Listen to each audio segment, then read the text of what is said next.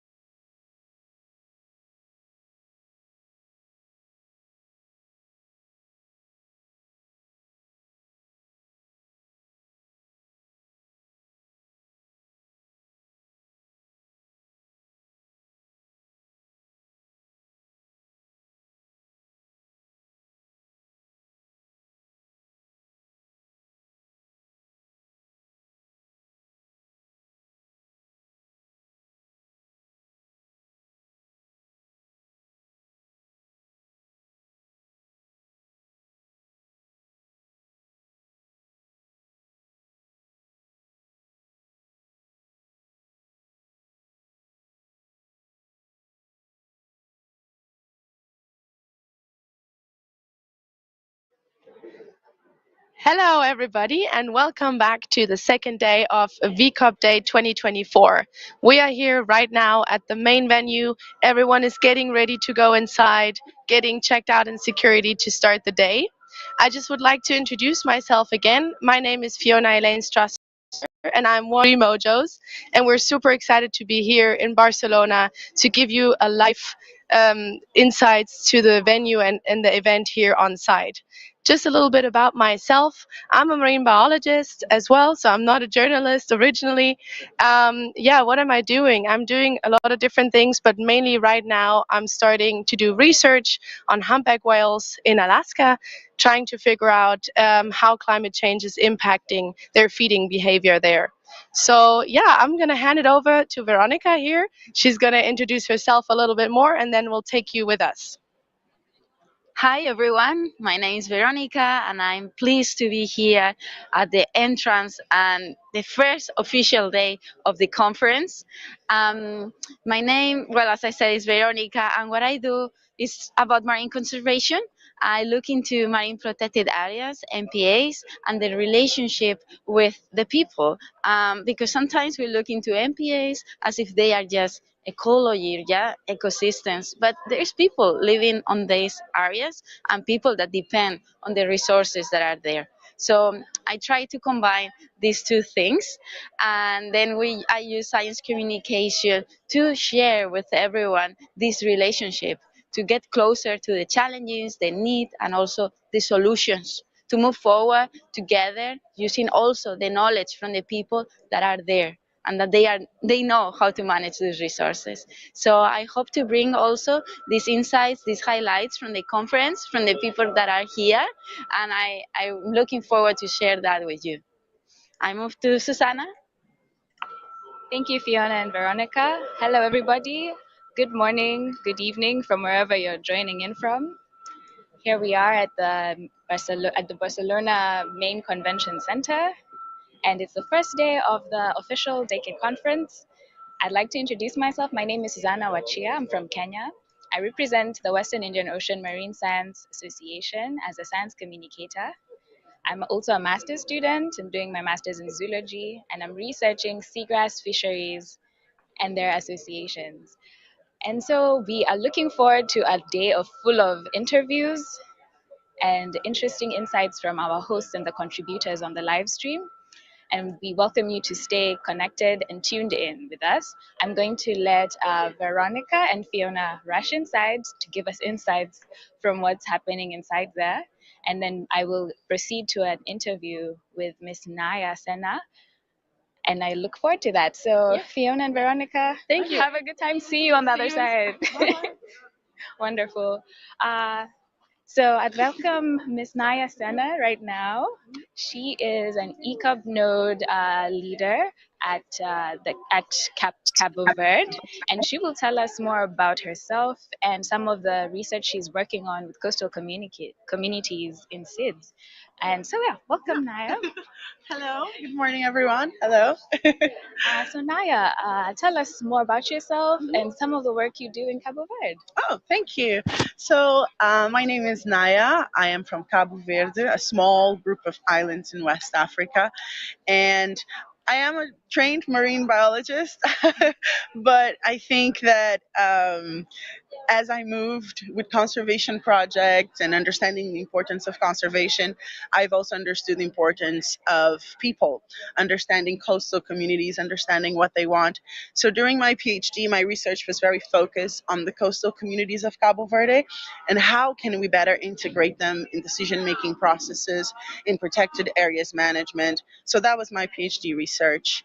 Now I'm doing my postdoc, and I'm doing my postdoc in Japan, and I'm going to work now in the Pacific Islands and trying to find nature-based solutions together with the communities to mitigate climate change effects. So always with different topics, but always the common thread is the communities, the coastal communities, integration and participation.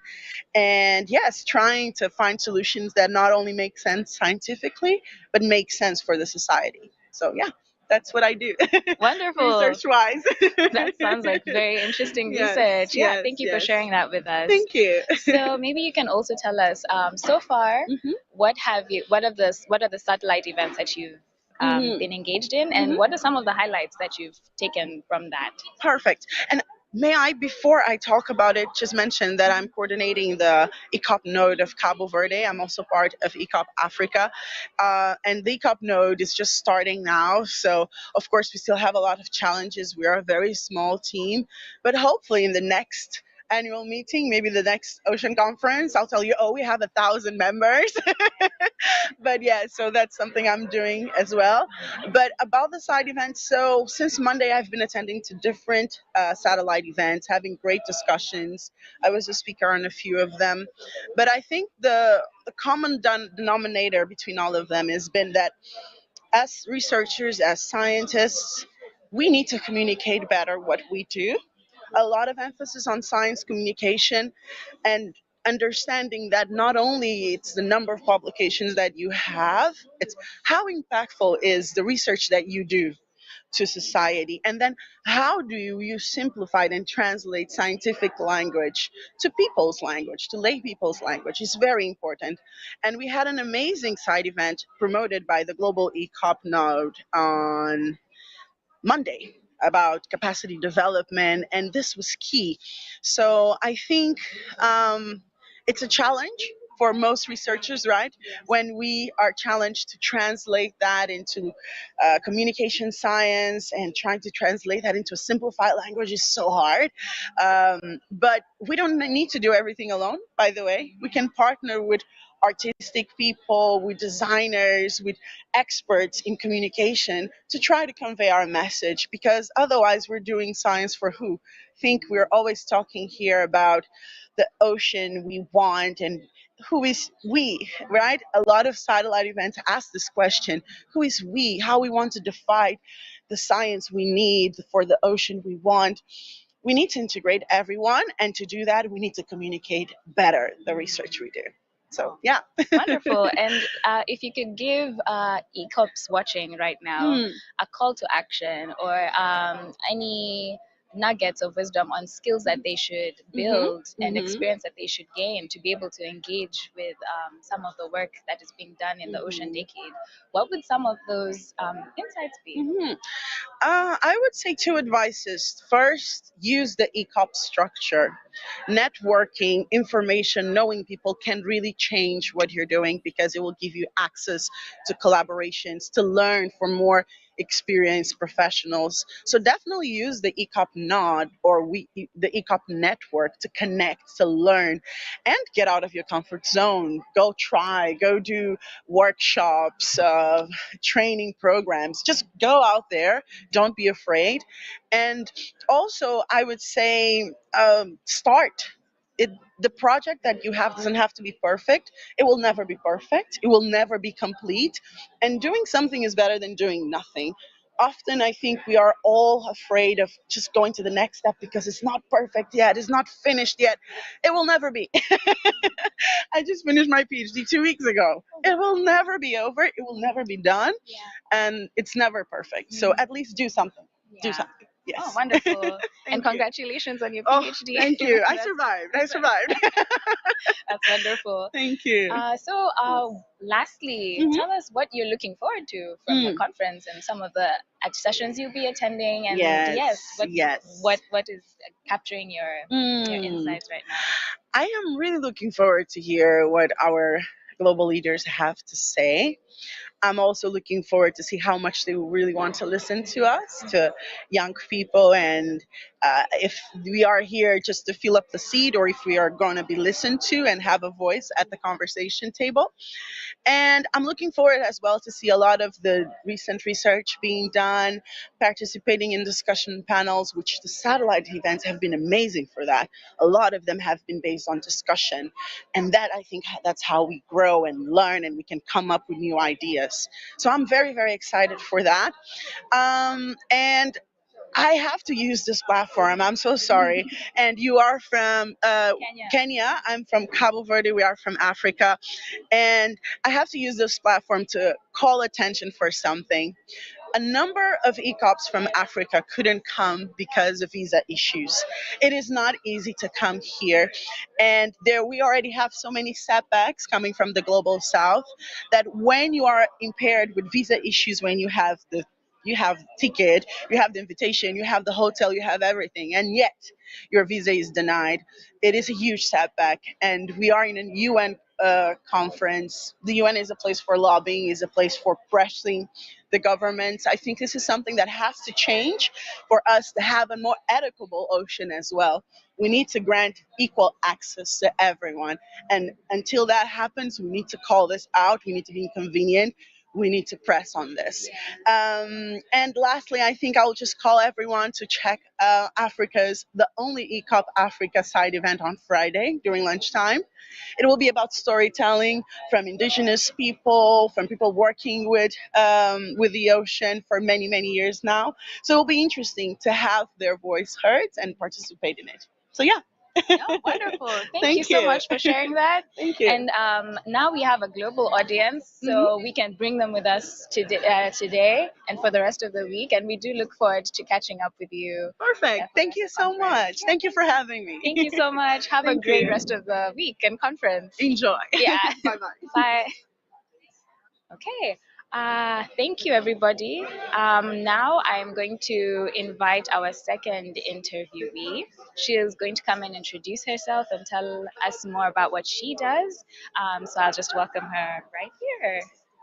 Oh, hello, Deborah. Hi, Hi, hello. my name is Susanna. I'm a mobile journalist with V.ECOPs and live stream. And so now we have a global audience of early career ocean professionals watching us. And I'd like you to tell us more about yourself, the work you do, and maybe some of the success stories of young professionals in that space. Sure. Thank you, Susanna. Hello, everyone that's watching us.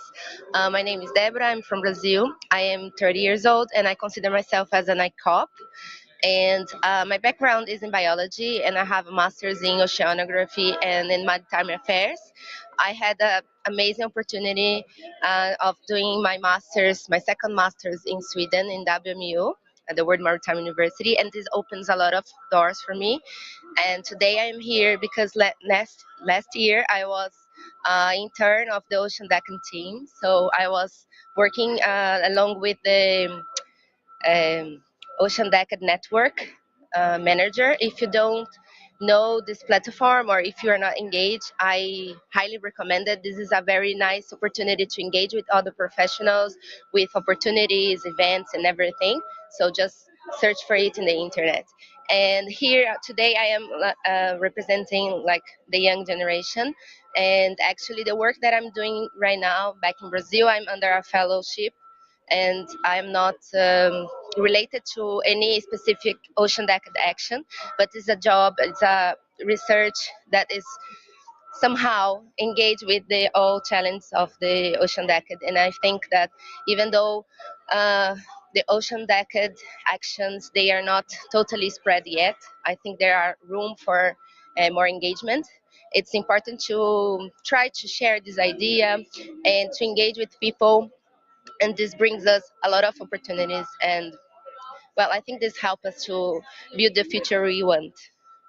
Oh, wonderful, wonderful. And let's maybe ask you, what do you look forward to for this conference, Ocean Decade Conference? Is there anything that is exciting you about a possibility, and what do you look forward to gaining from this week? Yes, I mean, I came with a lot of expectations or any expectations, so I never get the chance to participate in some events so international, so big, and of course I understand the importance of being here. And my expectation is to understand a little bit about how is the process behind the curtains, like how it happens, how is exactly the moments where people present and discuss, because they are going to discuss the Vision 30, right, documents. So I want to see how is the process for the first time, and of course network, engage with other people, other countries, and other professionals. And this is what I expect more. Wonderful. So thank you for taking the time to talk to us, Deborah. We wish you an amazing conference ahead, and yeah, hoping to connect with you more as the day progresses. Thank you very much, Susanna, and thank you, everyone. Bye. Wonderful. We'll see you ahead. See you. All right. So, everybody, we will now switch to our Asian hosts. We have Akriti and Alfie ready to give us an overview of an interesting session on with wonderful contributors. And so, Akriti and Alfie, we hand over to you. We will be on the ground and we'll be panning into the session when we can. And we do wish you wonderful discussions ahead.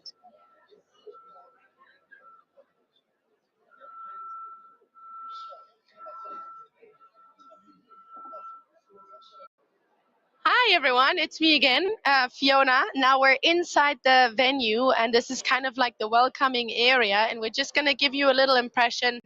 There are little art exhibitions all around, background noises. I hope you can hear me really well. Over here we have a big screen showing another exhibition. It's really impressive. There's a lot of stuff happening. Maybe also we can show the security. It's really exciting, all the measures that they had to take for the important people that are joining us here at the event at the convention center in Barcelona. It's really exciting to be here. We've seen already a lot of interesting faces, a lot of interesting people that we'll try to catch for an interview later. But yeah, we just wanted to give you a quick impression of the event itself, so it almost feels like you're with us here. Leave some comments in the chat if you have any specific questions for us here on site. We love to keep that conversation going, and make sure to post on social media and tag us, and use the hashtags that are provided by the hosts. That would be amazing. But yes, we're gonna hand it over to the Asian session right now with Ali and Akriti.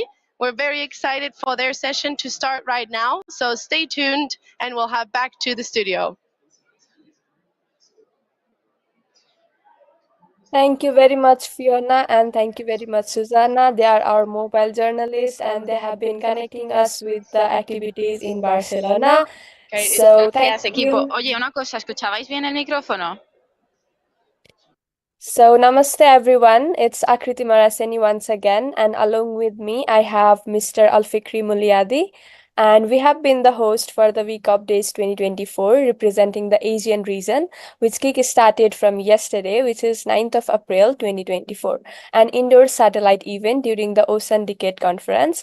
Introducing myself, I'm Akriti Maraseni from Nepal. I'm a graduate in fisheries, and I have been an active member of Nepal Aquaculture and Fisheries Students Association, and currently working at Nepal Fisheries Society. Well, my testimony of change is inclusion, and today in V.ECOP Days 2024, I represent landlocked country Nepal. Thank you, Akri, for introductions. And I go by Alfie. I'm based in Thailand currently, and originally from Banyak Island, the western coast of Sumatra in Indonesia. I'm now a full-time student at Pipe University in Chiang Mai, Thailand. I am a junior majoring in communication program. Currently, I am working with Southeast Asian Cultural Heritage Alliance in Bangkok, where we have an indigenous and local initiatives to bring up for climate adaptation and environmental preservation for the generations to come. Talking about V.ECOP, V.ECOP Day provides a unique global platform dedicated to supporting the networking and promoting the work of young scientists and ocean professionals from around the world. And it is thus a direct contribution to capacity development and exchange in ocean and climate change science. So, building on experiences that we made from V.ECOP Day 2021, a specific emphasis has been placed on involving and networking ECOPs from indigenous communities and working in remote areas such as the Arctic and small island developing states. Starting from yesterday, V.ECOP Days 2024 has been streaming up to 10 hours per day until 11th of April, linking the activities in Barcelona via our mobile journalist affectionately called as Mozos with the global community of early career ocean professionals. With more than 100 contributions received from at least 46 countries representing 5 regions being Asia, Europe, Pacific, America, and Africa, 11 hosts, 3 mobile journalists in Barcelona, V.ECOP Day 2024 really stands as a testament to the boundless potential of collaboration and innovation in shaping a brighter future for our oceans. And today, as the second day of V.ECOP Days 2024, I would like to invite everyone to actively participate in our first sessions under the theme Ocean Challenges for the 21st Century. And as we all know, the ocean covers most of our planet and plays an important role as it regulates our climate, provides vital resources, and produces a sustainable diversity of life in it. However, we also know that part of our planet is facing issues such as pollution, unsustainable fisheries practices such as overfishing, and many more. And today, we will learn from our experts who will be sharing their experiences and successfully implementing their initiatives in their communities in shaping healthy and sustainable solutions for the oceans and the generations to come. We are now welcoming our esteemed speakers who are joining us today from Indonesia, India, and United Kingdom, and Poland. And as we start, I would like to remind everyone again, if you would like to repost on social media, you can use hashtags VCOPS24, hashtag ECOPS, hashtag Generation Blue, hashtag Science to Action, hashtag Ocean Decade, hashtag Mission Oceans. And feel free to tag us, me, or Akriti, or other of our social media channels, Instagram, LinkedIn, and other else. So we would love to share it back. So without further ado, we're gonna play one video before jumping to our speakers. Okay. Hi everyone. We are now with Eric. Would you mind to introduce you, like what is your affiliation, what are you doing in the Ocean Decade Conference and in the MPA Forum? Hello everyone.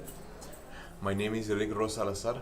I am the Executive Director for Migramar, which is a regional organization that works the Eastern Tropical Pacific from Baja California down to Chile, doing research on marine migratory species and promoting their conservation.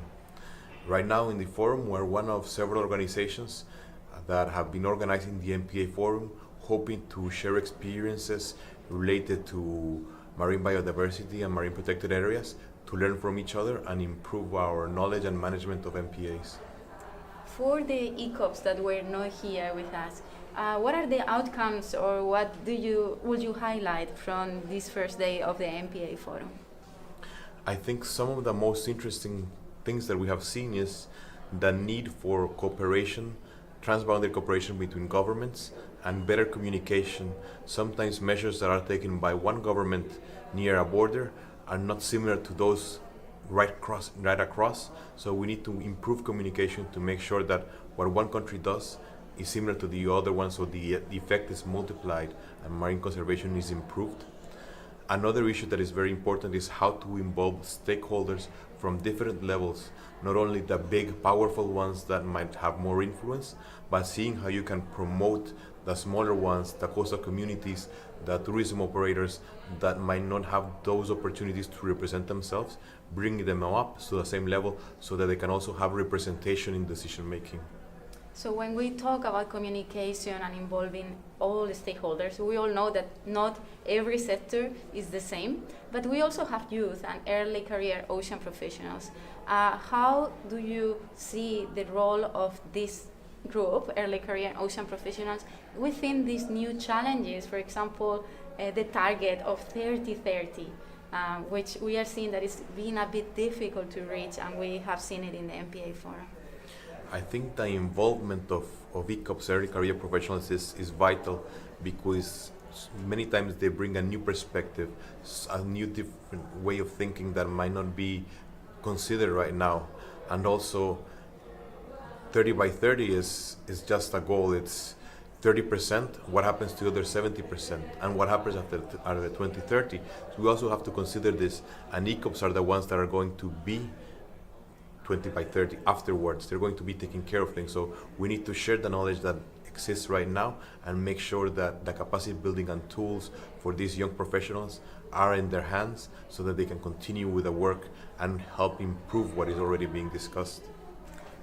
For some ECOPs, Of course, ECOPs are also not all the same in all parts of the world. What would you suggest? What skills are the best ones for ECOPs to make this jump and get there, get to these atmospheres, to this sector where they can collaborate with decision makers, for example? I think something that is very important is to try and think different, to try and think outside of the box, try and see what is missing. Also, I know it can be difficult, and we're right now showing a video to you because you're not here, but being able to network, being able to talk to someone, if you have the opportunity to, even if you are not there in person, but you get the email of someone, write to them, learn, network, and see how you can integrate yourself into the discussions, into learning spheres. That is super important.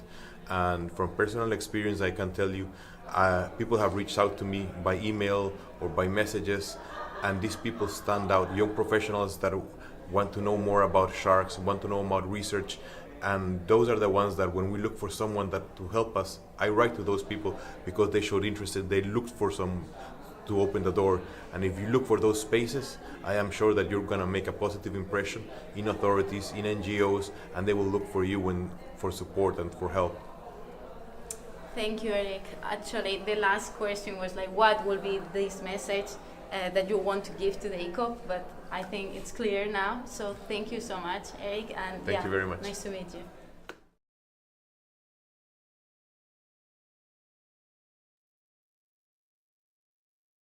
As we are proceeding to our panel discussions now, here we have today Aprilia and Senna.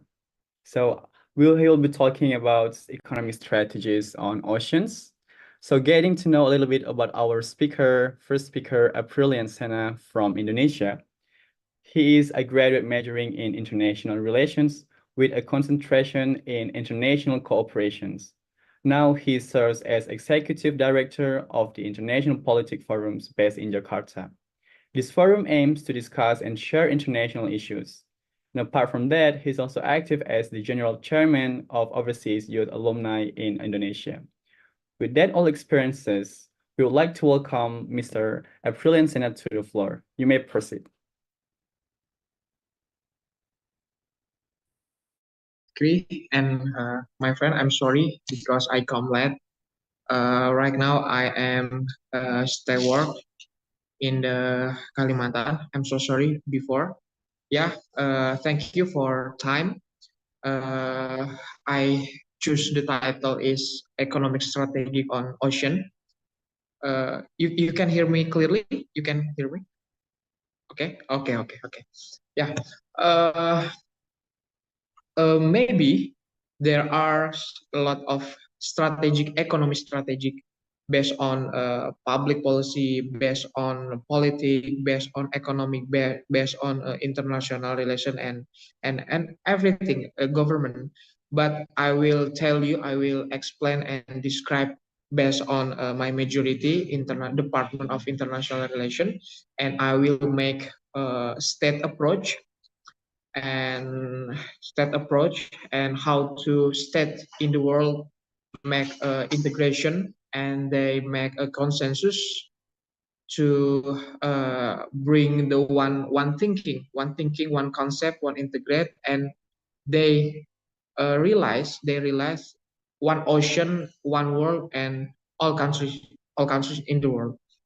And I will start from green economy. Maybe you know green economy concept. This is like concept such as United States, France, and China and Russia ever use this concept how to develop, how to maintain ocean to make green. I mean green, free from pirates, free from illegal fishing, free harmful effect, and how to maintain fishes, how to make a balance between sea and government, Yeah, I say that, or maybe we can see Russia, China. You can see Russia, China, and also Indonesia too.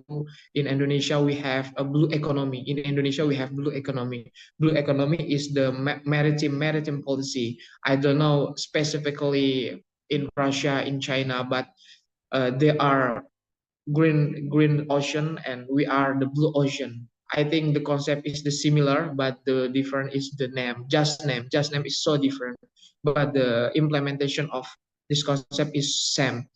And also, next strategy is we have to make a ratification. Maybe you know ratification. Ratification is law of international adopt into one country, and we have to ratification, and the law of international will make a national policy with the what department of representative in the every country. And this is the big problem from countries on the world, how to make integration, how to make consensus. We have to make ocean grid and development, sustainable development. And also maybe you know conflict in ocean, you know, such as in ASEAN with the China, Japan and with South Korea, and Russia with the China. And this is the big problem, the big problem to make a strategy of implementation. Maybe I think enough for how to economic strategy, but the most of important thing, we have to balance between the developing of ocean and combine to policy, I mean public policy, and human oriented and fish oriented. Okay, thank you. Thank you, sir. We definitely understand the importance of international ratification in every countries, and you talked about the concept of blue economy. So, would you like to share us about how important or how imperative is it to implement the economic strategies in order to harness the potential of the oceans? Yeah, okay. We know the ocean is the great potential. And you said that how to implementation. I have three implementation. First, from what individual, first level individual, second level states, and third level is international system. Individual such as me, you, and the people in the world make a realize and uh, thinking about the ocean is the main part of life, not only soil, not only soil. We have to include the ocean. Itu first level, and second level we make a state. State is about the policy. State is about the policy. Maybe like democracy or democracy and non-democracy is the have the different how to make a decision. And I think the leader of countries in the world have to dominate, I mean ocean oriented. This is about the state internal. We can see this internal factor, but in the individual is psychology factor, maybe we can say like that. And about the international system is external factor. We can say ratification, we can say ocean law, we have UN clause, we have ZAA, economics exclusive zone, and yeah, like this. First individual, state, and the last is international system. Okay. Thank you, Mr. April and Sinan. Well, we would like to hear a little bit about, as we already know each other, we would like to hear that you currently start working for new capital of Indonesia in Borneo. Yeah. Okay. Would you like to share a little bit for us, like how is the progress so far, and touching on the significant obstacle in economic strategies that these kind of initiatives moving Indonesian capital to Borneo, how these encounter? Yeah. Thank you, Fikri. This is so great and so good. These questions, how to correlate IKN, new capital city of Indonesia, and maybe see ocean.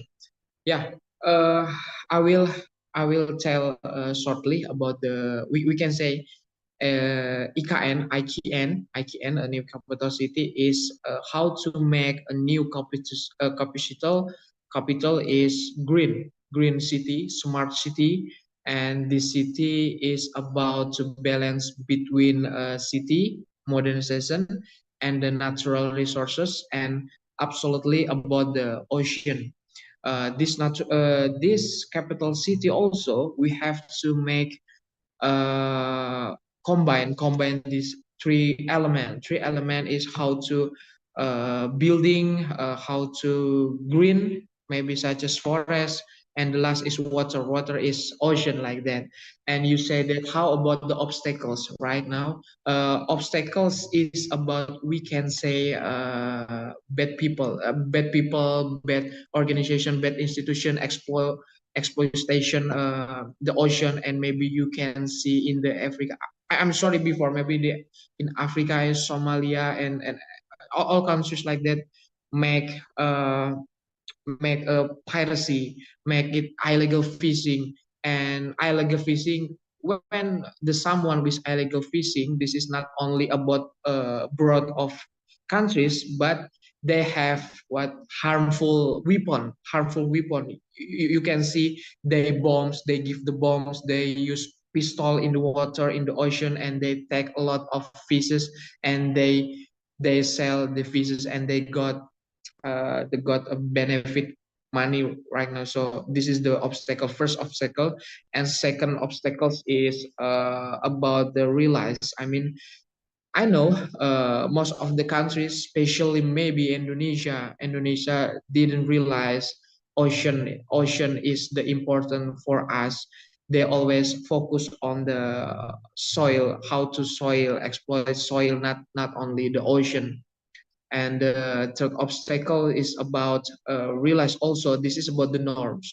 Maybe you can see the norms is about the law, consensus on the world, and they didn't care with the ocean. We can say most of countries just oriented in the soil, not only in the ocean. Okay. Yeah, thank you. You said you talked about how norms stand as a factor or obstacle when it comes to encountering economic strategies. Would you also like to highlight on the fact how countries with the developing coastal regions be effectively integrated into the economic opportunities that Mhm. are presented by the oceans? Mhm. Yeah. uh, we can say about the countries are ocean right now. Actually, this event is very important and very, yeah, very benefit for us. But the most important thing is we cannot make a win-win solution. Maybe you know win-win solution. Win-win solution is I got a positive effect, you got a positive effect. All countries on the world cannot make a win-win solution, and they always compete to what to conquer ocean, maybe such as take Europe take ocean in the Asia also, Africa also, United States and China. And you can see a global dynamic in the every years, and they always compete ocean. And in the international relation, ocean is not only about the fishes. This is about the power. This is about the maritime power, and also this is about the route. Route if you want to export or import from ocean, from sea, you have to conquer a route, from example, from Asia to Europe, Europe to Africa, Africa to United States. And that's why all countries make a military to make a safe, to make comfort, to make a security in the ocean. That's why I say, if we talk about the ocean, is very complex. It's very complex. This is a lot of dimension: economic dimension, military dimension, and political dimension.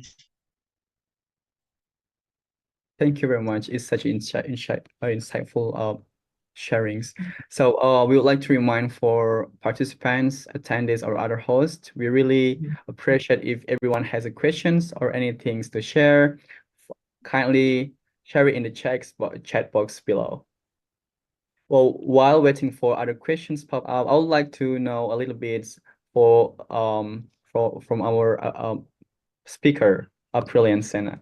So speaking of how every country is actually it's a bit personalized issues when it comes to every countries and building this strategic economic on oceans. But do you think the conflicts emerge between countries where pursuing economic strategies on the oceans? We have Indonesia and Australia, and we have Indonesia and Philippines. How do you think that works? Yeah, yeah. Indonesia have many neighbor country. You say Australia, Philippines, Malaysia, Brunei, and also Thailand, Vietnam. Because in the Southeast Asia, most of the territory is the sea, is the ocean. There are many illegal fishing. There are many pirates, and we can say Southeast Asia or ASEAN, maybe you know ASEAN in the Southeast Asia didn't has like consensus, like mechanism, like tools to finish if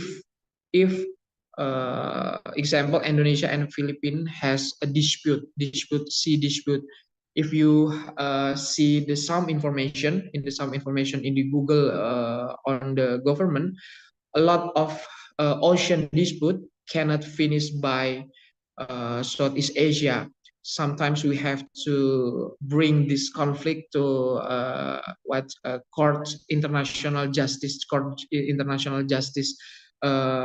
Yeah, this is about ASEAN power didn't use. I mean useless. ASEAN is useless because ASEAN is what is the different with the Europe. If European Union, if you see European Union, uh, it has a good mechanism, a great mechanism to make finishing dispute like this. And okay, I will back to Philippines and Indonesia.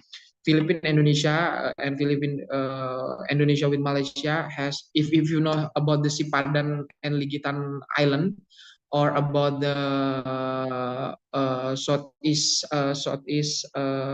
Sea. This is 5 countries from Southeast Asia, and the China and the Japan and the South Korea. If you can see in the news right now, recently, this conflict is not over. That is not over. That I say before, ocean is very, very complex.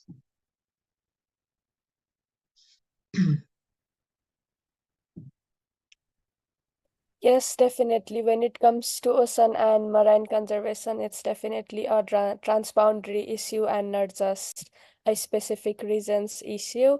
At the same time, may I request every participants in our Zoom platform to turn on their video cameras. We want to see your beautiful smiles and we want you to be engaging in this session because after all, this is all for you. We would like to give this platform for you. If you have any questions, any queries to our um, VIP sir, Aprilian Senna, the floor is open for you. Please feel free. This Okay. is Yeah. What? um sorry sir, I was just asking for the participants. Okay. I was Okay. encouraging them for the question. This is And the one questions from yes. Dinesh. Yes, Okay. let me Wait. read it out for you. How can countries balance economic development opportunities derived from ocean resources with the need for environmental sustainability and conservation? Okay. How balance economic opportunity from ocean? Okay. Uh, the question is about how to balance economy and the ocean resources with the need for environmental sustainability. Okay. Why this is the good question and difficult questions, I think, right? Because Uh, Actually, based on fact, okay, based on fact, we cannot balance between development and wait, I will see development and development with human and ocean. This is very very difficult. Uh, the ideal thinking, okay, the ideal thinking, we have make a balance between environment, ocean, and sustainable development. This is only ideal. This is our dream, I think, right now, our dream. But recently, until now, most of the countries cannot make this balance. Okay, this is about the fact. This is about the fact, not opinion. This is about fact. But in my opinion, how to balance? How to balance? I said in the first time, if you want to balance between economic, ocean, and development, we have to implement economic strategy with three steps. First, individual levels. Second, the countries step levels, and the last is international. International system approach. Why? Because ocean is not about the one countries, two countries, but more than two countries. Fikri says about the Filipina, Malaysia, Indonesia, and everything. Uh, there are many ocean. They have needs to the ocean. That's why I say if we want to balance, this is not about the people in my country, not people in the Nepal country, not the people in the Thailand country, but how to integrate and we make a consensus and Nepal get welfare from ocean, Indonesia get welfare from Indonesian, and Thailand also get welfare from nation. Okay. Thank you very much. Hope the question has been answered, Mr. Dinesh Kumar, and thank you very much, sir, for the answer. If any more participants have any of the queries, you may turn on your microphone and answer question yourself, or we will recognize you. You can keep your question in the chat box as well.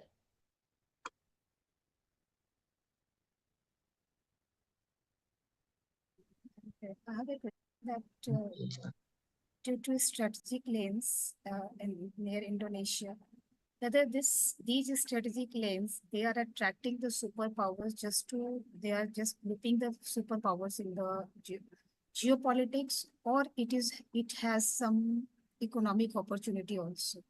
So global powers are taking more interest in Malacca regions on the lakes, on the straits. So it has emerged as a geopolitical hotspot.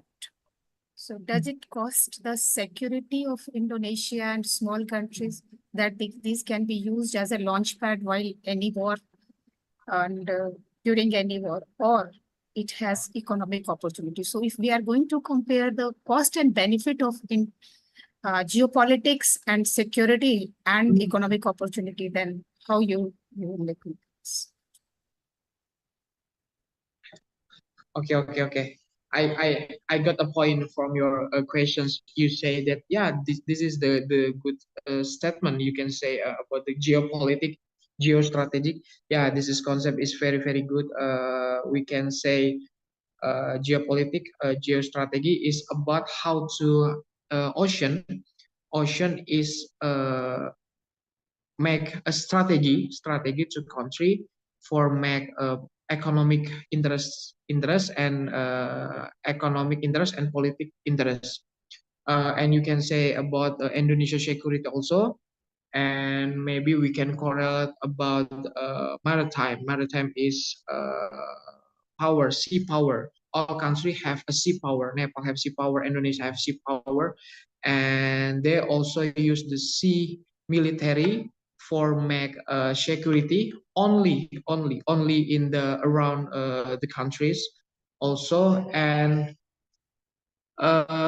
if we want to clearly and definitely about the ocean, we have to maybe in international relation we can say realism concept. Realism concept is about how to how to make a war in the ocean, and how to make conquer and how to make exploit ocean only one countries. But the difference between the liberalization concept, how to make a cooperation, how to make cooperation to make making a decision and win-win solution. That's why I say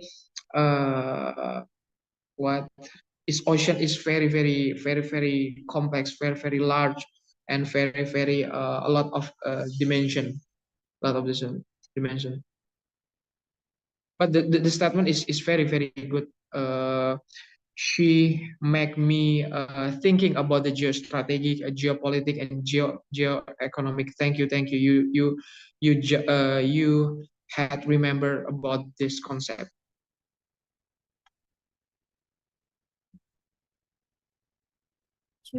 Thank you. Thank you, sir.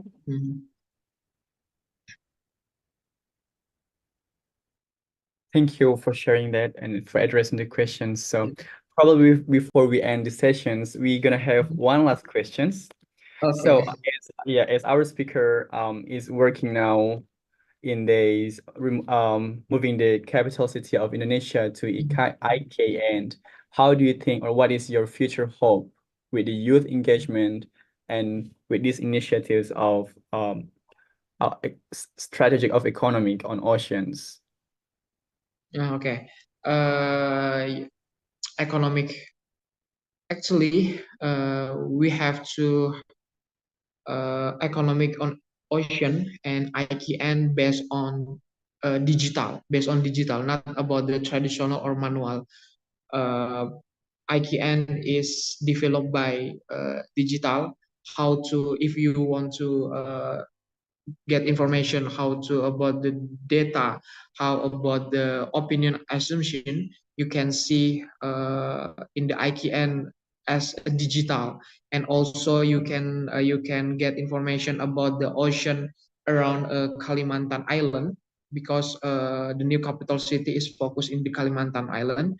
This is the big one of biggest island in the world, and also in Indonesia. You can see there are a lot of ocean, and this is the our focus, and how to make engage this capital city, the new capital city, and economic is based on the digital modernization, and yeah, digital and development based on digital, everything based on digital and green economy.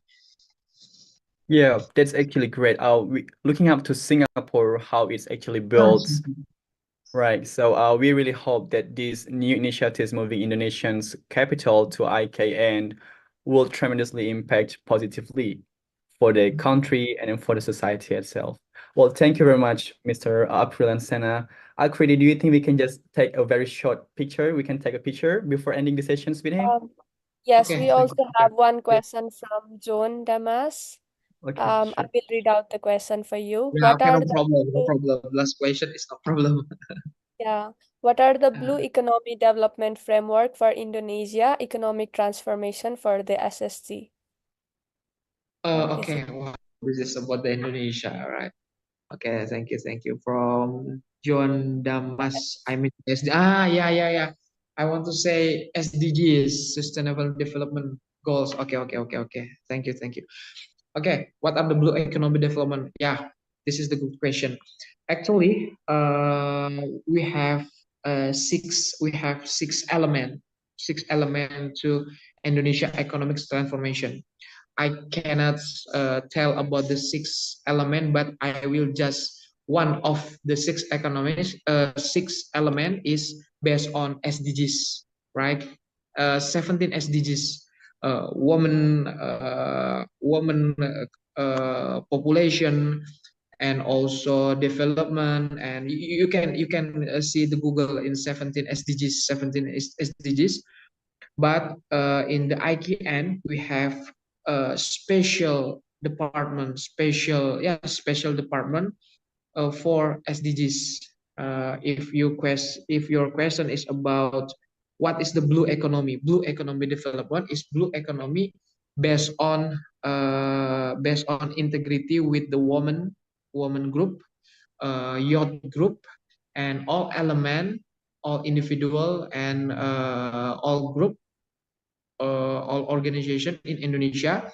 We make decision, and we talk each other, and we decide development framework. I mean, how can Indonesia to take for green digital transformation? But the transformation for SDGs is how to make a modern capital city, green capital city, but we oriented, human oriented. I mean, human oriented, ocean oriented, and forest oriented, like that. Okay, so the blue economy is based on green and blue. Green is forest, blue is ocean, and the last one is the human oriented. Okay, human oriented, especially woman group. Well, thank you very much for addressing that questions. Hope that helps, John, Damas. So I was saying, Akriti, shall we just take a picture before ending the session with our speaker? Yes. Yeah. Okay, so I'll just count down 3, 2, 1. Thank you very much. We will send to you soon. Okay, so that already indicates the end of the sessions with our speaker. Thank you And very much, sir, for your insights and inputs. We are very pleased to have you today. Thank you. Thank All you, right. thank you. Thank you, sir. So for today, we have next speaker from India, none other than Dr. Suprita Suman. She is going to talk about interconnectivity of third pole and ocean health. She represents the Faculty of Political Science and is a researcher in polar politics and law of sea, blue economy, and ocean governance. She is currently working on geopolitical, scientific, environmental, historical, and legal interconnectivity of the three poles, which are the Arctic, the South Pole, and the Hindu Kush Himalayan region, the HKS region. Her current area of research is emerging water insecurities in the third pole due to climate warming in the North and South Pole, and her research interests include traditional and non-traditional security issues in the polar region space and underwater space. Dr. Suprita Suman, you have the floor. Akiti. I'm going to share my screen.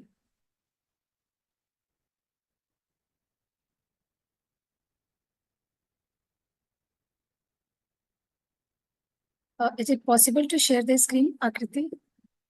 Yes, it is. It is showing host disabled participant screen sharing. Our technical team must be giving you the access. Let's wait for a while.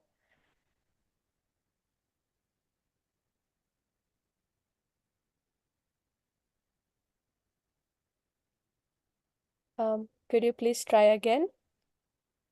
Sure.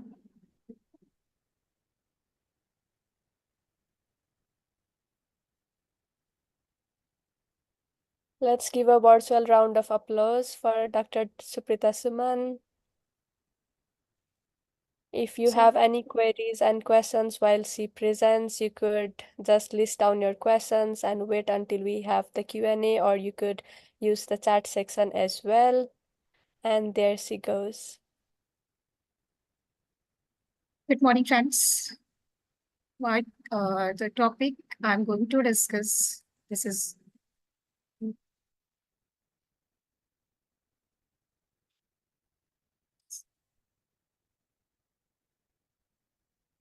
is my screen visible to you?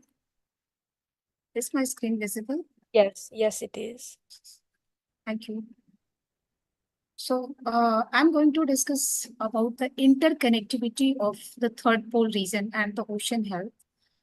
I'm trying to interconnect the relationship among the poles in maintaining the ocean health.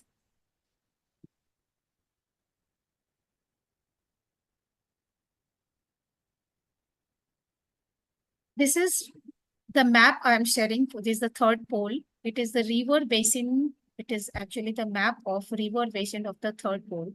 As third pole is the largest water tower in Asia, and it is actually responsible for feeding 10 major rivers basins, and the Himalayan glaciers are the source of water, maintaining the water level and in these rivers. Most of these rivers are terminating in the Indian Ocean, except one Yangtze, which is terminating in South China Sea. So I'm going to the core issue of the discussion is that third pole is the largest water tower of the Asian continent, which is feeding some of the largest river. But due to poor management and river governance, these rivers has been emerged as a threat for ocean health, as these rivers are emptying in the oceans. The untreated sewage pollution, solid materials, microplastic are being carried by the rivers in the ocean channel. The another major threat which I'm going to discuss is increasing water appetite, which is increasing due to unregulated population growth and overusing the water. And increasing water consumption is not allowing the rivers to discharge sufficient amount of fresh water in the oceans, which is necessary to maintain the salinity level in the oceans. So,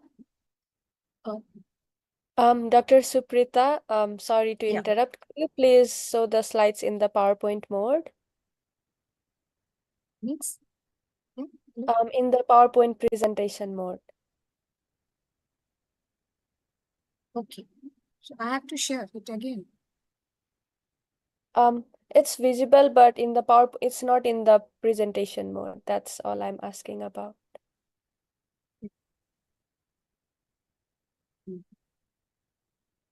Is it visible now? Is it? Is it visible? Yes, it is. So how the Himalayan rivers are contributions in the ocean health and challenges. First, Himalayan rivers are currently responsible for carrying pollutant in the oceans. The Himalayan rivers are source of discharging fresh water in the ocean channel and maintaining the ecological balance, supporting biodiversity. Making delta. This is very important function that the rivers are performing in defining the coastline of oceans.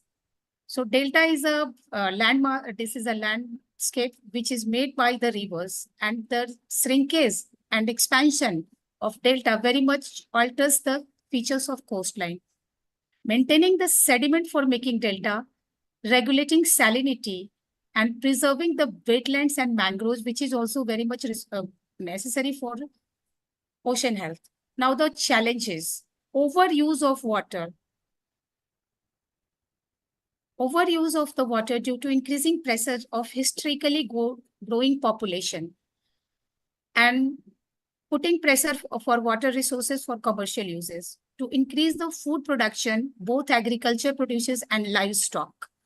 I'm mentioning that livestock, enriching the protein in the diet, these countries are focusing on the livestock, which is because this is the source of adding protein, and it is more water consumptive than any other agriculture practices.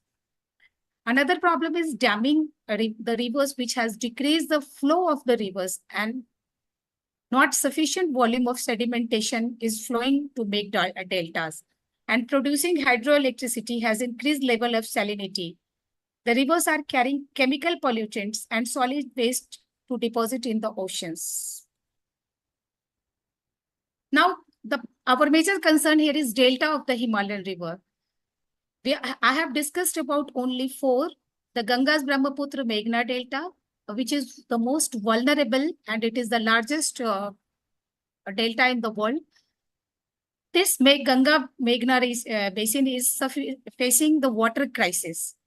The discharge left allowing by the Ganges and Brahmaputra due to construction of Farakka barrage, this delta is deprived and means it is facing a water starvation condition, And also sedimentation is also not coming there. So here the delta is shrinking.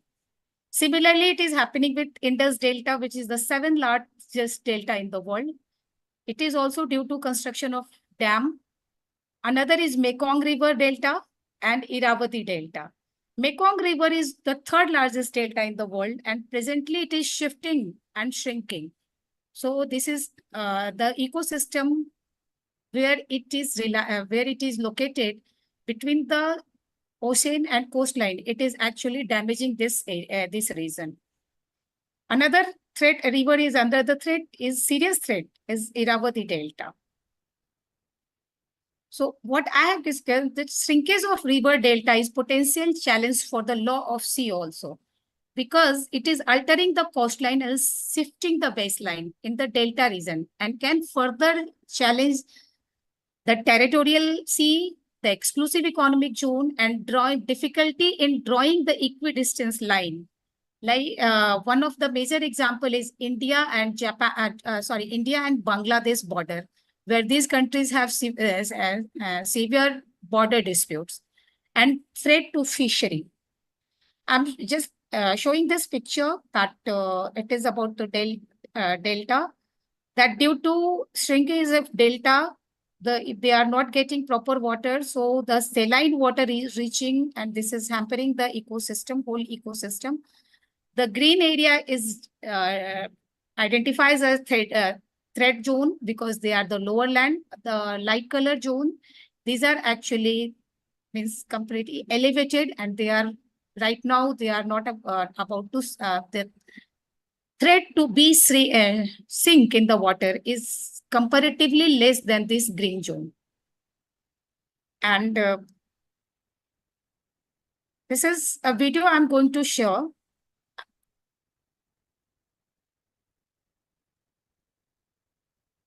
If it opens.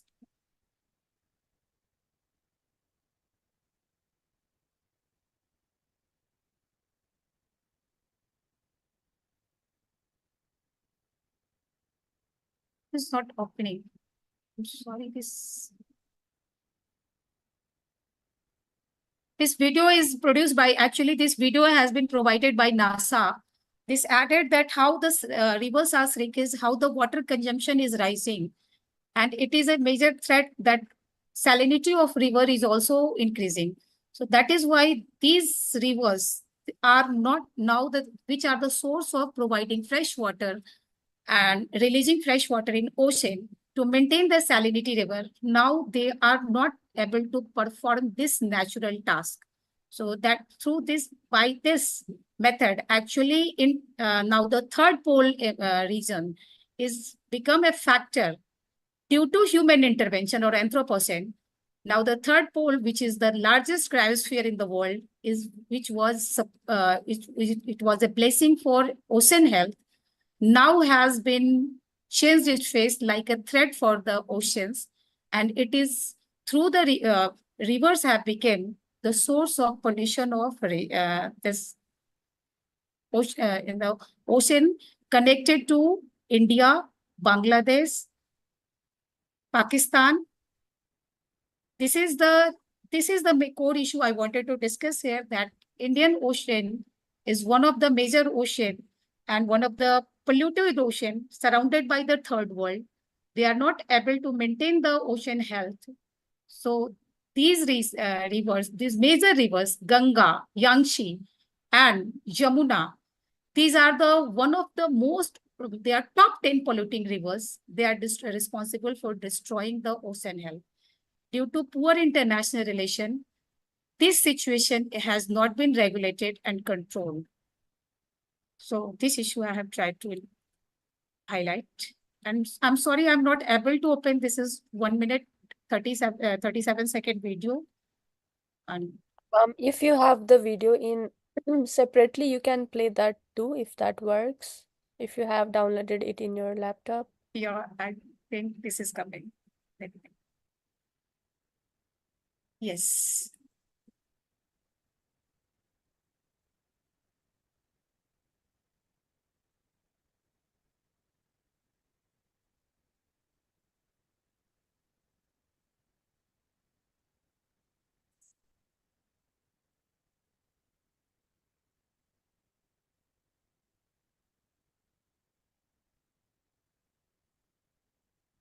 This is available on YouTube.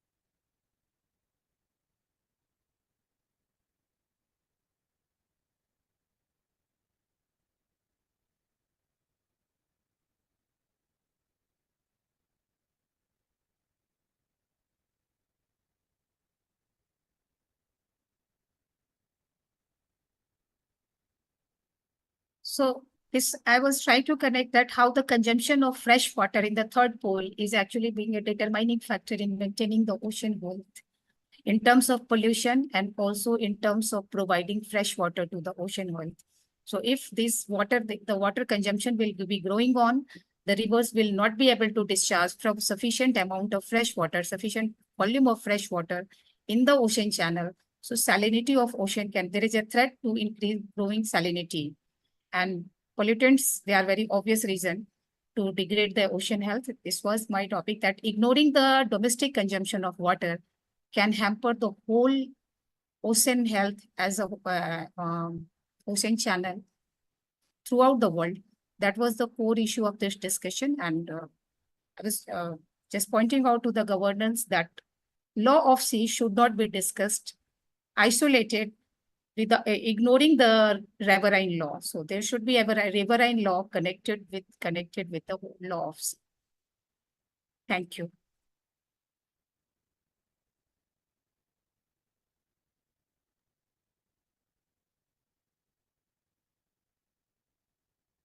Thank you very much, Dr. Suprita. We really appreciate that with sharing. So now we open the floor for any participants in this room. We open the Q&A sessions, or if you have any thoughts to share, feel free to put it down in the chat box.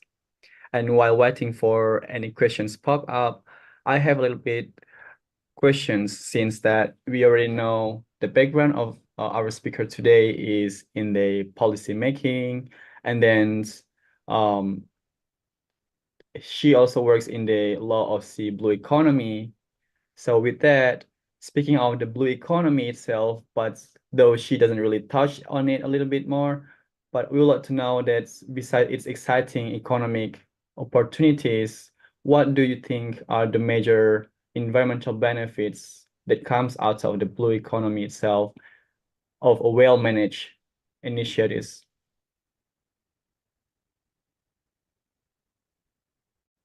Thank you.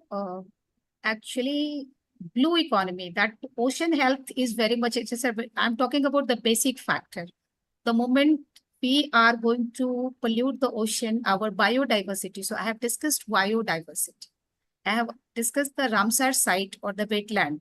So wetland are actually supporting a different type of biodiversity, which need both types of culmination of water, saline water plus fresh water.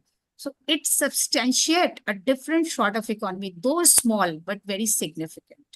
So I'm talking about if the river delta and the coastline are going to, coastal community will automatically face the degradation. So their blue economy is not very much calculated somewhere like in Sagar Island. I'm giving example of Sagar Island, which is Ganga Sagar. Actually, this island is being benefited by the pilgrims. The Hindu pilgrims, they are coming for this darshan and everything. They are paying, and this is the source of income. But now this Sagar Island is shrinking because it is not getting fresh proper water, because Hooghly River water is being used in Kolkata only. Ganga is also Farakka barrage. Due to Farakka barrage, the sedimentation, the flow of river is declining. Definitely, ultimately, sedimentation are not good is available for making the delta, and deltas are also sinking. The new delta, the new sedimentation is not being provided. So it is not able to maintain the proper elevation. So automatically a loss to mangrove, automatically loss to those species which need two types of water, saline water and the fresh water also, brackish water. So in such situation, the economy is almost hampered. Another is small tourism. Tourism is already very much popular in Sundarban Delta and Indus Delta also. So tourism. So when the deltas are shrinking, this tourism are automatically they are means loomed in. So blue economy, again the ocean tourism is facing a setback. Fishery, very small scale fishery. They are not trawlers. They use fishing net, very small micro level fishery. So these micro level fishermen, they are being affected. They are very much heated. And also due to construction of dams, means Himalayan region is poised to say that this is the world most damming area. So this damming is actually increasing the salinity. So fresh water, fresh blue water fishery, it has now disappeared from, I'm living in Bihar, bank of river Ganges, and Ganga river is now deprived of fishery which it was getting from Nepal. So this is also a freshwater loss. Another thing is mangrove loss is already a loss. Tourism and in terms of biodiversity. So biodiversity loss is direct loss to the economy. So I have not talked about, though I have not talked about the blue economy, yet so many, because I'm talking about a particular location, which is neither properly ocean nor it is properly land. Actually, this is the in between location. So here I'm very much concerned about the economy. Deltas, I'm talking about deltas. One day deltas will be turned into estuary. Then what will happen? We cannot claim for our extended continental shelf that we have deposited sedimentation. What will be the bad? It will change the whole bathymetry report. So I'm saying that how these rivers are defining the ocean's law. When the geographical feature will change, automatically the law has to be replaced. And the demand will come that we wanted a new law. And India is the most largest country, populated country. Bangladesh, a poor country, having the 18th largest population, 10th largest population. So if these two poor countries will clash, then who will come to resolve this issue? They don't have any proper say in the international law, though the law needs to be negotiated, renegotiated, refinalized. Yet the situation which has occurred due to the health of rivers and due to the human intervention, it is really damaging indirectly. If I am using consumption of water in my Patna, but it is indirectly changing the whole system in ocean system, because our ocean are not going to get fresh water. So salinity of ocean will be going on increasing, because the fresh water from the river, they are bigger sources to maintain the decreasing the salinity or regulating the salinity in the ocean channel. So my point was that. I think I have answered. Thank you very much. It was pretty much tremendous. Yeah, it really answered your questions.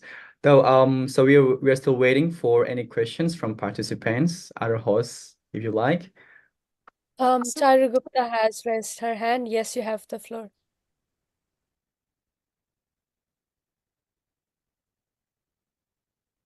Charu, I'm not getting your voice. I'm not getting her voice. Charu? We can't hear you. Yeah, I'm not able to hear Charu.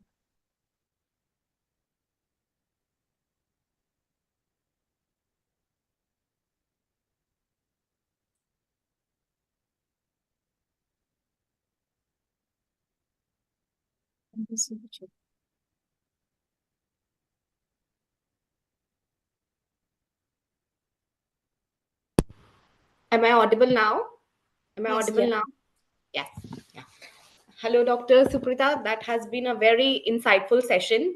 And my part work is in your area. I was part of the team which launched the Farakka barge.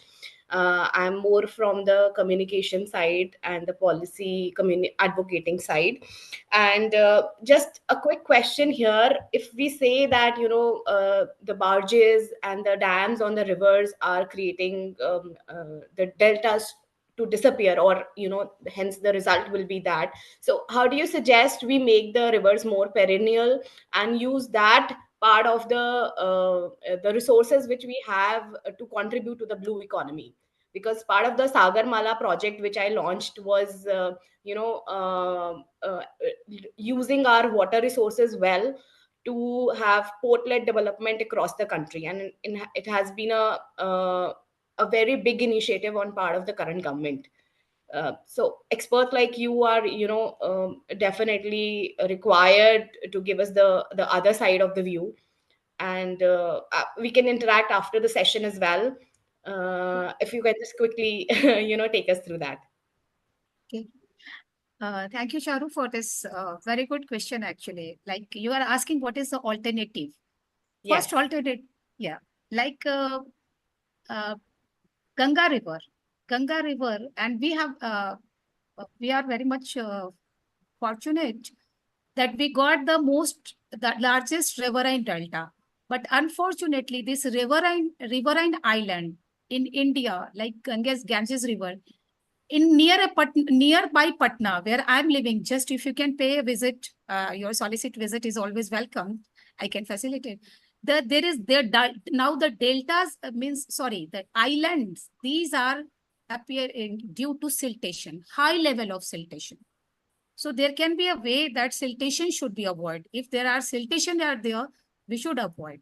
Another thing, we are just uh, means concretization of river bank embankment due to construction of marine drive. There is no marine, then where will be the marine drive in Patna? Due to construction of this marine drive, Bihar government has actually concretized the river embankment. So Oxbow Lake, their natural formation, the natural course of river has been very much afflicted. And this for that they are not able to making the Oxbow Lake and all. So what we should allow the river free flow first. Another thing, we can check the sedimentation. Another thing, obviously, population control is the must. Population is the biggest problem in this area, and particularly construction of you can see that apartments, construction of township has been allowed. So this should be micro level, means the study has been done, but small areas has been left from the radar. So if the something is going on like the Ganges coastline, which has been very much affected due to construction of marine drive, we should not allow heavy constructions near them. So natural course of the river has been disrupted. We have made nothing natural. Everything we wanted on our will. Look, nature cannot be run according to our will. So what we are, concretization of river should be, means too much, it should not be too much. Damming the river. How can I expect that rivers would be dammed? If somebody can block my hand by tying a strong thread, and my blood is not allowed to move, so what will happen to me? We are actually treating the nature as a dead thing. They are very much biological. Earth is a living thing. Earth is not just a abiotic thing. Earth is a very living thing. River has to change. It is the course of change. It is not flood. It is just the occurrence of excess of water. It is natural. We are causing, because we are going to live there. So we should not interfere in the ecology of the natural, whatever we have got, natural entities. So first it was, so, but our Sagarmala project, sometimes very much it has been tried to means it is something like very big intervention in the natural, and it is ignoring the siltation. Like Ganga River, now it is a swimming pool, not more than this. The Ganges River, the river Ganges, is converted in a swimming pool. Just you can have visit. We have two deltas near the Ensigna Institute, and whatever the river is giving, it is not fresh water. It is actually the drainage system. It is dumping in the sewage, means untreated sewage water is flowing in the Ganga, not fresh water. The smell is too bad. Means I'm teaching there. Our college is located there, and we are dying of smell sometimes, foul smell. We have lost freshwater dolphin. So freshwater dolphin, they are no more the citizens of Ganga. We have snatched their passport. We have displaced them. They are no more in the Ganges, which were very much visible in this season at least. We can have the discussion, Charu, and Yes, definitely, Dr. Suprita. It's very good to connect at this platform, and thanks to the team. thank you. Thank you, both of you. Thank you very much. Thank you for the very thoughtful insights, for letting us know how everything is interconnected. You cannot leave rivers and deltas aside. When we talk about law of the seas, we have to talk about the river and laws and many. We will keep the discussion continued even after this session. We request you to share your LinkedIn profile maybe in the chat section so that we can connect and work further in the future so that it will be of use to our audience as well. With this, let's give a virtual applause to Dr. Suprita Suman. It was a wonderful session with you. Thank you very much. So with this, I will hand over to Alfie to move on with our next speaker. Thank you, Akriti. So after we talk a little bit productively with our previous speaker, Dr. Suprita Suman, so why don't we just move now to our speaker who has been with us since yesterday. We have Mr. Charu Gupta.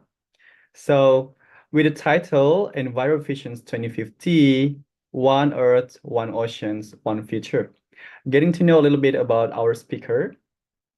Charu is an environmental enthusiast, a certified NATEGO educator, and curator of EnviroVisions 2050, an innovative youth-driven organization with the missions to inspire and empower individuals, businesses, and communities to make conscious, sustainable choices, leading to one Earth, one ocean, one future.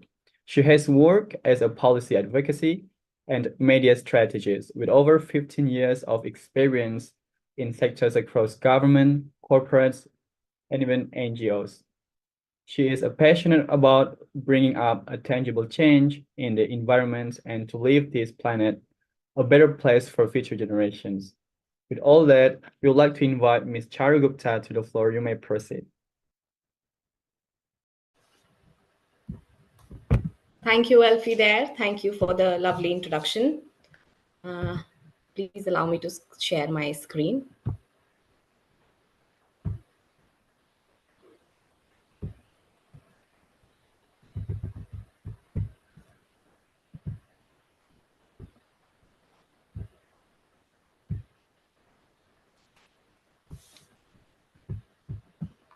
I hope my screen is visible. Right, yes, it is. Yes. Thank you for giving this opportunity, to showcase the work and interact with such a great audience and co-participants here. Today, I'm here with my recent initiative of EnviroVision 2050. We are an organization from India working to collaborate and to connect youth across India and the globe to actually, work for the ocean, especially based out of non-coastal regions.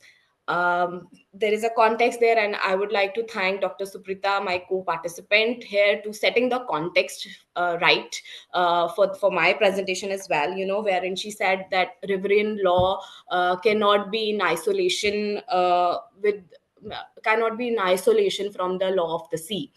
So the initiative here, my okay, why not? Why don't we just start with a quick exercise? If you can just take out your mobile phones and scan this code, or visit this link and define what does ocean means to you. I've given such suggestive words here, and if you can quickly suggest that, if you can take out your phones and actually scan it.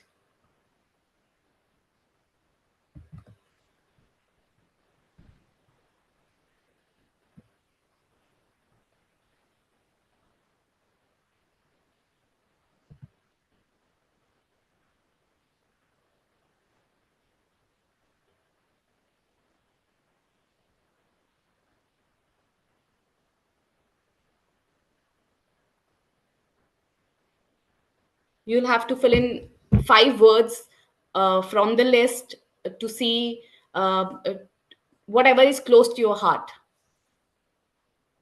Pick any 5.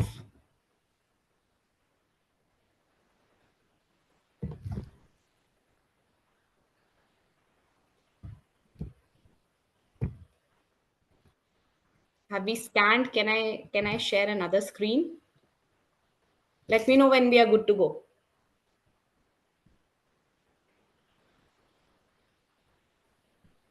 Okay, yes, we can see. Yes, we can see the words pouring in. You can have multiple responses as well.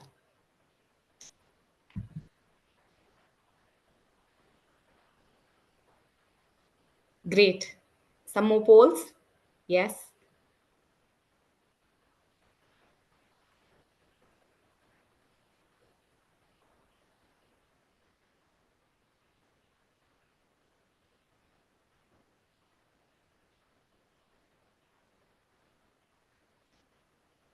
See, as we go, the word size shows the maximum number of responses, and as we see, we have inspiration, life, love, and that is what ocean means to all of us here.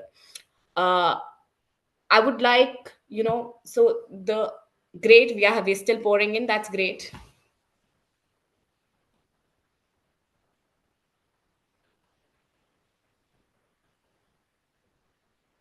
I'll give you last 5 seconds, please, if you can.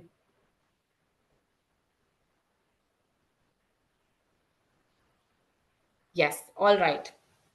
So, like we say, inspiration, life, love, beauty, these are peace, in fact, a great word.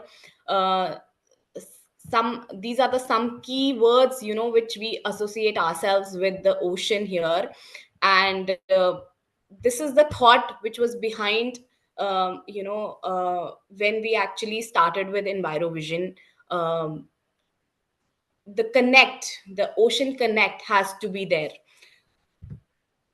So when we actually started Envirovision, I was working with the government in the capital city, and the pollution levels were soaring. So they were really bad, and the children were being affected. uh, so we had the choice, to move my daughter from the capital to the hometown, and we chose that. We actually had to uproot her, leaving all her friends, her schoolmates, everybody, and we had to shift her to our hometown, which is a little greener place. uh, we did have the choice, but we missed our friends back there, and we actually, wanted to be part of the solution, and we cared for them. So hence, with my daughter in my mind, the ocean in my mind, because I was working with the Sagarmala project, we actually launched Envirovision 2050. I started with this organization, and keeping the inspiration, the love, the peace in mind for the ocean, we launched the Envirovision program here in India, with the thought to have one world, one ocean, and one future for all. In our flagship program, which has been endorsed by United Nations, we advocate for action through youth. We actually, want to educate them and empower them to work for the environment and for the ocean, to be the change makers.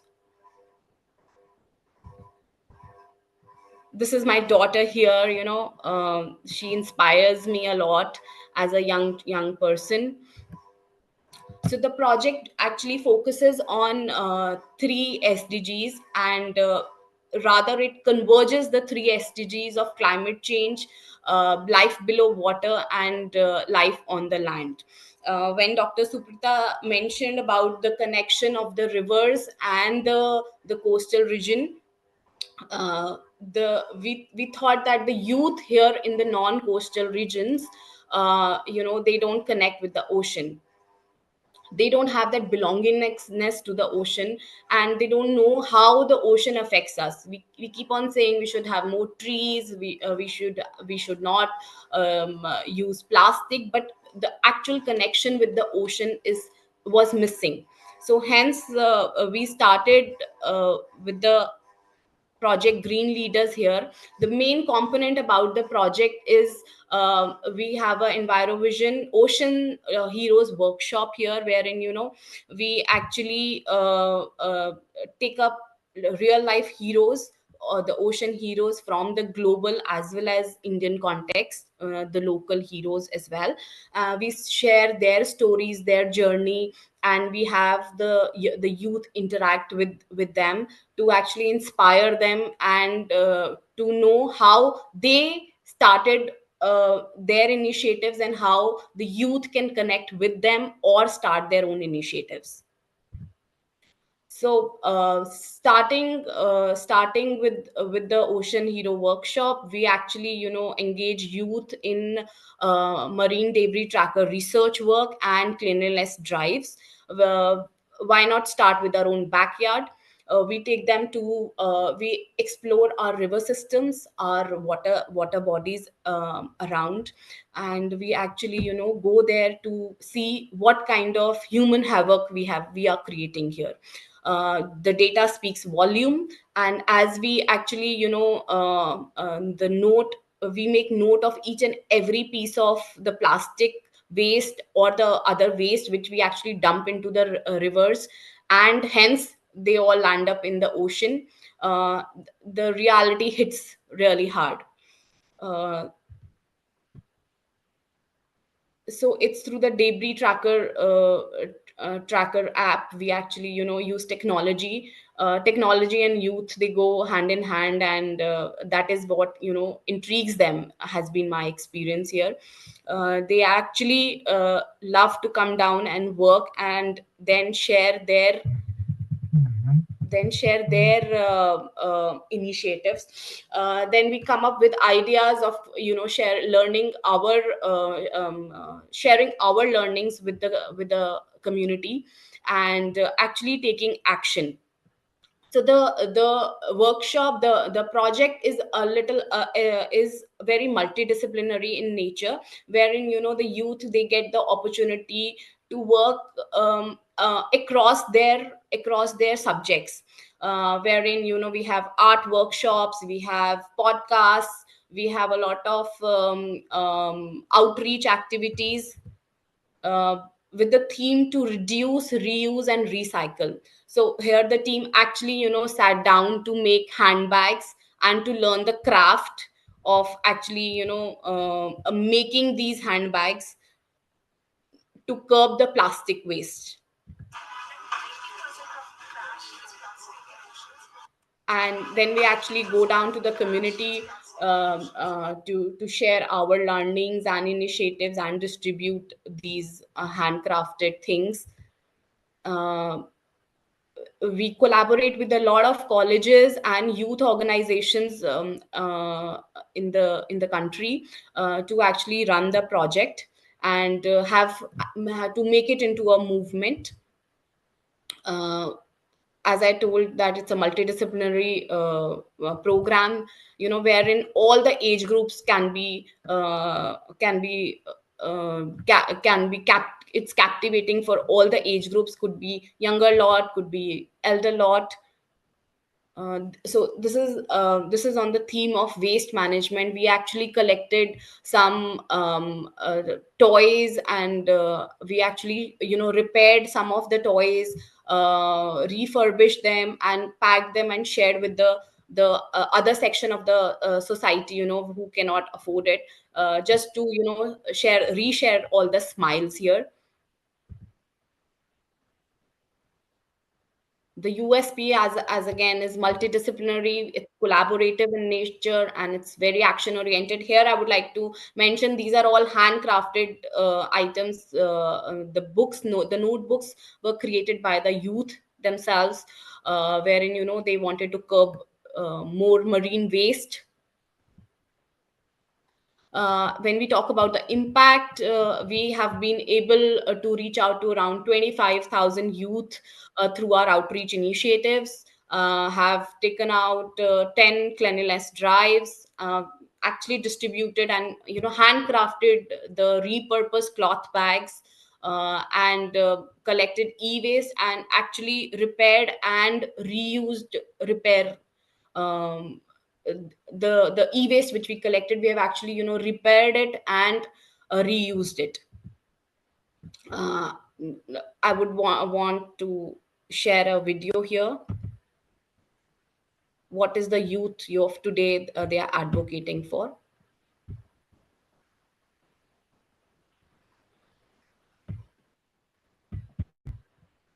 I hope my screen is visible. Yes. I hope the audio is there, or should I reshare?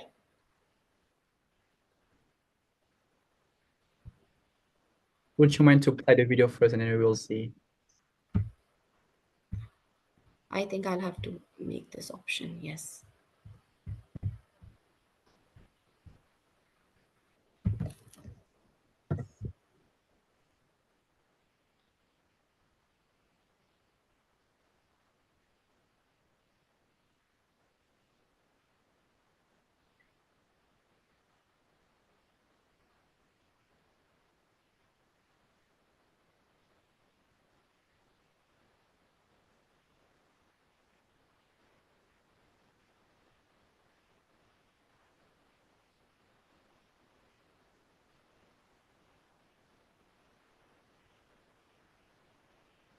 If it's taking time, maybe you can share the link in the chat box and we can move on with that if there is an issue. Sorry, is my screen not visible? No. We have shared that in the chat section. I believe our audience would love to go and check out.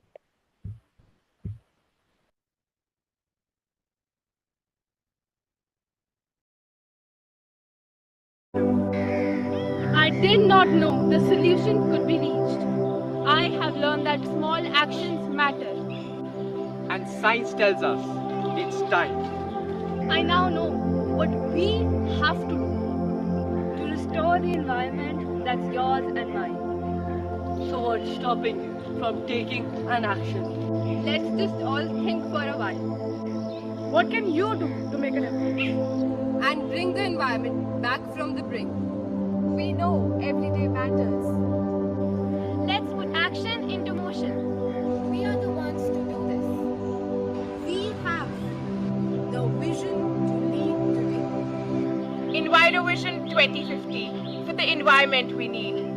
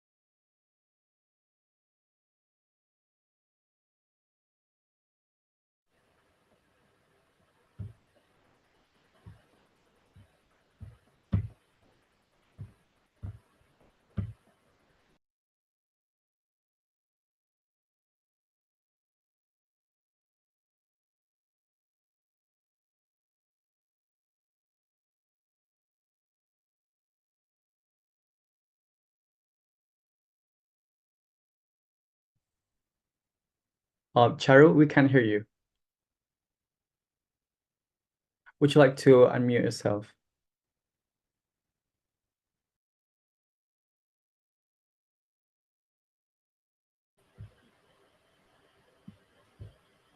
Am I audible now? Yes, Yes, exactly. And is my screen also visible? yes. Yeah. Great. So yes, so we are here through this platform. I would love to collaborate with more ocean heroes, which I've already through last two sessions, which I can see a lot of other initiatives being taken, and we would love to collaborate with all of you, and also join hands with some other initiatives to take this initiative and make it into a global initiative. It is adaptable, it is collaborative, and it can easily work around with the youth in your city or in your country. We can be contacted on these, and we are also active on social media. uh, that's my time here. Yes, thank you very much. That's a very great initiative. We are very motivated. I'm sure the audience is. If you have any more questions or queries to Charu Gupta, the floor is open. In the meantime, Charu, what are your initiatives, future initiatives of your project, if you could quickly share us? Yes, Akriti, thank you so much. So in the future, we actually would like to collaborate with the youth across the globe, with Indian youth, because I think this collaboration here is beyond geographies, beyond borders. Like other co-participants mentioned, the ocean is one. If we do something here will affect the world, so why not collaborate? Why restrict ourselves with initiatives in boundaries? So that's what the future here is, to collaborate and connect and work together. Yes, thank you. And that's what this platform is for, to encourage and empower each other of the beautiful projects that have been ongoing and connect and then collaborate in the coming days. Thank you very much. We really had a good time. Thank you for your insights. With this, I think it's time we move on to our next contributor. Dr. Parth Arora. Talking little about him, he is an environmental microbiologist. He has a specialization in evolving fungal pathogens in the marine environment. He has worked on the intertidal seagrass patches in the Andaman Islands, India, and currently he is involved in formulating policy recommendations that would enable the integration of climate literacy in professional military operations. Well, his goal is to develop a framework that would allow the development of more resilient human assistance and disaster relief operations. He is working in the field of climate and maritime security in order to develop the capacity and capabilities of the stakeholders in the region, who are the first point of contact in any event of disaster. Further, he also has interest in the field of maritime issues that are happening around the globe that would influence the blue economy of the nations and the world. So now, without any further ado, let's invite Dr. Parth Arora. Dr. Parth, you have the floor. Okay, thank you, Akriti. So I think the stage is, you can hear me, right? Yes, we can. Yeah, so I think the stage is all set for like we have heard about maritime security from the first speaker, VIP speaker, and then we have discussed about the different phenomena that are happening in the oceans.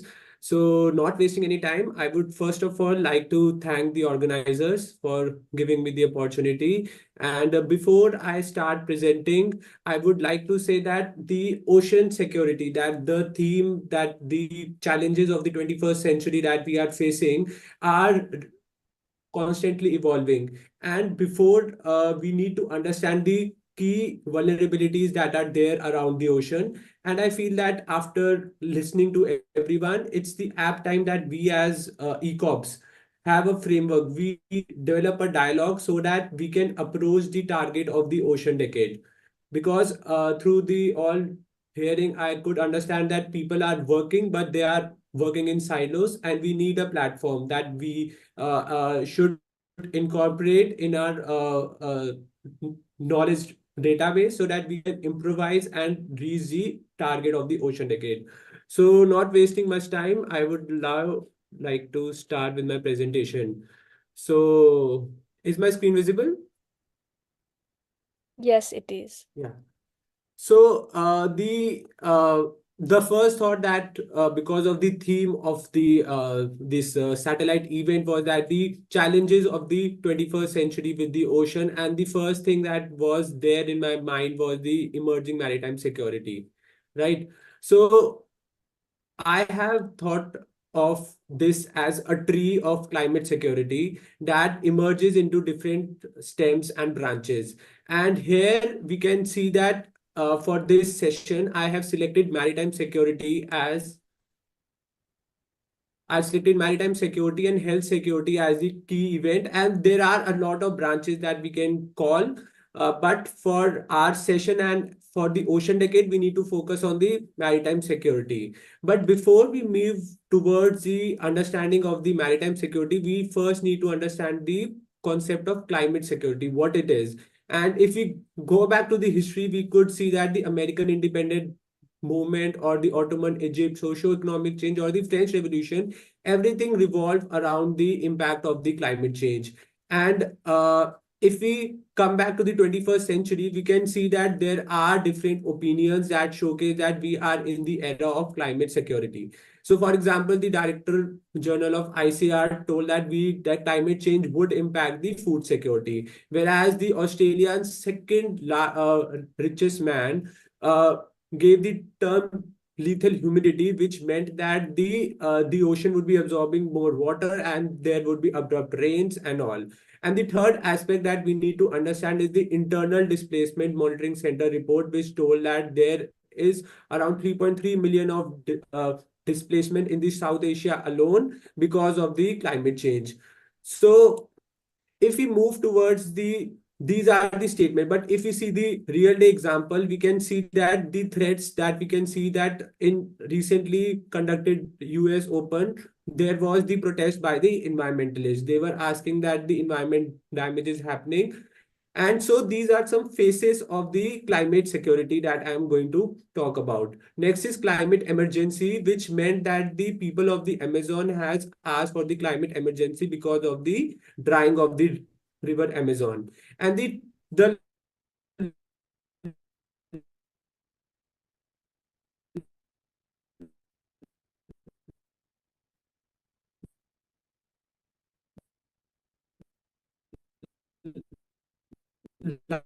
last example that I would like to share, the question that who is responsible for such issues, like the ocean are dying, then who is responsible for it?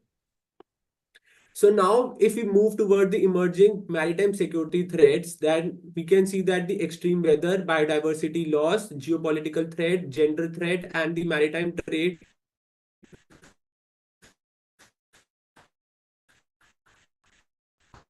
are the key factors of the natural disasters. Since this session is mostly dedicated to the Asia, so I have selected the Indian Ocean Rim Association member states for our present study, and we can see that around 1500 cases are there for the extreme weather natural disasters, and around 394 billion of GDP loss has been, or the economic damage has been seen. So starting with the drought, if you can see, it has caused people affected to be the most, and the GDP impacted is also the most. Followed with the extreme weather, we can see that it has affected highest the GDP. Following is the extreme temperature, we can see that the temperature has not affected the people globally, but I would be back on the extreme temperature topic in the following slide. And last is flooding. These are the issues that are a major challenge in the what you say maritime studies that are evolving, and we as ECOPs need to be like more prepared, more resilient on like how these things are going to evolve, and we need to derive the policies for how to tackle the issue. While the scientists are working, we also need to develop a dialogue that would help us to find solution to these issues. Following in this is the data that I found was that the how much decadal deaths have been there, displacement, economic loss, and diseases due to the natural events. And people in the Asia, like the environment is Asia is like such that people are being affected, and we are also simultaneously working towards in developing solution that can help to reduce it.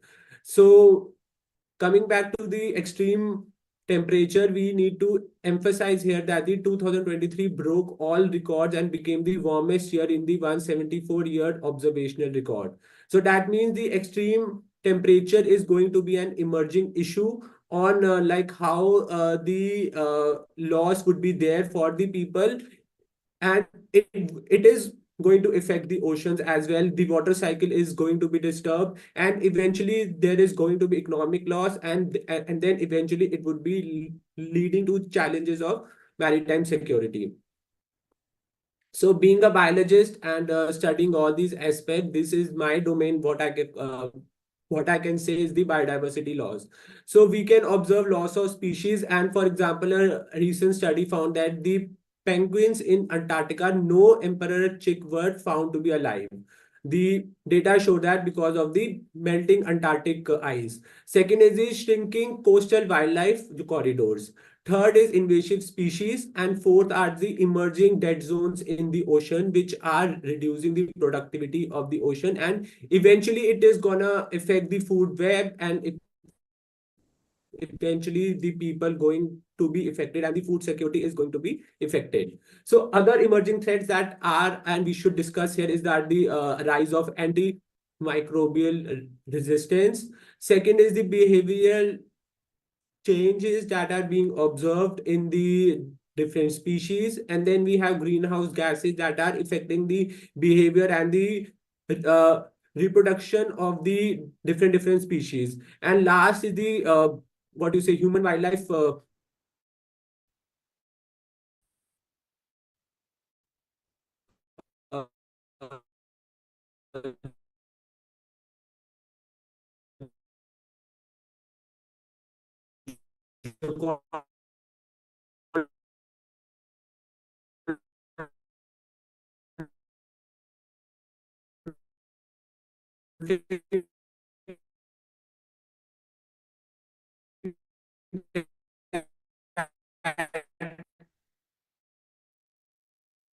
Sorry to interrupt, Dr. Parth, but your voice is lagging. yeah, okay, now is it fine? Yeah, it's fine now. Yeah. Okay. Thank five examples that have happened recently in the ocean domain that is going to affect the maritime security. And first is the drowning of a ship in the Black Sea that happened due to the extreme weather. And second was the capturing of oil and gas platform. Why I am discussing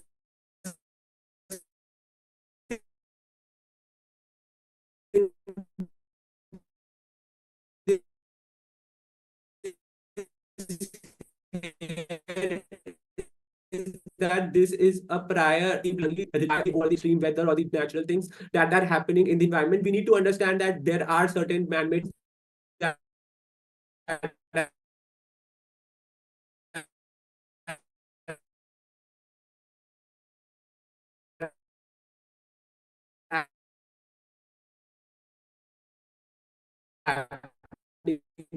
at the ocean that we need. And then in Japan the earthquakes are frequent, and that is abrupting the ocean what do you say phenomena, and people those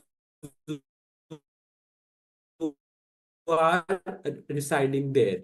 So adding to the example of the East Asia is the Japan recent decision to what it caused, though the scientists said that it has no impact on the ocean biodiversity, but it has a huge geopolitical impact which caused a what you say a drastic change or shift in the blue economy of the region therein. Next is the Pacific Island example that I took, where in the Hawaii there was wildfire, and that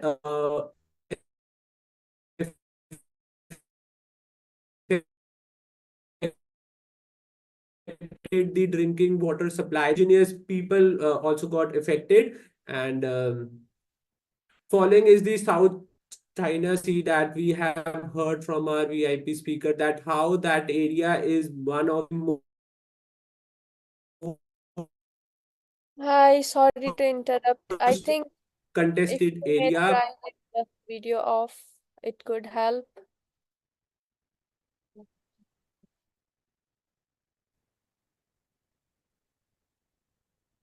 Wait, I just, is that fine? Hoping so, yes.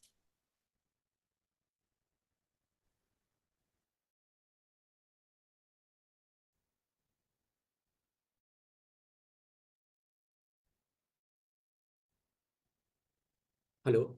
The Africa in the Greenland also, and then Somalia, like in the Africa, faced once in a century swamping, and there are heat-related deaths in the England as well, and then Antarctic has lost 40% of its ice. So the whole of the global world is being affected by the impact, and it is challenging the climate security as well. So, since we are talking about Asia, I would like to emphasize here that the India is also playing a role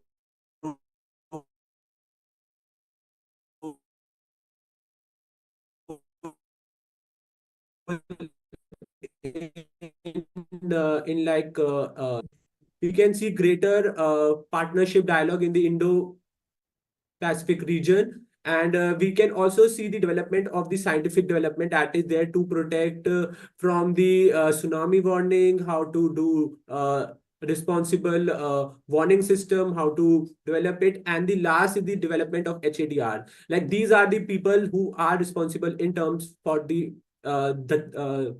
time when there is challenge. For example, during any operation, the stakeholders involved are the defense forces, which are there for the safety.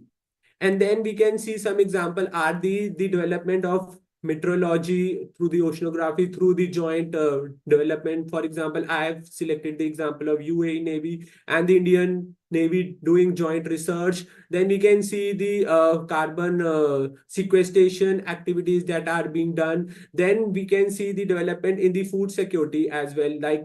There is development of seafood security through the MPDA. Through that we can get good practice, so that we can get certified organic food as well. So if we see the other security development that is being seen in the Asia region, we can see that the food security is being developed through the involvement of broadstock, and then we have good aquaculture practices being incorporated in the framework, and then we have island management plans to tackle with the problem of sinking island as well, so that the economy also is not being compromised, plus the people security is also being promoted. And at this point, I would like to take the opportunity to highlight that under the G20 presidency, it was finally agreed that the climate change has an impact on the women. And then there was the affirmation and acceptance that there is need for climate finance as well. And then there was the improved dialogue that we could see in the development of the ocean security as well. So with this, I would like to just conclude, and I would ask for any question if you have. Thank you very much, Dr. Path Aurora, to such an insightful sessions. So we would like to invite participants, anyone in this room, if you have any questions, feel free. You may also raise your hand, and you may talk directly to our speaker today. While waiting for the questions to come up, Dr. Path Aurora, would you like, maybe you can open your camera back now? Yeah, it is open. Great. So I would like to ask you something. Well, speaking of that, the urgency of climate literacy today, and later we will have the Agnieszka who will talk about the munitions that have been dumped in the Mediterranean Sea. Yeah, World War II. So how do you connect and speak up about the urgency of climate literacy in the area of military service? And also, how does we would like to hear you because like but we're gonna connect also for our next speaker, Agnieszka. Thank you. Cool.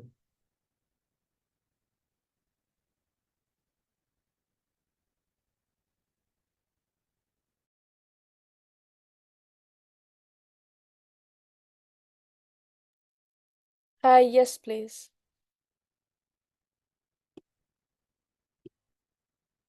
For your presentation, I just wanted to know something that you're talking about climate literacy.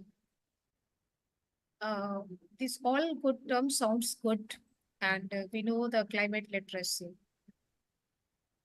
But how can we say that last time, 221, it was due for our Indian census? What will you say that India has not announced its census? And finally, WHO had declared that India is the largest population country in the world. So, do you really think that policy, this is a good environment? We are saying that climate literacy, we are hiding the truths until unless we are not ready to accept the truth. Like India, due to its population, India is going to damage two fragile countries. First is Nepal and second is Bhutan. Means we are the climate monster, means something we are monster of the environment. And Nepal and Bhutan, what is going to be happen with these two innocent countries? Is it really climate friendly? We are talking about cordial relation. Can we look for a climate friendly relationship? That may I assure my small neighbors, let look Sri Lanka, look Maldives, look Nepal, look Burma or Myanmar, and look Bhutan. Me, I am an Indian. I'm not going to destroy the fragile environment of your country. Do you think we are ready for this assurance? So before giving this, how can we proceed with this term, climate literacy? What is your opinion? Everything has it's a background. So we cannot form the whole structure without having a layout. So I'm asking, India is going to be a damaging factor for Nepal, and at least my state, Bihar, will be the first in this country, highest contributor of this. Bhutan is going to be the victim of our global warming. Even Thimphu, temperature of Thimphu is going to be equalized with Bengal temperature somehow. So in such situation, what is the climate literacy? Globally, we are understanding everything. But can we be a good environmental neighbors also? Can we a good neighbor to protect the ecology of small countries, our small neighbors? Thank you.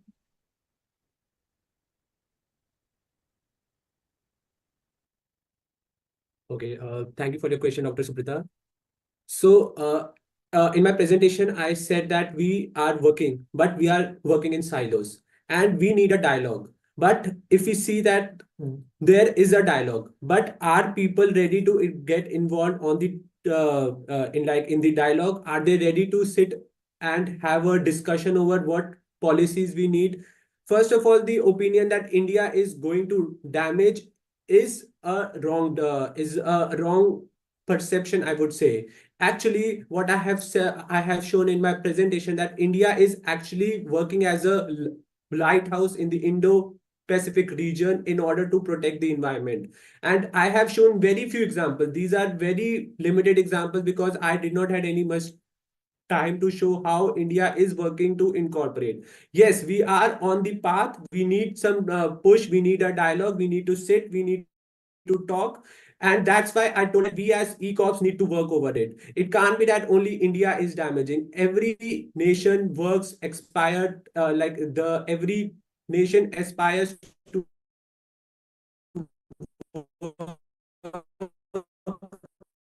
for their economic growth. So India is doing a lot in like protecting the environment. India is like initiating the dialogue. India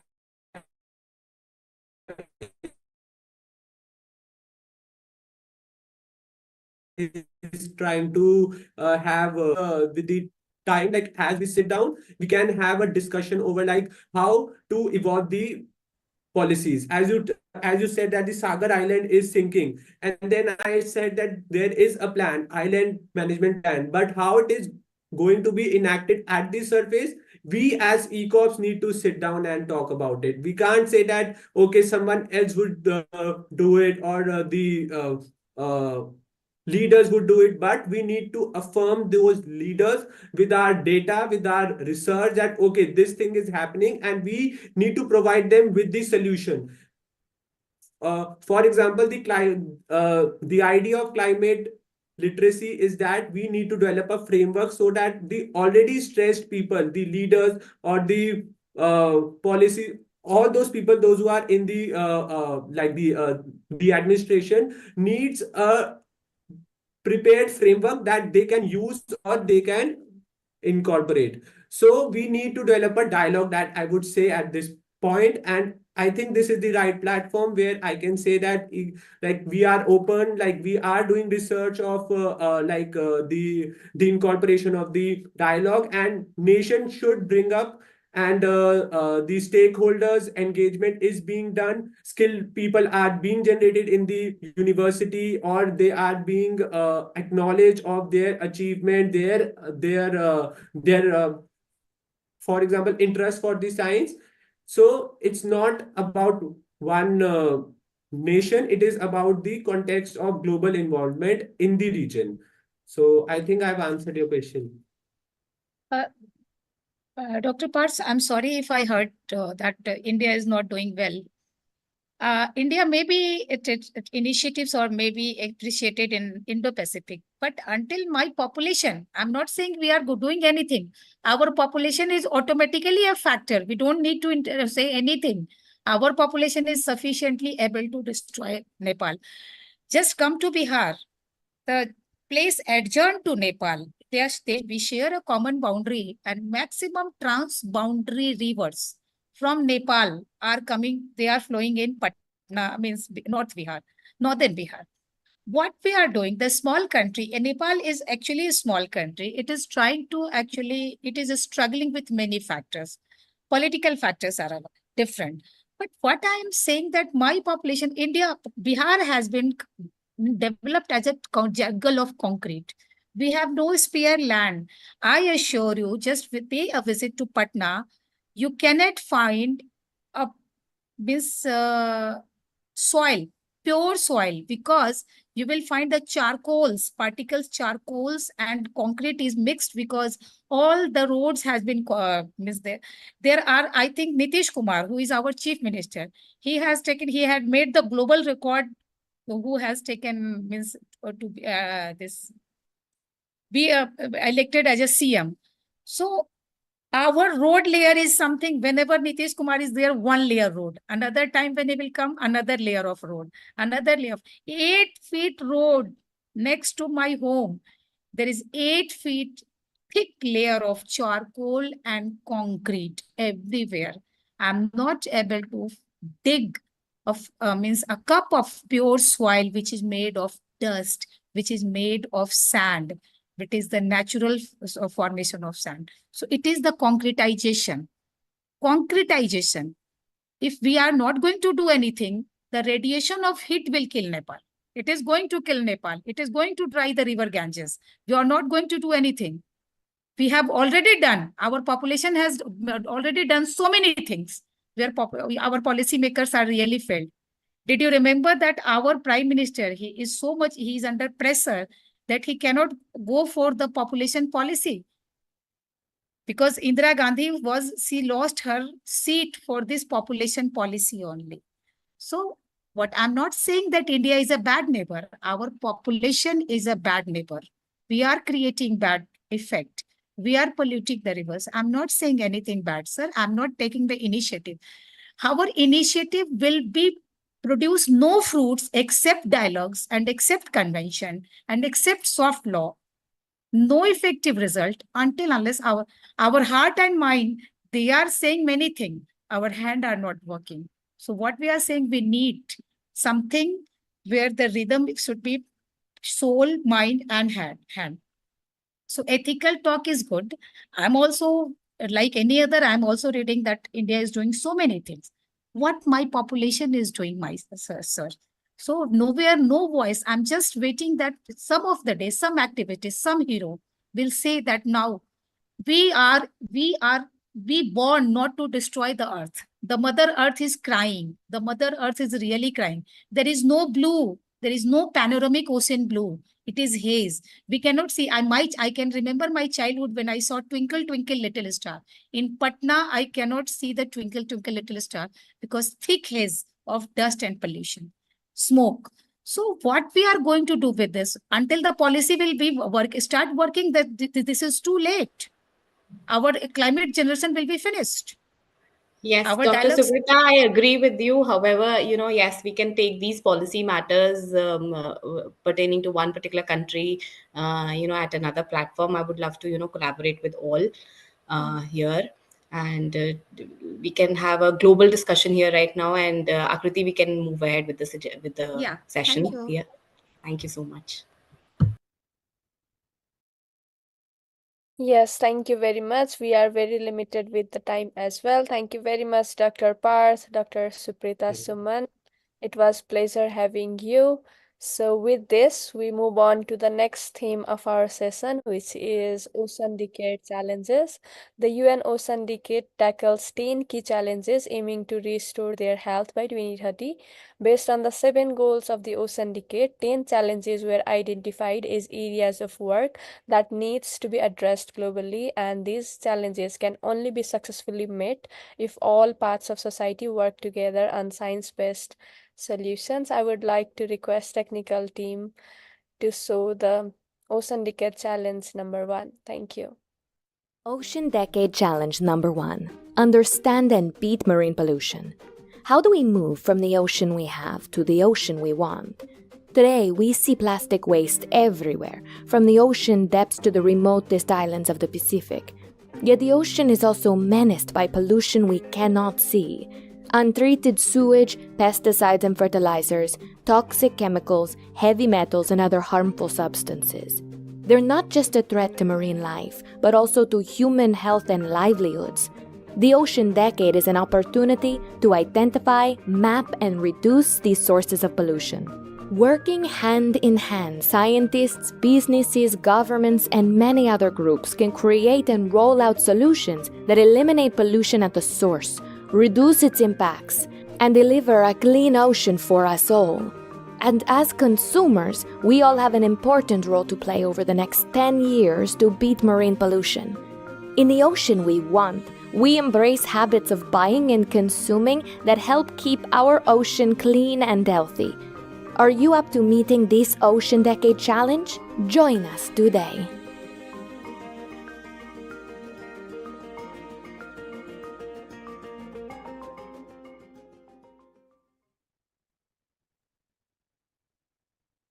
Well, moving to the next speakers, and we really hope that everyone's still as excited as at the beginning.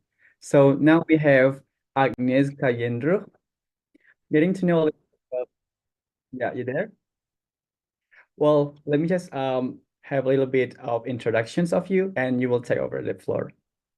Well, with the title Munimap, we're in Baltic Sea Munitions Remediations Roadmap, which is our speaker, Agnieszka Jędruch, mainly address the Ocean Decade Challenge number 1, understand and beat marine pollutions.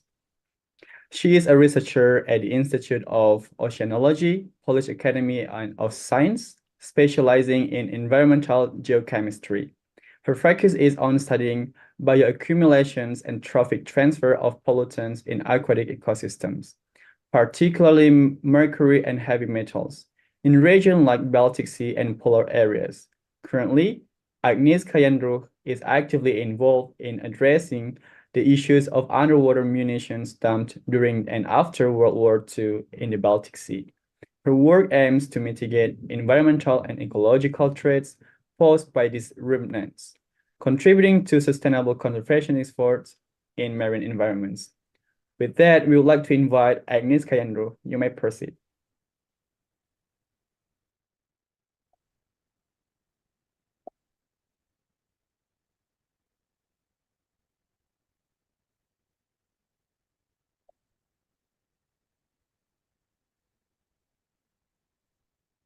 Okay, so could you see my screen? Yes. Okay, great. So yeah, welcome everyone. My name is Agnieszka Jędruch and I am a marine chemist at the Institute of Oceanology Polish Academy of Sciences located in Sopot, Poland. And today I am excited to discuss the issue of munitions dumped in marine environment, focusing on the Baltic Sea, as well as introduce our newest initiative to address this problem, the MUNIMAP project. So underwater munitions pose a significant global challenge affecting oceans worldwide. These weapons, which were originally used in military conflicts, have somehow ended up in the sea, largely through intentional disposal, especially during and after the Second World War. Consequently, millions of tons of munitions have been dumped in water bodies across the globe, including Europe, North America and Hawaii, Japan or Australia. And when it comes to the Baltic Sea, which is a semi-enclosed sea located in the northern part of Europe, it is estimated that hundreds of tons of both conventional and chemical munitions were disposed. Materials were dumped in designated areas such as Bornholm Deep or Gotland Deep, but also in other locations, including coastal areas, as you can see here in a map. And due to the relatively shallow depth of the Baltic Sea, averaging about 50 meters, underwater munition present a serious challenge to the fisheries sector, maritime transportation, and also rapidly developing offshore industry. What is also important, there is a risk of encountering munitions in our everyday lives, as they are often washed ashore by waves, particularly during storms. And incidents resulting from contact with munitions and their remnants found on beaches are quite common, actually, especially along the German part of the Baltic coast.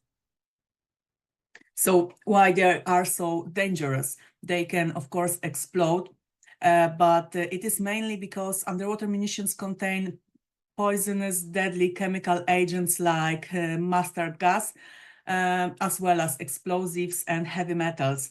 And as munitions corrode over time, these substances can leak into the surrounding water and seabed, posing serious threat to marine ecosystem, especially benthic organisms and fish. Also, some of these substances, such as mercury, for example, can also accumulate in the food chain, posing risk to humans who consume seafood. Given all the threats to public and environmental safety posed by underwater munitions, this topic receives a lot of attention and is included in action areas of major intergovernmental organizations such as NATO or HELCOM, which is Helsinki Commission, as well as other regional and national authorities, NGOs, and so on. And thanks to all these efforts, much have been achieved so far. However, in my view, there's still a lack of clear, unified guidance for all countries around the Baltic Sea on how to address the issue, including determining the appropriate action for identified objects. My institution, the Institute of Oceanology Polish Academy of Sciences, is also actively engaged in various initiatives related to munitions in the Baltic Sea. And we have either completed or are presently involved in several large-scale projects funded by programs such as Interreg Baltic Sea Region, NATO, or European Research Area Network Martira. And our first projects, ChemSea and MODUM, focused on locating munitions and assessing the scale of the problem. Subsequently, we shifted our focus to decision-making support in projects Diamond and Diamond 2, and further developing necessary IT solutions and technologies to handle munitions in project Proband, Amotrace, and Aerovmus. And findings of all these projects indicated areas that still require improvement and also highlighted the necessity for further actions. And this is how the MUNIMAP project was born. The MUNIMAP project is a part of the Interreg Baltic Sea Region program with a budget of nearly 4 million euros. The project brings together over 40 organizations from 9 countries around the Baltic Sea, representing a diverse range of international, national, and regional institutions, as well as public authorities, military, research and technology institutions, NGOs, and partners from private sector. Our main aim is development of a legal and administrative framework for public authorities to initiate joint remediation of dumped munitions from the Baltic Sea. And to achieve this, we plan to activate, speed up, and coordinate national efforts toward munition management at multiple stages. And by that, I mean setting up a comprehensive roadmap that provides guidelines for our activities related to underwater munitions. Such roadmap includes policy recommendations at both international and national levels, IT solutions for site prioritization, risk assessment of munitions, development of early warning and decision support systems, implementation of cost-effective and environmentally friendly methods for munition remediation, and lastly, monitoring strategies. So I think this concludes my presentation. However, if you would like to learn more, I highly encourage you to visit the Munimap project website. So you can scan the QR code provided on a slide. You can also contact me for further information. And my email is also provided here. Thank you very much. Well, thank you very much, Agnes Kayendro. So we do have one question from us. Speaking of as a woman, so the question is like, what is the major factor that has driven positively you into these actions in terms of now all of people are talking about women empowerment and touching on the Ocean Decade Challenge number 10, humanity's relationship with oceans. We would like to hear from you. Actually, when it comes to Poland, I don't see that being a woman in science related to technology and other other things like that is much different from being a man right now. So I think I am lucky to live in a region like that. However, yeah, there's still some obstacles, especially when working with, I don't know, showing blame people, but when working, for example, with older generations, sometimes women are treating less than men. Yeah. Thank you for sharing that. It's such but in Poland and generally, I think in Europe, the situation is not that bad. It's getting better. Right. We're really glad to hear that. So Agnieszka, we really appreciate the stories that you've been sharing until now. So thank you very much for the times for today's sessions. So thank you very much. So now Thank you for having me. You're welcome. We probably proceed to the next speakers, and with that, Akri will take over. Yes, thank you very much. So now our last contributor for the Asian region session is Trisa Gupta from UK. Her project is about saving threatened species with local communities. Her project covers Ocean Decade Challenge number 2, that is protect and restore ecosystems and biodiversity. Talking about her, she is a marine conservation scientist and she is currently a PhD student at the University of Oxford. She works on the conservation and sustainability of sharks and rays in India. So with this, let's welcome Trisa Gupta.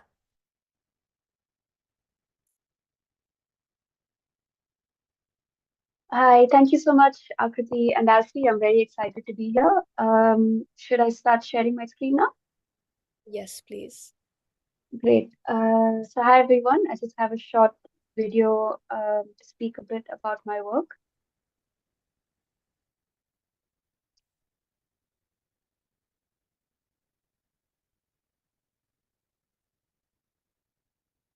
Can everyone see my screen? Yes, it's visible. Great. Thank you. And yeah, thank you so much to V.ECOPs and especially Akriti and Alfie for having me here to give me a chance to speak about my work and for just running these sessions so amazingly. I'm Trisha. Currently a PhD student at the University of Oxford, where I study sharks, rays, their conservation and sustainability. And my work is focused in India. And I'm going to be speaking about some of this work today. So, just to give you a bit of context, as I'm sure most of you may know, marine species are currently facing the risk of extinction, very similar to terrestrial species. So, to give you some examples, 37% of marine mammal species, about one third of shark and ray species, one third of corals, and 97% of migratory fish are currently at the risk of extinction, which is a very concerning fact. And this is just a snapshot of what marine biodiversity is currently facing at the moment. So this problem is, of course, captured by the Ocean Decade Challenge #2, which is to protect and restore ecosystems and biodiversity.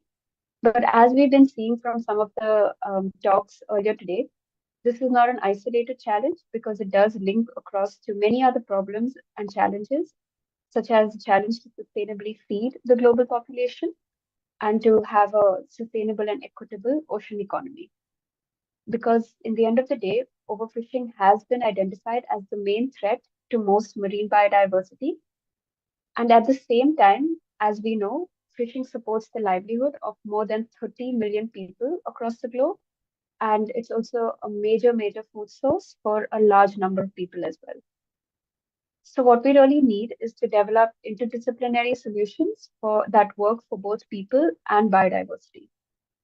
And I hope to showcase some of this through our project on guitarfish in India. So I don't know if many of you all have seen or heard of a guitarfish, but it's the species that you see in this picture right here. They are closely related to sharks and are also known as shark-like rays. So I have a short clip here just to give you an idea of what they look like.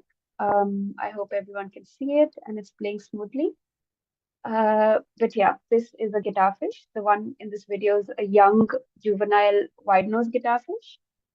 And in general, as a group, guitarfish or most guitarfish species are unfortunately critically endangered. So there is a very real concern that these species might completely disappear from our waters in the next few decades if nothing is done. The reason for this is because of their biological characteristics. For example, guitarfish tend to be very slow growing and they also produce very few number of young, very few babies. And because of this, this makes them very vulnerable to various kinds of human pressures and they're very slow to recover from them.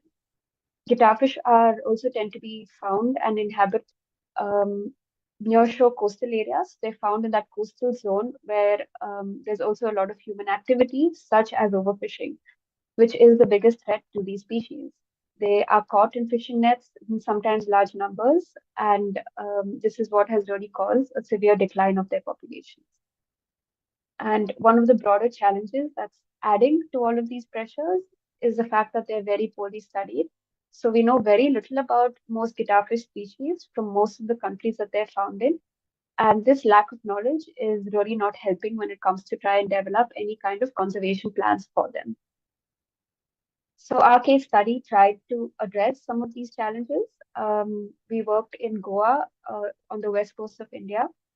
In Goa, you have a wide range of fishing activity that you can see along the coastline, from really small scale fishing vessels that you see on the left to large scale mechanized vessels that you see on the right. And guitarfish can be caught in sometimes large numbers across all of these different types of fishing gear. So because of the severe data limitation and lack of knowledge that we have about these species, the first step of our project was to just better understand these species and how they're found in this local area through local knowledge. More specifically, we documented the local ecological knowledge for these species through interviews with fishing community members. So not only is this a really great way to provide valuable information in this data limited context, but it's also a very important step in trying to make conservation and fisheries management. Sorry. I think there's a bit of background noise, so it'd be great if everyone can mute themselves. Thank you.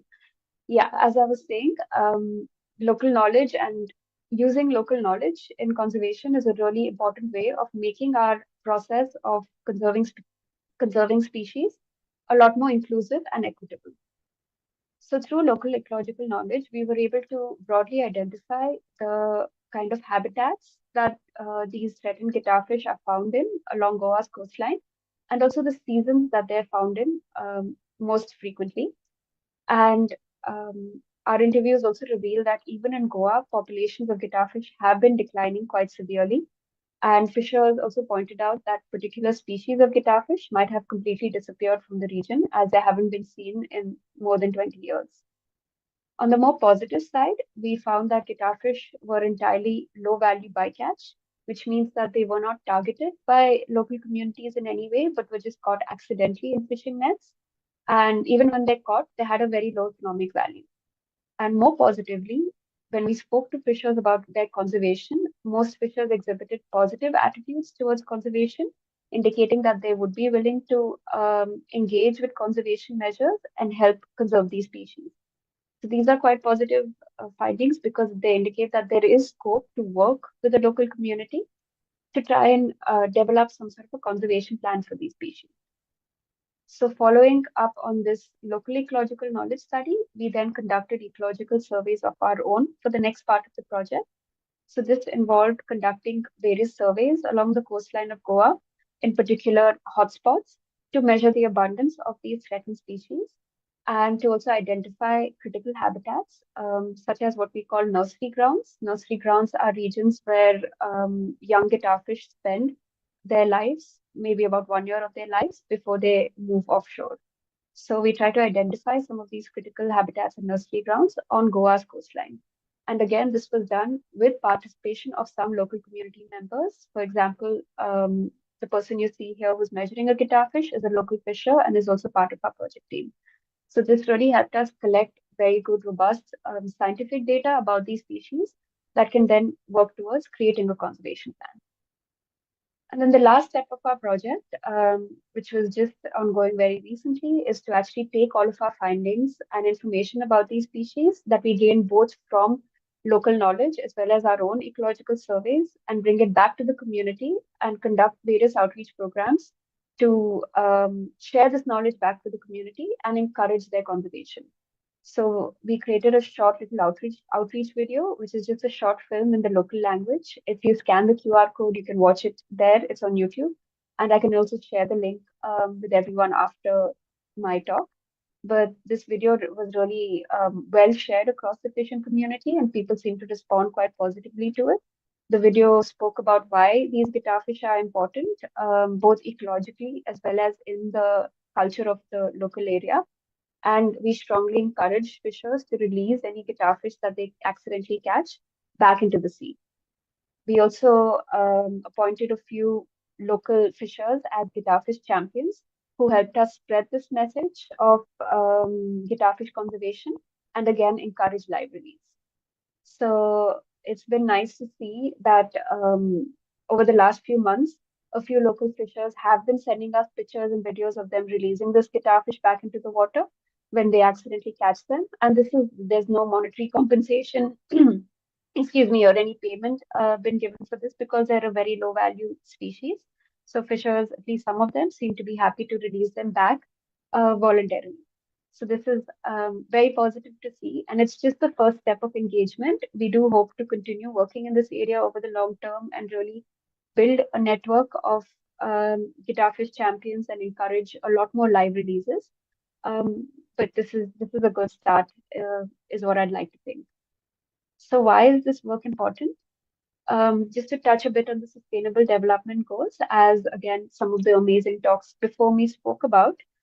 Of course, this work is very well connected with the goal of protecting and conserving life below water. But there is an increasing push to not just look at the SDGs in isolation, but really try to find synergies between different SDGs and connect across them so that we work towards a common goal. So through projects like this, we not only focus on one SDG, but it also looks at across several different sustainable development goals, such as no poverty, zero hunger, and responsible consumption, to try and make progress across all of these different goals. So some of the lessons that I hope our project can share with the world is that projects like this can show some possible models about how different SDG goals can be aligned.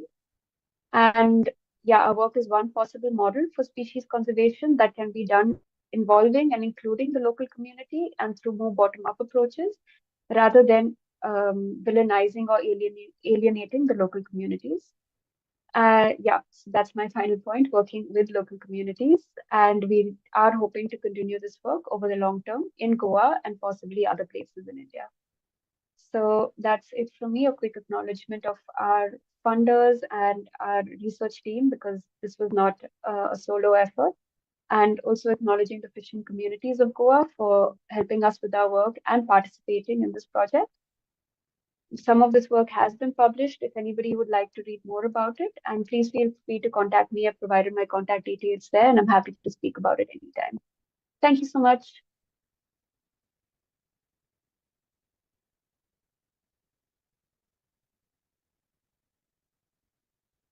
Thank you very much, Trisha Gupta, for the great stories. So, we would like to proceed for the next sessions. For any participants who would like to have questions, feel free to reach out in the chat box or just reach out Trisha Gupta right after these sessions. So we're gonna proceed to the next sessions. Well, thank you.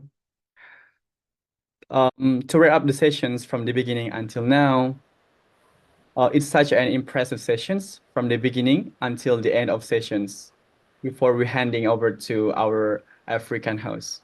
As we all know, from the beginning of the sessions, we had Aprilian Sena from Indonesia, and then we have Charu Gupta, Suprita Suman, Pars Aurora, Agnes Kayandro, and our last but not least speaker, we have Trisha Gupta sharing her stories and successful initiatives in saving the threatened species.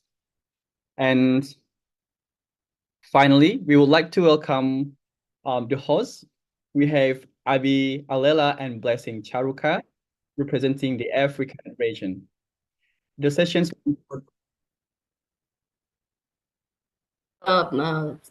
Group picture here, if that would be really kind, before we hand over the floor. Yes, sure. definitely. Sure. Thank you. Thank you so much. So we would like everyone to open the camera. Hi everyone, you all have been a lovely audience. It is our humble request for all of you to turn on your cameras. This is the moment where we capture. We want to see your beautiful smiles. We are waiting for all the cameras to be turned on.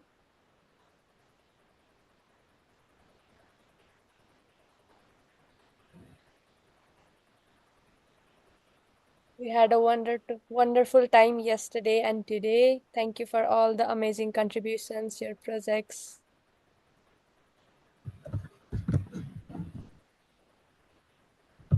Alfie, you can take the picture on the count of 3. Everyone, please turn on your cameras. Thank you. 3, 2, 1. 3, 2, 1. All right. Thank you, Charu Gupta, for reminding that. Otherwise, we would miss. Thank you so thank much. you very much, Charu. So for the next sessions, we have Abby, right, and Blessings. So we'd love to welcome you. Thank you so much, Kriti and Alfie, for taking us to the first session of the second day of the V.ECOP Days, the Asia session. It was quite an intriguing session, and I'd like to introduce myself and my colleague Blessing, who's a host from Zimbabwe for the V.ECOP Days from Africa. So I'm Abi Alela, and I'm a marine scientist, currently a PhD student. I'm interested in ecosystem ecology and marine spatial planning. And my testimony of change is enhanced capacity development towards ocean literacy. At this moment, before I move on to the next session, let me introduce my colleague Blessing to introduce himself.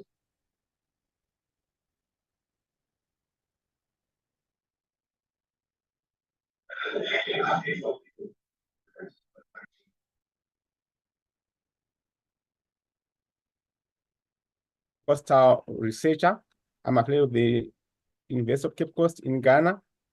I am a fellow with the Future Earth Coast and also a member of the Ocean Decade Strategic Communications Group. It is my pleasure to be co-hosting the Africa sessions of the V.ECOP Days 2024 alongside my colleague, Abi Akin Alela. Thank you, Abi, to you. Okay, so thank you all so much. Good morning, good afternoon. I don't know where you're all joining us from, but in Swahili we say karibu from wherever you're joining us from. So I want to welcome you to the Africa session of the virtual Early Careers Ocean Professional Days 2024, or as we call it, the V.ECOP Days. The Ocean Decade Conference in Barcelona has begun today officially, and it's a decade full of new innovations, opportunities, and partnerships. And we here are excited to share our program with you and look forward to an engaging session. The UN Decade is a once-in-a-lifetime generation opportunity and the first global campaign to catalyze ocean science solutions for sustainable development. We have over the next 3 days, that was since yesterday, we have a number of ECOPs presenting, showcasing their work, their activities that are related to ocean science and their contributions to the UN Decade. It's a truly brilliant program and we are glad you're all participating in it. The Africa session begins now, and our main themes, before I just take you through the Africa session now, I just want to bring a wrap up for yesterday. Yesterday, we had the first session of the ECOPS program, the V.ECOPS program, and we have contributors during the Africa session. We had perspective on gender in marine science. We have perspective on ocean art and contributing to research in marine science. And we also had synergies on how the 17 SDGs needs to be interrelated besides other specific regions. So Blessing, at this moment, I want to hand over to you to introduce the first speaker for this event. Thank you.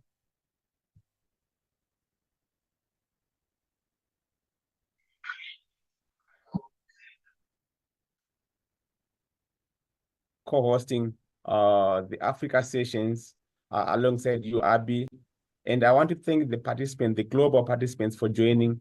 And especially I want to thank our colleagues, the hosts for other regions, and also the technical team behind the success of the V.ECOP Days 2024, who are not visible, of course, on the screens. So today, before I begin, as usual, I encourage you to follow us and post on social media using the social media handles posted in the chat, and use the hashtags V.ECOP Days 2024 or ECOPS or Generation Blue, Science to Action, as well as Ocean Decade. Please don't forget to tag Mission Ocean. Now, today's first session theme for the Africa sessions is ocean literacy.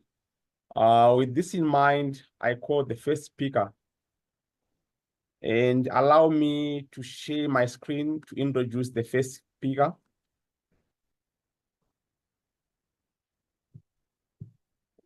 Okay, I hope you see my screen now.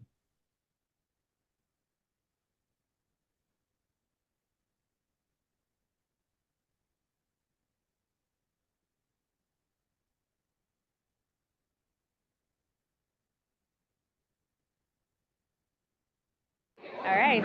Hello, everybody. I'm still here at the World Trade Center, and I'm joined by Mr. David Akana, and he's the director of program Monga Bay Africa. Absolutely. So, David, please tell us what you have been engaged in so far at the UN Ocean Decade. Well, communication, basically, right? So communication in the sense that, yes, the challenge is oceans, and how do you create a new kind of relationship between human beings and oceans, right?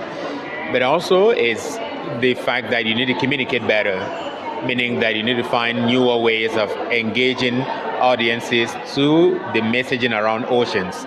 And so that's what we've been doing in the last 2 days. So basically trying to map out and understanding what the audience is, Are they young people, women, indigenous communities, local communities, politicians, scientists? Who are they? You need to know the audience, right? And the next thing is, what is the message that you need to take to them, and who are the messengers, right? So do you use social media, Instagram, YouTube, Facebook, X, or whatever, TikTok or whatever? Do you use, official media, which is newspapers, TV, or whatever? Do you use online or digital media? And also, how do you train more people, next generation of, ocean communicators to be able to do the work better? Because this is science as well, and that's not easy to communicate. So how do you train them? How do you upskill them to be able to do the work better? But also, most importantly, how do you scale up? Because the problem is huge, so it needs more communication. So that's what we've been doing in the last 2 days.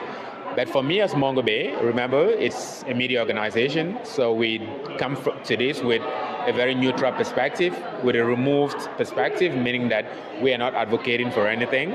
We are rather saying a lot more ocean reporting would help raise more awareness and help make better decisions, because once the decision makers are aware of what is happening in the ocean space, that allows them to be able to make better decisions. And so what I've been trying to share here as well is a lot of the work that we do in Mongo Bay, whether it's in Africa or globally, because it's a global platform. So we have an ocean desk, which basically focuses on ocean stories. But we also have a desk that focuses on indigenous people and local communities, because these people are so important for, or as far as oceans are concerned, around the coastal communities, these people are so critical. So what we've been saying here is that we need to use that local knowledge more in terms of, bringing in new voices in our reporting. So that's a lot of what we've been doing in the last 48 hours. Wow, wonderful. That sounds like a really impactful 48 hours. Right. So, also as a snapshot, what would be your take-home message for early career ocean professionals, and maybe an insight into what are some of the skills that they could develop and make sure that they grow into to be able to contribute to forums and discussions that help affect decision making and also policy making? Yeah, no, I absolutely think that the early career professionals are the future. They are the ones who have, and the good thing, of course, is that most of them are progressive. So they believe a lot in, sustainability causes. It's not only oceans, it's climate, it's biodiversity, it's pollution. They want a better planet for themselves. So that's already a good thing. The good thing, of course, is that for media, it's to continue to make sure that we are targeting these individuals with the right information, so that they get equipped with the right information to be able to, if they want to get into advocacy or lobbying, they can get there with the right information and the right evidence. So I think it's important to prioritize the early career professionals, because down the road, they're even going to be shaping how businesses conduct themselves, because some early career professionals and young people, when they're making their buying decisions, they care about what company they're buying from, because they know that this company is involved in anything illegal, they don't buy from them. I know those who have told us that when they go out to buy, they worry whether the company has been involved in any illegal, for those who use companies like IKEA, for instance, that use, logs or logging or timber to be able to do their business. If we write about a company like that and say they were involved in that kind of thing, young people don't buy from them. So I think it's important to really target the young people, because a better future is absolutely your future, or the future of the younger people. And so you have more stake than we have. Well, maybe not me, of course, but I'm saying older people, right? Because as a matter of fact, the future, whether it's, as we have it now, or if it changes, that's also how it's going to disrupt your lives moving forward, right? So you have more stakes, or younger people have more stakes, and I think it's important to empower them. From a journalistic perspective, what we've been doing as an organization is also teaching young people to prepare the next generation of media practitioners who can come in and continue to write about these issues for future generations as well. Wonderful. Thank you so much. You're welcome. Thank you, Yeah, Tim. wonderful. And over to you guys back at the live stream. Thank you, Blessing. You can continue.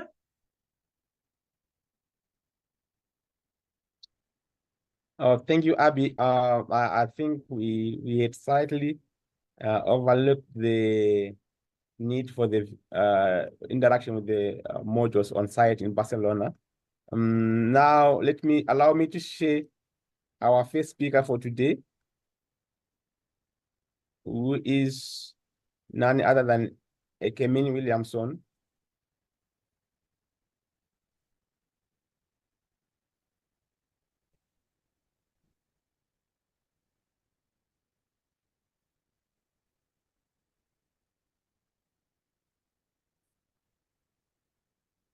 I think I'm having some challenge with the sharing. Let me start again. Perhaps allow him to Blessing, if share you're his having own a screen. challenge, I can just start up from here. Allow him to share his own screen.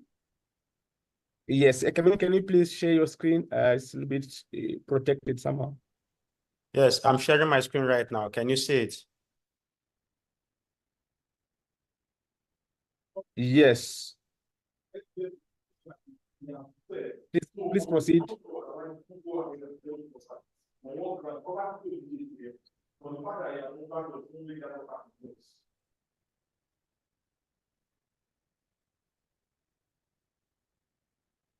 Hello? Blessing? Yes, please proceed. You have the Okay, floor. proceed. All right. Thank you very much. Good day, everyone. Good day, Blessing and Alela, for the privilege, and to all the early career ocean professionals for this opportunity to be sharing what we do.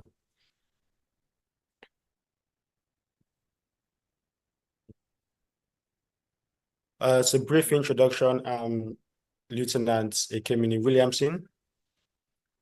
For my educational background, I hold a BSc in Applied Geophysics and a Master's in Petroleum Engineering, but I'm currently a geographic surveyor with a Cat B hydrographic surveying certification from the Korea Hydrographic and Oceanographic Agency in Busan. Presently, I work with the Nigerian Navy and I've been with them since 2018. As a geographic surveyor, I'm also the staff officer 3 in charge of survey and tides.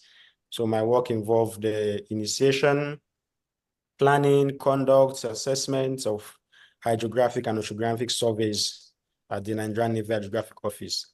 I also double as a desk officer for the Nippon Foundation GEPCO Seabed 2030 project, where I'm responsible for communication, coordination, data gathering, assessment, and submission to support the Seabed 2030 project.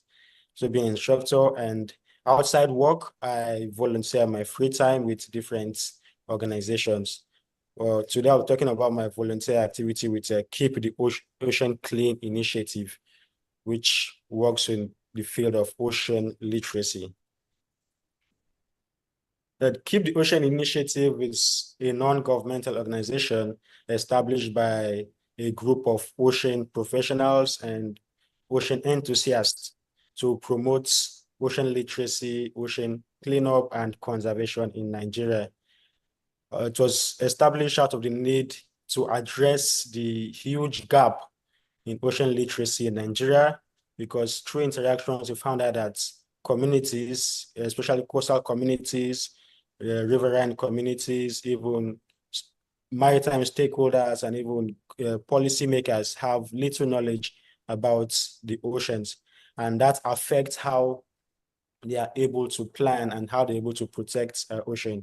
We currently operate in 2 cities in Nigeria, in Lagos and Port Harcourt, but we plan to expand to all the 8 coastal states in Nigeria. Our work involves outreaches to schools, coastal communities, and to educate them on ocean literacy, on their roles to protect the ocean, to avoid marine pollution. We also engage companies so they can adopt methods that reduce or eliminate pollutants in their operations. And then also we engage policymakers, especially those in governments, with the right data from ocean science, so they can enact programs and laws to protect our ocean. And also, we support capacity building and research in ocean sciences, and we try as much as possible to connect ocean science with the society. Yes, the aim of the Ocean Decade is the science we need for the ocean we want, but the science cannot work if it's not connected to the society who can actually bring that change, who can actually work towards protecting and conserving our oceans. Our work centers around the first challenge, one of the UN Ocean Decade, which is to understand and beat marine pollution. According to the Second World Ocean Assessment, which was released last year, our ocean is in a very debilitated and critical state, and time is running out for us to actually reverse the trend to save the ocean. There are millions of tons of plastic in the ocean, and there's a chilling statistic that by, I think, 2050, there's going to be more plastic in the ocean than actually fish in the ocean. This is a very damning statistic that should jolt us up and motivate us, spur us into action. Marine pollution threatens the safety and health of our oceans, and this affects both marine life and also humans who depend on our oceans. In Nigeria, our main source of pollution, plastic, obviously, and also being an oil producing country, we have issues with crude oil spillage, which happens regularly from operations, and then untreated sewage and pollutants from industries. These continue because of the low level of literacy, of ocean literacy, and not much can be done if people don't know about the ocean, the challenges it faces, the dangers, and also the need to change our behavior in order to clean and protect the ocean. From interactions, it shows that poor basic knowledge, and that is why we have come in to address that gap, to let people know, the increased awareness about the oceans, on the need to conserve and protect our oceans, and also ocean species. So ocean literacy is a necessary step towards understanding and beating marine pollution. Yes, clean up and conservation, but if people don't know, if there's no ocean literacy, it will be difficult to achieve the other areas. And say a known ocean can be cleaned, protected, sustainably exploited, and conserved. Our activities right now in ocean literacy centered about holding outreaches to schools. For now, we've engaged with 2 schools to hold outreaches: Sacred Heart College in Apapa and also Apapa High School. These are schools close to us, and they've given us a positive response. And on the 29th of April, we'll be holding outreach in Sacred Heart College. And our aim of what we to do in these schools is to introduce like an ocean science club, so that after the outreach, the students can continue to interact with themselves, hold discussions, do their maybe like basic research, and also come up with innovative young solutions to ocean marine pollution crisis, and also grow up to become ocean scientists themselves and ocean advocates. And then we also outreaches to coastal and riverine communities, one of which is Liverpool Waterside. It's a riverine community on the bank of the Badagry Creek. And at the waterside, we have fishing boats, transport boats that use engines. And apart from plastic, one unsafe practice that is common is that the oil and fuel from their engines, they usually dump it straight into the water. The waste fuel, they just pour it into the water, which flows all the way to the ocean, causing more pollution. So we've been able to interact with them and then get them to understand the danger of what they're doing, to visit and look for better and safer practices to protect the ocean, which involve giving like better waste disposal management facilities, which we'll talk on that later. And then that step of our outreaches is reaching out to policy makers. We've sent out letters to in Lagos State, second, the Lagos State Ministry of Education, the Ministry of Environment, and the Ministry of Waterfronts and Infrastructural Development, because there's a lot of oceanfront infrastructure going on, roads, some tourist areas, and also some industries on the waterfront.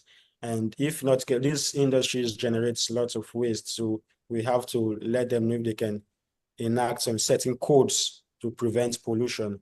And also the Ministry of Information, so they can give greater outreach, greater awareness to the populace, educating the people, give more orientation to the citizens of Lagos for ocean literacy. We intend to replicate the same with the river states. We are trying to engage the Ministry of Education and other ministries as well.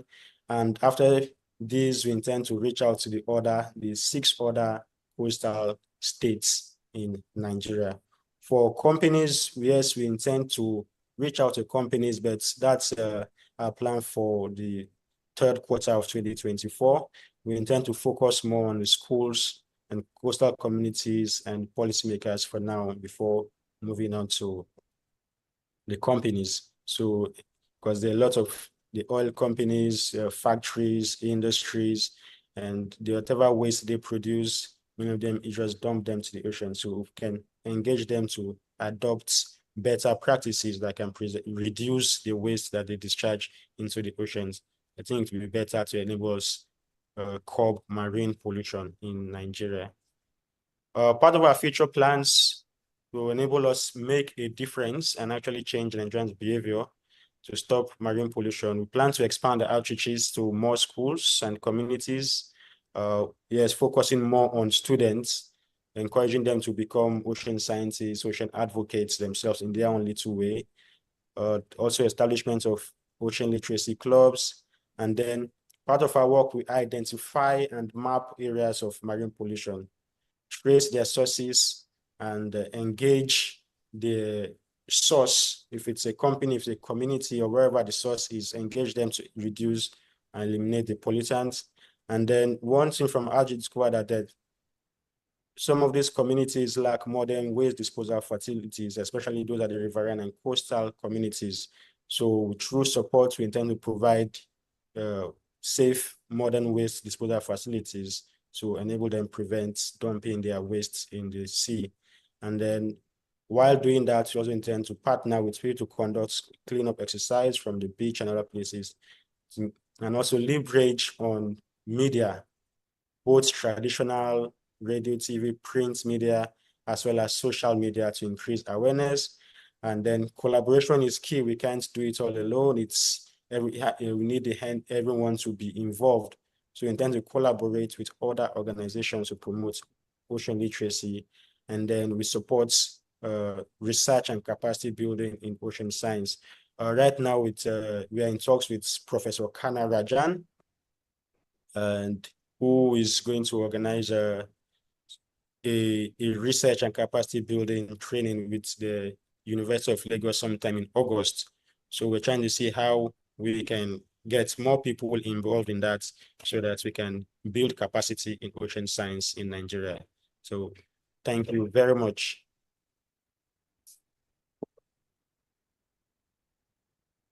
Thank you very much, Ikemini, for the amazing work you're doing on enhancing ocean literacy, the outreach programs you're doing, and also we wish you the best in your future plans. Kindly stay on in case we have any questions from our audience. Even our host can also have questions, so please stay on, do not leave. So I allow Blessing to introduce the next speaker. Blessing, over to you.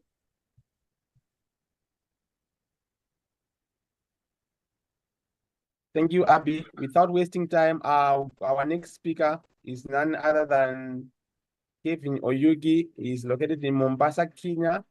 Kevin is an advocate of ocean literacy and then field educator. I will allow Kevin Oyugi to share his screen and present and give his presentation.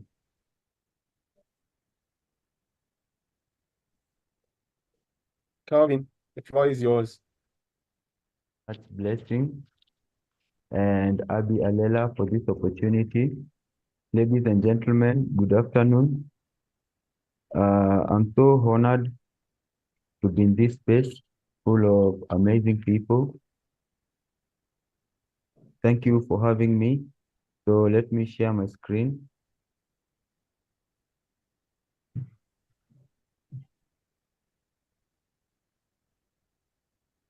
Is it visible? Not yet.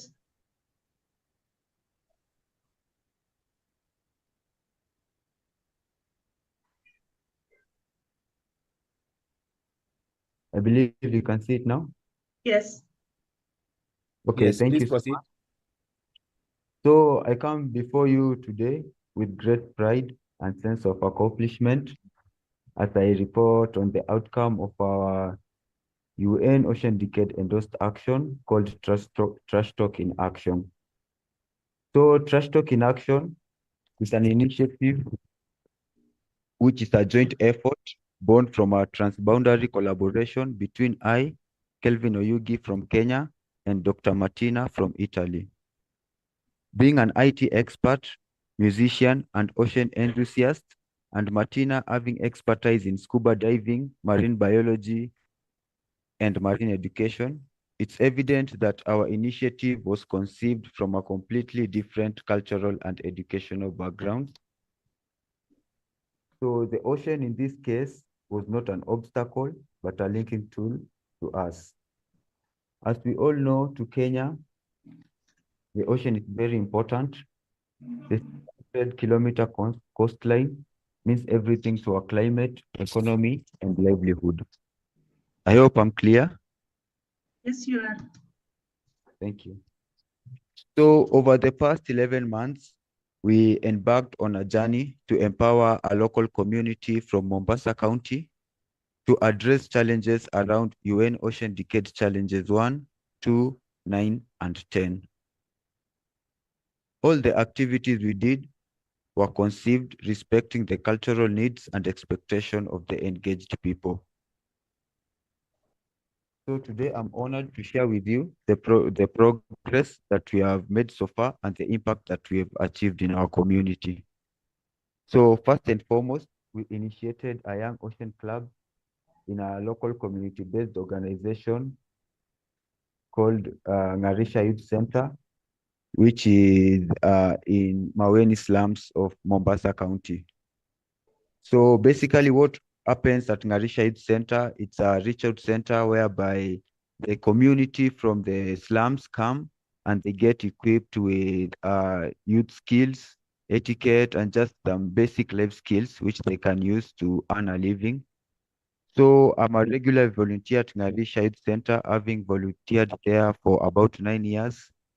So when I met Martina and we discussed about my enthusiasm for the ocean, we decided to introduce an ocean literacy club in the center, so that just apart from teaching the kids normal school etiquette and prayers and the Bible, we can also teach them something about the ocean, because these kids are really neighboring the ocean. The slum is actually neighboring the ocean. They go there every day, play there. Their parents are fishermen. And we thought that apart from the cultural knowledge they have about the ocean, we can introduce some scientific knowledge, which I disseminate using music and games to help them understand better.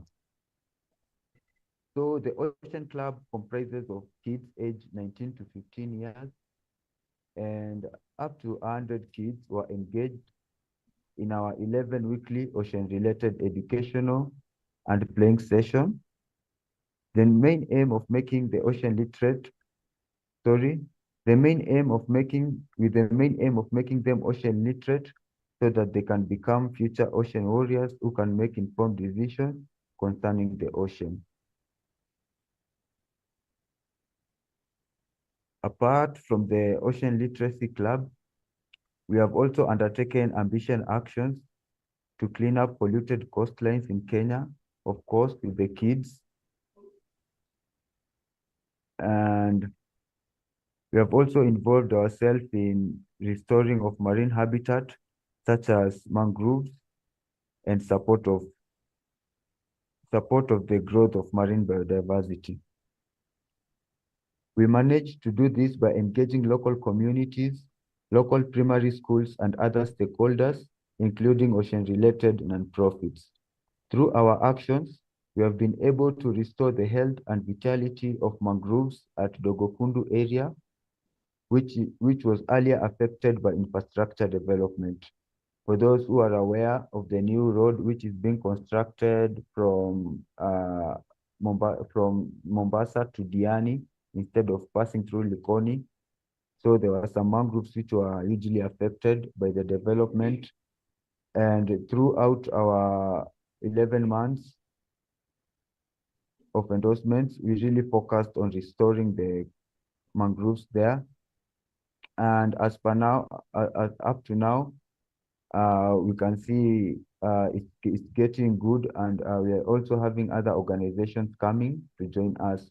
So it was a good spotlight we did, and other community members and other organizations are focusing on the same area to restore the mangroves.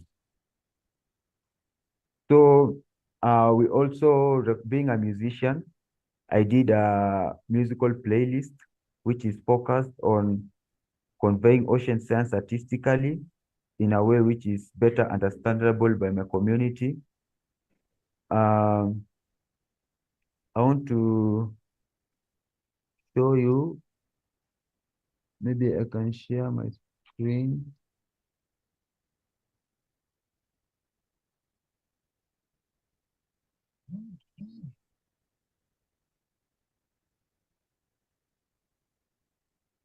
So this is the artwork. This is the artwork of the compilation. It is called Trash Talk, and it's a 5-song compilation. The first song is called Plastic Litter Pick It. The other one is called Kobekasa Lidedi, Nanyana Pollute, Habari ya Bahari, and Liwe Freshi. All this compilation we did with the main aim of just conveying ocean science in a way which the community can understand. We partnered with V.ECOP Kenya. We have partnered with Dr. Martina, Jukwa Arts, and Kemfree, and also Conservation Education Society of Kenya. They are the scientists involved in giving me this information, which I artistically conveyed in this album. So the album will be live online on 21st this month, and we'll be having an interactive listening session on 20th in Mombasa. So ECOPs in Kenya will be invited, and hopefully you'll get to learn more about the album. With your permission, I can share with you one song we did on YouTube. Maybe I can play the song. Kelvin, I'm sorry, with the interest of time, we can't have the video played, but kindly share it in the link so that we can follow it. Is that okay? That is very much The in chat order. box. You just share the link with us. Thank you. Thank you so much. So to take you quickly through our other achievements that we managed to do.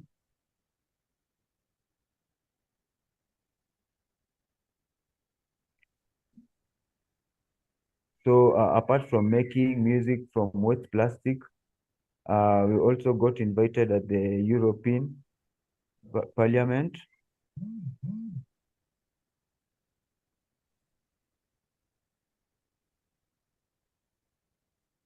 Yeah.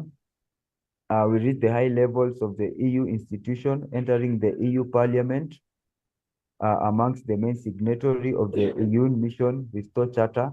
This was able to be done by Martina. We also joined the European Ocean Days 2024 in Brussels, and we managed to speak at the EMODNET conference in 2023, also in Brussels.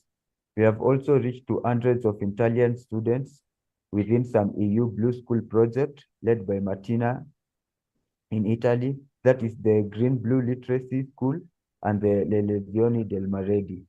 So all these things you have been learning and sharing with kids in Kenya, we have also been able to share with the kids in Italy. So in conclusion, we still have a lot of work to do in terms of ocean literacy in Kenya, and it is very hard to bring it in public schools. As we know, there's a lot of constraints with the government and stuff.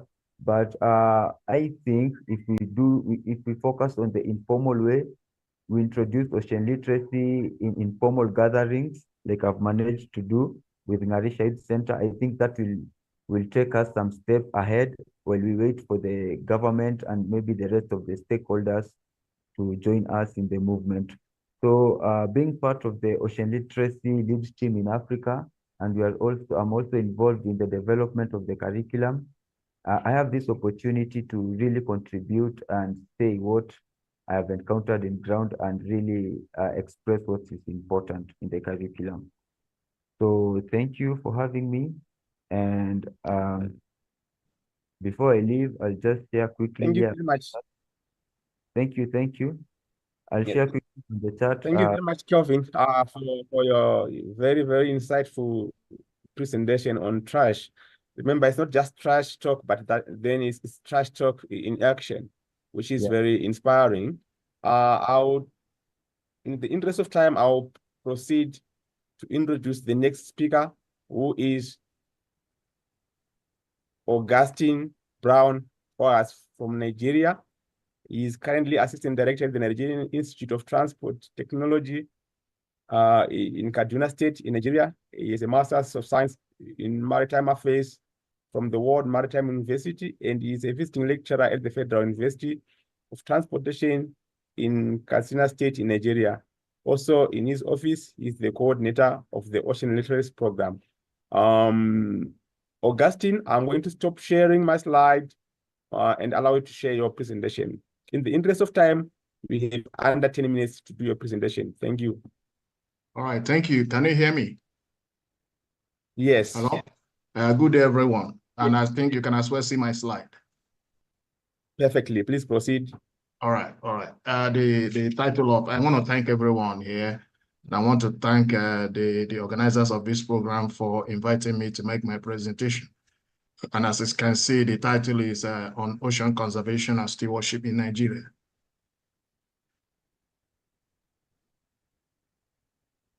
So I go straight.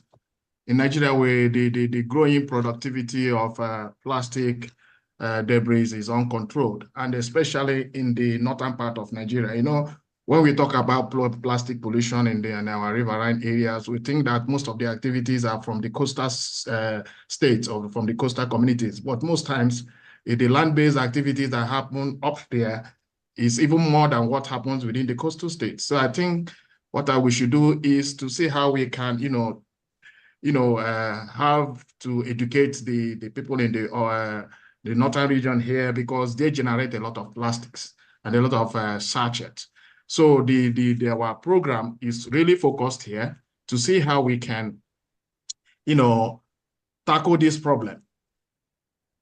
So as you can see, you see a lot of, garbages and the plastics in our waters. And this is as a result of the high volume of plastic waste that are generated here. So our efforts focuses on reducing pollution from land-based sources, and see how we can improve management systems, implementing effective mechanism, and raising awareness and impact of marine litters. Like I said, most people here they've not even seen a river, or they have not even seen the Atlantic oceans of Lagos, or talk less of River Niger. But here they are really generating a lot of waste that passes through the channels and they have a river, Kaduna here, that links Lokoja, and from there it gets to our waters down there in the south. So our ocean conservation and stewardship in Nigeria is crucial for the sustainable management of our country's marine resources and preservation of the biodiversity and for overall coastal communities. So this project is to reduce marine litters in the coastal communities of Nigeria, and it's designed to implement a sustained public awareness and outreach campaign that will introduce behavioral change attitude towards management of land-based waste that ends up in our seas around these communities as marine waste, and which has a devastating effects on our marine life and the coastal resources. So this project aims to promote environmental stewardship and good practices through widespread sensitization and education and on-the-ground action. So this campaign is carried out within the coastal communities. Several cleanup activities have been taken to restore the ocean bed and remove trashes, waste from habitats where there are injured young and juvenile fishes and birds and other aquatic life. And this is some of the projects. We've been able to go to Lokoja to, do some work there to tell the people there the effect of marine litters to our waters. So these coastal communities, and that is a major challenge, they rarely participate in cleanup activities and other projects that attempt to, curtail marine litters, addressing waste management and other problems and source. So the key to sustaining any forward progress made in marine litters management is the development and sustained public education and awareness campaigns, which aim to change the mindset and behaviors of the people. So this project is an action plan to tackle the challenge of marine litters and plastics to ensure cleaner seas, oceans for healthy living, conservation, and marine ecosystem. So these are some of the, because we went from schools to schools in this northern region here to give them ocean literacy, tell them how the activities here affects what happens there in the south, because they don't have, the waters here, but the channels here and the drainage all goes down to the river. So we believe that raising awareness about the environmental consequences of plastic is vital in fostering behavioral change among the populace. We believe in public education campaign, targeting schools, communities, businesses that can promote reasonable, responsible waste disposal practices, encourage recycling, and advocate the use of eco-friendly alternatives to plastics, engaging youth and grassroots organizations in environmental conservation initiatives, and can mobilize communities to take collective actions against plastic pollution. We're also advocating for effective legislation banning single plastic use and promoting sustainable alternatives as a crucial way of curbing plastic pollution. So plastic pollution, like I said, poses a grave threat to Nigerian marine environment, economy, and public health. However, concerted efforts at the governmental, societal, and individual level can mitigate the dangers of plastic pollution and pave the way for a cleaner and healthier ocean. So by implementing legislative measures, raising public awarenesses, investing in waste management infrastructure, fostering innovation, Nigeria can overcome the challenges posed by plastic pollution in its marine ecosystem and emerge as a beacon of environmental stewardship in the global fight against pollution. So thank you so much for listening. Thank you, Augustine, so much for your amazing work you're doing on ocean literacy.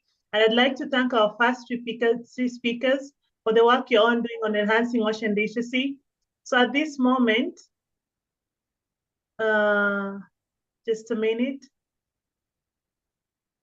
Okay, at this moment, I want you all, the presenters, to stay on. We have a couple of questions for you. So let me check if there are questions in the chat box. There are none, but we have a number of prepared questions for you. So allow me to just ask the first speaker his first question. So Ekemini, I hope you're still with us. So my question to you is, how can citizen science initiatives play a role in both ocean observation and cleanup efforts? And what are some successful examples that you know? Ekemini, over to you.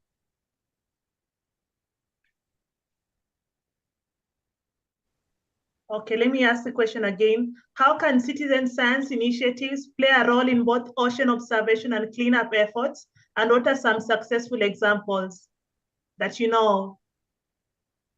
Oh, yes, citizen science has a very important role to play.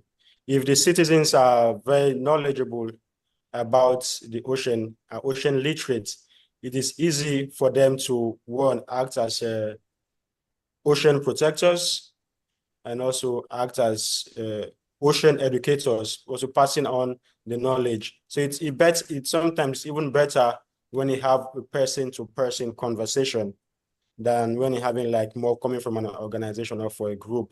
So citizen science has that kind of both informal and like interpersonal link and communication that's a more formal process lacks. So yes, citizen science is very, very important. It's part of what we're able to do that. Yes, apart from giving out these outreaches, it's also to empower them. By the time they become literate, they go on and become change agents themselves, practicing this citizen science.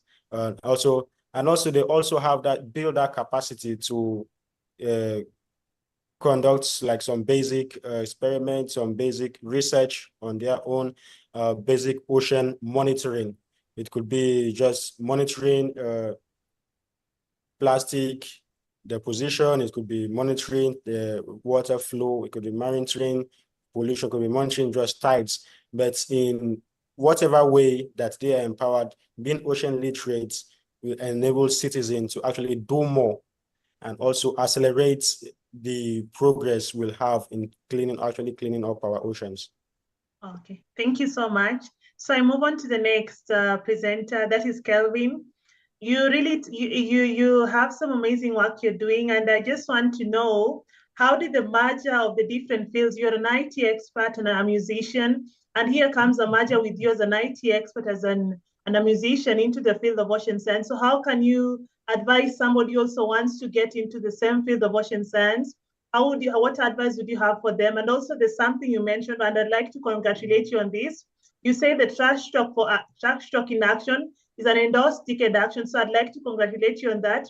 And also, would you also walk us through for just a few seconds on how you'd also encourage the ECOPs to also get their activities, their projects also to be endorsed decade programs? Thank you. So those are my two questions for you. Okay, thank you, Alela. So first of all, I think to answer your first question, I managed to balance the different fields because I did IT in school. I'm a Bachelor of Science in IT. And on the side, I'm an ocean enthusiast. I just love the ocean. I just being around the ocean, yeah. So even before starting this work, I've been doing cleanups and stuff. So I think it's all come back to really what you love doing. So initially, I was doing music on other topics, just the way you could expect used to do. You are a Kenyan, you know the type of music we make. And now, when my parents were not really comfortable hearing the content, and I was like, why can't I just merge my love for ocean with music? So instead of the lyrics I used to sing about normal things I see on TV, I say, okay, let me now make music regarding the ocean so that I can speak about something I really care about and something which is true to me. So I think it's all, everything just comes to marry each other depending on the love you have for them. Then Okay. yeah, about ECOPs, I'd like to encourage ECOPs to do partnerships because my partnership with Martina, sincerely speaking, did contribute a lot to my initiative being endorsed because we explained the transboundary effect of it. Like you're trying to bring the similarities and differences between Med Sea and Indian Ocean. And I think the Decade people like the idea. So yeah, the transboundary perspective of it and the bottom-up approach, I think is what really made my initiative to be endorsed. And of course, the art in it and all these other things you're trying to do. So let us try to be as Thank you very much, Kofi. In the interest of time, There's Abby, can one you move question to for the next speaker? Augustine, sorry. There's one question for Augustine. It Yes, please comes to, proceed. so what are the marine environmental protection laws in Nigeria? So Augustine, can you take us through just some brief laws that you're familiar with? Yeah, like I said, we have with the Ministry of Environment, and as well we have with the Nigerian Maritime Administration and Safety Agency.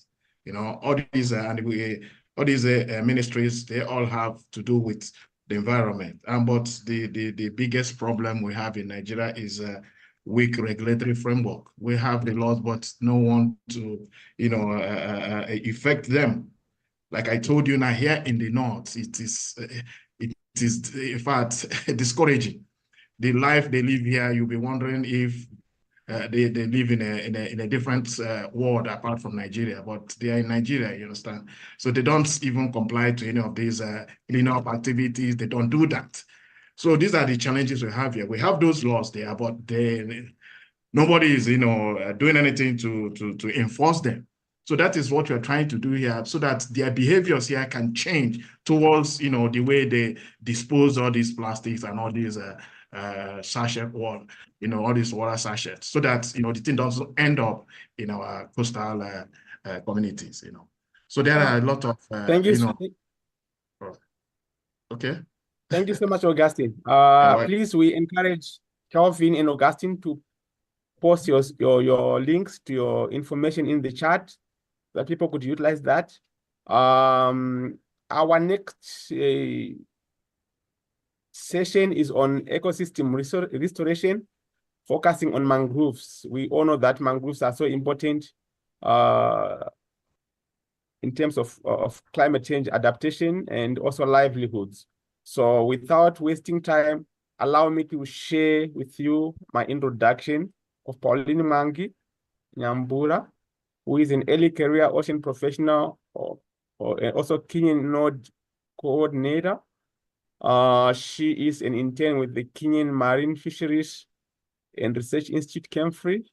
And Pauline will speak on fuel-efficient cookstoves for carbon offset. Pauline, please, it's your time to share your slides, and you have under 10 minutes to present. Thank you.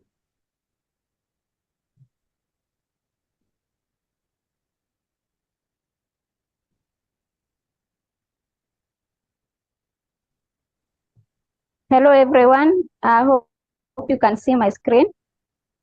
Perfectly. Please put it in presentation mode.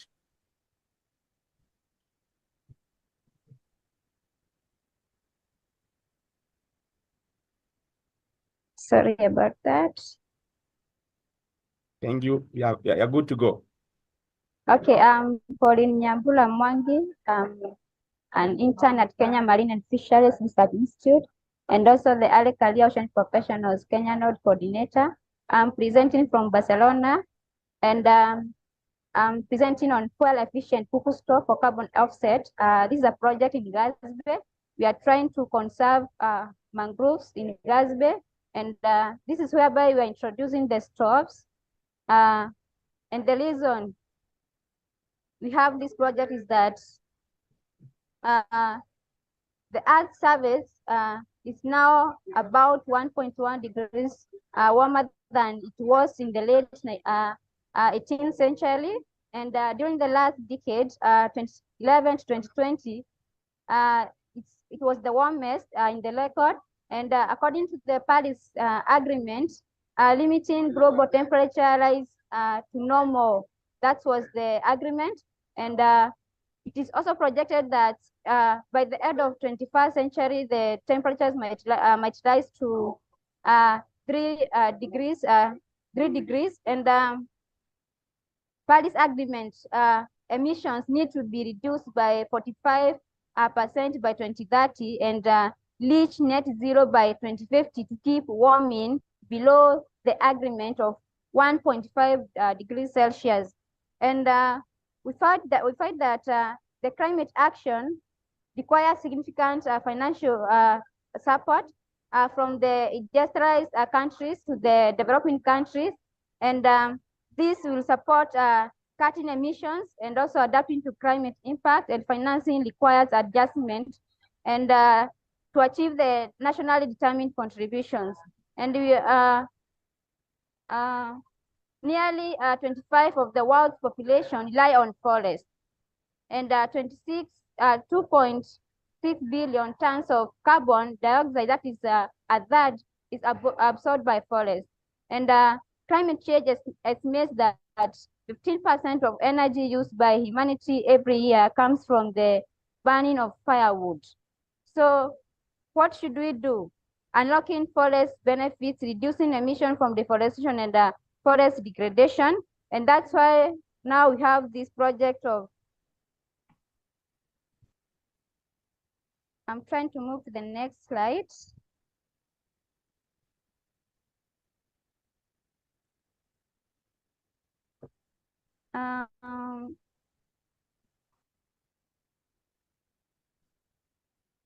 Is the slide moving on your side, please?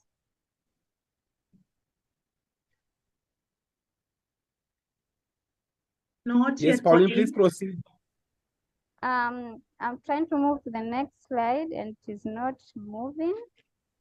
Yeah, there. And why do we have the fuel efficient cook stoves? In Kenya, we found that according to the 2019 census, 55.2% of the population rely on firewood as the main source of energy. And to conserve our forests, we are now introducing the fuel-efficient cook stoves, which uses 50% less firewood as compared to the traditional 3 stones jikos. And the other benefits of this fuel-efficient cook stove is that there is fuel saving and more comfort when cooking, and there is less burns, less eye diseases, less respiratory diseases, and a very clean cooking area. It also saves money, whereby those people who buy food, when we have these decors, they'll be able now to save some amount of money. Also, these decors have reduced smoke as compared to the traditional 3 stones decors. And also, we found that these decors, they cook very fast, and the quality of the food cooked through these stoves, it's really nice. And this project is also contributing to other SDGs, which includes the SDG 1, whereby 3.2 million, there is 3.2 premature death annually from exposure to indoor smoke pollution. And now with this energy efficient cook stoves, we are able now to reduce the number of deaths annually. And also it's contributing to climate action, that is whereby 25 of the global black carbon emissions. Now with these cook stoves, there is less emissions, and also contribute to life on land, whereby the forest has been conserved. And we found that women and children spend 1.3 hours gathering firewood. So when we have these fuel efficient cook stoves, we are able to conserve some of their time, as they require less food for their cooking activities. And this is SDG 3. And also the children will get more time to go to school, and also it is contribute to gender equality. And these projects also have other benefits to the community. I'm also having a challenge move to the other slide. Okay. Yeah, there are other benefits, which includes the climate awareness. As we are establishing these efficient cook stoves, we're also creating awareness on climate change, how to adapt, and how to use our available resources sustainably, specifically the mangroves. And we have other empowerment activities to the women and also the youth, whereby we are involving the local youths to construct the efficient the cook stoves. And we have one challenge, because this was just like a pilot study. The demand is very high along the coastline, where the people need these energy efficient cook stoves. But currently we are introducing or installing only 60 energy efficient cook stoves to 60 homes. And this is a challenge to us, because the demand is very high, but we can't be able to afford. And this project is being run by Kenya Marine and Fisheries Research Institute in collaboration with V.ECOP Pamoja, and it was funded by SOA.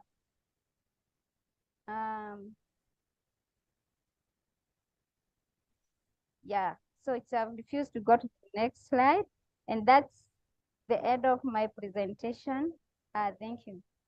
Thank you so much, Pauline. That's amazing work you're doing to conserve our mangrove ecosystem using the fuel-efficient cook stoves. Please stay on. We might have a couple of questions for you, so do not leave. Blessing, please introduce the next speaker. Thank you, Abby. Our next speaker is Mary Kisulu. She is also a research intern with the Kenyan Marine and Fisheries Research Institute, KEMFRI. Mary will speak on evaluating mangroves ecosystems and their core benefits. Mary, can you please share your screen from your end and give your talk? I don't think this is Mary. Yes. Thank you, Mary. Thank you so much. Put your presentation. Sorry, the person presenting, please let Mary present first. This is Mary, that's my name. Are you Mary? Yeah. Okay. Yeah, this is my part of macro being essential on the production of mangrove core benefits. He is part of my research under my master's program. Yeah, and I'm doing the research on Lamtana seascape in Kenya. Yeah, basically, mangroves have the various benefits that provide from nature. One of the benefits is that mangroves, for example, if you go from global upwards, mangroves cover almost 147 kilometers squared, which is almost 14% of the coastline, and this almost equals to 0.4% of the total forest cover. However, in Kenya, we have approximately 61 acres of mangroves, and these ecosystems are vital since they contribute to sequestration and bond of about 13.5 gigatons per year. Yes, they are most degraded ecosystems. As coastal ecosystems, these mangrove ecosystems sequestrate 14% of the carbon in the global oceans. When you go to my next slide now, when you talk of the mangrove core benefits, they are related to the mangrove services, whereby the various services that we get from the mangroves are the core benefits that us as humans, both social and economic, we get from the mangroves. From the slide, you can see that we have the protein services, and the protein services, you can see some guys getting some wood. You can still get fish from the mangroves. You can get other food, firewood and timber from the mangroves. Still, mangroves give us some supporting services such as ambient support, nutrient cycling, and biodiversity support. On the other side, we have the regulatory services such as carbon sequestration, which is the key to global climate mitigation. Then we have flood control and among other services. Then the other one is on cultural services, where we have the various education support. We still have the various cultural services that are supported by the mangrove services, mangrove ecosystems. Then now, yeah, the key issue now is integrating the various mangrove benefits into the policy and how the various people consider mangroves as key. Now, mangrove ecosystems they have the social, economic, and ecological importance, whereby they are key in meeting the various sustainable development goals, as well as the national endowment contributions. For instance, around approximately over 120 million people globally are supported by mangroves to obtain their daily livelihoods. And the carbon sequestration mangroves are some good carbon sequesters in that they sequestrate about 3 to 4 times higher carbon compared to their terrestrial counterparts. And the combination between the various services, from provision services, cultural services, regulation services to the other services now, contribute to the various ecosystem services that bring in the social, economic, and ecological importance to the ecosystems. Now, the other slide brings about the evaluation aspects. Globally, mangroves are estimated to be around $100,000 per acre, that is per year. This is according to the Road 2018. But in Kenya, an acre of mangrove ecosystem is estimated to be valued at approximately 9,000 acres. And these other services, for example, in Indonesia, which has approximately 20% of the global mangrove cover, contributes around $1.5 billion per year to the GDP of that country. Yet, this diagram brings the importance of how much the mangrove ecosystems are so important today to our daily livelihoods. If you see the fishery support, for example, mangroves bring about $23,613 per year, and the forest can get $30,000 per year. Under tourism and education can get about $7,000 per year. Carbon sequestration can get 967, and among other services. So every service that we get from the mangroves as a value that is attained to it. So the various services, not only carbon sequestration as a value, but all the other services that we get from mangroves have economic value. And it's by getting this value correctly that we are able to know how important are these mangroves and how we can conserve these mangroves beyond carbon sequestration, which is in every man's language. Then what are the challenges? The challenges now that we have is that we have inadequate evaluation studies, which now brings about the undervaluation of the mangrove resources of the ecosystems. And these ones, it gives birth to less incorporation of the mangroves into the green GDP. Thus, we have the poor policy management and enforcement by the countries and various governments. And this now results to enforcement of threats and therefore ecosystem degradation of mangroves in our coastal areas. And that's my final slide. My appointment to STEM-free, WINEP, and the TMC. Thank you so much for this opportunity to present today. Thank you. Welcome. Thank you so much, Mr. Kisilu, for that amazing presentation. Please stay on. We might have a couple of questions for you that might need to be answered, so please stay on. I now allow Blessing to introduce the next speaker.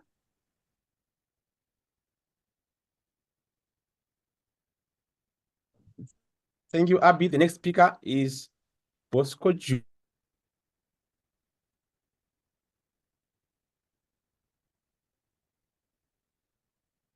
Blessing, you're muted.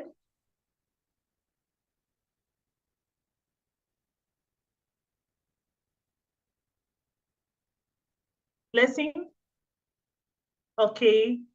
So, can you hear me? Can somebody just respond if you can hear me? I can hear you. Maybe you can hear me. Okay, let me continue. So Bosco is located in Mombasa County, Kenya. He's a conservationist and social entrepreneur. He's also the co-founder and executive director at V.ECOP Organization. Bosco will give his talk on volunteership, internship, and mentorship. That's a BIM program. So Bosco, welcome. Please share your screen with us. Thank you very much. Good afternoon. I'm happy to be here today. And as I'm trying to share my screen, I hope I'll be getting it right and very fast. I have a question to all of our audience. As we sit here right now, we're in the middle of our career journey. In terms of career development, that is where we are. So if you reflect back how you started the journey, you had your setbacks because it's always a step-by-step activity. But you have a story to say. If you are given an opportunity to talk about the journey, what will be the lessons learned? And that's a bit of what I'll be sharing or I'll be discussing. Let me just share my screen and we take it up from there. You can tell me if in case you see my screen. Yes, we can see it. Okay, thank you very much. I'm happy to be here and discuss about more of the mangrove have been mentioned, but most importantly, on we as a people and how we are working our career journey. Basically, we are in the middle of our career development in whichever level we are. Maybe you are an undergrad, you are an early career. Some of us are in a second PhD or probably just in a certain institution. It's all part of career development. But the decisions you make or you made in every step of that is what we call career management. And it's a very important service that most of our early career ocean professions need. I introduced to you V.ECOP Organization, as you have just heard. It's a conservation organization at the Kenyan coast, mostly working with local communities and the indigenous adjacent forest communities, who mostly are the custodians of the forest for generation, and see how they can be integrated with the changing dynamics through the environmental ecosystem, in this case, mangrove conservation. So as an organization, we have been working in three main pillars. Basically, conserving of marine, especially mangrove forest, working in waste management, and also working in empowering communities. In the photo that you see just before you, one has a picture of a lady holding a banner known as a doctor site. So that is an initiative that we use and we integrate technology to do restoration and monitoring of mangrove ecosystem. And also we have done 104 hectares of mangrove, which we are restoring or have been restored, but we are managing 400 hectares of Chuda Creek. For those who don't know what Chuda Creek is, it's a peri-urban mangrove forest at the Kenyan coast. And there is much of drivers of degradation that do happen. The second poster, the second lady having a yogurt forest, is a cleanup exercise that we conduct in the marine ecosystem, whereby we have been able to collect over 50 tons of plastic per year for the last 5 years. And yogurt forest is how we are integrating plastic into restoration work. I want to bring to you to volunteership and internship mentorship program. How have we been able to achieve the little that we have? It's through a moment of looking at yourself as you are starting your career journey as an early career professional. And being at that moment, you have just finished your high school or you're just making a decision on what masters to take. And you need someone to work with you and help you walk that journey. And volunteership and internship mentorship program has been able to support most of the organizations, including ours, by enhancing the young people to be problem solvers at that particular early age. It is three things. One, VIMP is a platform. So the platform is, as an organization, we have created mechanisms of young people in the learning institutions or in the communities to come and exercise the opportunities and discover what we call the job market and labor market skills. Two, it's an ecosystem. That meaning that as an organization, we have partnership with the learning institutions. We have a program with Kenyatta University and other learning institutions whereby we get interns to come into the institution. Another part is partnering with people from the industry, like you here, who are experts in the field, to interact with the young people at the platform, as mentioned. And the third is to include the community within that three ecosystems. So if we establish a young person within an ecosystem of academia, people from the industry, and the community, it is easy to discover job and labor market skills. And thirdly, it's a springboard, or we create linkages, and we have a much of the young people working in different institutions and creating change in our society. So what have we been doing and how long did we start? It is 2015 when the initiative of looking at young person, especially the youth, and the skill gap and the skill set and lack of career guidance as an important part of our institutional development. And as of now, we have over 107 individuals, mostly in the marine science, oceanography, natural resource management, and any fields to be able to learn. Two, we have what we do basically is to help them to match between the employee characteristics and employee requirement. Basically, creating a match between the job, what you have as a personal skills and what the job or the employer wants, and trying to create the linkages in between. Two, it supports our institutions, even individuals, to increase their performance threshold. Because through the professionals that we do create in our programs, they are helping other institutions to get skilled young professionals in their work, and we have seen results in those institutions. I'll mention them ahead. Again, we are increasing the capacities on technology and methods application, because we are using a lot of remote sensing and even drones to try and see that we monitor our forest, apart from other monitoring mechanisms. Basically, I will want to talk about gender in this case, because in the aspect of the VIMP program, we are very keen on the gender issues and how gender plays itself in the scope. We have 55 female who have already participated and 49 male. And one interesting thing is where these people are at the moment. As an institution, we have been able to tap talents as much as we also create skill development within those programs. But VIMP creates 6 steps in terms of supporting young person to have more awareness of what they do. Basically, in the 6th step is life purpose, a young person to discover his purpose and be able to understand the career objective that he has, to see how to write a winning CV, how to prepare for job market, among other global skills that are very important for the early career professions. Again, we also do job coaching and mentorship through the ecosystem I'd mentioned, because the student will get to interact with players in the industry who we work with in different fields. And then also we give orientation and feedback. It's very important for an early career, because apart from the technical that we have had, there are some soft skills and soft transferable skills that is important to have to make you very effective in your job market. And then training in variety of areas that I've just mentioned. We create a multi-skilled person in communication, in terms of social skills, because the most important thing is how we integrate social science and marine science. So early career professional who understands how to do with social issues becomes more effective. So in the program, some of the items we have been able to get as an outcome, our Aga Khan Foundation, we have been able to train green champions, as we call them, and outsourced to them. They wanted to get their climate change programs and they needed well-trained staff, and we helped source, train, and deliver. Again, we have been able to supply personnel to other institutions like Atlangs, which is a conservation organization here in Kenya, and of course, Aga Khan Foundation, as I just mentioned. Also, some of the participants, the alumni, have been able to start institutions, research institutions. Maybe I've heard of CIRIOPS, research organization. They are proud alumni of our organization, 2 directors, and actually initiated within our hands. So we're very happy to see that some of the researchers we have been able to make such tremendous achievement.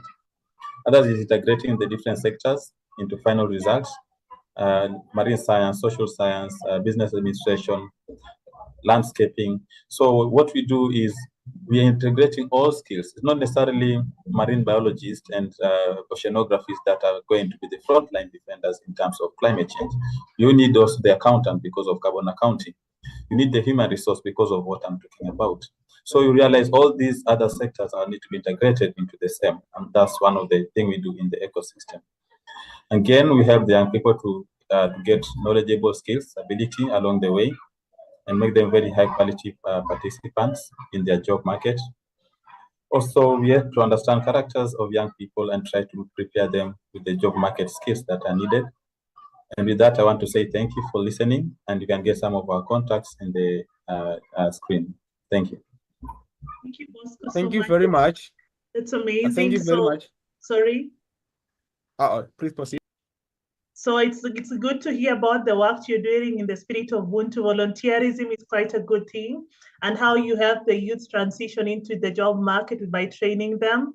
So I'd allow Blessing to introduce Chadwick Bironga, who's our next speaker, if he's with us. Thank you very much, Abby. In the interest of time, I will allow Chadwick Bironga to proceed to share his screen. I also want to inform the other 3 presenters that we are going to have a single Q&A for all the 6 speakers, so stay with us. Thank you.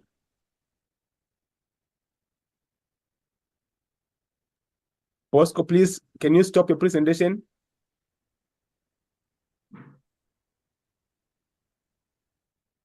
Hello? Is that Chadwick? Yes. Are you able to see my presentation? No, we can hear you, but we can now we can. Please go ahead and present. All right. Good morning, good afternoon, wherever you are. My name is Bironga Chadwick. I am a research scientist at the Kenya Marine and Fisheries Research Institute, and I'll be presenting on a project that we undertook.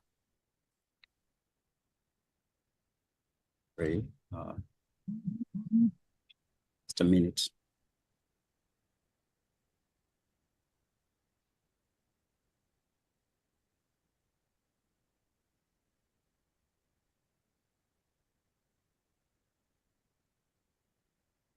Are you able to see my presentation? Yes, please proceed to do your presentation. You have under 10 minutes. All right, thank you. I'll be presenting on a project that is referred to as Project V.ECOP, in which we were doing an online platform for this Project V.ECOP. V.ECOP is a Swahili word for mangroves, and it's a restoration project that has been undergoing in Kenya for the last 10 years. The project was a collaboration between the French Agricultural Research Center for International Development, CIRAD, and the French National Research Institute for Sustainable Development, IRD.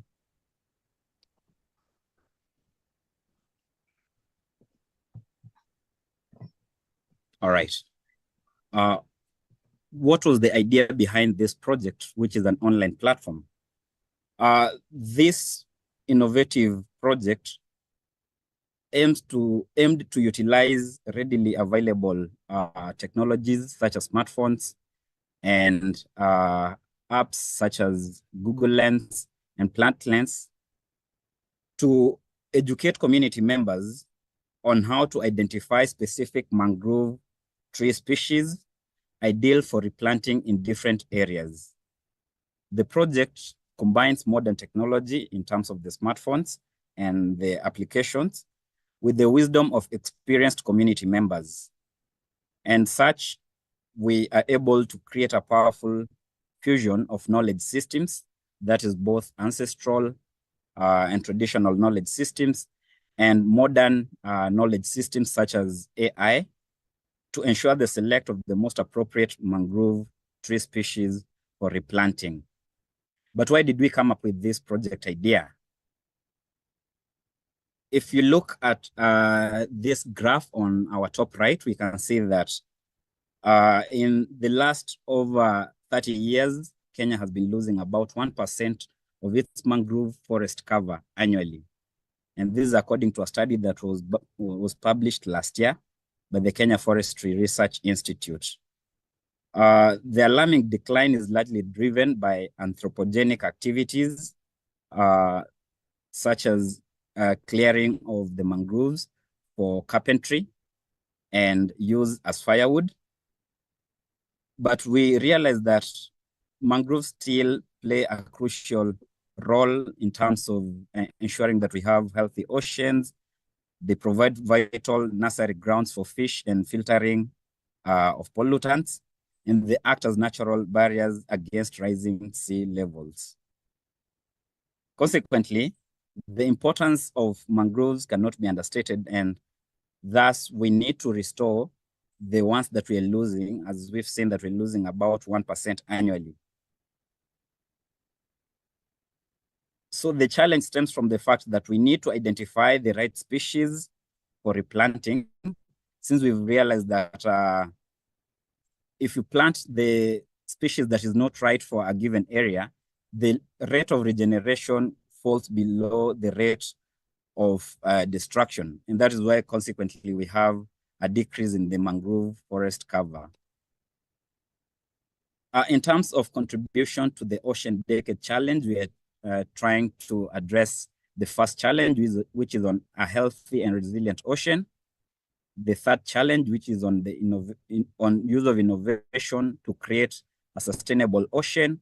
And the sixth challenge, which is on using science and knowledge to equip communities with valuable knowledge to identify and manage their local ecosystems. Kenya's mangroves for a vital, healthy ocean ecosystem Kenya's mangroves play a vital role in a healthy ocean, despite them facing an alarming decline.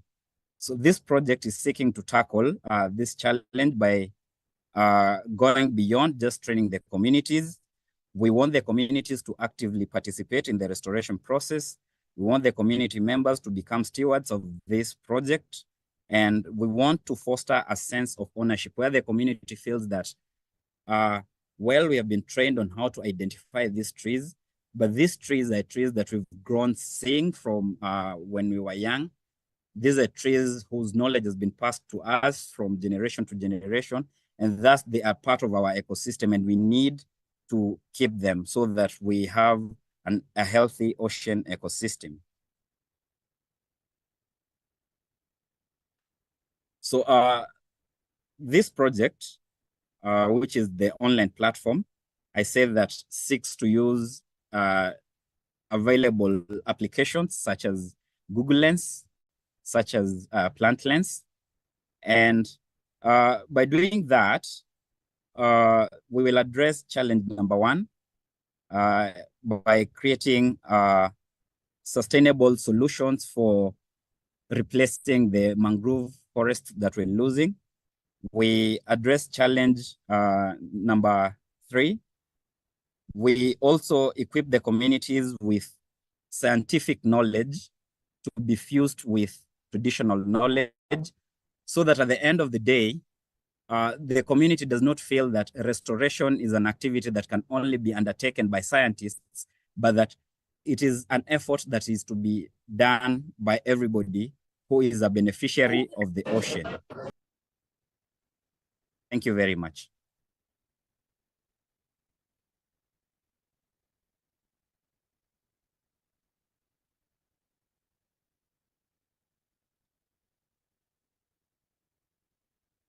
Thank you very much for your presentation. We will move ahead and have our next speaker, who is Elias David from Tanzania. Elias is going to do his presentation on generation restoration in Tanzania. Elias, if you are with us, can you please share your screen and give your presentation in under 10 minutes?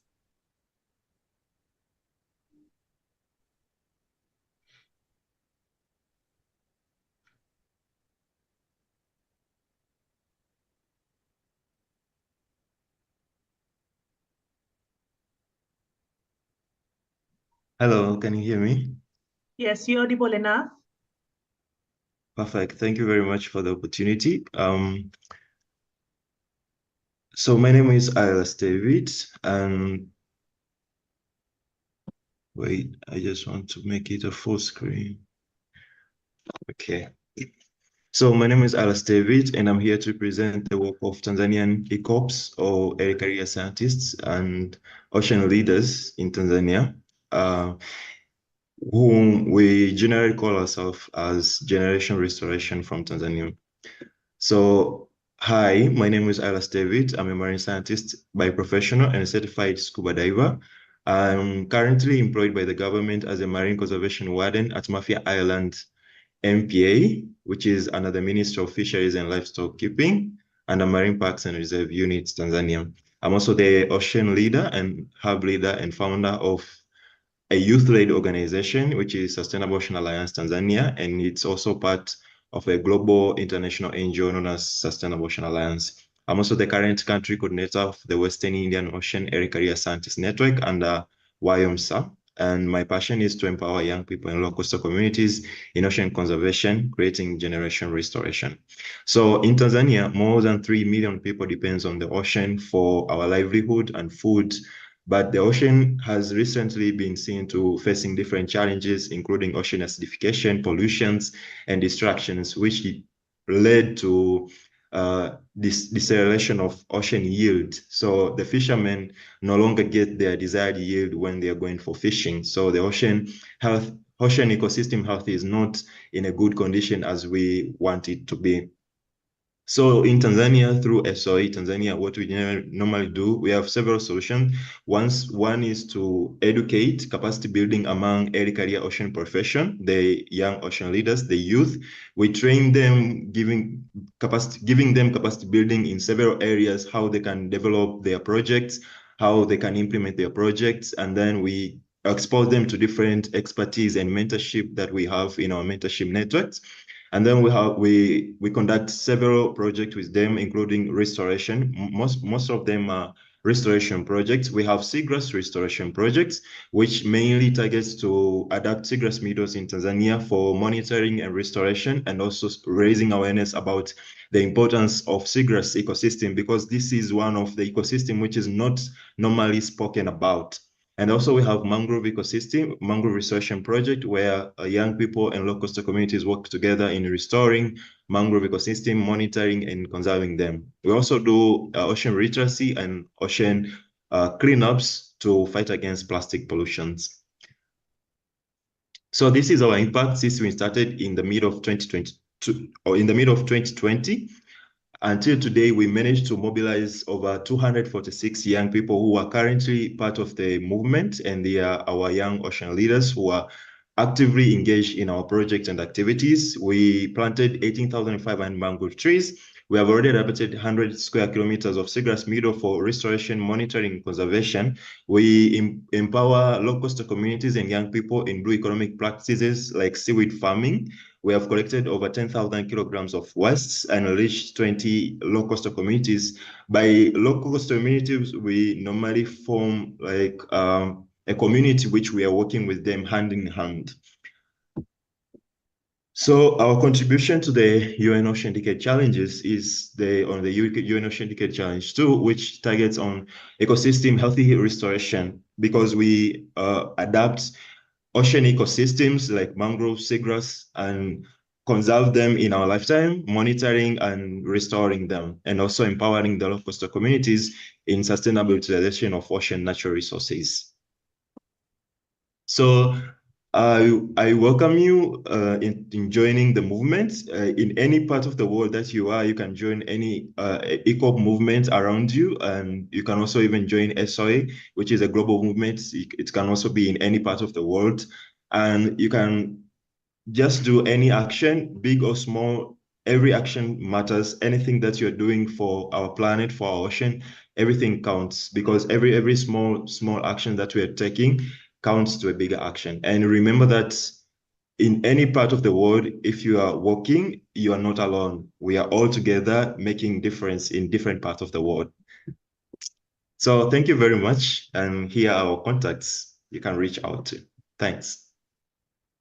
Thank you, Alias. So we're grateful for the work you're doing with the V.ECOP Tanzania now. That's amazing work.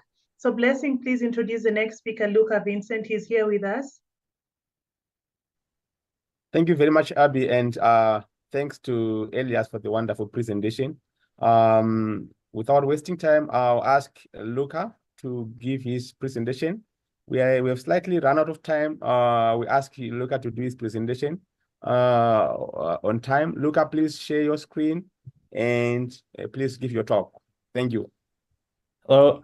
Okay, let me share my screen. I record.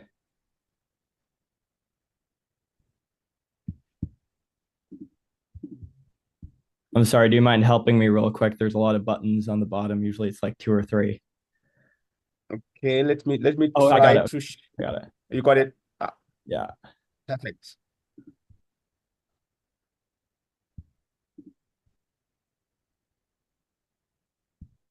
All right. Well, hello, everybody. My name is Luca. I'm from Vienna, Austria, where I got my ecology undergrad. And since then, I've been trying out different ways to expand ocean conservation, one of them being the project which I'm about to tell you about today.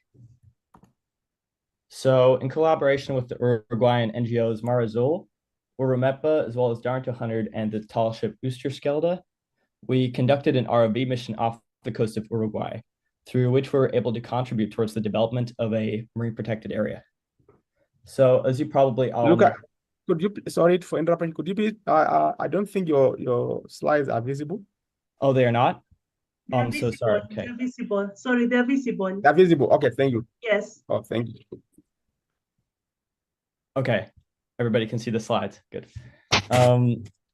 Yeah, so as you probably all know, one of the targets of the Ocean Decade is the 30 by 30 target, which is to protect 30% of the oceans by 2030. And of course, a lot of this work depends on legislations and international agreements. But then there's another aspect, which is how do we even choose which areas to protect? You know, we can't just randomly select parts of the ocean we want to protect. It's got to make sense, right?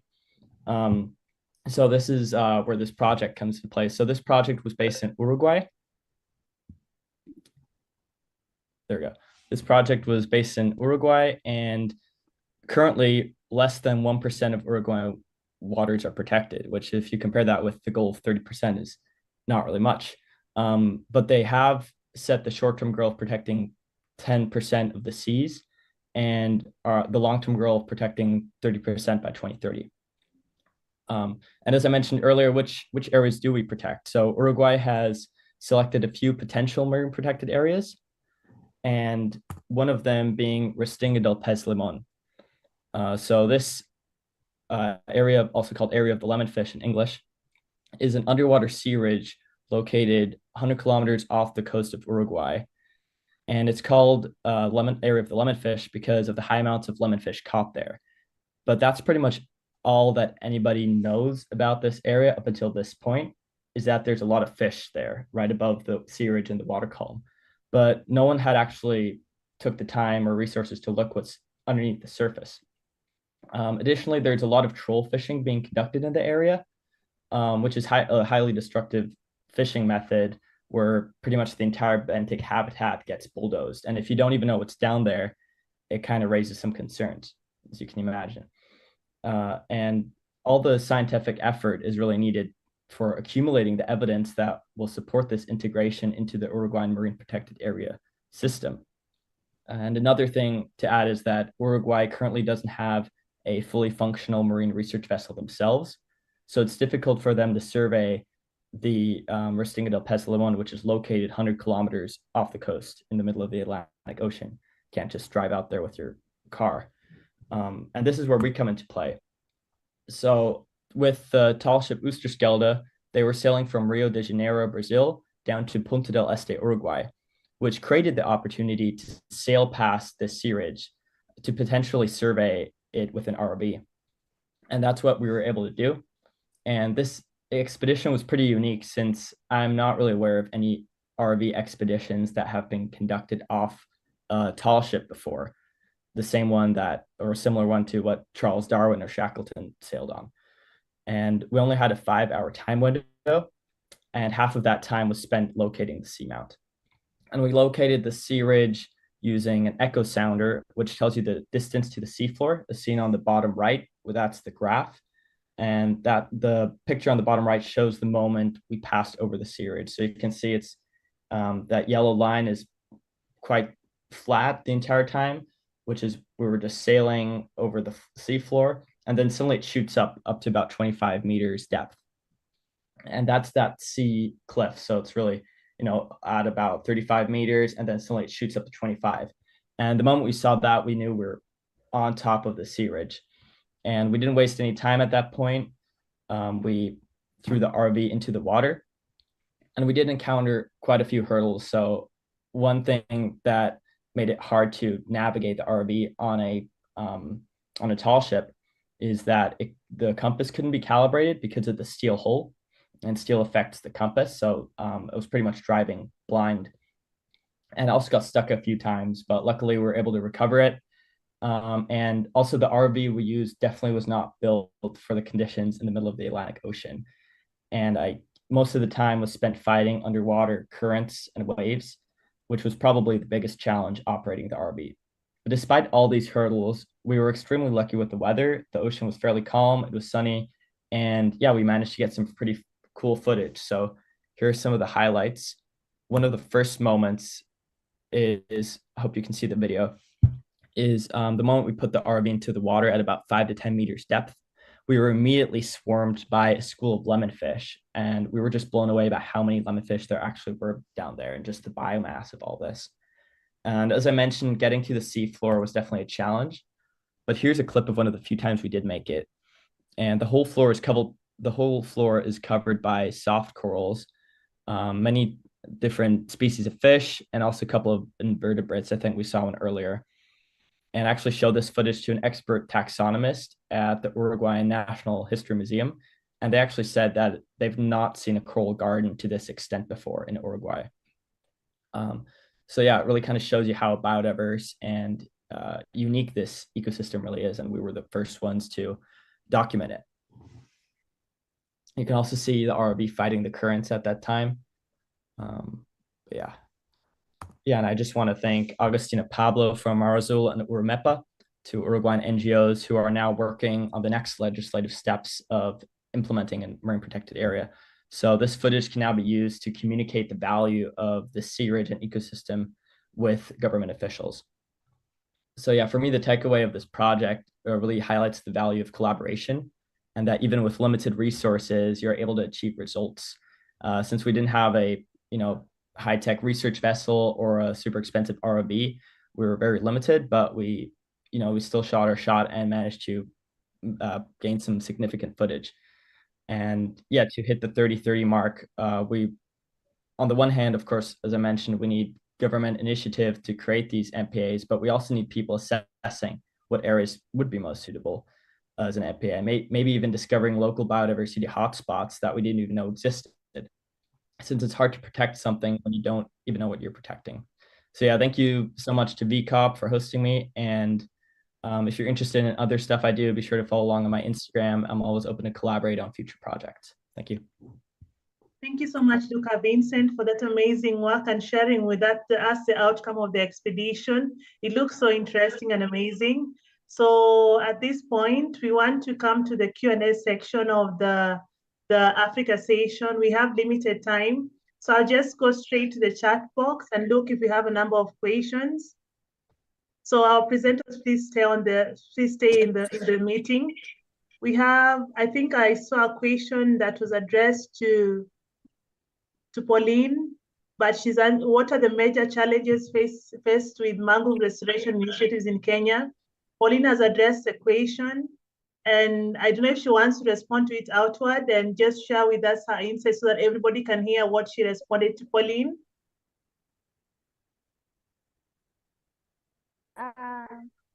So in Kemfree, we have been involved in mangrove restoration, and we have a challenge of one, inadequate padding, because it really needs a lot of capacity building, because it's not a matter of just planting mangroves, it's a matter of growing trees. So one of the challenges is finance, and we also have a challenge of the where we are restoring the mangroves. Sometimes we find like we have the land-based activities. You find like when you have fishing activities, and so it's not a matter of just planting trees. You have also to work with the community so that when you plant the mangroves, you also have to empower the fishermen, like giving them options. Like you find like there are those who use the worms. They get the worms from the mangrove zones. So when you plant mangroves there, you have to like give them options, give them the other fishing methods, equipment, so that they can be able to accommodate to a project of mangrove restoration. And also we find like we also work with the indigenous people. We have to get the indigenous history of the place where we are restoring mangroves. We have to get like the science before we restore the mangroves.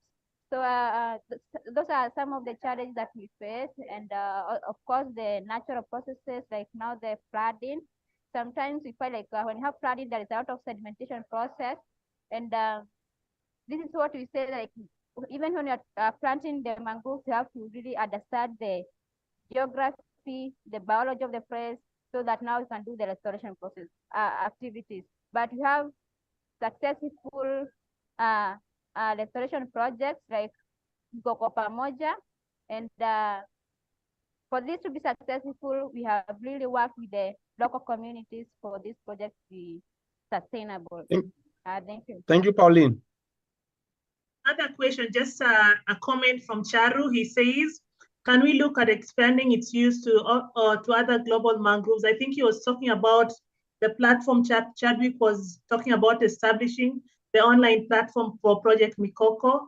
So there are no additional questions. I think the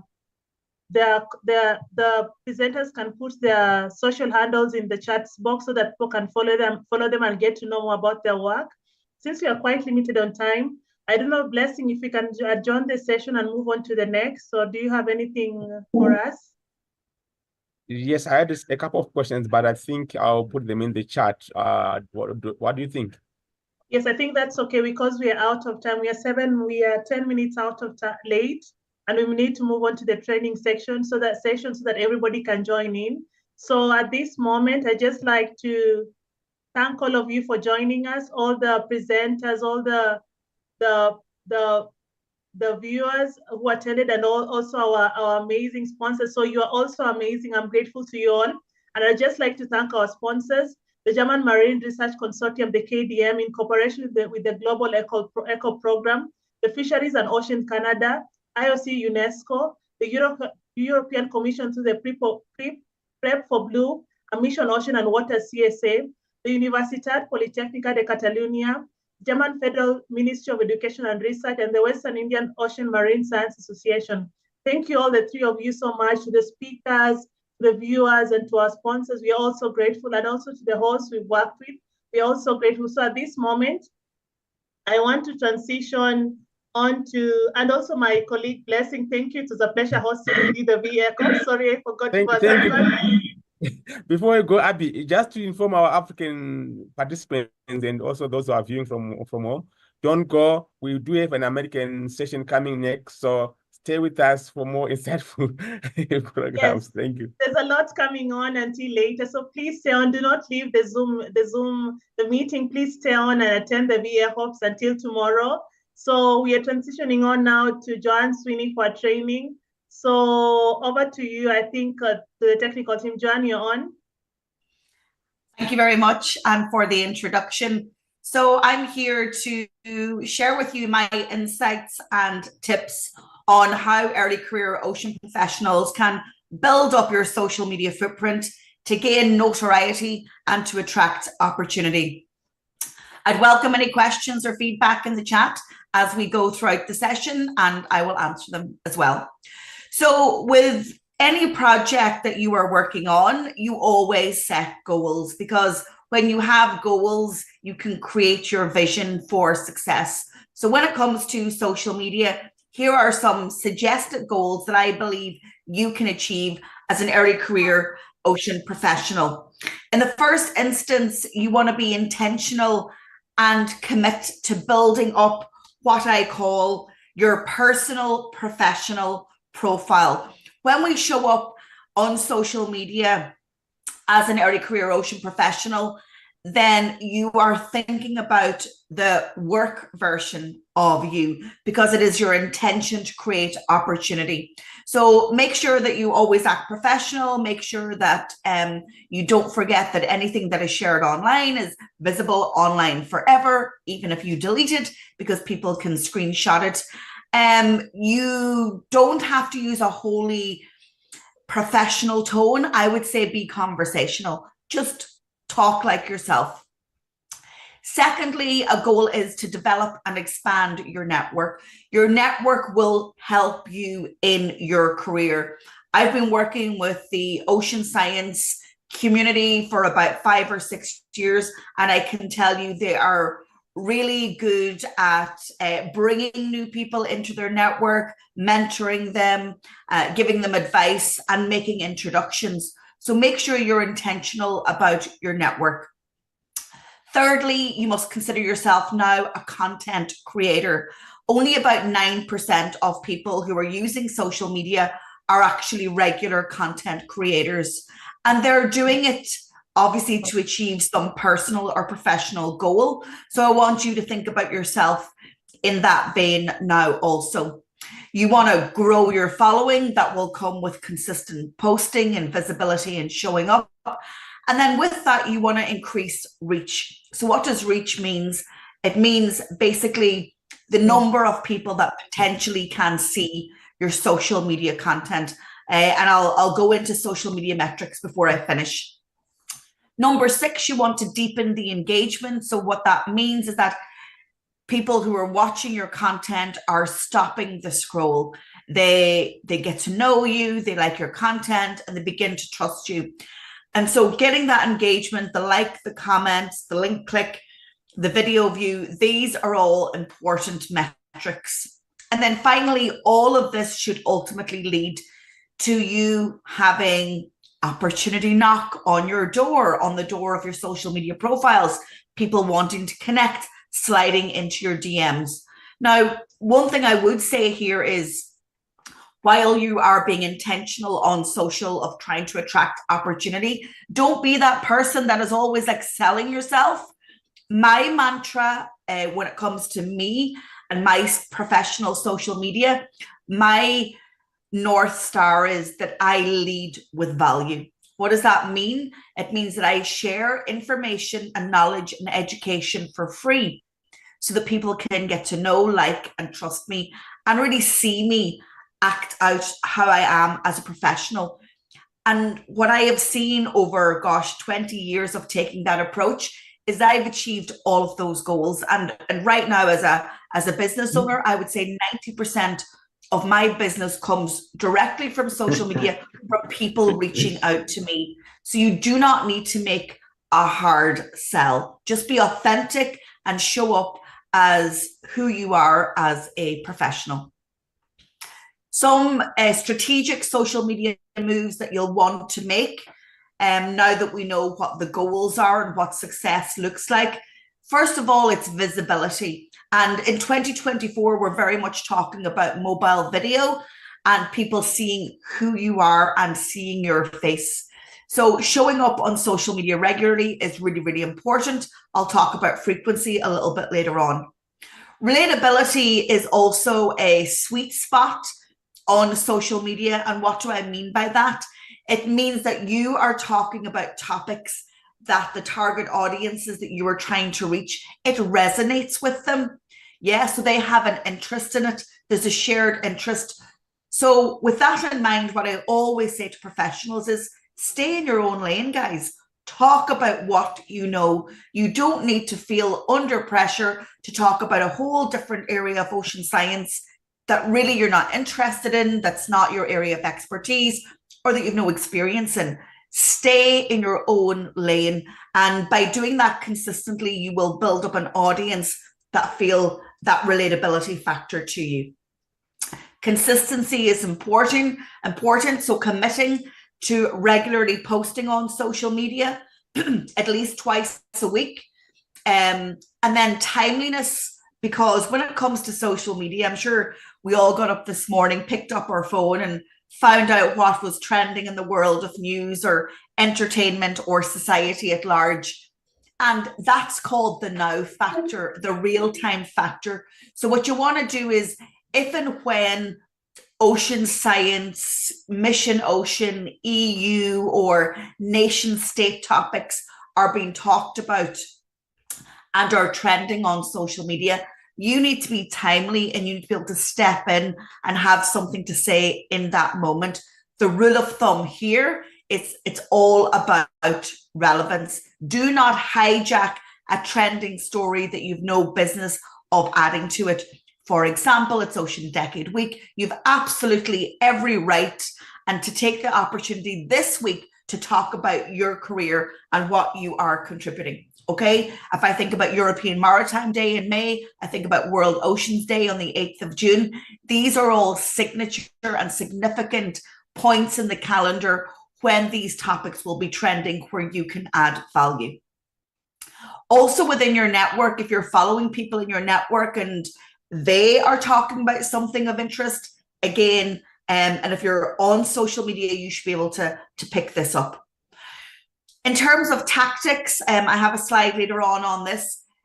You cannot do everything on social media. You cannot be on all the time, be on all social networks. So I'm going to give you a little bit of advice of where I think you should prioritize your time for best return on that time investment. And then finally, when you intuitively, do this over a period of time, 60, 90 days, you will then find out what's working for you, what's not working for you, when people respond. And that's called test and learn. And by test and learning, you're then iterating and changing your strategy as you go. When we think about social media users, they very much want to be taken on a journey, right? Because we are suffering from content overwhelm. We get on average 1,500 social media posts into our newsfeed on every individual social network on a 24-hour basis. That's a lot of content.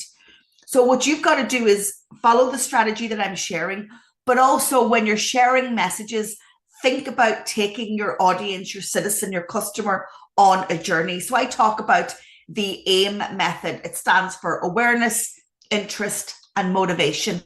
And that's really what we're trying to do at any stage on social media. Build awareness of a campaign, a topic, or build awareness of your personal brand. Get people to have an interest. I call this stopping the scroll. So if somebody stops on newsfeed on your post, that is a signal of huge interest. And they're saying to themselves, this is relevant to me. And then finally, M stands for motivation. And that's motivating somebody to take an action. So with the new information that they've gleaned from you, what action might they take? Okay, their behavior might change. They might want to join a group, or their attitudes might change. And in actual fact, that can be as powerful as behaviors, because if you think about it, the big mission ocean vision is to restore our ocean and water and rivers health by 2030. That's an ambitious target. And then for us as citizens, I'm not an ocean scientist, right? I mean, I think that's a huge task. And I wonder what can I do? Can I even make a difference? So changing that perception that I have so that I am intentional when I'm walking along my coastline. Maybe I can pick up some litter. Maybe I can better educate my children. That's where you have a really important role to play. Your knowledge, your insights, your expertise, your lived experience is all contributing to the changing behavior of individuals. So never forget about that. And if I'm thinking about all the people that are watching this live stream, cumulatively, all the content that you post, that does have an impact.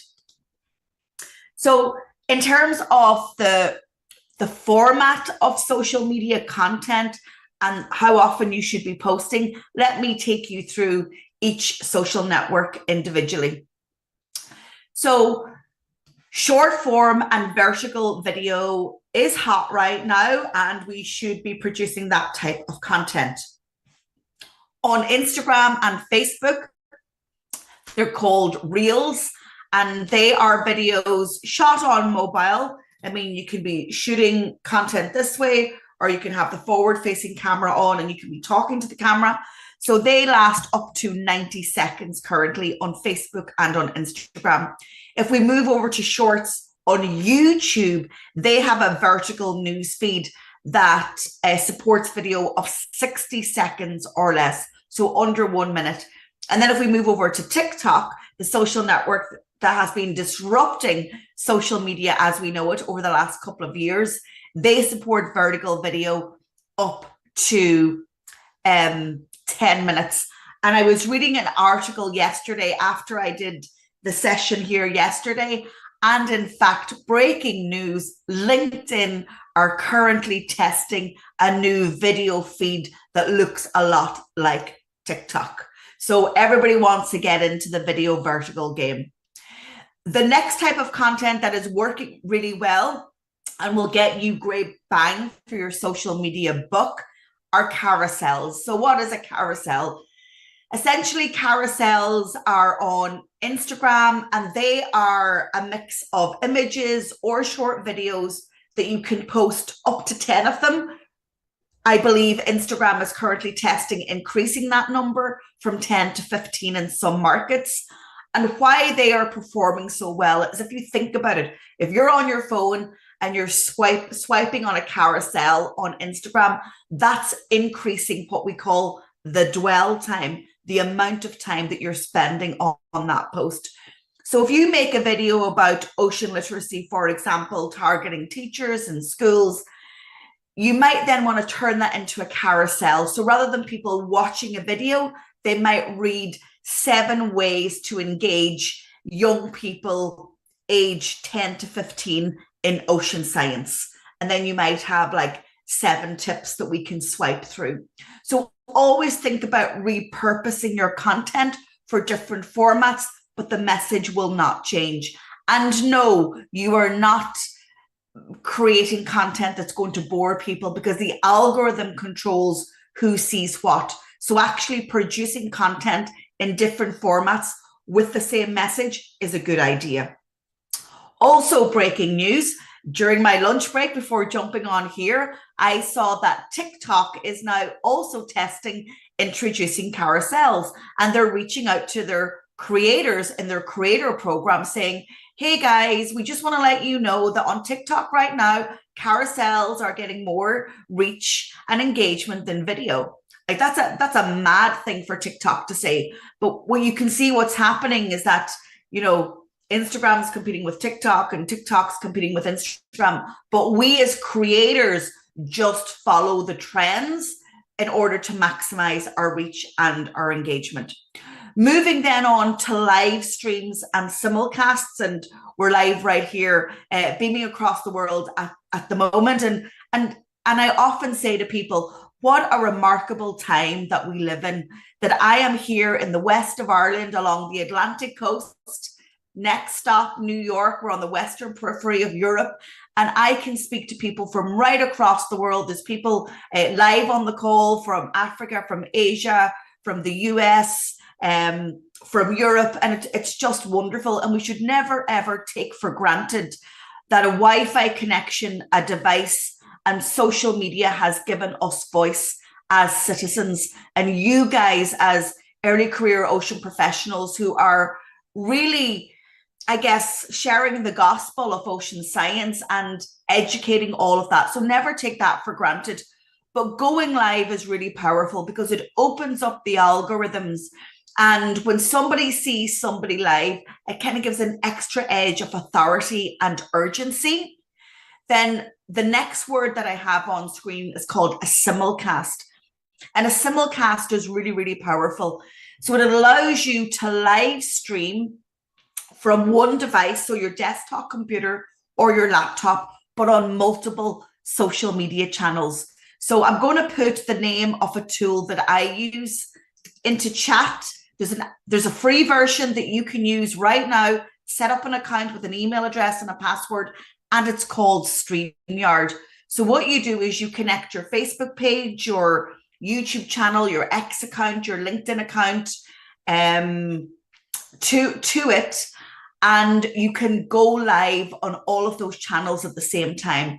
Currently, the API on Instagram doesn't allow us to go live on Instagram from a third-party tool, but I believe that it's coming. So if you have an announcement or if you want to do a webinar or a live stream, consider using StreamYard to go live on multiple channels, because remember, people have preference of where they are and you will reach different audiences. One caveat to going live, I always say, go live for a reason. You know, don't just go live with nothing to say, because that dilutes your credibility and your authority. Really think about why you want to go live. Another idea is to launch a series so that you can go live maybe on every Monday afternoon or the first Friday of the month, where you do a little bit of an education series, and that can really build up credibility. And another little insight that I want to give you is I actually use StreamYard for my podcast interviews. So I have a podcast and it's a video podcast, and I actually use StreamYard to do my interviews. So you could also use StreamYard in this way, interviewing other early career ocean professionals or other people in ocean science sector to kind of tease out ideas that you have. Next, we're moving on to text-based posts. Text is still valuable. On LinkedIn, text posts work very well. On Facebook, sometimes on Instagram with a single image and having a long text post can work well. People still like to read. Also, web link posts are still important. You can put a web link in stories on Instagram. You can put a web link on Facebook, LinkedIn, and X. And always be sure that you verify the veracity and the trustworthiness of any links that you are sharing, because we all have a responsibility to make sure that we're sharing the truth and not sharing misinformation. So you want to validate the source of that link and that content when you're sharing them. Photo posts work really well. You know, I say to people I'm working with, make sure that you're just using your phone as capturing inspirational photos on the way. Very often I'd jump into my phone and I'd say, listen, I feel inspired to post on social. Is there any photo that speaks to me? And so I'm kind of collecting content as photos as I go. And especially if you're living, you know, near a river basin, a coastline, or a lake, make sure that you're taking photos and short video clips that you can post into the future. Designing graphics also plays a good role on social as well. And two tools that I will recommend here also that you can use for free, Canva and Adobe Express. They're also adding in generative AI features into those tools. What does Gen AI mean? Gen AI means that you can actually write a prompt. So I can go into Adobe Express and I can say, please design an image of a coastline looking out onto the ocean. The sun is setting and you have a photographer standing on a cliff edge taking a photograph. By putting that text prompt in, you can now actually then receive an image right away that speaks to what you've said. That's generative AI. So we're kind of moving into amazing landscape and an amazing time again to be living where we have access to this technology. And again, a lot of the tools that I recommend do have a free version. On LinkedIn, and I'd really encourage you all to update your LinkedIn profile and have a really strong presence there. It's the biggest people database in the world. They say that we are only maybe 2 or 3 connections away from anyone that we want to meet in the world, because such is the power of LinkedIn. So make sure that your LinkedIn profile is up to date. Make sure you connect with me. I'll give you some feedback on it. And then LinkedIn offers us the opportunity to write articles. So even if you don't have a blog or a website, you can write long form text authority posts on LinkedIn, and they will be indexed in Google. And that's a really good tip for early career ocean professionals, because what you want to do is you want to build a footprint of authority content. And while social media posts fly down the news feed, something like articles will remain constant and remain easily discoverable.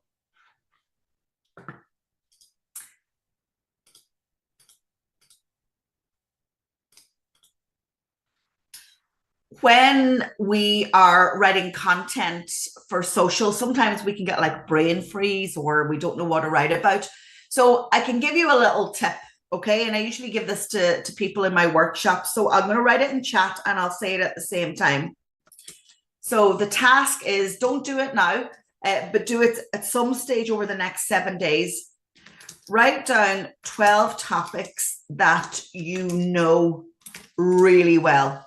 Okay, so that's part 1 of the task. Write down 12 topics that you know really well. If I was doing this task, I'd probably write Instagram, X, TikTok, Facebook, LinkedIn, social media optimization, analytics, you know, social media tools. So I can rhyme off 12 topics that I'm a subject matter expert in. Part 2 of that task is then write 3 subtopics for each pillar topic. What do I mean by that? Well, if I'm going to say that TikTok is one of my pillar topics, and then I'm going to have 3 subtopics within it, they might be 10 new TikTok trends that you need to take advantage of, new features that TikTok are testing to rival Instagram, and then number 3, how to review your data insights on TikTok. By doing that task, what I have done in literally 10 minutes is I have created 36 social media stories. So my advice to you is lean into your own zone of genius to create a social media content plan. It is so simple, but it is so effective. And I would get that on paper, and then I would start writing my ideas around my points and fleshing them out. But then we have content hooks, and content hooks are ways of presenting content to get people's attention. So, for example, you might paint a picture. So imagine a world where our ocean is completely restored to its full health. And that's a really strong intro hook. And again, people are waiting for the next part of that story. You could also have a look around the internet and see what questions people have around, I don't know, ocean literacy or plastics in the sea. And then you can start to curate and to collect those and then go on and say, hey, here's some of the most asked questions that we get around ocean literacy. I'm going to answer them in a 12-part series. And again, that could be video, that could be graphic, that could be text-based. And again, as I said previously, just mix it up. So yeah, there you go. There is the little task that I set out. And the example that I used here was citizen science, get to know your coast, why biodiversity matters, how you can get involved in your own community. So you don't need permission to write social media content. We're not waiting for somebody to say you're an expert. You have garnered enough experience, insight, and education right now to start developing content on social. And let me tell you, I work with senior leaders in the sector right across the world. And very often I see very poor and underperforming social media footprints. So to the ECOPs watching this, you have a real opportunity to shine online and to create that authority and that opportunity for you. So let me just talk about then which social networks you should focus on.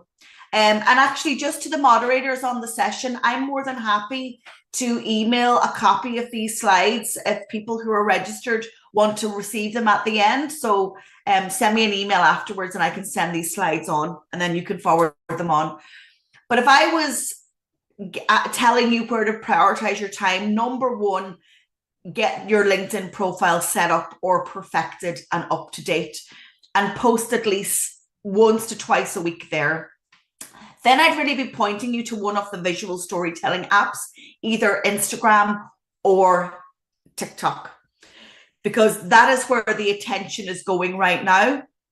And in actual fact, if you commit to creating vertical video, there's no reason why you can't have an Instagram and a TikTok account, because those videos can go on both. And X is still really important for the marine science industry. They are there, engagement rates are good. But again, it can be quite negative at the moment. But if you're already there, you know, you can just hang around there. But certainly LinkedIn, one of the visual storytelling apps, is where I'd like to see you. Obviously, we have YouTube for longer form video. You can host it there. I mentioned shorts are there.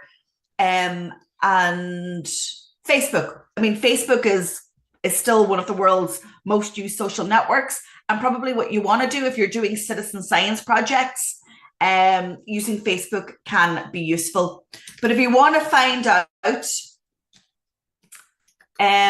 how many people are using each of these social networks in your country, you can go to the website datareportal.com. They've just released the global stats, I believe for every country in the world, just about 6 or 7 weeks ago. So that's worth checking out. Then when it comes to individual tactics on the social network, sorry, I've got a really sensitive mouse. That's why it keeps jumping. When we're looking at the individual features on each of the social networks, you know, reels are working really well. Stories work really well on Instagram and on Facebook. On LinkedIn, we've got native articles. You can turn your article into a newsletter. And then when it comes to TikTok, we're really focusing on video. More than ever, we need to show up as our authentic self, but you don't always have to be the face and the voice on screen. There are other opportunities too. Why not interview other people in your ECOP ecosystem? Using StreamYard, you could have conversations there. Maybe you want to do an Instagram live where you come on together, or a TikTok live. Interview other experts in your sector. And this is a great way to expand your network. And it's a strategy that I use when I'm producing my podcast, The Public Sector Marketing Show. By interviewing people across the world, they then become into my network. Speak to citizens, use your mobile phone and ask citizens what they think about. These can be really short clips. Make sure you buy yourself a smartphone microphone. I'm going to type that into chat. You can get them on any of the online websites. And then ask industry what's happening and where they see trends going. Ready to wrap up now, but on social media, we're taking people on a journey, but we should always give them a call to action. People want to know what they can do next. So some examples of calls to action are, you know, follow me for more insights on ocean literacy for schools. I'd like your opinion on plastics in the ocean. What do you think we should be doing as a society? Why not subscribe to my LinkedIn newsletter, register for my upcoming webinar, or join our Facebook group? So again, you want to move people to take an action. Finally, then we're talking about if we're successful on social. And to answer that question, we've got to look at our insights and our metrics. So some of the metrics you want to measure are impressions, which calculate how many people have potentially seen your content. Engagements relate to likes, comments, shares, web link clicks, video views. You want to look and see which platform is having the most impact. You want to look at the total number of posts that you've sent in a 30-day period. And then you want to look at video views and the top performing content. So I would at least once a month after a 30-day period actually look at your social metrics. If you're not already following Mission Ocean EU across every social network, make sure that you do. These are great accounts to inspire you of some of the content that you could be producing. But yeah, please have a look at those accounts and give them a follow. I think I've reached my time slot, but I just wanted to know if anyone had any questions and to plug my podcast, The Public Sector Marketing Show, on YouTube or any podcast platform.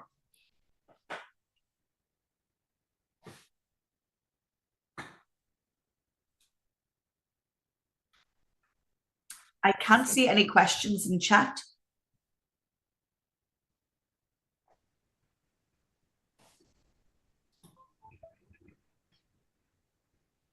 Anyone got any final questions or comments? No? Okay.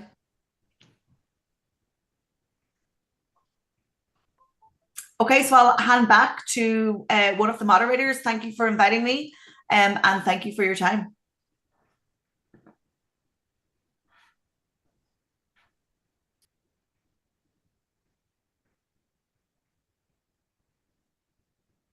Thank you so much, Joanne, for your presentation.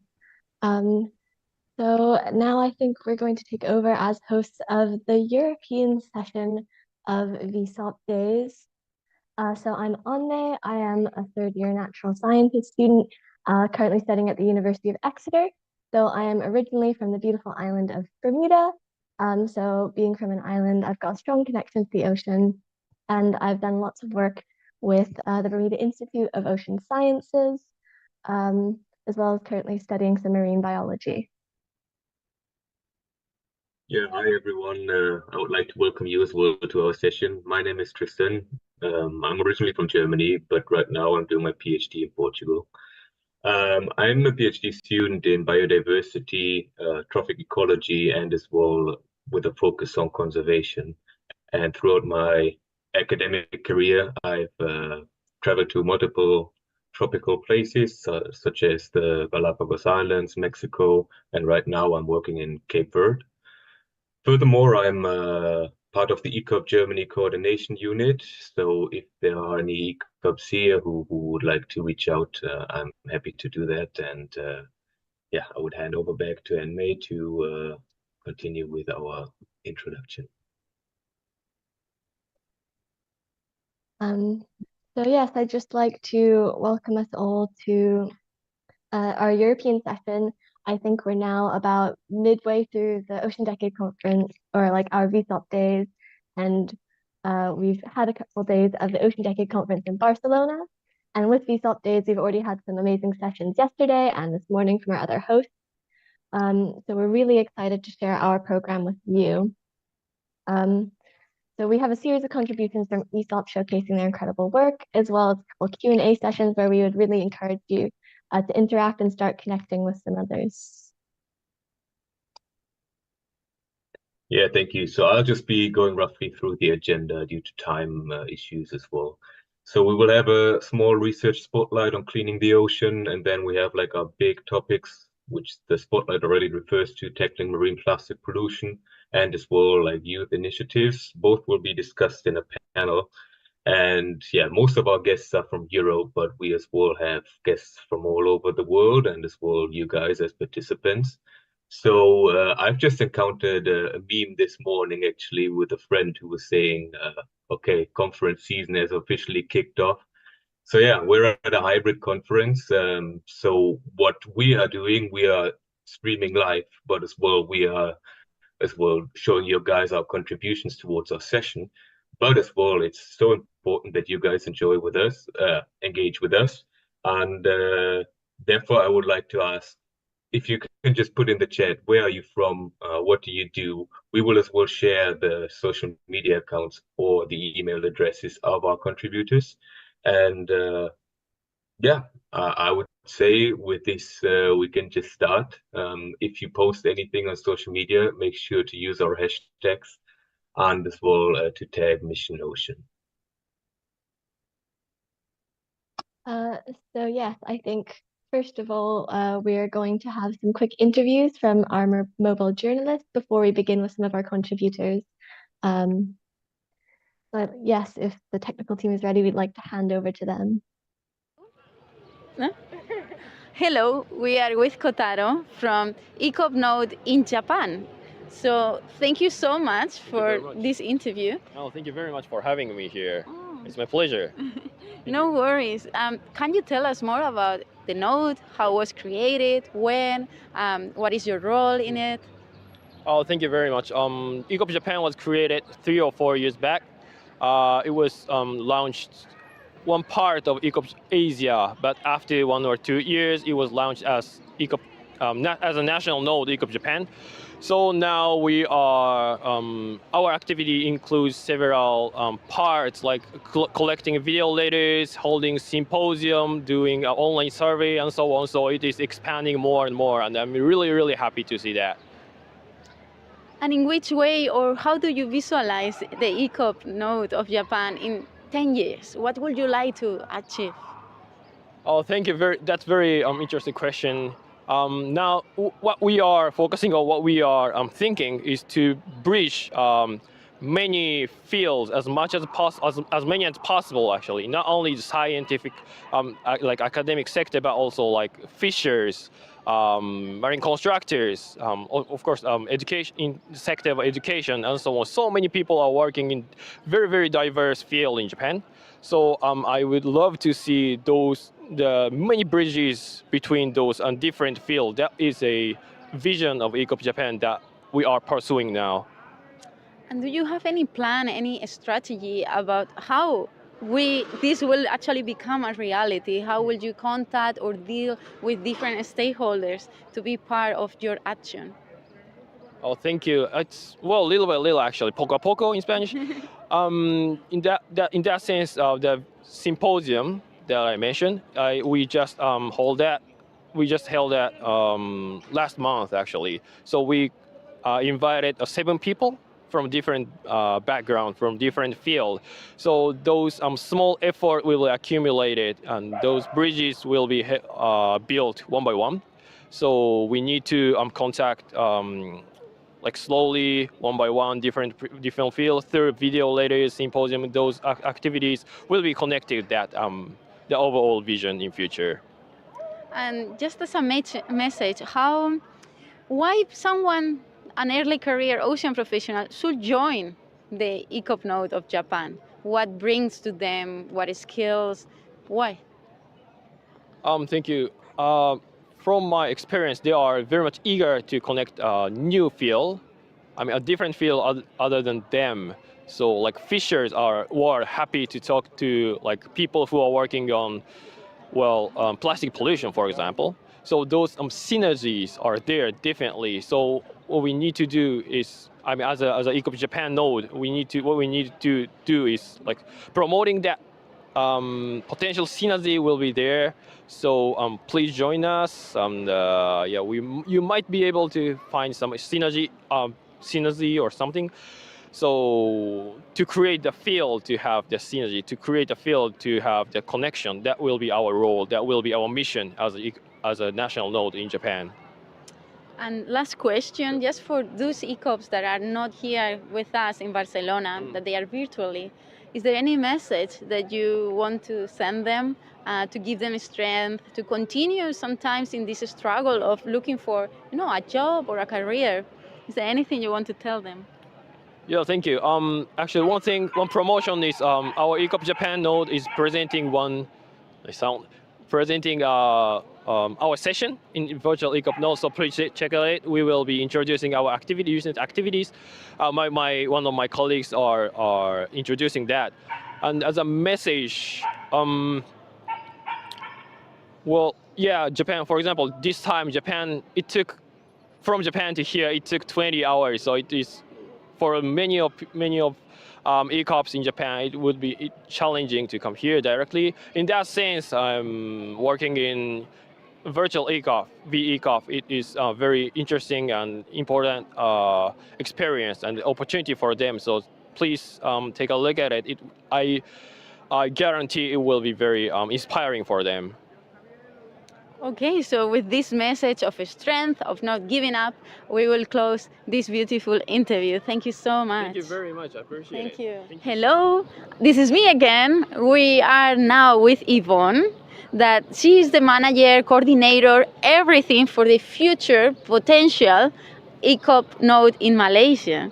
So tell us about it, at what status you are in creating this ECOP node, and maybe someone else wants to create another node. So let us know what is going on. Thank you so much for having me in this for this interview. So I'm from Malaysia. My name is Yvonne, and I'm currently co-leading the Malaysian ECOP node. And we are at the status currently of looking potential core advisors and also students, representatives who are willingly to help us and actually connect to people. So one of the things, as now I've already found a couple of core coordinators, we actually realized in Malaysia, we want to make it in the Malaysian style. We want to deviate it from the traditional dominance of academicians currently other chapters have. So we are looking forward to actually go towards more the stakeholders. We are looking towards diving masters. We are looking towards lab technicians. We are looking towards people who are working with the ocean, especially fishermen, which they are heavily dependent on the ocean, but they are such a huge part of the ocean, but they are just tend to be very neglected. They get neglected, and that's what we are trying to connect them. And for the core, for example, right now in Malaysia, what I'm trying to do is to actually have a combination of academicians and also non-academicians people. They can be from the engineering side as well, the policymakers who can actually advise the coordinators and the upcoming coordinators who are also working in different fields of the marine and the marine sector. And right now I'm exceptionally excited for the collaboration between non-academicians, because in Malaysia, academicians has always been the priority, the first line who actually people approach, like, let's have a collaboration and stuff. But what I'm trying to do, for example, maybe having underwater photography competitions, we would encourage divers to actually do that, because they always do that when they go for casual divings or they teach classes underwater. So I think that's going to be a fantastic future for Malaysian node. Yeah, I'm sure it's going to be fantastic. And maybe you can share some hints about how do you actually reach or connect to also these stakeholders that are non-academic. Some people are a bit scared of doing that. So maybe you can tell us. So in Malaysia, usually when as academicians, when we go out for field trip sampling, we actually rely a lot on those boatmen to actually bring us out to sea. We don't, research professionals, it's not common to actually carry boat driving license. We don't have them, so usually we rely on them. And one thing is, through a field trip that I went last year with a couple of researchers as well, we actually realized that these boatmen are actually the ones who are authentically very knowledgeable in terms of the ocean. When you talk about how's the sea condition today, what's the weather, and very simple things like, is the enforcement people going to come and just catch us because of what? Is the paperwork going to be okay? So these are the people who actually helped us, and they are very, very confident in their own, because they have their own usual route for samplings and trips. So they are the ones who actually know better, way better than us. Like for us scientists, we are just more on the papers. Theoretically, we learn satellite data, we extract, but they are the people who know the real life thing. So from them, we actually learn more than being in labs, going to conference. If we actually sit down and spend time with them, I think that would be a life-changing thing for every academicians throughout the world. So they are the people who actually is going to contribute, and that's how we reach out to them. So for example, divers, when we actually communicate with them, they know so much. So I think it's more of us from the academician side to learn from them rather than they coming to us. So I think it's more of us to be humble, approach them. They are more than happy to help. They are very friendly people. Yeah. And what will be the skills for an early career ocean professional to start working on the field, or, you know, thinking about, yeah, I'm going to create a node or I'm going to create an NGO? What do you think are the skills for us to have, the ideal ones? Wow, this is such a tough question. But I think if you're really passionate about the ocean, you will see that this ECOP program, it's an opportunity to really get down, be vulnerable, go down to the society, go down to that level and approach them. Because it's not that they don't want to help us, it's more of just us thinking sometimes highly of ourselves that, hey, we are academicians, we do in the lab, we sit in the lab, we don't go out, people come to us. But it's actually it's more of the other way around. We are actually supposed to go out to the field and learn from them. And I think being humble is very important. Being humble, and when you actually sit down and get to know them, be very open-minded. They are not there to criticize you, they are there to actually help you. So I think be humble, be passionate, and I think everything is going to be well. So with these beautiful words, we are gonna close this interview, and I wish you the best for this new ECOP node. And thank you so much, Thank you Yvonne. so much. Thank you. Have a nice day. Okay, thank you very much for those interviews from our live mobile journalists in the field. So without further ado, we would now like to start to switch to our first contributor, Alexander Bursander, who's talking about a 5-minute research spotlight on cleaning the ocean for his contribution Natural Seabed. Born in 1986 on a windswept island on Ivory, Norway, Alexander is an educated captain and has sailed as a ship officer on fisheries, merchant trade, and offshore fleet. In 2017, he started up with his own company with colleague Magnus Stranden and started the development of the harbor cleaning system, today known as Natural Seabed. The system is a safer, more efficient, and environmentally friendly method for cleaning up the seabed, and to date, they have collected more than 150 tons of various marine debris. So without further ado, I'd like to hand over to him. I'm not sure if you can hear me. Yes, we can hear you. Yeah, shall I try then to share my screen? Yes. Do you see it now? We can see it, and hopefully the technical team will cast it over to our YouTube stream as well. Yeah. Yes, it's cast. Thank you so much. Okay, first of all, thank you so much for letting me say some words, and thank you for giving us the opportunity to speak on the virtual early career ocean professional. Since we only have 5 minutes, I will try to be quickly. We just jump to the second slide. Oceanfront is a company based in Norway, the Middle Coast. We are a dedicated and passionate team. You can see a picture of us on the left side here with our working rig. Maybe that doesn't look so impressive, but it's quite much fancy technology on board there. I will get back to that later on. We are now approximately 12 employees with a turnover of 20 million NOK. Maybe so not so important or interesting, but we will jump right into the thing we are doing. You can see some pictures here.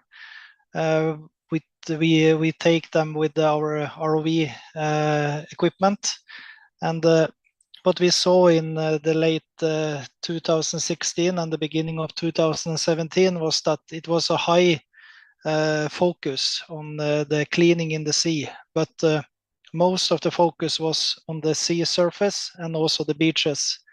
And then we started to think, what about the seabed? And we saw quite quickly that there were not many initiatives for that type of solutions. And then we started thinking of, okay, how can we develop a system making this seabed clean again? that brought us to our solution. We call it the solution, but of course that's our solution. Here you can see us working the last year in 2023 in the second largest town in Norway. What you can see there on the key side is some of the objects, debris we have cleaned up, and we cleaned up about 80 tons, 80,000 kilos of marine waste only in that lake you can see in the background. So it's quite many tons of debris laying around the world, sadly. We just also took a picture here showing our technology a little bit closer up.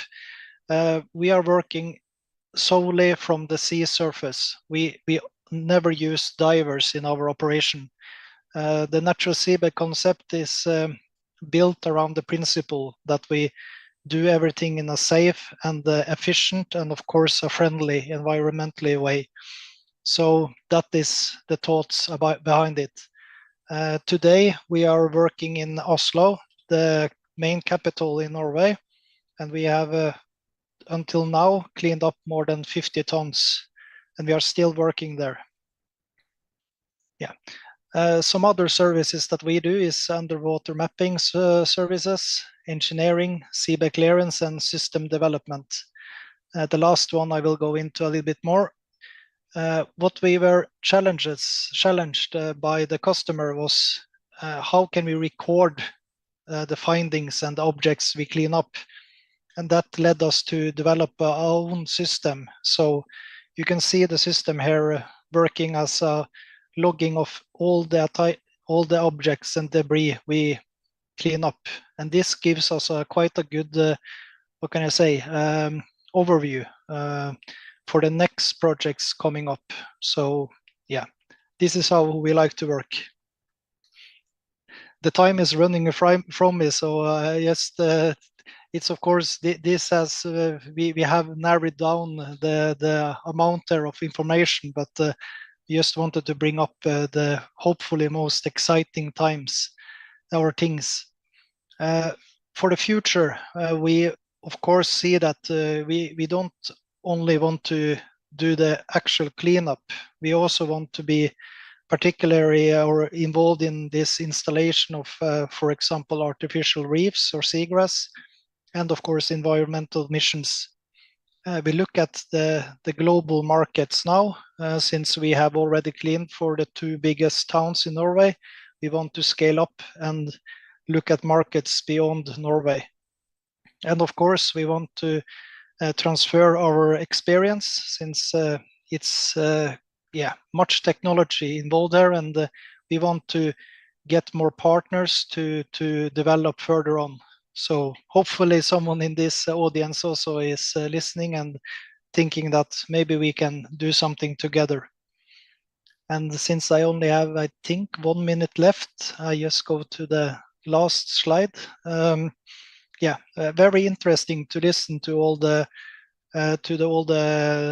contributors here in this meeting. I hope that we together with you can make the sea beautiful and take back the wildlife in it. And of course, thank you for listening to me.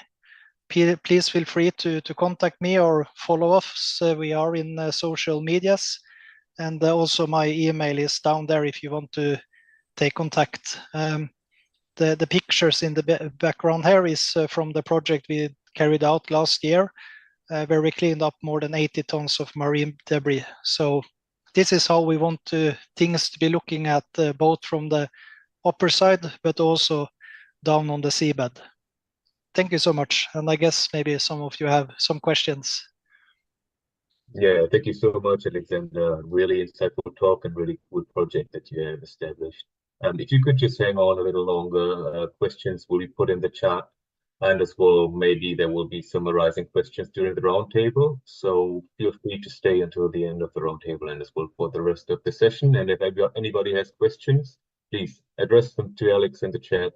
And now next up is Matthias Sandra, who is an ecologist from the University of Leuven, but now he's working at Flanders Marine Institute as a senior officer, and Yeah, he is working on a national and European research base, and his topic is the in situ monitoring of marine plastic pollution.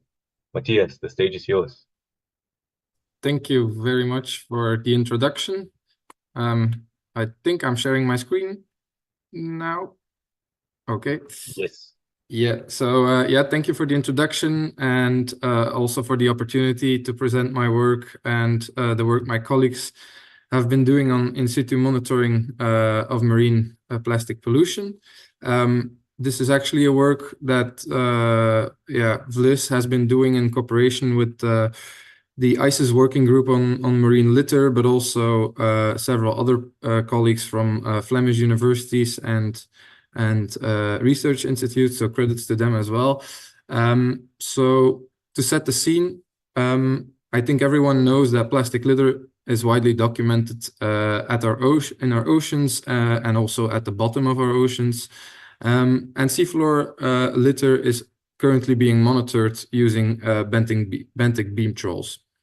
However, this monitoring is actually part of the fish stock assessments that are currently taking place. But with the upcoming EU restrictions in line with the biodiversity strategy of 2030, yeah, this fishing technique will be phased out eventually. So we are looking into new innovative ways to monitor plastic litter. Besides that, there are also drawbacks on when using catch-based assessments that, yeah, given that it's fish stock assessments, you can only yeah, use the technique in shallow waters and soft bottoms. You don't have precise information on the location that the litter was collected. It's very hard to compare also different regions because there is different catchabilities when using different nets, etc., etc. So a lot of uncertainties. So there is a search now for new innovative ways to document plastic litter, but also address, of course. Sorry for people joining the meeting now. Please make sure to mute yourself. Thank you. Thank you. So yeah, there's a search for new innovative ways to detect litter now. It's also requested by the UN SDG 14, for example, but also by OSPAR and ICES. But as I said, currently there is no off-the-shelf detection technique that can be used to systematically detect or monitor seafloor litter. So what have we been doing with the working group on marine litter from ICES as well is an evaluation of the existing technologies that are currently might have potential to be used in situ to detect plastic litter. So we focused on 14 technologies, which can actually be divided into two main groups, so acoustic systems and electromagnetic systems, like, for example, hyperspectral imaging. And we evaluated them on 4 objectives that we defined that we think are needed for future for this future monitoring technique to be successful, at least.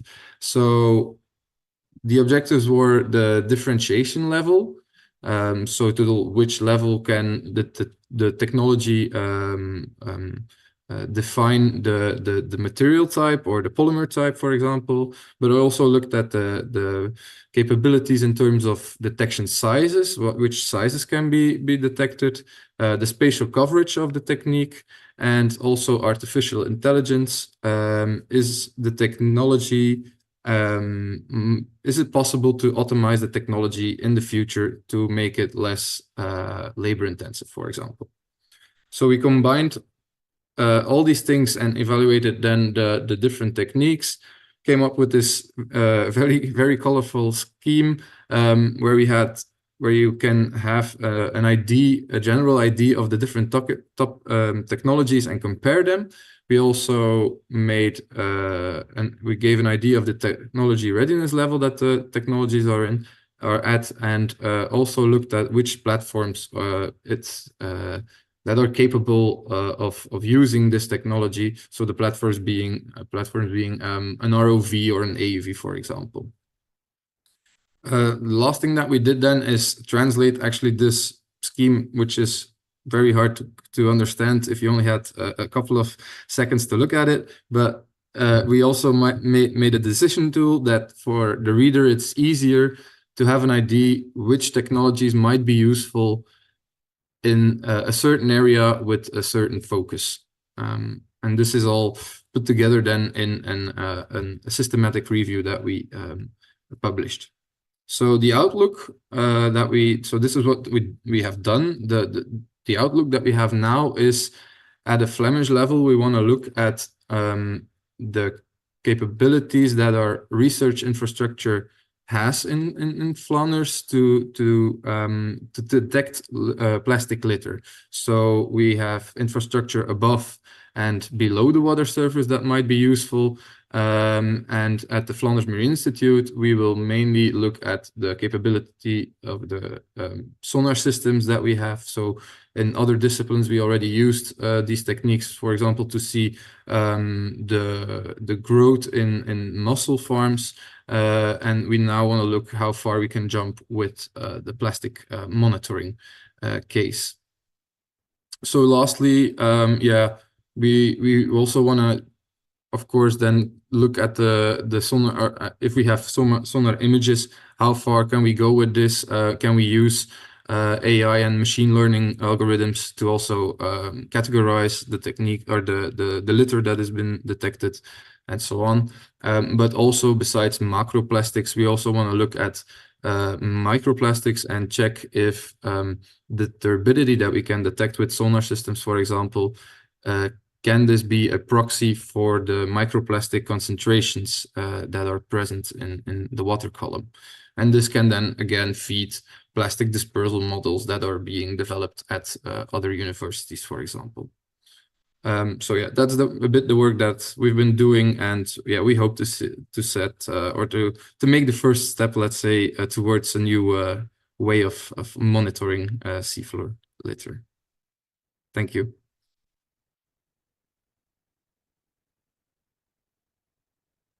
Thank you very much for your presentation. And again, if anyone has any questions for him, you can put them in the chat so that he can address them. Or additionally, we will be having a plastic pollution panel in a bit that you'll also be contributing on so that you can direct questions there as well. We will now be moving on to our next contributor.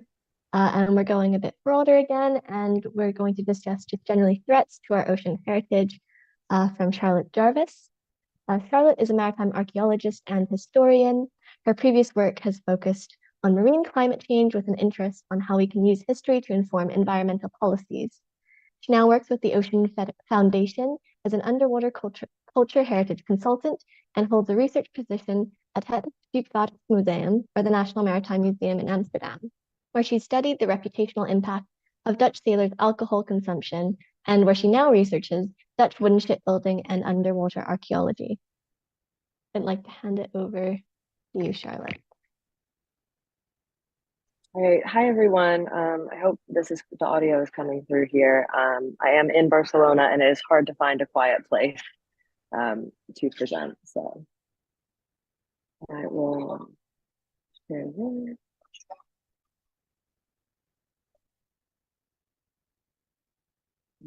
Great. Should be the presentation now, hopefully. Alrighty. Perfect.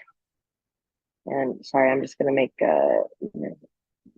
anyway, hi everyone. As I said, my name is Charlotte Jarvis. I'm a maritime historian and archaeologist, and 10 minutes is quite a quick way to basically introduce an entire aspect of the UN decade, which is underwater cultural heritage, and how it is a threat to our ocean heritage and how it fits into sort of other aspects of the decade as well.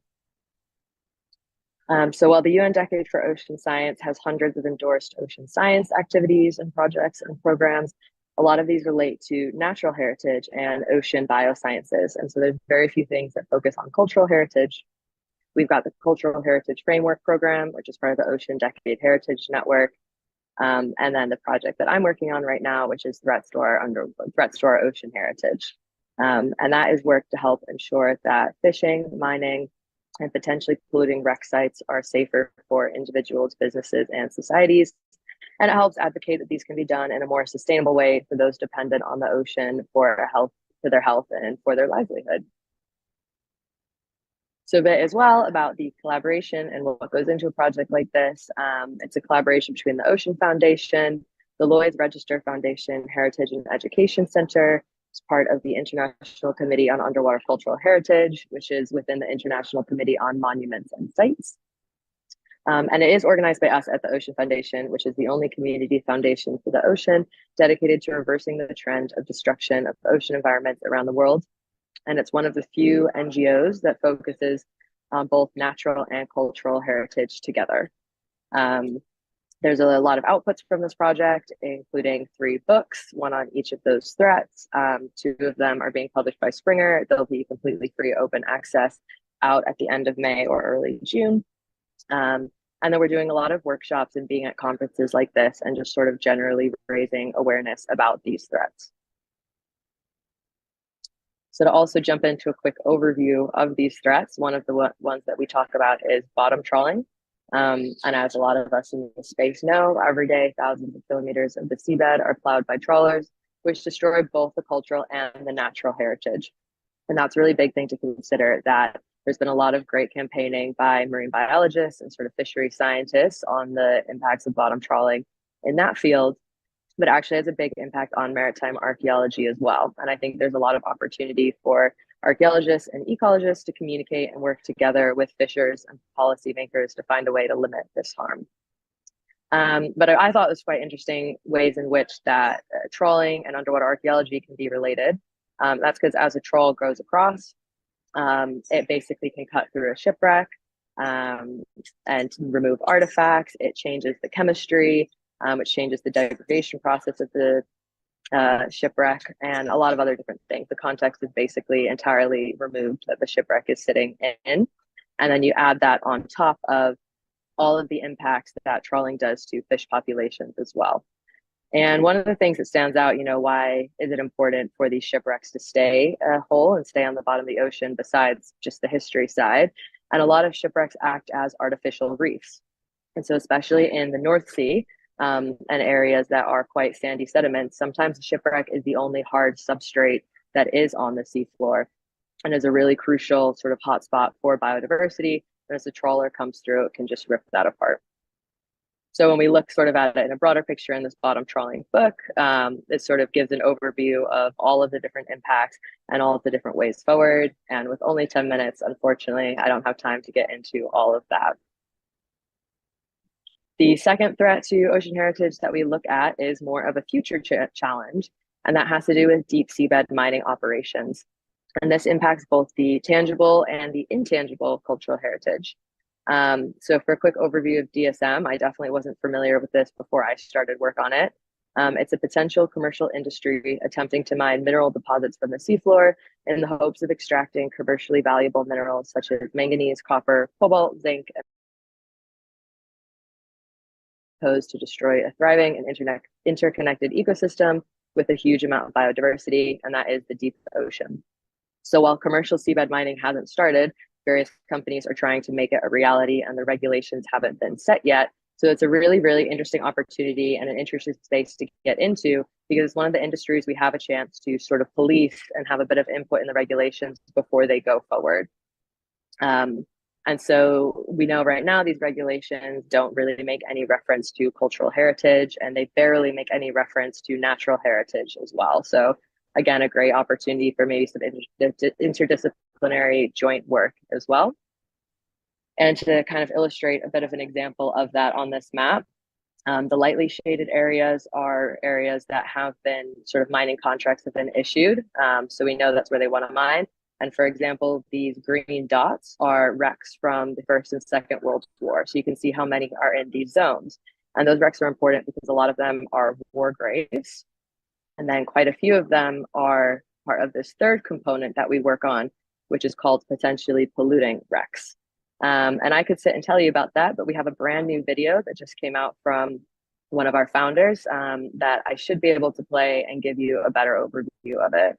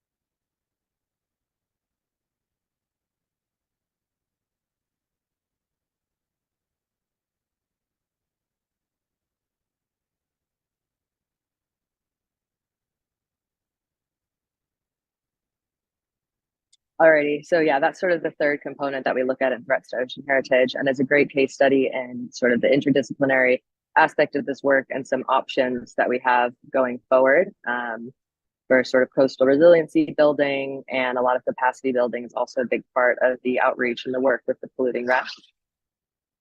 And to kind of bring this all together in a bigger picture as well and sort of show how it ties in to a lot of stuff with the ocean decade, the crucial thing is the link between natural and cultural heritage and how, especially in the ocean, these things are interconnected. As I said, you've got shipwrecks acting, as artificial reefs. You have a lot of cultural significance of things like coral and whales and other things in the deep sea to a lot of Pacific Island nations as well. And it's important just to bring awareness to policymakers, the publics, and also academics that are in other fields. And that's a lot of what we are trying to do here with the UN Ocean Decade.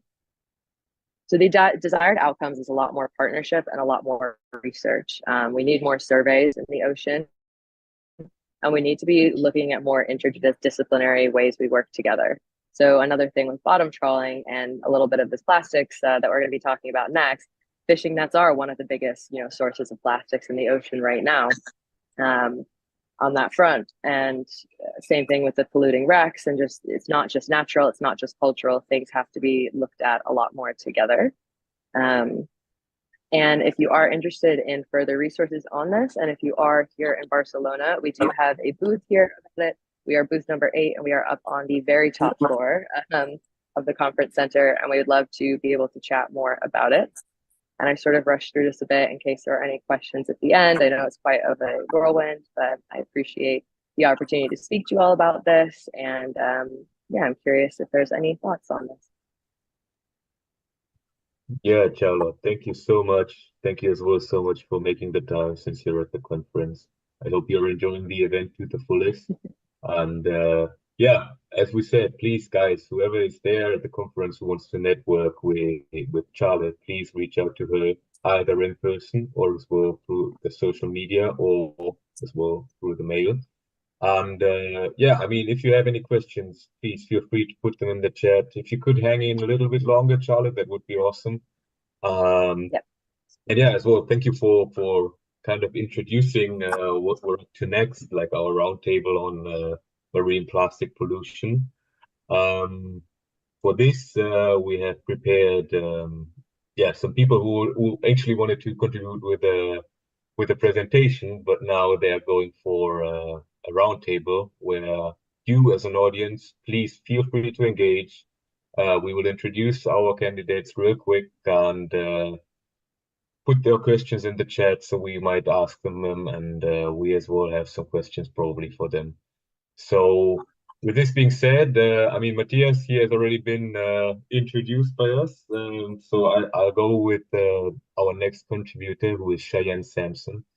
Cheyenne is from Suriname, and she has a Bachelor of Science degree in Environmental Science, plus a Master's degree in Biodiversity, which she generated at the University of the West Indies. And currently, she is working in a project called the Green Heritage Fund, where she functions as the coordinator in Suriname. And she mainly focuses on including the management of sea turtles, plastics, education and awareness, management of the organization's social media and its website. So this being said, Anmai, could you please introduce our next two contributors? And as well afterwards, I would really appreciate if the contributors could just briefly sum up what they're doing real quick so the audience is as well informed. Yes, so our other two contributions are from the panel are Gary Kett and Philip Ackerman. So Philip is a political and sociological scientist and holds a master's degree in strategic studies from the University of Aberystwyth in the United Kingdom. As a scientific officer at DLR Project Management Agency in Bonn, Germany, he and his team members are managing the Europeanization of the citizen science initiative, Plastic Pirates Go Europe. The Plastic Pirates investigate plastic waste pollution in European rivers, oceans, and seas using a large-scale citizen science approach, and young people gather research data that is being analyzed by scientists and researchers. And then last but not least, we have Gary Kett. Gary is a multidisciplinary marine ecologist based in the Coastal Biodiversity Lab at Seymour Institute, Portugal. He received his PhD from the University College Cork after studying the impact of marine climate change on intertidal shellfish and aquaculture. He's also held the role of Ireland's Ocean Youth Ambassador to the All Atlantic Ocean Research and Innovation Alliance and Youth Ambassador to the Atlantic Arctic Lighthouse of the EU mission to restore ocean and waters by 2030. He now works on EU-funded projects to tackle marine litter, developing, implementing, and assessing societal and technological solutions to reduce plastic pollution and improve stakeholder engagement. So that is our panel. Did the panelists want to go ahead and introduce a little bit more about what they do? I guess starting with the order that we introduced them. So Matthias has already given his presentation. So did Fran want to talk a little bit about what she does? Yes. Hi, everyone. Thank you so much for this opportunity. So as was said in the introduction, I'm based in Suriname, and I work for a small NGO called Green Heritage Fund Suriname. We started in 2005, and one of our first core activities was dolphin monitoring in our rivers. And that kind of grew and expanded into focusing on our marine area, marine spatial planning, and of course also with the protection of our marine area comes looking at plastic pollution, which is a huge problem here in Suriname. It is estimated that every inhabitant of Suriname produces about 1 kilogram of waste per day, and 30,000 tons of municipal waste is generated every year. And actually, there just a report recently came out, and it's been all over the news, that we are in the top 3 countries that produces a marine pollution. So it's a big issue that we're only in the last few years have really been focusing on. And we've been trying to address that through a lot of awareness and education activities, such as cleanups and school visits. We've tried to get the community into recycling. So there are a lot of recycled drop-off containers around the city. We've successfully implemented a styrofoam ban for the food industry. And there's definitely been a huge push when it comes to using reusable bags and straws. I've also, for my master's, done a CAP study on marine pollution and plastic litter in Paramaribo, which is our capital, and which is also where most of the people in Suriname live. Like about 50% of our population is based in Paramaribo. And we found that people are aware of plastic pollution and marine pollution. They know what causes it, what the impact can be. And overall, we do have a strong anti-littering attitude. However, that's not being translated to behaviors. Some of the reasons for that in Suriname are because our waste management infrastructure just is not able to deal with all of the waste that is being generated.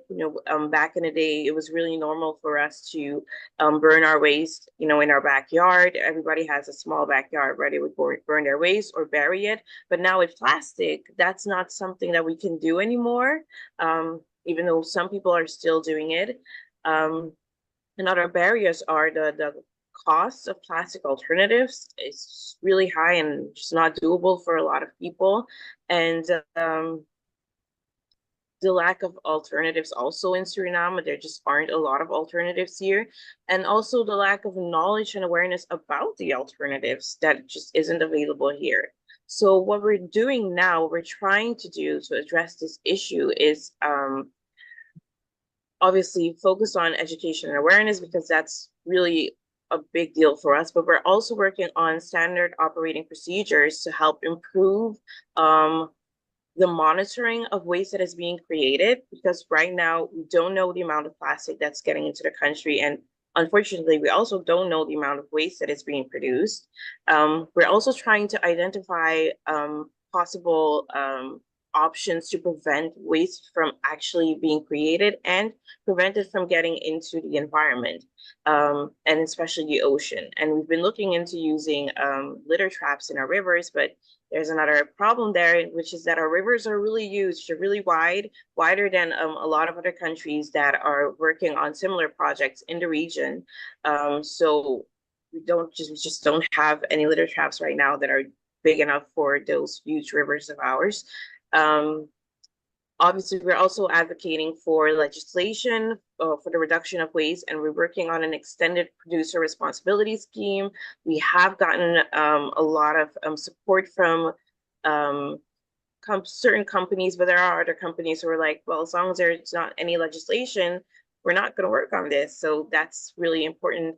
And again, like I said, we're working on a lot of education and awareness. And one way that we're trying to educate people is by bringing them out to the sea. Suriname is a coastal country. We're located in the northern coast of South America, but we have over 93% of forests. We're part of the Amazon. So a lot of the focus is on the forest and not the marine area. Our waters are also brown. They're murky because of the water that is deposited into the ocean from the Amazon River. So people don't really have that connection with the ocean, because when they think of the ocean, they think of blue water, and our blue water is quite a bit from the coast. So that's not what they see. So they're not really invested in it. And honestly, it hasn't been until people started looking into oil at sea that we've actually seen people be more interested in our oceans. So yeah, good and bad. We are looking at oil at sea, and there are a lot of threats to our ocean that are paired with that, but it has brought a lot of more opportunities for us to do research at sea. So we've now had 2 ocean expeditions in our sea, which have been the 2 first ocean expeditions for Suriname, and we're now looking into doing more research into marine pollution in our seas. And this is unfortunately, fortunately, however you want to look at it, because of the interest in oil in our oceans. So that's a bit of our work in Suriname. Thank you very much, Cheyenne, and hopefully we will find maybe some solutions to solve the problems you just mentioned in Suriname. Gary, maybe you can go next and tell us a bit about what you're doing. Yeah, sure. Thank you. And thanks for organizing this event. It's really exciting. And thank you to all the audience who've taken the time out of their days to join in. And there's a lot of choice these few days with Barcelona, so it's great to be part of this panel. Yeah, so as you explained, I would consider myself quite a multidisciplinary marine ecologist. So having had a varied background, but now firmly rooted in the marine litter and pollution space. But I really do enjoy working in this interface of science and society and policy, and energizing communities and engaging with different stakeholders to kind of make these real world global challenges addressable on a local issue. So with that, I'd like to briefly talk about 2 of the main projects I'm working on at the moment here in CMAR. The first being the Maelstrom project, which is a Horizon 2020 funded project. And this is a large consortium of 14 partners across Europe, led by CNR ISMAR in Italy. And it's really working on the developing and designing technologies to identify hotspots of marine litter, to develop technologies that can remove them from the rivers or seabeds, and to elevate these through social engagement and policymaker engagement. So these kind of technologies, we've so far implemented 2 quite exciting technologies. The first has been successfully trialed in the Venice Lagoon, Italy, which is a robotic seabed cleaning platform, kind of like similar to what we've seen in Alexandria's the ocean floor. But this has worked to remove larger items that have been embedded in the sea bottom.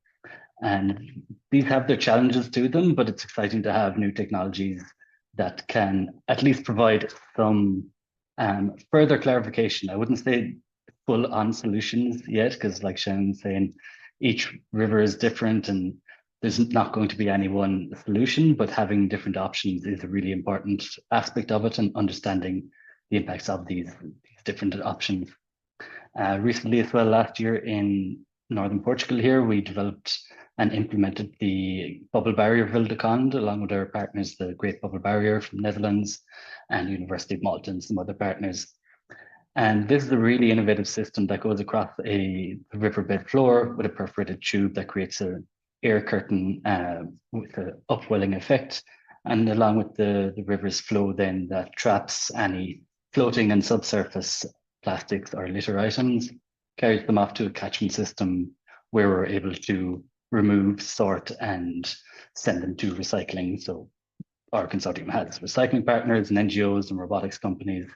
So we've been able to build new composite materials for the value chain. So transforming old rubbish and plastics and litters into new construction panels, outdoor furniture, tables and chairs, and we're looking into new valorization techniques in that front as well. So it is quite exciting to work all along the value chain and to really be able to take litters and see what can be made with them. So this has been really important to kind of try to implement some solutions, but I think where our main focus is, and I can see from a lot of the other panelists here, is really engaging with citizens and engaging with policymakers to understand maybe some of the drivers behind pollution and the barriers as well, and the main challenges we're facing on this front. In addition as well, of course, the other project I really want to mention is the Horizon Europe Inspire project, which I'm sure you're aware is being led by VLIS, the Marine Institute. So this is a very exciting project to detect, collect and prevent plastic pollution in European rivers. So it's only just started last year. So over the next couple of years, it's going to be implementing 20 different technologies and different solutions of different sorts to really reduce the plastic issue. There can be plastic removal technologies or more societal implementations as well. So alternative materials and food safe packaging, biodegradable packaging. So what's really exciting about this is we get to work with the local communities to implement these solutions. So whether that's your local administrations, European level governance technologies, or the citizens and communities themselves.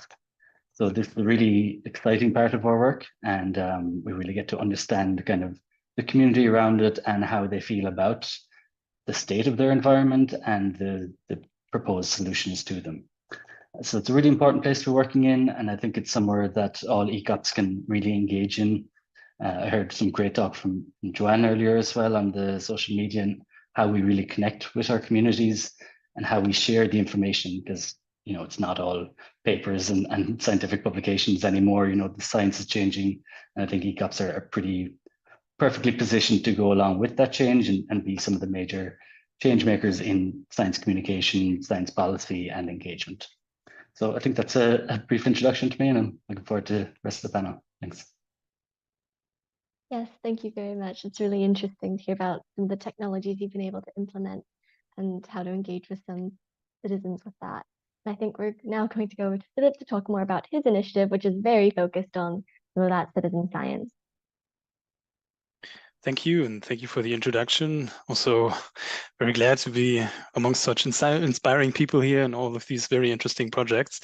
So I'm representing here the Plastic Pirate Citizen Science Initiative, and it has grown to one of the largest citizen science initiatives, I can say, in Europe. And it started relatively small in Germany with the idea basically that it was seen that there was a gap in plastic and microplastic, mesoplastic information in our rivers, floating down our rivers to the sea. So the idea was, okay, let's develop a large-scale citizen science initiative that involves school children from 10 to 16 years and engage and empower them to become scientists themselves so that they learn about the plastic problem, that they learn about their ecosystem, that they learn about the river and how the river transports huge amounts of plastic to the sea and the marine environment. And that way, at the same time, produce valuable scientific data that European researchers can use openly to make deductions from it and learn where are possible hotspots of plastic litter, where are the possible sources, how can we prevent it, and so on and so on. So that was the idea behind it, and it grew incredibly fast in Germany. It was a huge success, also with regards to the teachers coming back to us with positive feedback. The kids love it. They want to do it again. And that led to the European Commission and other European countries raising interest in the initiative, and then it was rolled out to Portugal and Slovenia as the next 2 European countries. And from there, the European Commission got wind of it, and it became an even bigger success with the support of the European Commission in the Mission Ocean and via a Horizon Europe project. And that is basically now my job, to Europeanize the plastic pirates all over Europe. And fortunately, we were able to Europeanize it from 3 European countries to now to a total of 13 European countries, which is really, really great to see, because the interest is high and the teachers, they always come back to us with very positive feedbacks also from the school children. And for us, it really shows how you can engage school children on that age and really empower them to become scientists themselves, learn how a scientific protocol works, learn how to formulate a scientific question, and then go to the field and do scientific work in the field that actually produces data that people can make use of. Very positive also about the initiative is that you see the results with a little dot on the map right after your sampling as soon as you upload your data. So you get instant feedback also that you are part of something bigger, that you that you have an impact on the research that we do, and you are a help for all of Europe basically and beyond to gather data about plastic and the microplastic problem. And from that, which is basically the next stage then, is to gather all of this data, to consolidate it and to analyze it, of course, and then inform policy with the data that we find. In terms of the Zero Pollution Action Plan or the Marine Water Framework Directive, so basically European policy that is really influential in all of Europe to tackle the microplastic and plastic problem. So yeah, in general, we really try to combine the 3 elements of education, of science, and citizen engagement in the Citizen Science Initiative. Also, we spend years actually on developing booklets for the schools and for the teachers to use for free. And they have now also been translated into 13 different languages, so European languages, for every teacher to use for free, just for download, and then prepare their school sessions from it, and then go out in the field and do the field samplings.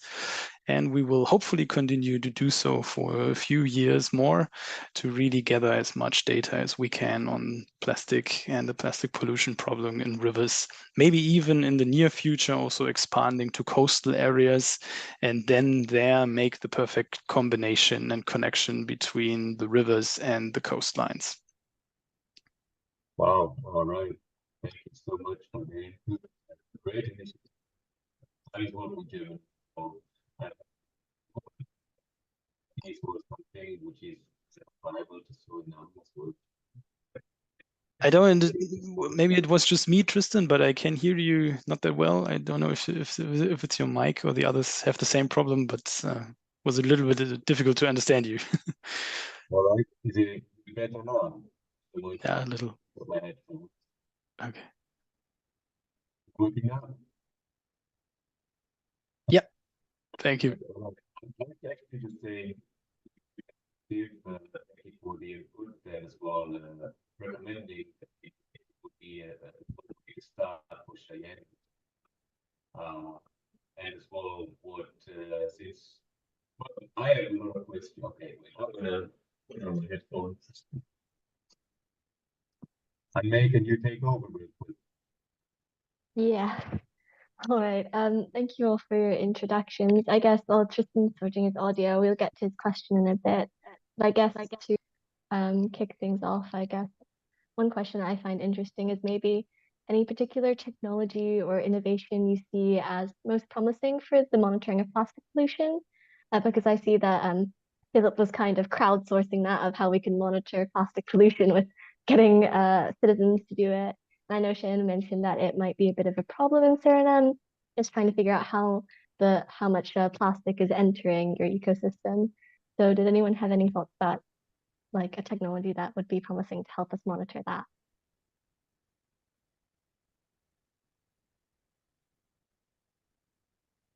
I can go first if you want. to my opinion, it's very dependent on where and what you want to monitor or document or even address. With the beach litter, for example, the citizen engagement initiatives are really great. It's a positive thing for science. It's a positive thing for the community. It has so many benefits, and it really provides a lot of information. Because there are a lot of scientists, of course, but with citizens you can reach much more areas than with the couple of hundred local scientists, for example. So I think that's really great if you can do it in a standardized way, like Plastic Pirates is doing, then it provides so many important input. But if you look at the other areas that plastic litter is present, then it's of course hard to involve citizens. For seafloor litter, for example, the techniques that might be most promising are also depending on the region. But in general, I would say that if you want to have an idea of a bigger area, it's always hard to use the very specific technologies like hyperspectral imaging, because you have to be very close to your target. So to my opinion, if you want to have like an almost exhaustive idea of how many items or litter or mass there is out there, I think you should go first with with acoustic systems to really see where are hotspots, where do we need to focus and put our efforts into which areas, and then go to those specific places and well, once it's out there and usable, use these hyperspectral imaging techniques to get a real idea of what is plastic, what is wood, what is metal, what is concrete, which polymers are these exactly, and then you can have a very nice case and extrapolate that into other regions as well. But to my opinion, this approach might be most promising, as it is also usable in different regions and with different topography, soft bottoms, rocky bottoms, deep ocean, etc. So I guess that's a way forward, but I assume that the others might have another opinion on that. I'm not sure. I'd like to come in there because I particularly agree with you. As I said, I would be slow to highlight any one particular technology, because really the rate of advancement in detection technologies over the last number of years have just been exponential, and something we should really encourage and can hopefully continue to see growing, because there really is no one answer. It's very context dependent, whether you're looking at microplastics, macroplastics. You can take the hyperspectral, as you said, or the acoustic imaging. There's a lot happening in robotics in terms of drones or underwater acoustics or underwater imaging even. Even then for space-based satellites, for looking at windrows more offshore to see the movement patterns and hydrodynamics of larger conglomerates of marine litter. So really there's so much happening, and I think it's important that we encourage not only like citizens to be involved in this, but inspire the curiosity when we're dealing with, say, students to go into this, to introduce our technologies and new technologies in general, with the aim of inspiring more creativity, more growth, so that the next couple of years can see that rate of advancement can continue. So the detection technologies, they can play into everything, but knowing what you're looking for or what questions you want to answer is really important, so that you can tailor your search, use things like the systematic reviews that are published in technologies, because you can't apply one thing for all, but knowing what you're looking for, where you're looking for, what questions your local stakeholders and policymakers need answered, and then you can really target your science to combat those answers and work together. I also just want to say that the technologies are great, but if we're looking at a country like Suriname, which doesn't have the financial capacity, unfortunately, to invest in those types of technologies, we have to definitely take a different route. And right now, the aim from the government, especially, is to reduce the waste, not necessarily look into what kind of waste is there. And yes, we as an organization are trying to find out how we can do both. But for us, what we have thought of right now is, instead of focusing on these huge rivers of ours, maybe look at different canals that kind of flow into the river. These are smaller because we used to have a lot of plantations here. We have a lot of sluices that we can open and close. So we can close them and find out a way to trap the litter there. Find out if we can use that litter and then study that litter there and remove it. But again, it's still a work in progress. But I just feel like that's definitely something that we need to keep in mind, that a lot of countries don't have the financial capacity, or they just also don't have anyone here that can actually do, because it's one thing to collect all of the litter, but you need someone who is able to actually do the analysis and do the research, and we don't always have those people here. Yeah, let me add just one more point, because I couldn't agree more with Cheyenne. We have the same thinking at the moment also with this citizen science initiative, because you have to have some kind of technology that is easy to use, that has kind of a low budget, that is ideally digitalized in a sense, and that at the same time has then a standardized operating procedure. And for that, I see a huge potential still in apps, for example, or also in the use of artificial intelligence to basically pre-sort things. And then you have to always ask yourself, but this has also been said before, what is your goal? What do you like to monitor, and to what end? If you want to reduce waste in general, then I think identifying hotspots and the origins of the waste as quickly as possible with a low budget solution is the best you can do. And this is exactly also what the plastic pirates, for example, in a sense, have in mind in their objective, and one of the objectives. And there we see, in terms of coming back to technology, really apps that can be used on your phone in a very easy way, as have very big potential. Yeah, thank you very much. I actually wanted to refer to that and have your expertise on that. Great job, Philip. We actually have one question for Nakriti in the chat, but I would like to give Alexander the stage first, because he lifted his hand when Cheyenne was talking. Maybe as well he has the possibility to expand what he's doing to Suriname. I don't know. Yeah, thank you so much, Tristan. And yeah, to just follow up Cheyenne and Philip, I couldn't be more more agree with you. That what was our what can I say, approach to this.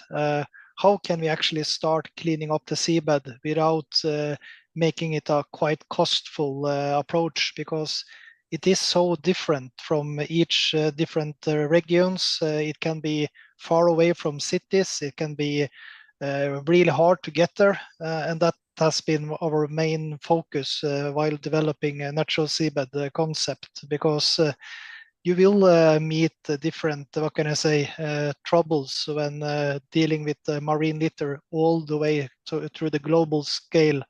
So yeah, and I just to follow up all of you, I have to say I'm greatly honored to be speaking with you, and it's been really interesting to listen to you. I hear now that there are much, yeah, hopefully we can collaborate on, and for sure, it's more than enough marine litter out there that more than only 1 or 2 or 3 concepts can be developed. We need to be much bigger than that. We need to collaborate to actually make a change. That's our opinion. I'm not sure if there are any questions about what we are doing or so, but we are working now these days in the Oslo Fjord. That is a very troubled area in Norway. the fjord has gone from much rich life to not so good condition, and we have been working close by the key sites in the inner fjord, but hopefully we'll be working more on the deeper areas and cleaning up these areas as well. So that is quite quickly about where we are standing today. Yeah, thank you very much, Alexander. I think you guys all showcased that there are so many questions, so many things to answer, so many different problems for different approaches as well. However, I would like to refer to the question of Akriti, which is a bit specific for Philip. So she was asking, how is accuracy of the data sampling and data uploaded monitored? Yeah, that's a very good question, and we took quite lengths to think about this.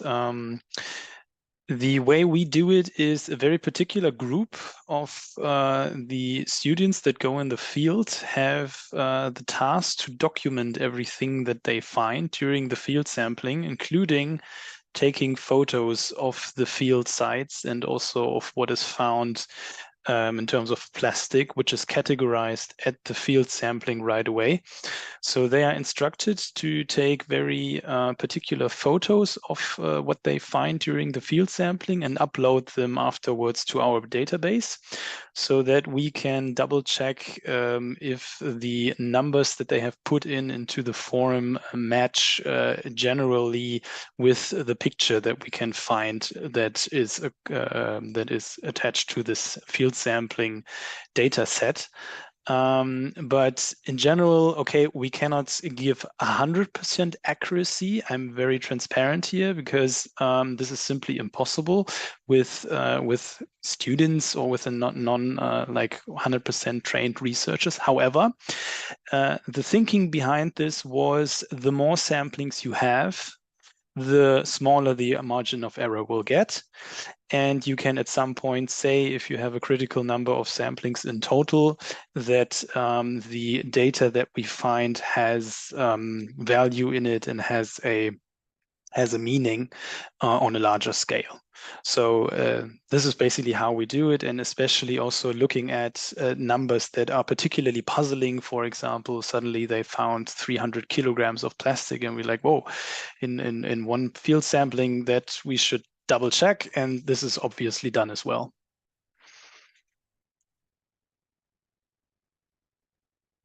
Thank you very much for that response. I think we're getting towards the end of our panel. So does anyone have any last comments from any of our panelists before we wrap it up? Does anyone have any last things they want to say? Yeah, sure. Thank you so much for hosting us. It's been really exciting to hear from all of you. I would just like to say one of the aspects that we're focusing on in the marine litter issue is really the technologies are very important to implement and understand the impacts of, but reaching society at all levels is, I would argue, even more important. So one of the ways of doing that as well is with science projects and multidisciplinary cleanups, but also through science policy and science communication in general. So we're hosting a series of webinars on marine litter.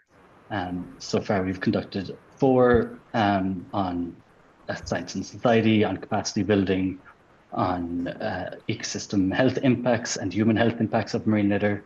But the next webinar that we're organizing for the late summer, early autumn will be a feature piece on ECOPs in marine litter. So I'd just like to use this opportunity, if I may, to invite anybody who'd be interested in having their project highlighted or to work together and build a collaboration with the Maelstrom project so that we can highlight the wonderful work that ECOPs are doing.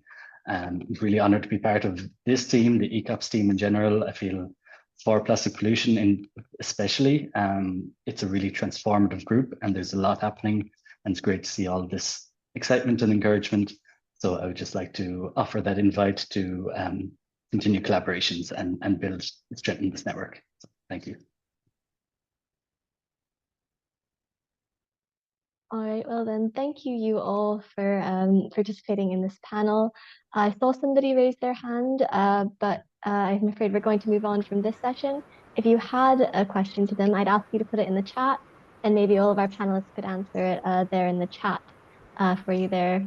So if they could all stick around if any other questions do pop up. And then you can stay, maybe interact with people in the Zoom chat. But in the meantime, I think we are going to move on to our next session. Yeah, thank you guys as well. Thank you again to the panelists. Really great job, really interesting topic. Next up, we have an interesting contribution from Georgia. Actually, our contributor's name is Mariam Abakova. She holds a bachelor degree at the University of Georgia and as well a master degree. And she is an inquisitive person who works as an ocean mission mobile journalist and as well engages in a lot of international projects. And today she will give us insights into her work, which she does independently, respective to youth initiatives, which is called Every Voice, Every Initiative Matters. Mariam, are you there? Then the stage is yours.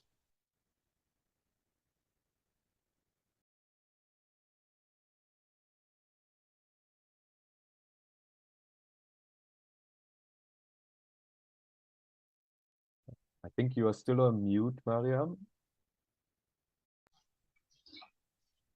Yeah, can you hear me?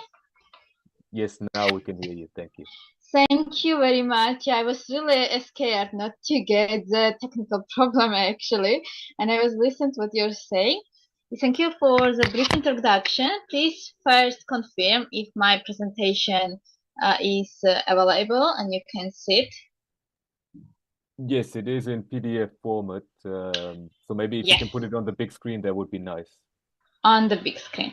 Okay, 1 minute, I will try it. I think I wouldn't like to waste the time, but Okay, if you're encountering technical issues, no worries. Just go ahead, please, to the limit. I will try to make it on a big screen, but oh my god.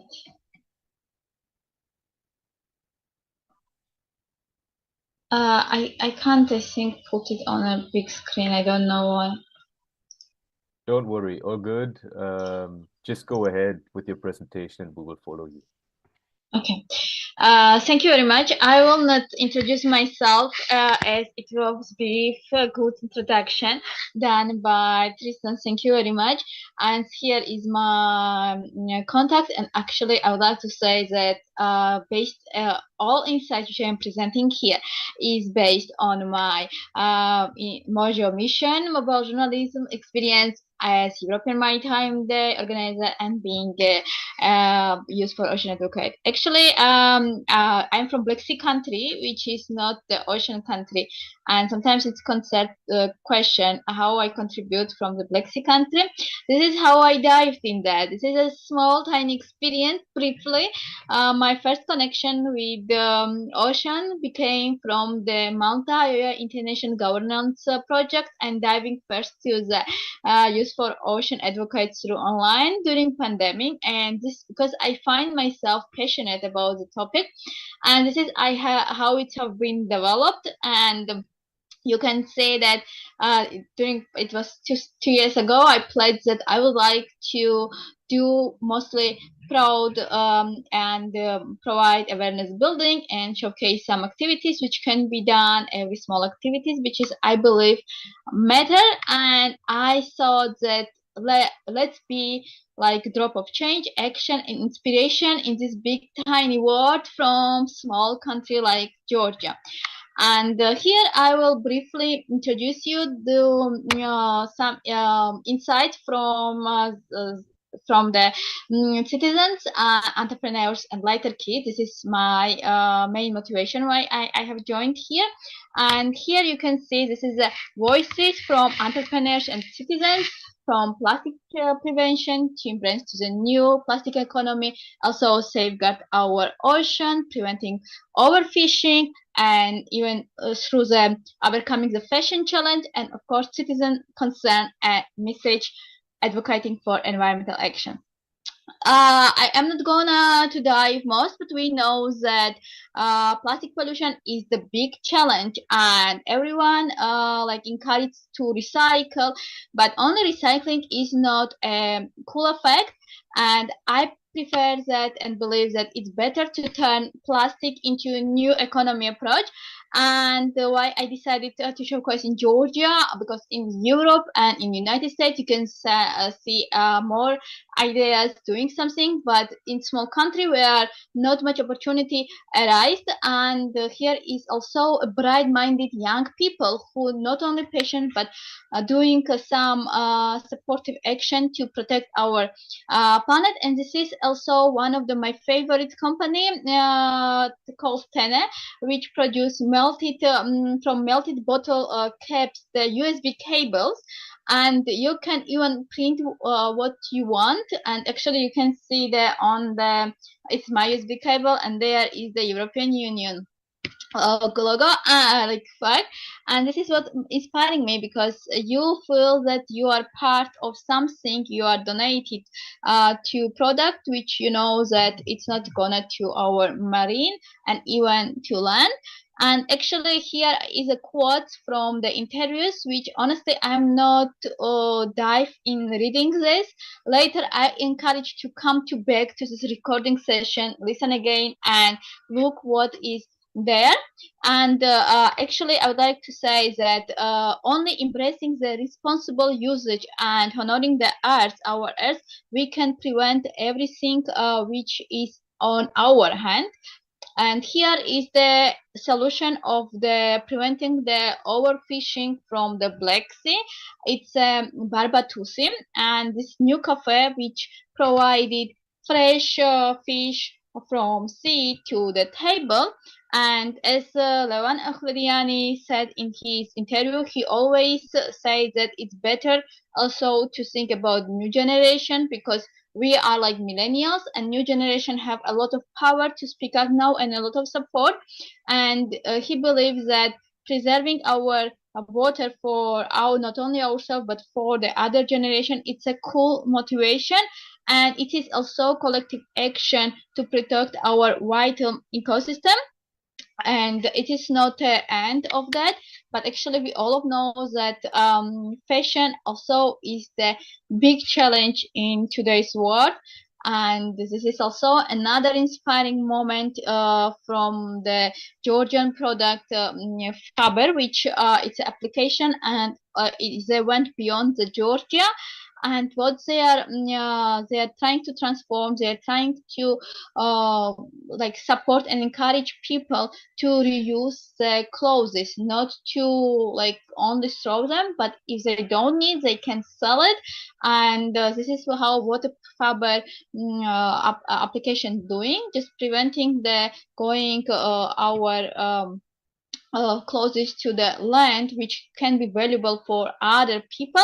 And some people have even brand clothes which is very expensive and not available for most Georgian citizens. And this is the Faber is offering, that if you don't need clothes, just sell it on Faber, and they are doing everything just from the packaging to the delivery service, and the owner no worry about how it will be.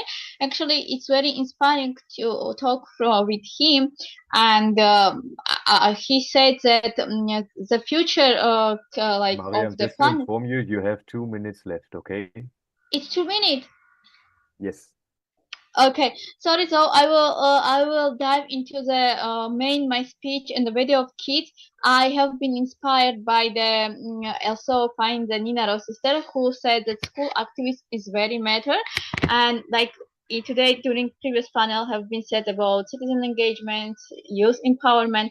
And please, I would like to say that if you will have time, sorry I didn't manage it, go through this so this presentation, read through it. And actually this is the kids which I wanted you to hear them, and if there is a time I would be happy just to show this video with them.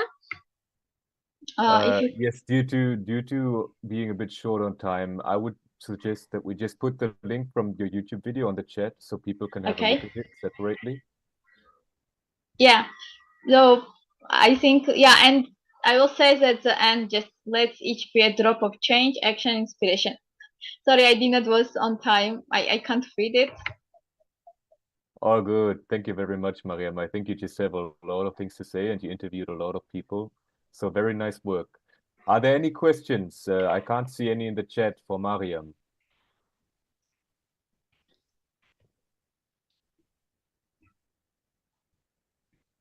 If some questions might arise a bit later, just reach out to her. We put her social media accounts and as well her email in the chat.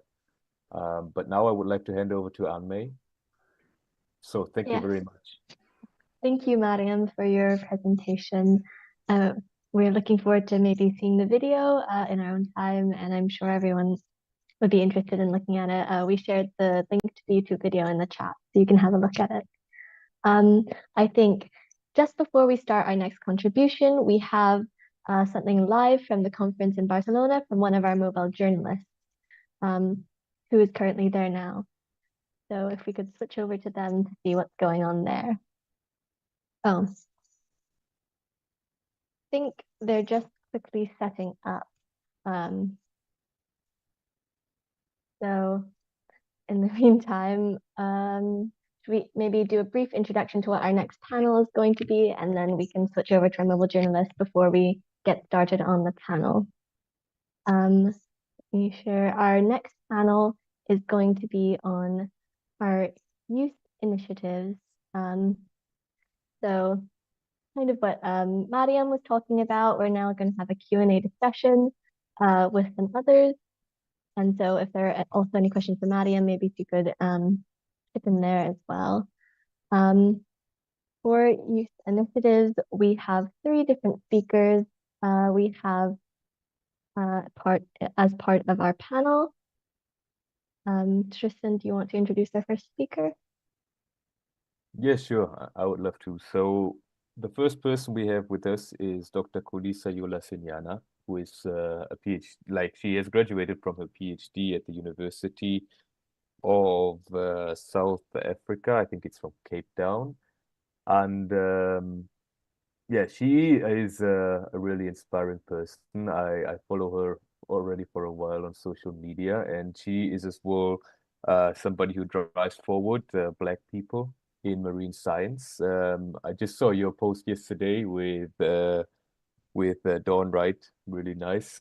And well, what she does, she's like the founder and the director of Ulvasi Scientific Communications and STEM Research, and as well she has, as a fun fact, a clothing brand which she promotes as well. So I'm really looking forward to her contribution. Let's see if we get the interview of our Mojo Fiona first before we start the panel. But until then, I will just continue to as well introduce our next panel speaker, who hopefully is there by now. Her name is Oksana Gudinai, and she's originally from Moldova, but currently, or for the last 14 years, she said, she's been living in Turkey, where she works on a large identified gap, which refers to study and protect the ocean, which seems to be very underrepresented in Turkey. So I hope that she's here with us. If not, we will be as well introducing our next panelist, which is Gemma. And May, could you do that, please? Yes, our last panelist is Gemma Sargent, who is the Marine Science Officer at Ocean Generation. Her role involves using Ocean Generation's UNESCO-endorsed ocean intelligence approach to translate complex ocean science into engaging and practical content. Previously, Gemma channeled her commitment to environmental advocacy into her role as a youth ambassador for the United Nations Association Climates and Ocean, or UNAC&O, and gained valuable field experience working as a marine research assistant and PADI PADI dive master in the Philippines. Gemma is passionate about helping people to feel more connected to the ocean, striving to make the world more accessible and relatable to all. So those are all of our panelists. I think maybe one panelist might be having connection issues, but we'll hopefully see that she'll join in shortly. I would maybe suggest, if we're still waiting on, oh, somebody said volume declined. Hopefully you can all still hear me. I would say that if we're still waiting on our Mojo's currently in Barcelona, I would suggest maybe our panelists could then introduce themselves and talk a little bit about what they do. Then hopefully we'll be able to go to our Mojo in Barcelona, and then we'll switch over to Q&As.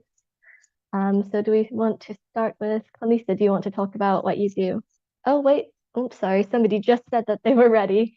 I'm so sorry about that. I think we'll maybe then go to our Mojos, and then we'll let you introduce yourself and do the Q&A, and that way everything also stays all together. All right. So if the technical team wants to switch over to Fiona in Barcelona.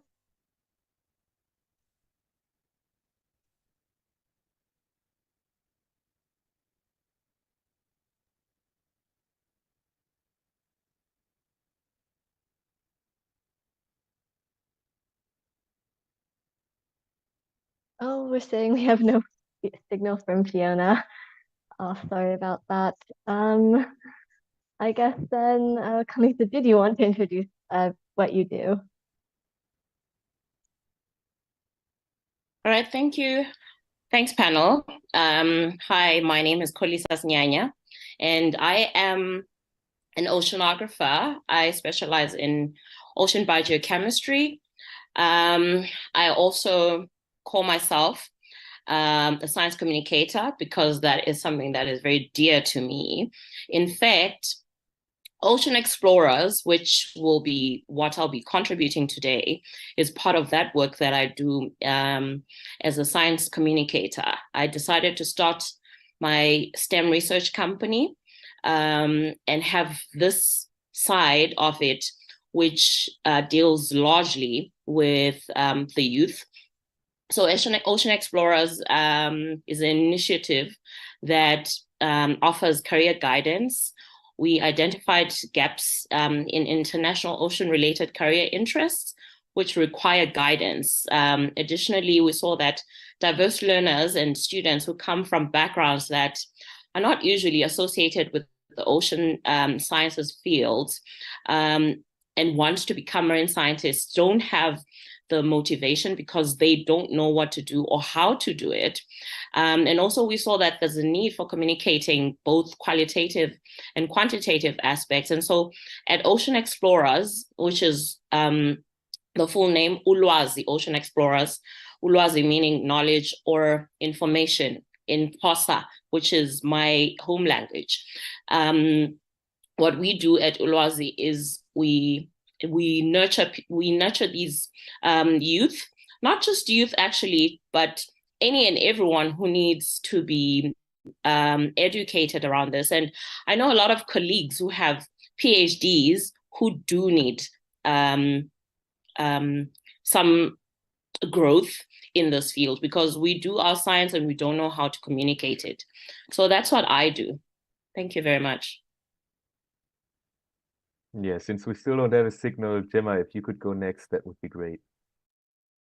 Of course. Thank you so much for having me. It's great to be here and speaking on this panel today. So my name is Gemma and I am the marine scientist for Ocean Generation. And we're an ocean charity full of storytellers. We are communicators and ocean educators. And so as we've kind of discussed along the whole day, really, the biggest issue we all face in our efforts to protect the ocean is that most people don't grow up understanding its importance. So few people understand that the ocean is really our life support system, and that's why the ocean continues to be under so much pressure today. And so that's why at Ocean Generation, we set out to bring the ocean to everybody, everywhere. And we are endorsed by UNESCO for the way that we turn complex marine science into engaging ocean content, which is accessible to everybody. We use popular culture to make ocean science feel relevant and relatable to a whole new generation of not just young people, but just everybody to take an interest in ocean science. We make scroll-stopping ocean education content, and we also run a suite of youth engagement programs for 3 to 25-year-olds that empower ocean action as well. In 2023, we reached over 6 million people, and that's hopefully just the beginning. So yeah, thank you very much. Looking forward to this conversation. Thank you very much. I think we're still waiting for a final panel member, and I think hopefully Fiona has signal. So we're going to have a brief interlude from our mobile journalists at the conference, and then we will let our final panelists introduce themselves hopefully, and we'll get right into questions.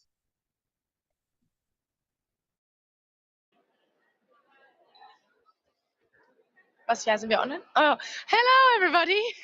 I'm Fiona again. I'm here at the venue in Barcelona where the UN Ocean Decade Conference is happening right now. And we are in a exhibition hall right here. You can see some booths set up. We're going to try and show you a little bit around to give you live impressions of this venue here. So yeah, we are in fact live right now.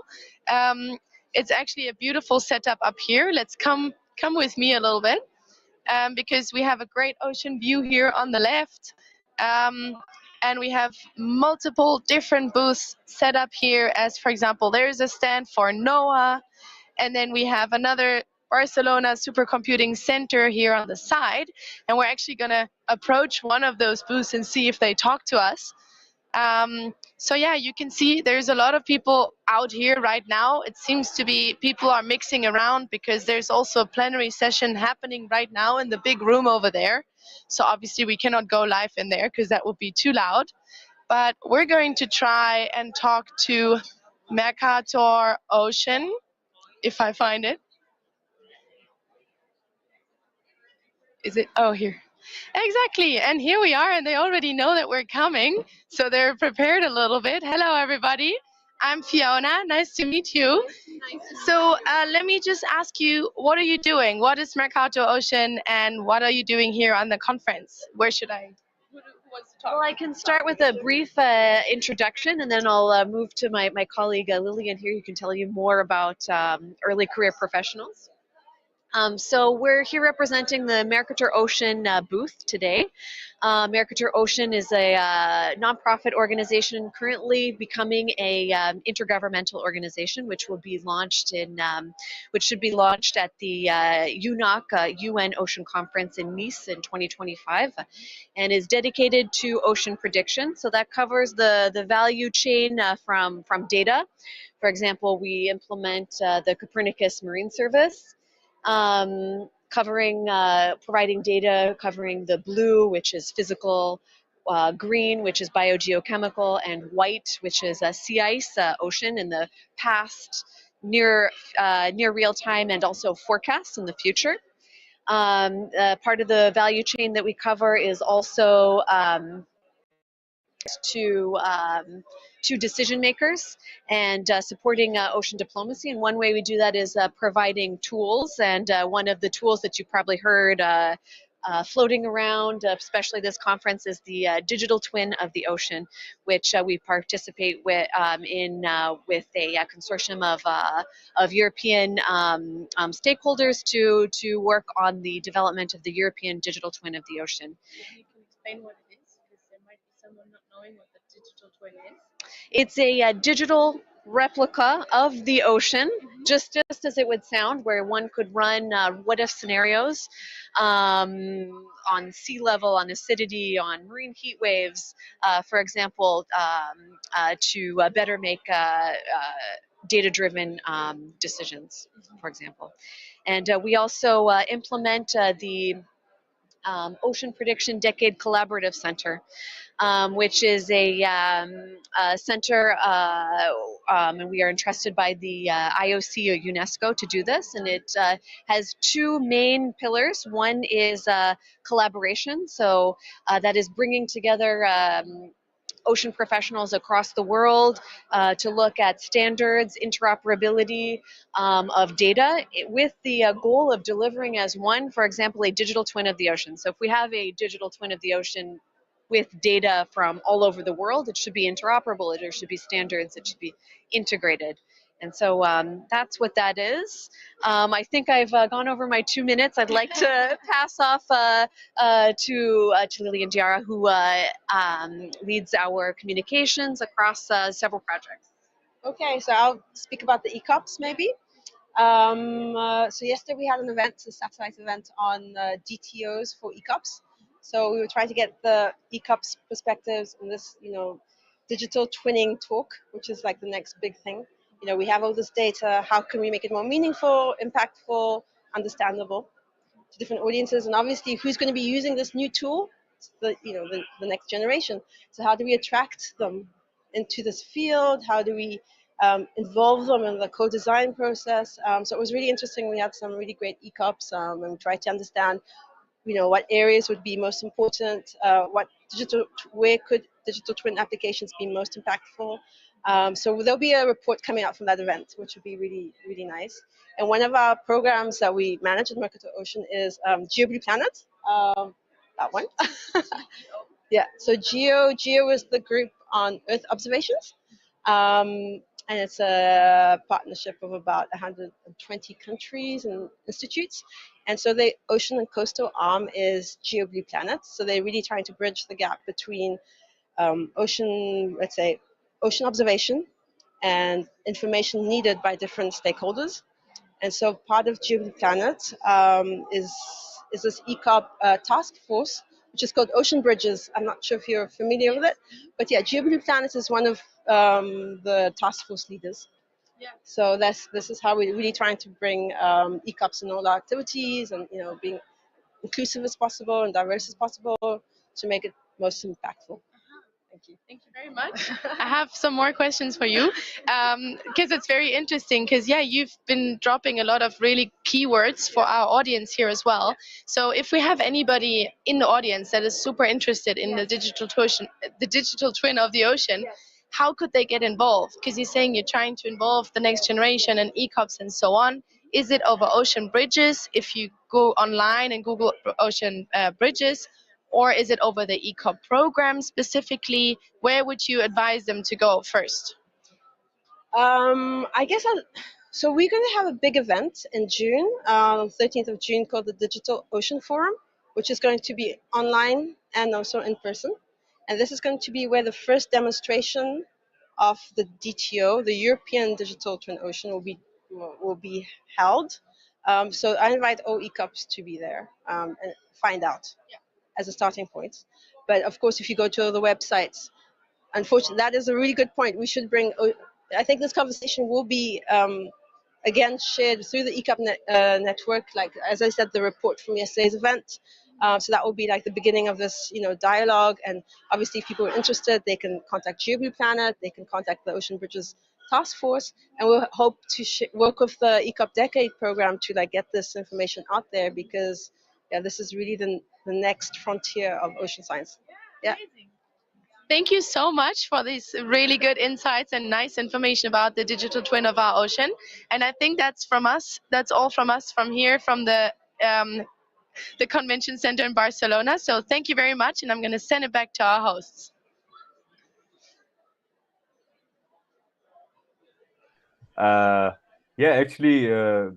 Great transition for us now, since we have an oceanographer here who has done her PhD in oceanography, and they as well referred on how they can involve ECOPs. But since you're working more with the kids, how do you get kids excited about the ocean? How do you get to involve the kids in your endeavors?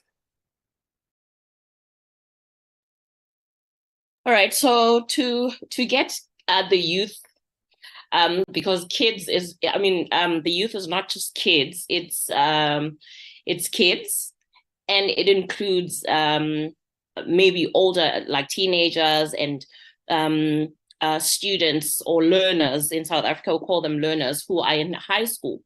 So those are the people that we work with. Maybe those are kids to us, yes. But to engage those types of people, we need to, the work that we're doing, understand ourselves, right? However, when we communicate it to these youth, we package it in a way for them to be enticed by it, to find it attractive, to find it fun, to find it inspiring, because the whole point is to educate. And while educating, you're trying to get these youth to want to be part of what we are currently doing as scientists, and maybe see some gaps that we probably have not been able to see in the past. go into the science, do the science, have this this want to become what we are today. So when we talk about how do we entice them, we have to make them understand how it works, how it affects their lives, and how they can contribute to the whole thing. Because when it doesn't affect them, they feel like, why should we take part in it? So those are the aspects that you really need to look at. And don't forget to not lose the science in everything that you do while you're trying to educate and inspire these youth.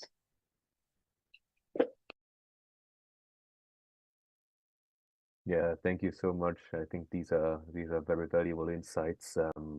And as well, I have already talked to Anne before as well, since she's engaging with students as well. But yeah, what I would like to know from you, Gemma, now is like, how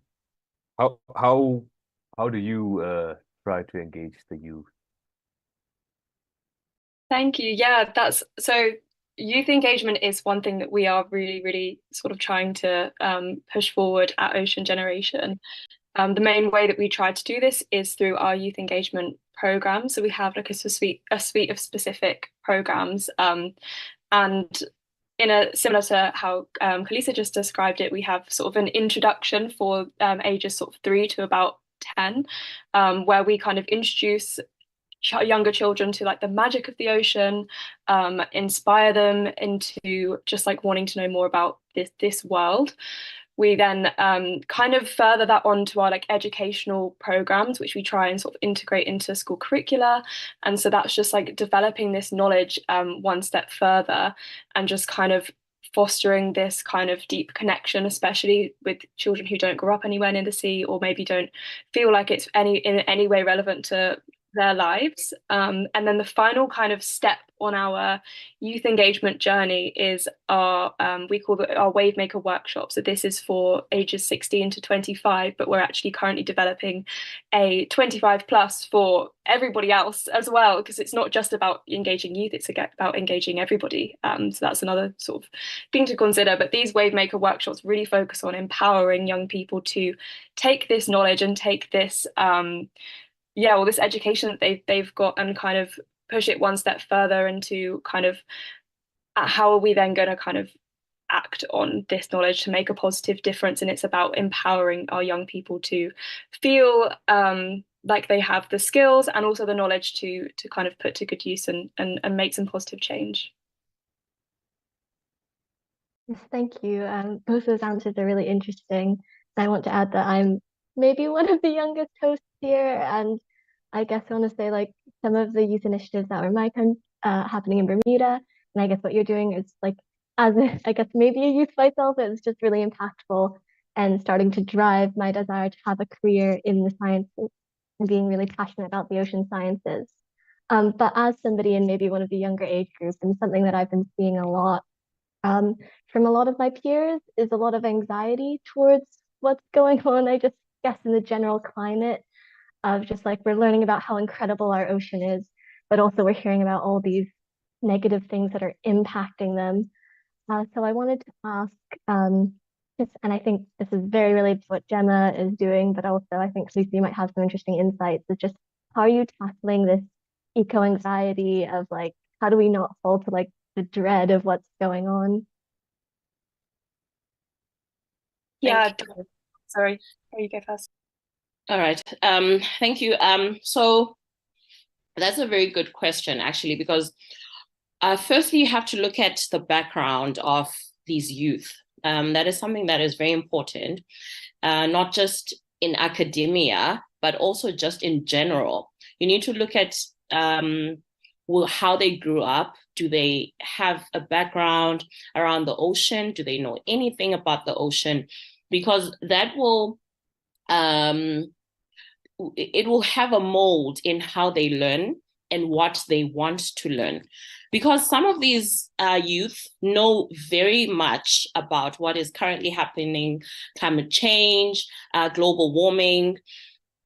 but they probably will be paired, for example, in the mentorship programs, will be paired with students or youth that have no clue what that is. They come from backgrounds that lack technology.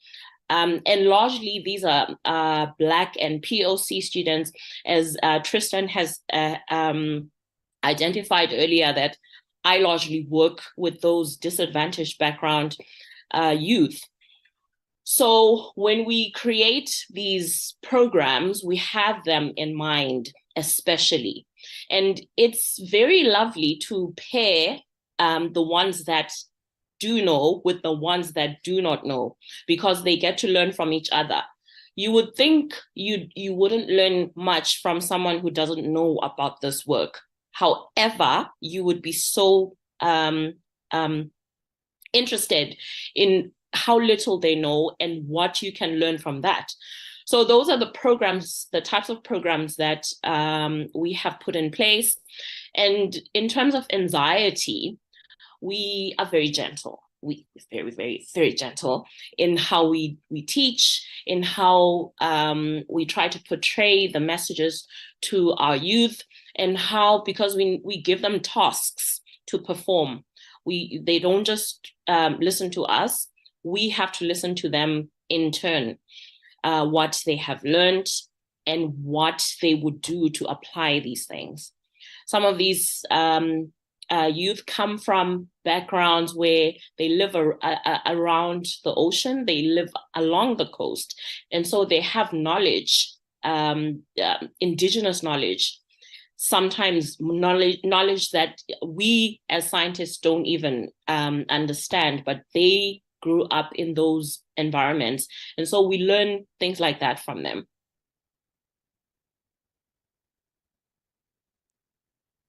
Amazing. Yeah, honestly, couldn't agree more with all of that as well. And I think another kind of point and how we, as an organization at Ocean Generation, try and tackle this eco-anxiety, because it is a huge thing. I mean, there was a study in 2021, an international study by the Lancet Planetary Health, who basically concluded that 75% of young adults were frightened by climate change. And it's this fear that leads to further anxiety and ultimately inaction, because positive change doesn't come out of fear, it comes out of hope. And so that's basically what we try and do, is foster this sense of hope and positivity through our work, and engage young people kind of try and engage our people within that realm. We're not expecting to create ocean experts overnight, but what we do try and do is give people a sense of hope and so they can forge their own path towards that positive action. We call this imperfect environmentalism. So basically, it's creating thousands of imperfect environmentalists who are ordinary people, but who can now understand something about the ocean, who, because they understand, they now care about what's happening to it, and then who feel ultimately prepared and empowered to kind of take this action and protect it. And so that's really this kind of ethos and messaging that we try and portray to our community, because we believe that that's truly how we can make the best impact. Yeah, thank you so much, Gemma. Thank you as well so much, Kulisa. I can heavily relate as well. I mean, of course, I'm from Europe, so I think we are not the ones who are going to get hit first by climate change, although it's really appearing here. But still, I admit it, I am as well quite anxious about what's going to happen in the future with our planet, and how we can kind of make the best out of it and try to save what gives us a space for living. So I really love this term of impact environmentalism. I think it's a great thing, and I think as well everybody here in this audience, rather they'll be a bit younger, like maybe Enmei and as well Gemma, or a bit older, but still an ECOP like Kulisa and me.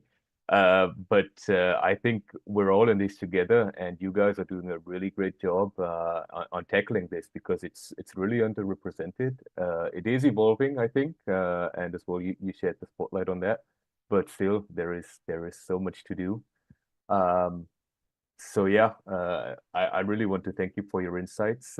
We still have some more time, and I just saw that we have like a little question. How has the feedback interest from the youth been? Has it been hard to bring them on board? Maybe this is something, maybe just one quick answer from both of you guys, and then we'll wrap it up. All right, for me, the reason why I started Ocean Explorers is because there was a demand for guidance and mentorship. So during my PhD, I would always get messages from the youth from all over the world, especially in the United States of America. I don't know how they know about me, but hey, they always email. So I saw that, okay, there's a demand and the youth really need these techniques. They need the techniques. They need to know how did you get there, Kolisa? How can I get there? Why did you go into ocean science? You're a Black person. What? It's a white people field. How did you get in it? So things like that are things that we need to address. And largely in the past, things of that nature have been neglected. We just focus on the science and publications. But now we need to engage the community, engage the youth, because it fosters a culture of getting into the research that we're doing. And that's what we want to do. Absolutely. And if I could just add my response to that question as well. So we work with a lot of young people, and I have some like stats that I just found in terms of our feedback from last year of our youth engagement sessions. So 81% of the primary school children that we reached felt more inspired to protect our ocean. 67% felt happier about the climate after our sessions. And 45% of the older children in our Wavemaker sessions felt that they had the confidence now to talk to audience about the health of the ocean. And so we've like tracking these impacts and kind of this feedback gives us this really kind of tangible outputs and areas to work on, but also it really shows that young people are really engaging with the work that we do, and there is this kind of there's this need, there's this requirement, but also this thirst for knowledge and for community and action on this field. So yeah, it's a really exciting place to be at the moment.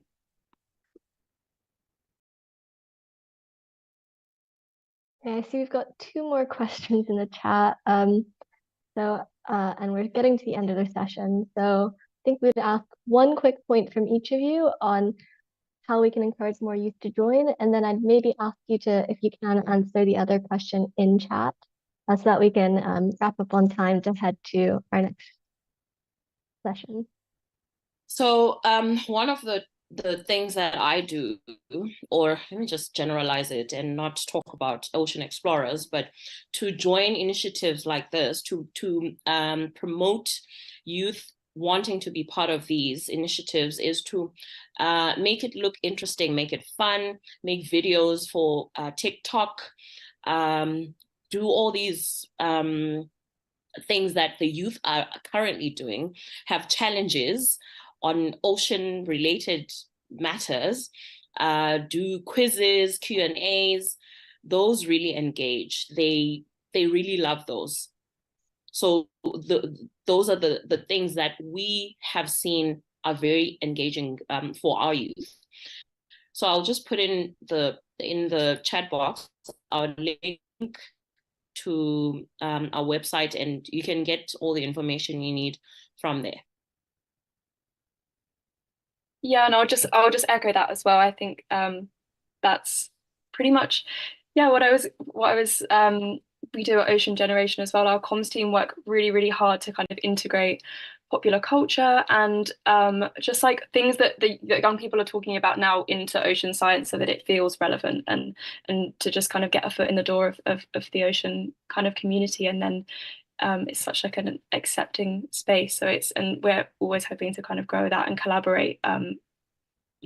And we have if anyone kind of in the session now wants to come along to one of our webinars, we have 3 coming up. I'll just put them in the chat to save time, but I'll put a link in with how you can kind of sign up for those and get involved if it's something that you're interested in. Yeah, thank you both so much. Really as well, some big positivity here towards the end of our session. And yeah, I think just to wrap everything up, first of all, I would like, if the audience feel free to give a round of applause to all of our contributors today. I think they all did an amazing job, whether it will be in the panel or just presenting. And Mariam, don't worry that you were short on time, all good. I think you have the most understandable community right here, so all good. Yeah, and just to wrap everything up, I think we had some really nice insights today in our session. Some really diverse topics. Well, the problems were mentioned, but as well the solutions were kind of mentioned as well. And I think the biggest takeaway is to keep it up, stay positive. We are here together as ECOPs. All of us, every single voice matters, as Mariam has said before, and multiple others as well. And yeah, great work by all of you. Really appreciate your contributions, and just a really big thank you to all of you.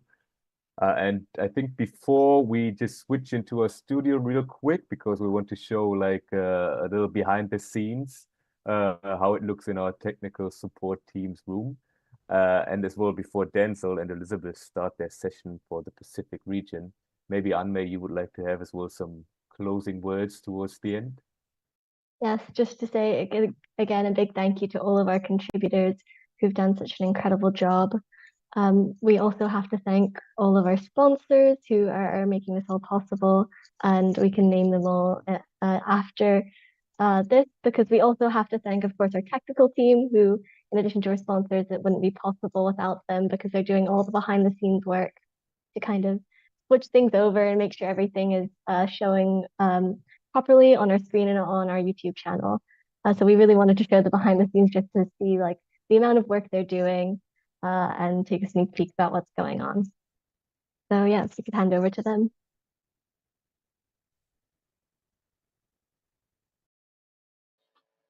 So hi everyone, I hope you can hear us. I'm Jonathan. And my name is Max. We are from the German Marine Research Consortium and part of the organizing team of V.ECOP Days, and we just briefly wanted to show you how it looks here behind the scenes. So all the technical stuff we have set up. Yeah, you can see the different windows, the different videos. We connect the mojos here with the host, so just so you get a glimpse of what is going on behind all the Zoom stuff. And yeah, I think that's it from our side. So back to you, Tristan and Anmai, so you can hand over to the Pacific Coast. Yeah, thank you so much, Jonathan and Max, for the insights and as well for showing our crowd what is going on behind the scenes. Yeah, I think that is it from us. We would just like to advertise that tomorrow we'll be having the second part of our session, which will start at 11:30 local time in Barcelona. Yeah, thank all of the contributors again. It's been a pleasure to have you guys here, and hopefully you guys get out there to network and maybe find some kind of people who think the same way as you do and are as inspired as you are. And yeah, I would just like to say thank you. Yeah, so without further ado, I guess we have to hand over to our next session host.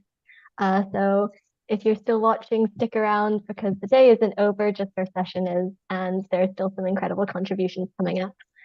So yeah, I'd like to hand over to Denzel and Elizabeth. Tristan and Anmei for such a wonderful session. I learned a lot from all of those contributors and it was really well set up. So thank you a lot. For those of you who are already on the call, thank you so much for staying on. And for those of you who are just joining us, welcome. My name is Elizabeth Kroger. I'm one of your co-hosts for the Pacific region. I'm joined here by Denzel, my other co-host, who will introduce himself briefly. I'm an interdisciplinary conservation biologist, educator, and scientific diver based in Monterey, California. I currently work in marine education as a bilingual naturalist at the Monterey Bay Aquarium and as a dive master. And I've experienced designing and conducting socioecological research, which informs environmental management decisions and conservation project development. My research projects have focused on everything from sustainable fisheries to coral reef restoration to even avian biodiversity. But my work always centers around increasing stakeholder participation in conservation decisions. And as I mentioned, I am joined by my amazing co-host, Denzel, who will introduce himself. Oh, Denzel, I think you might be muted.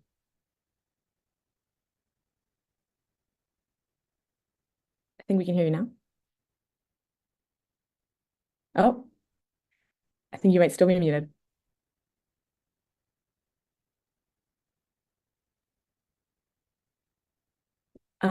Still can't hear you, Denzel.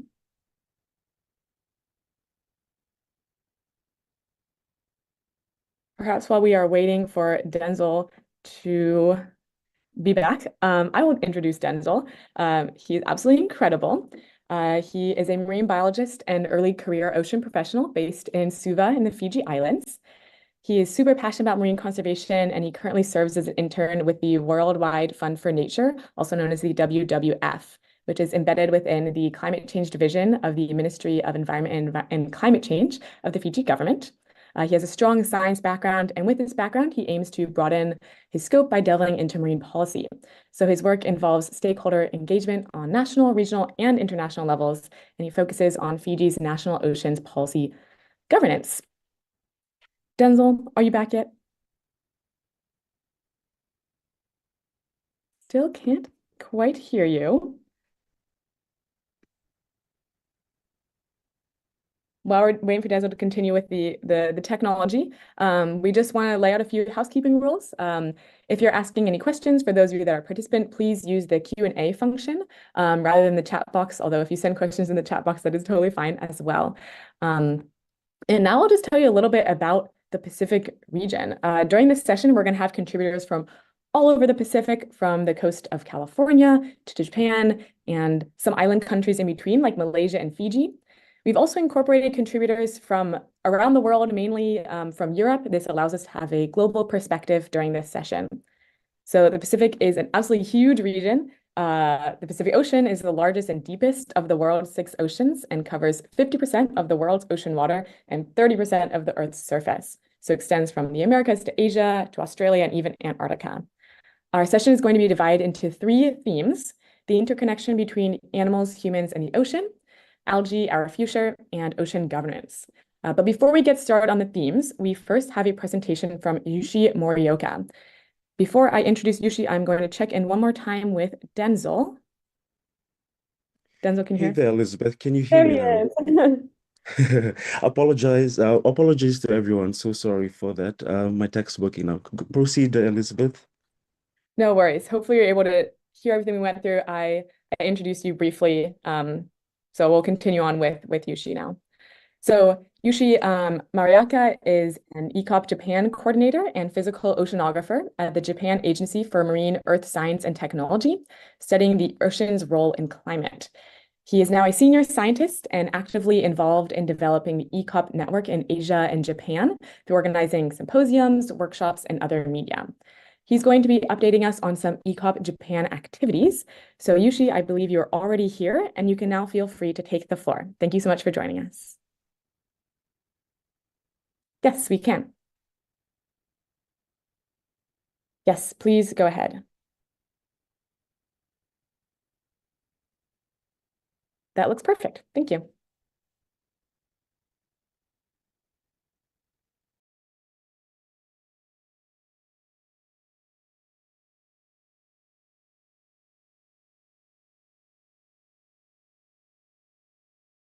Hi everyone, I'm Fiona again here in Barcelona at the UN Ocean Decade Conference, and I have Rosaline Kuiper with me here. She traveled all around the ocean yesterday, all around the world, not yesterday, last year, but I'm going to hand over to her and she's going to tell you a little bit about herself. Yes, so thank you. We're here in Barcelona for the UN Ocean Decade Conference. My name is Rosaline Kuiper and I'm a skipper of Team Holcim PRB. I sailed around the world last year in the ocean race. And I'm a passionate sailor.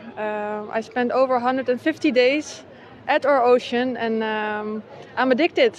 I've seen the beauty of our ocean, how massive she is and how powerful, but as well how vulnerable she is. And for me it's so important to do our job. So I'm sailing around the world and in the same time we're collecting ocean data to enrich scientists and therefore to add to add to the ocean science and to help understanding our oceans better and to find solutions.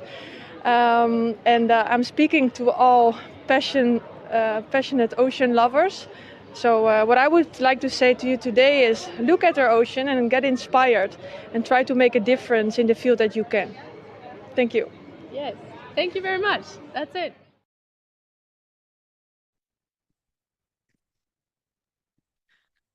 Hi, Yushi. Apologies for that. Our tech team was having some difficulties, thus the video. Apologies for that once again. You may proceed with your presentation. Okay, good. I'm so relieved. Okay, so can I share my screen first? Okay, good. So can you see my presentations? Yes, we can. Oh, excellent. Okay. So hello everyone. So my name is Yushi Morioka. I'm an V.ECOP Japan coordinators and physical oceanographers at JAMSTEC application laboratories. So today I'm going to talk about recent advances in the V.ECOP Japan activities. So first of all, I'd like to acknowledge my collaborators, Dr. Kotaro Tanaka from OPRI. Okay, next slide. Okay, good. So as you may know, there are so many challenges remaining in the ocean's SDG goals 14s. Here we show like the current status of the achievement for the ocean goals, particularly for the SDG 14s, which clearly shows a very low scores for across the different regions. And Japan also has a relatively low, scores for the SDG 14s. For example, Ocean Health Index still remains at very low scores, although it shows a slight improvement, and also fish caught from overexploited stocks also show the very low scores. That is another issue. So we have to overcome these remaining issues in the next 5 years to achieve the ocean goals under the sustainable development.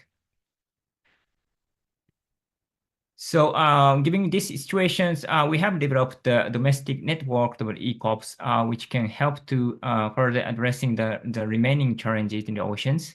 So V.ECOP Japan is led by the Dr. Kotaro Tanaka, who is now visiting Barcelona, and also myself.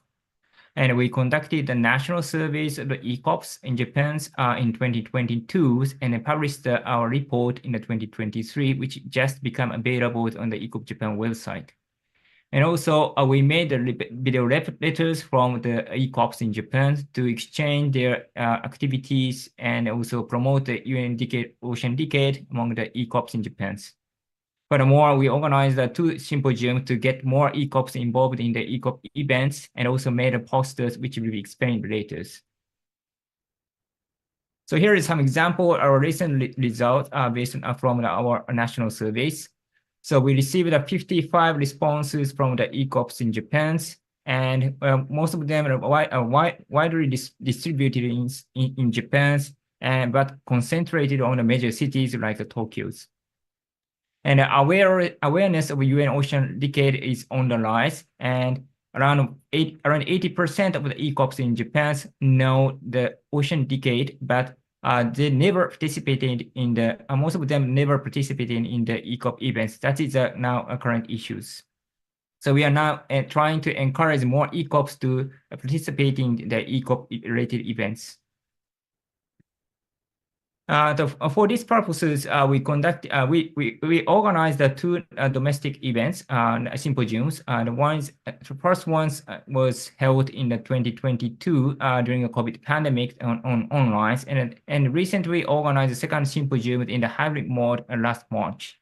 So we invited several V.ECOPs from the different sectors, from academias, industries, fisheries, for example, the aquariums, and also NPO groups.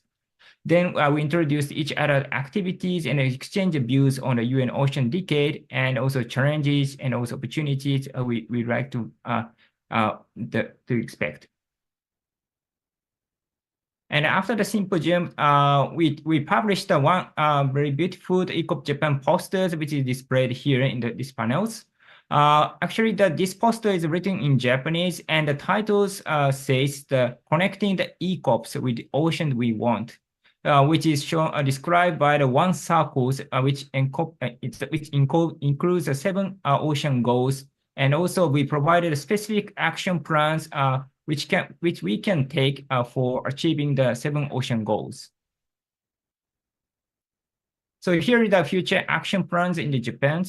So we plan to enhance the ocean literacy for the youth to nurture the next generation ECOPs to sustain our activities. And the second, we try to enhance the links with the socio-economic activities for example, for the assessment of the ocean values, particularly for the marine ecosystems, such as the blue carbons. And for these activities, we are trying to organize some ECOP Japan webinars and also utilize the social network services to share the information among ECOPs in Japan. And also, we are now enhancing the interaction with Asia Pacific ECOPs, such as like a UN Decade Ocean Conference and also Westpac Conference, which is going to be held in Thailand late this April. So hope you can stay tuned on the ECOP Japan, and if you're interested in, please visit our website. Thank you so much for the kind attention. Thank you, Yushi, for your insight and your presentation.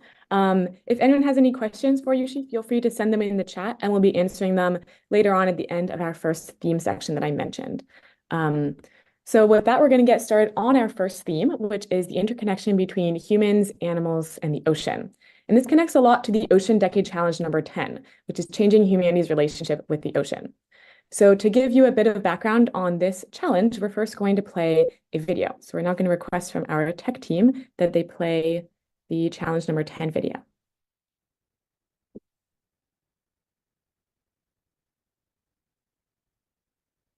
Ocean Decade Challenge number 10.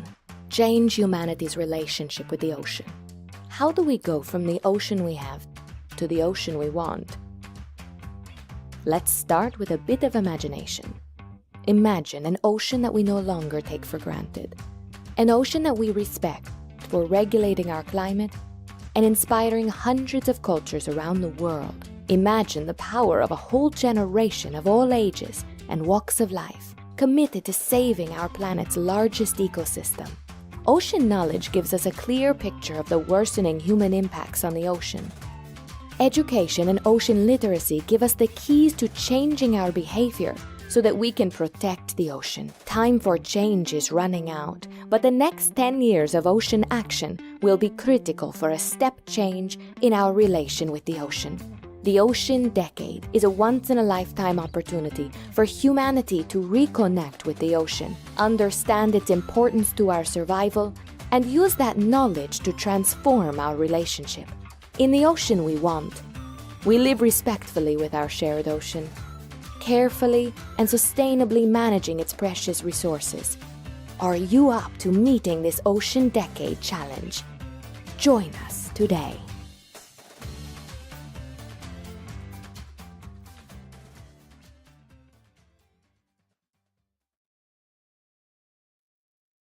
So now that we've given a bit of background on that challenge, there's 10 of them if you want to go check out the other videos. They're very fun to watch. Our first presenter is going to be Megan Twinerman. Megan got her start in ocean conservation while living in landlocked Pennsylvania as the assistant launch director for One Blue Ocean, inspiring change through positive visual images. Her educational background is in sociology and environmental studies, focusing on community-based conservation research. Megan's current job as an aviculturist at the Monterey Bay Aquarium allows her to share what she has learned and highlight the ways people interact with the ocean daily. Megan, thank you so much for joining us. You can now take the floor. Great. Can you hear me? Yes. Perfect. I will go ahead and share my screen. Hopefully. All right. Looks good. Looks good. What if I do this? Does that still look good? Looks the same. Amazing. Perfect. You don't need to know that anything changed. Awesome. All right. Well, without further ado, I see the things at the top, but that's okay. Thank you so much, everyone. As Elizabeth said, my name is Megan Twinerman. This is my research that I completed a few years ago called Puffins, the Charismatic Clowns of the Sea, examining the relationships between community identity and the social construction of animals. Across the globe, we see tons of different relationships with nature. Some relationships are ones of mutual aid, while others are not. Nearly every human society is impacted by and has direct impact on a species of animal, and yet the impacts of those different relationships between these groups of humans and animals is rarely researched. What can we learn from an analysis of the different interactions that cultures across the globe have with animals? In this work, I expand upon these ideas and analyze the factors, both internal and external, that affect the relationship between community identity and the social construction of animals, and the ways in which that social construction impacts the environment. So how did I get into this? Why this topic? So I was lucky. I was in Iceland, and early on in my time, I learned about the puffling patrol. And I was very intrigued by this. The patrol was described to me as a yearly season where individuals in the community help baby puffins, called pufflings, successfully make it out to sea. Fast forward, I learned about Tolti, the puffin on the screen here, who could be considered a cultural icon. Tolti lived in Saihammer Aquarium on Heime Island, the same island where the patrol takes place, and was a fan favorite. He was even given his own soccer jersey, and now that I work with puffins, tufted puffins daily, I am even more impressed that they got that on him. He was just a very well-known puffin. And ultimately, this experience prompted me to question the ways that human societies are impacted by their relationships with animals and vice versa. What are the implications of a puffin serving as a natural cultural icon across a nation, and what can we learn from studying that relationship? I had experienced firsthand the impact that a single wild puffin can have on a person, and so it was a logical extension for me to investigate that impact that puffins had on a society as a whole, in Heime in this case. So this study was done using ethnographic methods. While I was in Iceland, I spent a month on the island of Heime off the southern coast of Iceland. It's the largest island in the Vestmannaeyjar archipelago. I spent my time volunteering at the Puffin Sanctuary and getting to know the island and its human and non-human residents alike. And then I also conducted interviews with community members. So these interviews were largely about the participants' relationships with puffins and nature on the island. But through them, I also gained a deeper understanding of the island's complex history, including the environmental impact of the 1973 volcanic eruption on the island.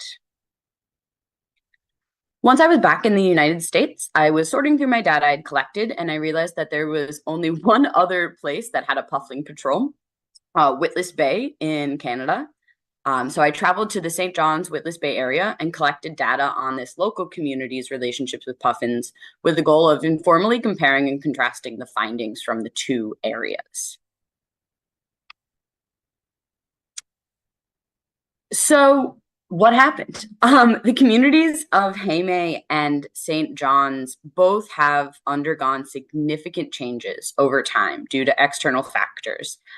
Both of them had economic shifts from a dependence on fishing to a dependence on tourism and more. Also, industrialization played a really big part in their changing over time, leading to an increased reliability on transportation to get from bay to bay or from island to island. That, boat improvements really made a life-changing difference for them. And the relationship between the communities and the puffins changed alongside these economic and industrialization changes. So this relationship didn't disappear. It didn't go anywhere. Why? Focusing on Heime, the fact that the relationship changed rather than disappeared can be largely attributed to the internal factors that impacted that relationship, namely the joy and emotional connection that the people held with the puffins, as well as the deeply rooted traditions.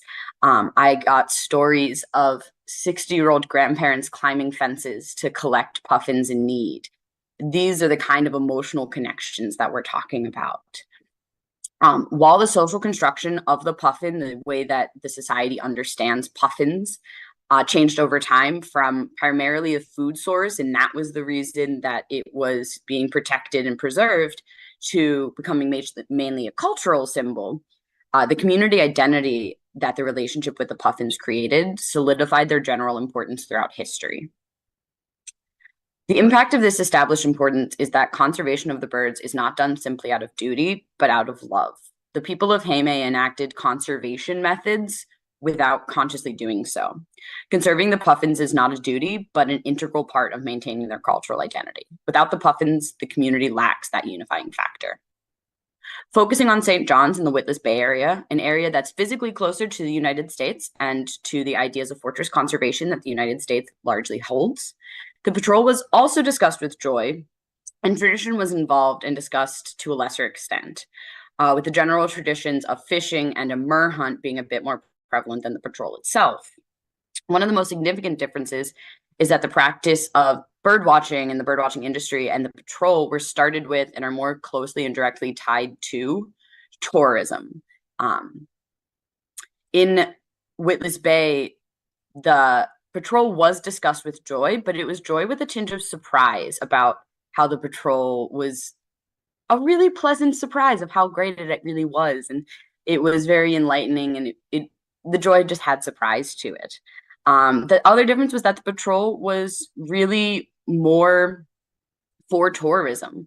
The bird watching industry was created with tourism education in mind, as well as the patrol. It was a lot more formalized. You didn't have to pay, but you did have to reserve a spot. And it was really asking tourists to come and take a part of this, where in Heime, tourists were happy to help, but it was really the local community that was leading this and had been doing this for generations even before these shifts. Ultimately, in Iceland, the patrol is intrinsically important and a keystone of the community. In Canada, it's developed to be a tourist draw and a fun activity, still important to the community, just for different reasons. But what are the long-term implications of that? Canada is fighting with a developer to not build a hotel on the beach facing the Puffin Island. Heime, on the other hand, is a small island, and the puffins nest on approximately a fifth of that land. And while I was there, I heard absolutely no discussion of encroaching on that land. It was not a discussion point. It was not in anyone's brains to think about that. But at base, in both cases, the puffins are cared for. They are conserved. They are protected.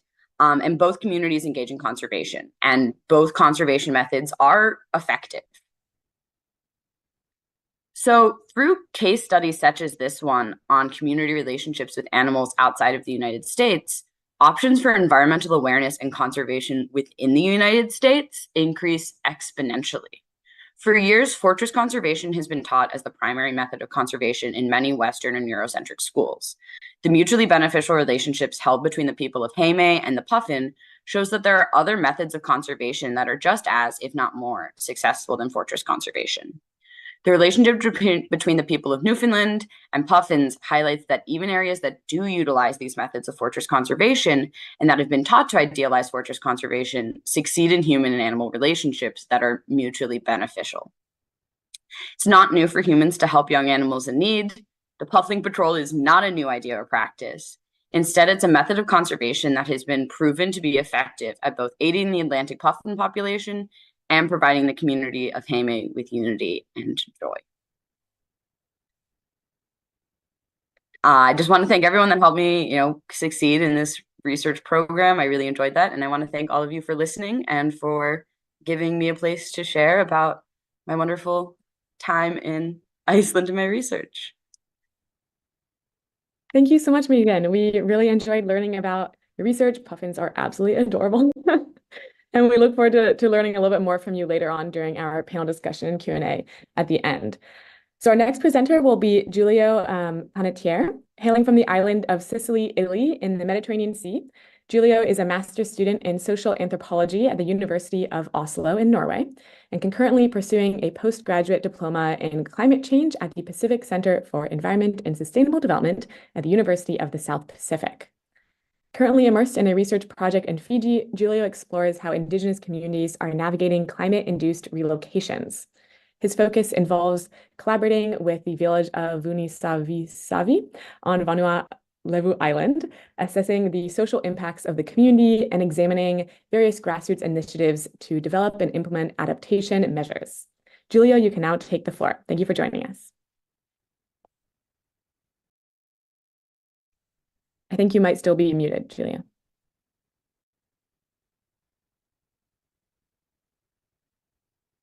Still unable to hear you. What about now? What about now? Yes, now we can. Perfect. Can you hear me now? Yes. It's always very heartbreaking. Okay, set. Perfect. Okay, thank you very much for the introduction. Can I share my screen? Yes, please. Okay. This one. Okay. Second. Okay, perfect. Do you see the presentation? Yes, we can see it. It is not fully in full screen. Oh, yeah. I There don't know it how is. to fix this, guys.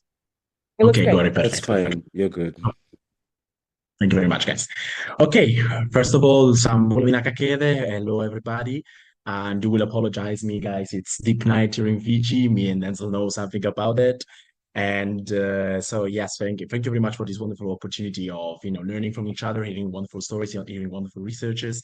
And yes, the presentation, the small presentation I'm gonna share with you today, it's about a research that it's currently ongoing. Like I'm still in Fiji, and my fieldwork will still last another 3 months from now. And yeah, it's going to be about a fieldwork of 4 months that I spent in these almost 4 months that I spent in this village in the community of Vanuatu. I've been in Fiji since July last year, and I moved to this village before, yes, at the end of November. And so yeah, and I apologize for the because my PowerPoint will not be as good looking as the previous ones, guys. I'm sorry. I've been trying to make a puzzle out of this PowerPoint when I was traveling between one village in the highlands to the other one in the past week. So anyway, thank you very much. So this is the beginning. It's going to be a visual narration in a way. So I hope it's going to be enjoyable, and there is not going to be a lot of text. So anyway, let's start. So V.ECOP, and we are in the context of this is a coastal village that is located in the northern island of Fiji, the second biggest island of Fiji, called indeed Vanuatu. And yeah, you can see a map of Fiji here and where the village is located. It is a coastal village that has been experiencing some issues, but before I get into the details, let me introduce to you maybe the concept of Vanua, which when for us in the Pacific here, like it's pretty common at this point. Everybody in the Pacific know because it's a pan-Oceanian term in many ways, but maybe maybe it's not as granted for many people. Vanua, it's a relational word. It speaks about the connection. It could be translated as land. It could be translated as people. It indeed speaks about the connections between land and the people. And it's not an easy term to indeed translate, but it is very important to understand when people speak about the Vanua, and they speak indeed about the socio-ecological relations of the people with the communities and the land, about this interconnectedness that we're going to explore in the next slides. So the village, it's located in a very wonderful position in front of a fairly known coral reef, which is called the Rainbow Reef. And it is quite a famous village because it is the chiefly village of the province of Dakandrove. Now, it's going to be impossible for me to explain quickly what is the social structure of Itaukei Fijian, indigenous Fijian traditional society, but long story short, every province in Fiji has a chief. And the first chief of this province in the 19th century was indeed born in this small village, installed in this village, and died in this village, where indeed at the present day it is still possible to see the grave of this chief, which is a sacred site. It's impossible to take pictures of. So you will just imagine it as a hill in the middle of the forest. But there are many other sacred sites that you will see some pictures of. For example, the small highland, which is called Dakandrove Y, so like the small province of Dakandrove in the water, which is another sacred place for the story of the province. And this one, which is the Lalangavesi. The Lalangavesi are a group of monoliths. It's a group of rocks, sacred rocks, which is basically the foundations of the first chiefly mure, the chiefly house of the first chief of the province, of the Tuidakau. And this is just to mention that this village has a particular story, but which makes it well known in Fiji. And even if it's not well known, it's not that well known when it comes to the issues that the village has been facing in the past 10 years. Because indeed this village, it was 2010 circa when people in the villagers started experiencing and noticing that something was changing, that this village was being inundated and flooded way more often than before, and it's a cost. It's very low lying. We're talking about a community that it lives in a flat area, very in front of the sea, basically at the same level of the sea. And they started noticing how much the grass was receding, how fast some plants were dying. They started noticing a lot of ecological changes. And in 2015, the local institutions, together with a foreigner institution, tried to contributed to a partial relocation of the village. Now, relocation, which is the topic of my research, it's a big word in Fiji, it's a big word in the Pacific, and it's going to be huge in the coming years. It's already huge in many parts of the world, and it talks about climate-induced migration, and it's particularly relevant when it comes to small island context. And but this village has not been fully relocated because of the traditional obligations, whether they liked it or not, whether they wanted to relocate or not. The community couldn't relocate completely. And so the community has been just partially relocated on the side of the hill, which is still within the village, but at the same time, it's sort of a liminal position, outside, inside. You will see in some of the next pictures. This is a picture that shows the effect of the floods. Basically, it's impossible to dig a hole in the village. 20 centimeters, you would already find salt water. So the salt water intrusion, together with the coastal erosion, has created a desert in the village. This is the Rara, which in Fijian is the playground of the children. Today is inexistent, basically.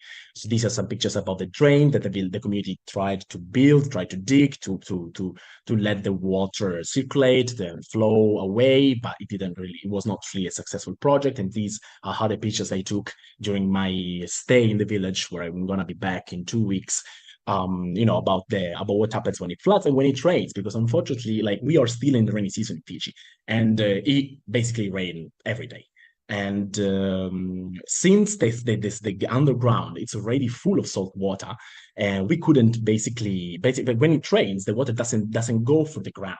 It accumulates and creates this sort of, as I call them, swimming pools. Basically, walking in a village is like walking in a swamp, which of course creates a lot of issues when it comes to health, because of course, mosquitoes, the water is very dirty, it's very murky, it doesn't go away. Hopefully it will go away with the dry season, which is about to begin. And so all children in the village experience scabies. Many people, me included, experience the dengue fever in the village. It's not an easy context in many different regards. These are the pictures of this house so close to the seashore. And you see from the picture on the right, you can really see how it feels like to walk in the village. Oh, maybe I should have mentioned that, of course, this is a social science research. I've conducted an ethnography. I'm conducting an ethnography right now in the village. So basically, it entailed me living in the village, participant observation. Sorry, I didn't have a proper methodological part, but I mean, it's going to be, the pictures will tell, I hope. Okay, this is a view from the bus stop of the village. The village is located 3 hours away from a major town, and here on the corner you can see some of the relocated houses that have been relocated indeed on the side of the mountain. This is a picture of when the sea was indeed getting inside the village, and this happens on a monthly basis, and it has been happening like this in the past 10-15 years. These trees, these coconut trees that you can see here, have been planted by the villagers to replenish the coconut trees that had died because of previous inundations, and unfortunately they died the day I left the village. They died. These trees don't exist anymore, so unfortunately the struggle is ongoing. Now we have to delve into this. This is a very important part of what the people in the village experience and what I've been experiencing with them. It has to do with the food systems, because many communities in Fiji and in the Pacific in general are subsistent communities that basically are partially or semi-subsistent. They are not really connected to the market economy, and they consume what they produce. They consume what they cultivate. And this is true in many communities in Fiji. I visited multiple villages, and this is often true, but it is not true when it comes to Vulisagisabi, because the land they used to cultivate before, it's now impossible to cultivate. Nothing will grow. There is just too much salt in the ground, and they don't have other land that they can cultivate, exception made for a very, very far land that they're leasing, which is 2 hours of oars afar, that they just used for the production of kava. I don't know if you heard about kava. Kava, it's a root which is very common in the Pacific, from which people derive a drink, a very popular drink. pan-Oceanian, which is actually getting famous in other parts of the world as well. And that's the only thing that they can, that's the picture on the bottom right that you see. This is the cover root training at the sun.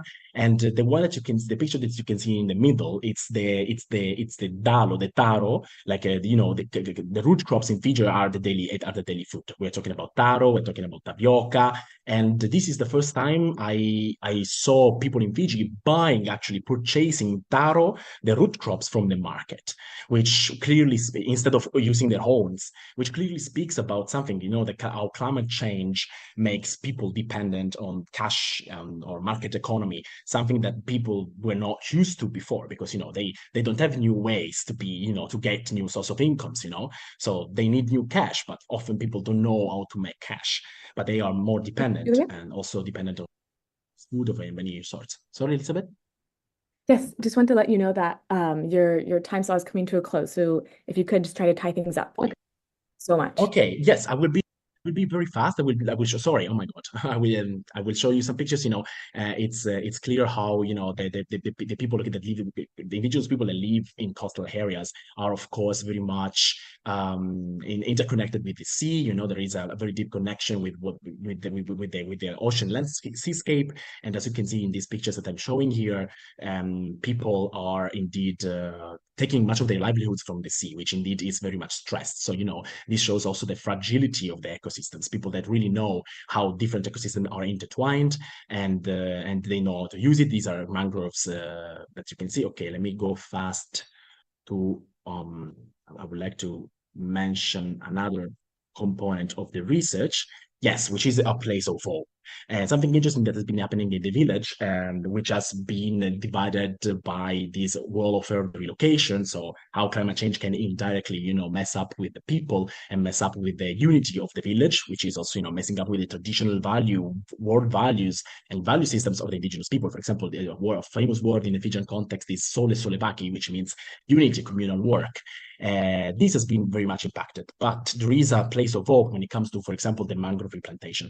The village is trying to create from scratch a knowledge about the mangroves that are, well known to be an incredible plant that can build soil, that can indeed create sort of, nesting spaces for fishes and protect the village in the future, because now other herb is coming to the village in many ways. And, so the mangroves now are really taking the place as a, it's about perceptions of future and, the way the village is trying to build a knowledge about how to cultivate this incredible plant.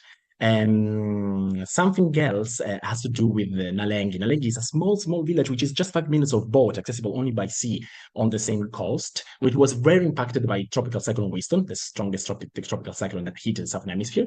These people are building from scratch using local materials like bamboo, and indeed the same sort of communal work typical in indigenous communities to rebuild the village. You see, they don't even have access to water. This is the bottles that we bring from Vunisavisavi, the people bring to the village. And even if they are facing the same issues with the sea coming inside, land erosion, etc., they are very much impacted, but they are a great example of resilience and traditional knowledge, which shows how, I think that narrative of aid should really change. And it somehow introduce elements of co-design especially when it comes to indigenous communities, and provide equal platforms that, equal platforms of partnerships according to which indigenous communities would indeed work well with. And this is a more workshop I did, but I don't have time to elaborate on these, taking into consideration children perspectives on climate change. This is a picture. Okay, well, this is the end. I had to cut a lot of it, but I hope it was good. Thank you. Thank you so much, Julio. That was an incredible amount of information. We really, really appreciate it. We will now be moving on to our next speaker, Jennifer Deanto Kemmerly, who is an established professional in this field, and we are very lucky to have her on this call with us today. As Vice President of Global Ocean Conservation, Jennifer directs the Monterey Bay Aquarium's global activities to address the most pressing ocean health challenges that threaten people, wildlife, and ecosystems. This includes a focus on the sustainability of fisheries and aquaculture, working with a range of stakeholders to drive improvements in environmental performance, social responsibility, and governance. And the well-known Seafood Watch program, which has engaged millions of North American consumers and thousands of businesses to support ocean-friendly fisheries and aquaculture through their purchasing decisions. Jennifer is also working to advance the aquarium's conservation goals to restore and protect ocean ecosystems, reduce plastic pollution, and mobilize action to combat climate change. Thank you so much for joining us today, Jennifer, and sharing your perspective. Julia, I'm going to ask that you stop sharing your screen so that Jennifer can share hers. Hey, Ellie, can you hear me okay? Yeah, I can hear you okay. It looks like Julia's screen is still shared. I'm not sure if that shows up on other people's ends. There you go. Yes. Thank you so much, Jennifer. Go ahead and take the floor. No worries. Ellie, can you see my screen fully? Yes, looks great. All right. Well, thank you all for having me today. It really is a pleasure. And I just want to kick it off by saying your work is the work that we use and will continue to rely on as more seasoned folks in this field of marine and ocean conservation. I've been doing this for about 30 years now. And I really just have to give a shout out to this program and how much we will rely on you as our information sources to come, but also to really carry the work forward. So I will be leaving in chat my contact information. I really do encourage any of you to reach out for follow-on questions and whatnot. But Ellie asked me to talk a little bit about the work that I do at Monterey Bay Aquarium, which is about 2 hours south of San Francisco in California in the US. And I really wanted to focus on the change that we've experienced over the past, I'd say 5 to 7 years, of how we've gone from looking solely at environmental issues to a lot of the topics I'm hearing in the previous conversations and presentations today, which is you have to work with the communities to get the job done, and you have to look at more than just your initial area of focus. So with that, I want to talk a little bit about the Seafood Watch program that we have, how it started, and then really how it's changed and evolved. So in the United States, we are an aquarium. We do like to raise awareness about the top threats to ocean health. We know fishing and fish farming, aka aquaculture, does have some significant impact on ocean and coastal health. So we were trying to tell this story through exhibits at the aquarium, but we also like to give people things to do about it. So our exhibit that we had in the late 90s was called Fishing for Solutions. And we started to raise awareness about how much seafood we import from all over the world, and it's about 80%. And we thought if people were starting to buy seafood from more environmentally responsible sources, maybe our appetite for seafood wouldn't have so much environmental impact. So that was the premise behind the Seafood Watch program. It was very US centric. It was, how can the consumer be responsible? How can businesses be responsible? We were doing desktop assessments on stock status of fisheries and aquaculture, desktop assessments on impacts on other species. It was very far removed from what was actually happening on the ground, or on the sea, I should say. And then as we started doing these assessments of environmental performance, we started doing more and more outreach to get more and more data. And something hit us right in the face. It was the fact that, yeah, a lot of the seafood that we know and love in the United States is coming from big industrial fisheries, which have plenty of data and they're well regulated. But a lot of the seafood that we eat in the United States, like farm shrimp, blue swimming crab, a lot of farm salmon, is not coming from these huge industrial resources. And in fact, a lot of the farm shrimp, which is a top seafood item in the US, is coming from hundreds of thousands of small scale community-based shrimp farms in the developing world, like Vietnam, India, throughout South and Southeast Asia. So this desktop assessment was biased from the outset. Right? If the data is not there, and the capacity and the government information and support's not there to get the information into the public domain, we are immediately biasing the work that we were doing. So we knew that we had to change how we did the work. So this is where your work really comes in. We started looking at what does it mean to be sustainable. Yes, that the fishing practices and fish farming practices would be environmentally responsible, but does the government support the management of those resources? Is academia involved? Are the supply chains equitable? Are the working conditions fair? So we really, as a community of NGOs doing this work, started to look more broadly beyond environmental impact. That included the impact of fishing and fish farming, even on other species like marine mammals, on ecosystems, and on livelihoods. So you can see a program that initially started doing desktop assessments on the status of a stock or a fishery population quickly started to evolve, and we needed to change our approach. So we've been doing this for 25 years, and this is where we've landed now, but I guarantee it will continue to evolve. We still do desktop assessments on all the different seafood items that are coming into the US, looking at the basic academic literature, looking at the government information that's available, how healthy are the fish stocks, what does the literature say on impacts on the environment and other species. We still put it in these handy little guides that we give out to consumers so they can make best choices. And our theory of change is still that if consumers make enough noise and ask enough questions at point of sale, that businesses like grocery stores and food service chains, they will make commitments to sustainable sourcing, and they will reach to their suppliers and ask them to improve their operations, and ultimately governments will support the work. But that's a theory. To actually make it happen all the way, we have to get in the region, and Monterey Bay Aquarium cannot do this alone. And this is why when Ellie reached out to me to do this presentation, I saw it as a huge and perfect opportunity to start connecting the network. We have seafood items, be it farm-raised salmon, farm shrimp, that are being produced across the world that really need field level engagement to co-design improvements. And I heard a lot of these terms in the presentations today.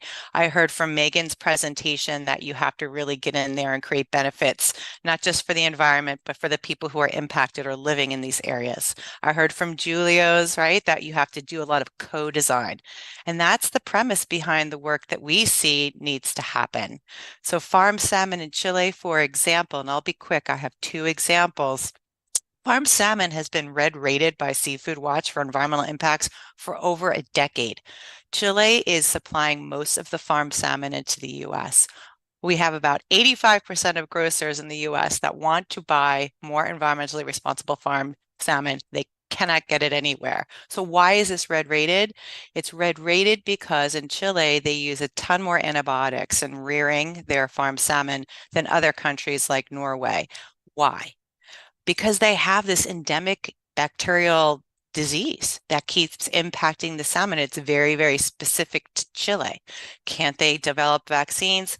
Well, they've tried, not a lot of excess. What about climate change? That's exacerbating the problem too.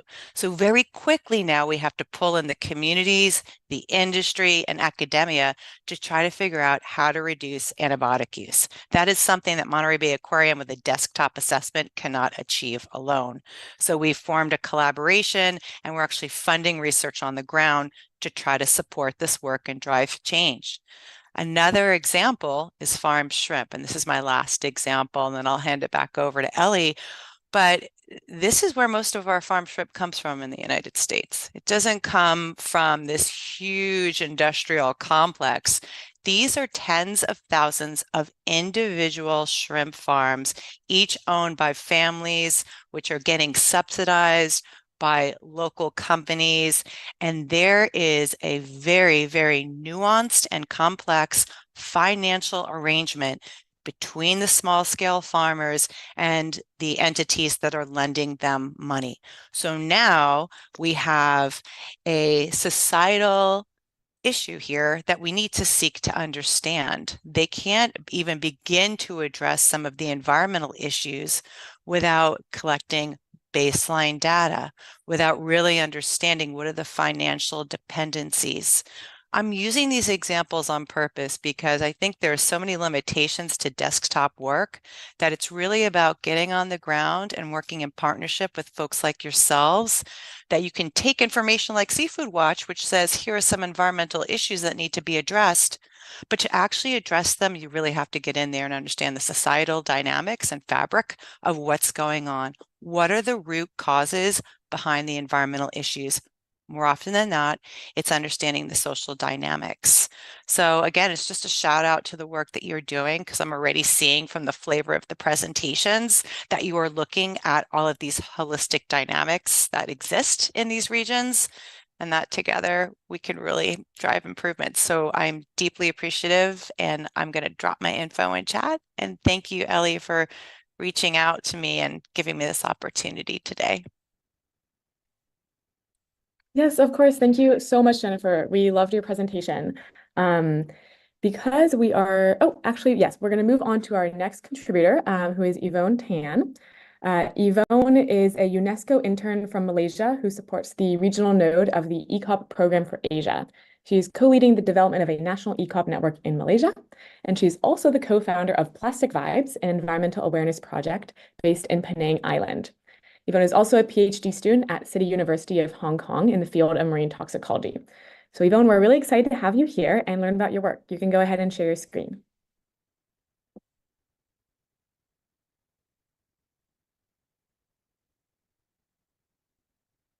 Hi, can you see my screen right now? Yes, we can. Okay. Hi everyone. Good evening. I'm here in Barcelona, joining everyone from Barcelona. I just ran off from the official conference. So today, I'm going to introduce my initiative towards helping the Malaysian society. So we are doing something a little bit more interactive to actually raise environmental awareness. So I'm going to share with you about coastal cleanup in my hometown, which is the Penang Island in Malaysia. So our story begins with when we set up this initiative. We believe that everyone should have the opportunity to learn about the ocean. So it's very sad to learn that basically in every country there is a very low awareness and inclusivity in terms of having ocean literacy into school curriculums. And we believe that as long as we are willingly to try, little by little, it becomes a lot. This is our motto for our project. So we believe that as long as we try, we do it from little, we reach out at least to 10% maybe per project. We believe that it will grow and more people can be reached as the time passes. So this is my beautiful hometown. It's the Penang Island. So it is the Penang Island, and this is a island city. So Plastic Vibe is an awareness project which is based in Penang currently. And this is the co-founders of our project. It's me in the black and my partner, which is Connie. She is a senior Marcrom executive based in Penang. So when I'm in Hong Kong right now, she's the one who actually helps me run the project, and I'm the one doing the background things. So we started our program in 2022, but because of COVID and some restrictions the government has on these kinds of activities, we only really started things in 2023. So in a general conclusion, we have 4 sessions of beach cleanup along a recreational beach with small patches of mangrove, and we do see the ecological importance of mangrove, and that's why we try to go there more often. So we focus basically 4 sessions throughout the year just right in the mangrove patch, and the total waste we have cleared is about 250 kg, which is made up of 20 kg of plastics and 227.2% of rubbish. So this is a very simple picture of our volunteers, and if you actually look into the number of volunteers, is just we can count it by just using our fingers, which is about less than 10. And our volunteers most of them has been our friends. When we started, it was really hard for us to reach out to people because they couldn't understand how important it is to actually have beach cleanups. And we did really try to really write a long paragraph, a long essay to talk to them, to explain to them what's the importance of doing beach cleanup, because they do have low awareness in terms of the ocean. And so for the past 4 sessions, our volunteers are mostly repetitive. So they do come at 4 sessions because they start to see things, but at the same time, gradually it's growing because they also spread the words to their friends. So we also partner with Planet Hero. It's a fundraising non-profit organization based in Europe who actually we plug in our numbers for our numbers of like rubbish bags, how much we have collected, and then they will look for donations for us, and it actually helps us to run our own my own awareness project. So this is a few interesting things that we actually found throughout the beach cleanup. And so this year, I'm very, very excited to share that a couple of days back, we actually had our first beach cleanup, and we finally found a very strategic way to actually reach out to the community, and we posted on in a different social media, and we are able to gather around 40 volunteers, which is really amazing, which is an amazing start for Plastic Vibe in 2024. And we do see the power of togetherness. Just with about 40 volunteers, we are able to collect more than half of what we have done in 2023 throughout the 4 years, which we do really see that this number is growing, and we are really hopeful that our beach cleanup is going to get more attention. So for the upcoming activities for our initiative, we are actually now, because we have gathered a lot of volunteers, and we do actually realize that they come from various backgrounds. They might be engineers, they might be just housewives, they might be just high school students, and we are very interested. We now, what we are trying to do to raise awareness is by taking short videos. We want to hear from them, like, for example, like, why do you come for this beach cleanup? What does the ocean means to you? Simple things like that. And we actually find their answers are very, very interesting. It's very intriguing. And we do hope that by posting videos, as we edit the videos and post it on social media, we hope that this is able to capture more attention from the society, to actually understand that, hey, we have something like that going on in our city. And because we rely heavily on the coast, so we are surrounded by waters, and that's why we want to raise awareness on things like that. And also at the same time, beach cleanup is going to happen throughout the year. We are expecting to have at least twice a month. And also ocean literacy, it's something we are looking forward. As we now have more volunteers coming, we hope that our ocean literacy online workshop will be able to reach out to more especially the younger generation especially. So I'm very happy to share that this is just our beginning for this awareness project, and also for Malaysia. So thank you so much for your attention, and thank you to the team for inviting me. Thank you so much for your presentation, Yvonne. It was a pleasure having you. And I'd also like to thank all the previous contributors for the first theme. Thank you so much for your contributions. Unfortunately, we are pressed for time, so we are not able to have the panel discussion. However, if you check your chat bar, we have all the contact information to all the contributors. And audience, if there's any questions, you can directly email our contributors, or you can also just send a message to the chat. And contributors, if you're still with us, could you please respond accordingly? Thank you so much. So now we're moving on to the next theme, which is Algae, Our Future. Our first presenter is Hagen Buckwise from the US. Hagen Buckwise researches marine carbon cycling, focusing on why some carbon is sequestered in the ocean. With an ecology and microbiology background, Hagen studies the molecular properties that makes compounds inaccessible to marine bacteria. He is currently a postdoc at the University of Southern California, developing models of marine carbohydrate degradation to understand carbohydrate persistence and carbon capture potential in the ocean. With the theme, How Brown Algae Can Capture Carbon Dioxide, I now welcome Hagen. The floor is yours, Hagen. Thanks, Denzel, and thanks, Elizabeth.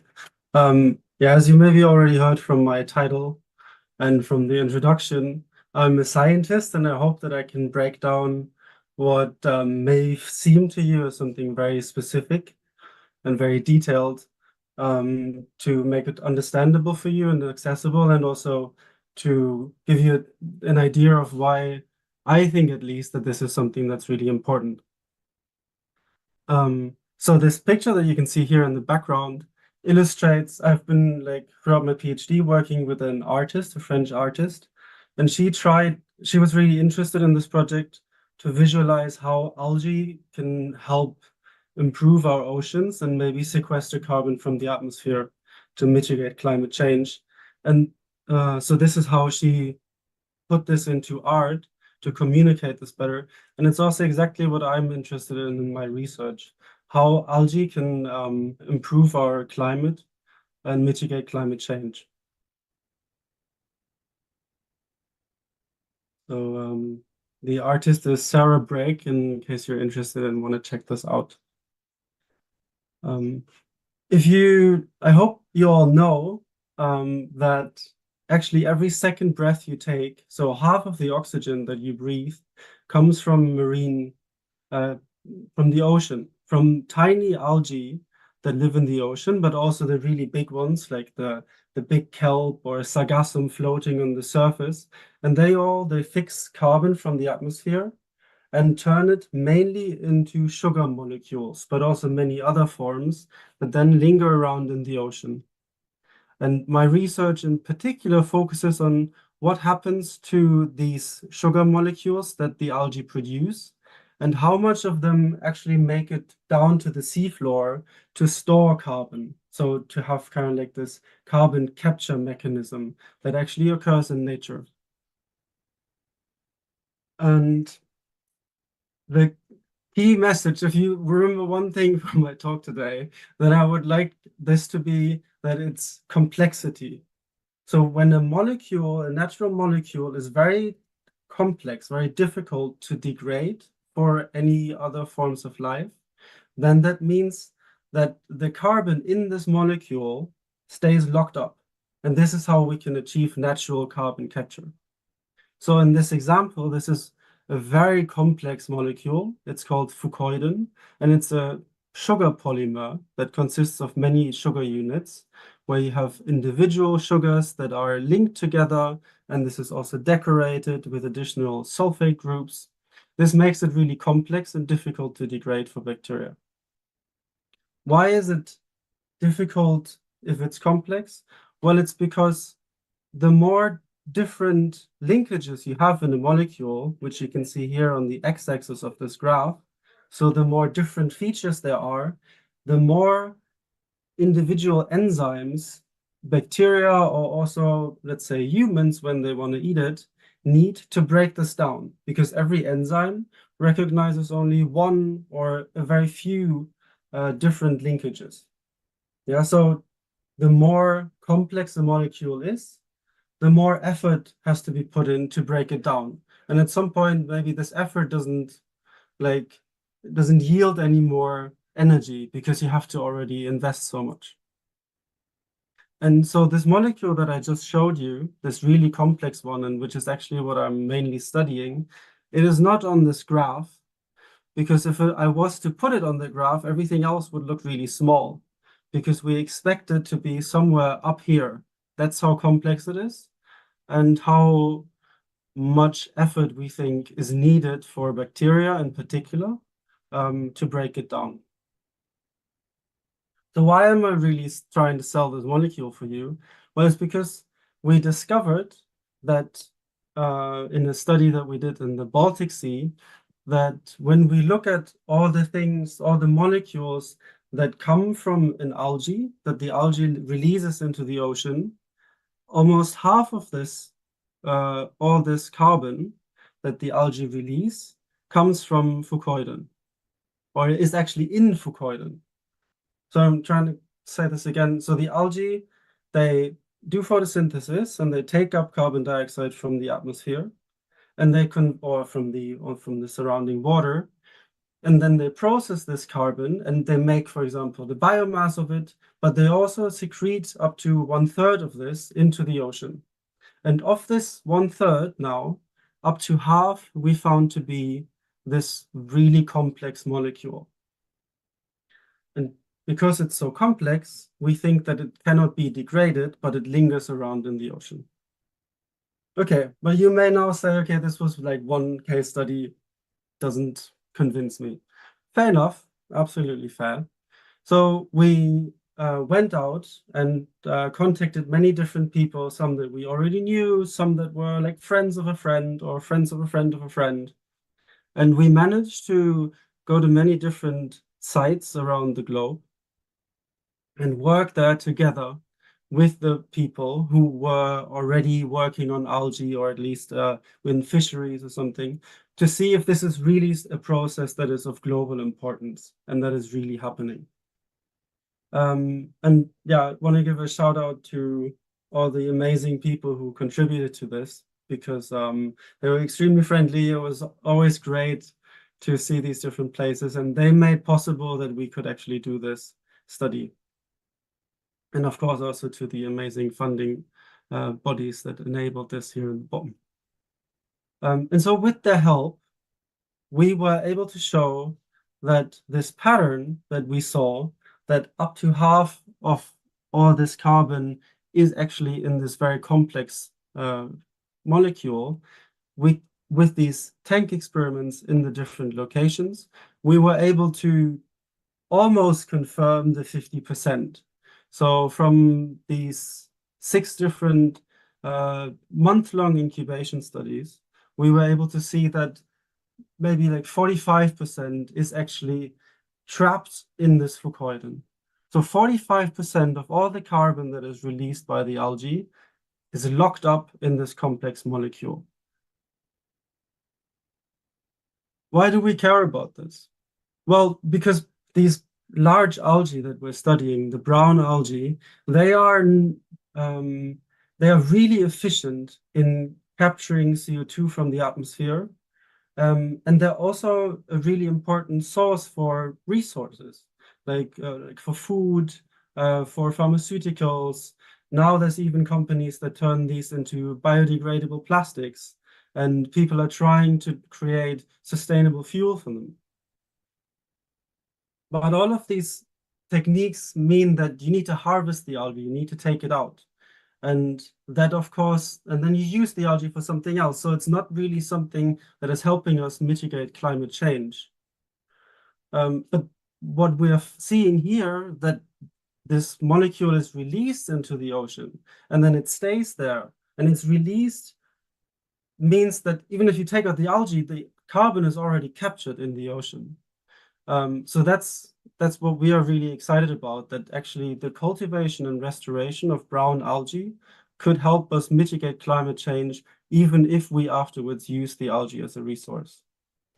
And so now we're partnering with small-scale algae farms to see if these algae farms, the cultivation and the restoration of algae, can actually contribute to sequestering carbon dioxide from the atmosphere, which is so direly needed.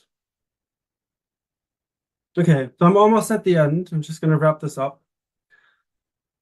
We know that the ocean produces half of the oxygen that is in the atmosphere, and a lot of the carbon that is thereby captured goes into sugar molecules. And it's the really complex sugar molecules that are able to capture carbon because bacteria have such a hard time degrading them. And we think that these brown algae are key to use the ocean to take up carbon dioxide from the atmosphere to do this kind of carbon sequestration, which is something that's already naturally occurring. And with this, thank you for your attention. And if you have any ideas or comments or questions, I'll be really happy to hear from you. And I love working with people around the globe, as you've seen. And yeah, because it's still something that is in development. Thank you. Thank you so much, Hagen. What an interesting presentation that was. I know some of you may have some burning questions about Hagen's presentation, but we'll reserve the anticipation till after the next presenter so we can have our panel discussion. To get some European insight into research, our next presenter is Irene Davis. Irene Davis is a marine science engineer and project manager with a passion for sustainability and seaweed-based solutions. She specializes in ecosystem builders like mussels, seaweed, and seagrass, and leads projects in hatcheries for the private sector. Irene's practical, solution-oriented approach and strong communication skills make her an effective leader, respected for empathy and ability to drive change. With the title, From Macroalgal Carbon into Valuable Products, I now welcome Irene. Over to you, Irene. Hi, do you see the presentation? Yes, we do. Okay. We are. Okay, thanks for the invitation. I'm very excited to be part of this. I prepared a presentation explaining a bit of my background and how I reached to macrocarbon, also to inspire young people to engage in the community of the ocean science. So, okay, there is a voice somewhere. So I took a communication course and then marine biology, more communication, and at the end I was more driven to technology and more modeling paths and SDG reporting too. That's my background, and that's my background in working. Like on the left side, you can see all my academical background, and then V.ECOP was a community-based space where I will develop food products based on seaweed. And then I worked for Dance Tank, which was my first experience on the field with seaweed. And then I created my YouTube channel called The One That Eats Seaweed, La Come Algas, to educate population to actually eat seaweed. And now I'm working at Macrocarbon, where I'm going to focus the whole presentation. So I started in the academia, working with whales and doing taxonomy in these 3 universities. Then I was, as I said, at V.ECOP, a food developer, and I worked with kombucha, and we were making a lot of community engagement to allow people to try the products based on seaweed. And then was a lot of knowledge transfer. I will hand in all the recipes that we were doing. How can you do it at your home? So it was accessible for everybody. And then I went to more hardcore study in DTU Food, the Technical University in Denmark. And in there, I started to work with Gracilaria, where I developed a hatchery. In here, you can see that I was succeeding in releasing spores. And then we will put them in the ocean. So that's the marine aquaculture background I have.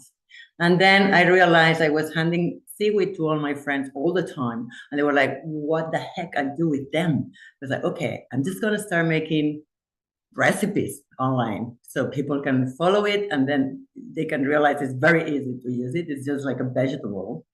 So this is also there on the net. Okay, and then I started working for Macrocarbon, where kind of all my skills come together. Because academia is very fun, but it's very slow, and it's very much like a rabbit hole. You study one thing in very depth, but you don't have an overview. So here in Macrocarbon, we are trying to defossilize the carbon supply chain. So we are trying to reverse what we've done so far. So far, we're burning fossil fuels and releasing CO2. What we're trying to do is to suck CO2 through seaweed and then create biofuel with it. That's the hardcore of our business. So, but we also collaborate with our industries. For instance, we are talking with Aquanaria, who has the 80% of the Canary Islands aquaculture industry, to team together so we can treat their wastewater, so we can create a high value product, which is ulvan and urbans, which are also very difficult to treat, as the last speaker talked. And here we have our production of ulva, and we are testing with this water to see how much growth we can get with it. And then the high-tech technology comes here with the farm. So what we want to work with is a seaweed called sargassum. I'm sure people from the Caribbean have heard about that.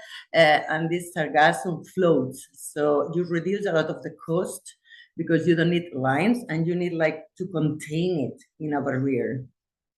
So we're in the Canary Islands, and we have been assigned a particular area, and we're going to start with 0.5 kilometer square plant to control the space and to have some data. We're mostly academics in the company, so we're very concerned about the impact. So we're going to measure everything. We brought all the sensors you can imagine. And here in Gran Canaria, you have some episodes where a lot of sargassum will come in, and that was literally the Friday before I flew to Barcelona. And we are trying to work with the floating sargassum, but we are domesticating also some of the benthic sargassum to see if we can sort of develop a 3D structure where they can grow, and then it can be applied to wherever seaweed. But we are focusing on the ones that they grow very fast, because our objective is not quality, but quantity. So we want a lot of seaweed. Therefore, we're thinking on sargassum, the floating one, because in 15 days you have double biomass. Ulva also, and also Caulerpa is a very good candidate that we're like picking into it. We haven't studied in depth so far, Caulerpa. And here is a bit of like the value chain process. So we have the floating stationary aqua farms. Then we put it in a pyrolysis treatment, and then we gasify it. And then in the Fischer-Tropsch reactor, then we create naphtha and SAF. Naphtha, you can create any sort of plastic out of it and any sort of biodiesel out of it. And SAF is a sustainable aviation fuel. We just need to align the parameters in those machines, and then we can extract wherever of the liquids phase, and then we for sure get biochar. So all of it can be also contabilized as carbon credits. Yeah, that's our first sample of bio-naphtha down there on the left. So our final products are very yummy because, as I said, this bio-naphtha, the SAF, you can also make it happen, the hydrogen or all the other graphene, char, biochar, and then the polysaccharides and the cellulose that comes actually not from the floating seaweed, but from the one that we're thinking out in the aqua farm, because we will have it on land, and therefore we can have more details of the parameters, and we have more control, and therefore we can go to quality instead of quantity. And so that's kind of our roadmap where we are now. We are in the R&D phase, but we're going to scale into 2025 into this space that we're showing the Canary Islands, and 2027 we're expecting to be in the commercial phase. Why this? Because we just need to reduce 95% of our emissions. So we try, and this is not going to happen. We're going to continue emitting. So we need to substitute where are we emitting from. So it's nicer that it's bio-naphtha than just fuel. And the potential that it has, and that's my last slide, is that in the purple part is where you can actually grow sargassum, which is huge scale. As you can see, we can put these farms all over the place. And then in here is if you will put artificial upwelling, you can increase this area. But just this one is just with sargassum as natural grows now. Yeah, so that's me, and so all my skills are in this macrocarbon company because it has all the communication part that and then it also touches a lot of the research part. I will leave my contacts there in the chat. Thank you very much. Thank you so much for your what a wonderful presentation, Irene. That was really amazing. It was really interesting to see what all you can do with algae. So now we're transitioning into our panel discussion. Are there any burning questions from our audience, any participants? Or if either of you would like to get kick started with it, if you have questions for each other, that'd be great. The floor is yours. I've also left Irene and Hagen's contact information in the chat. Should anyone else have questions later, you can go ahead.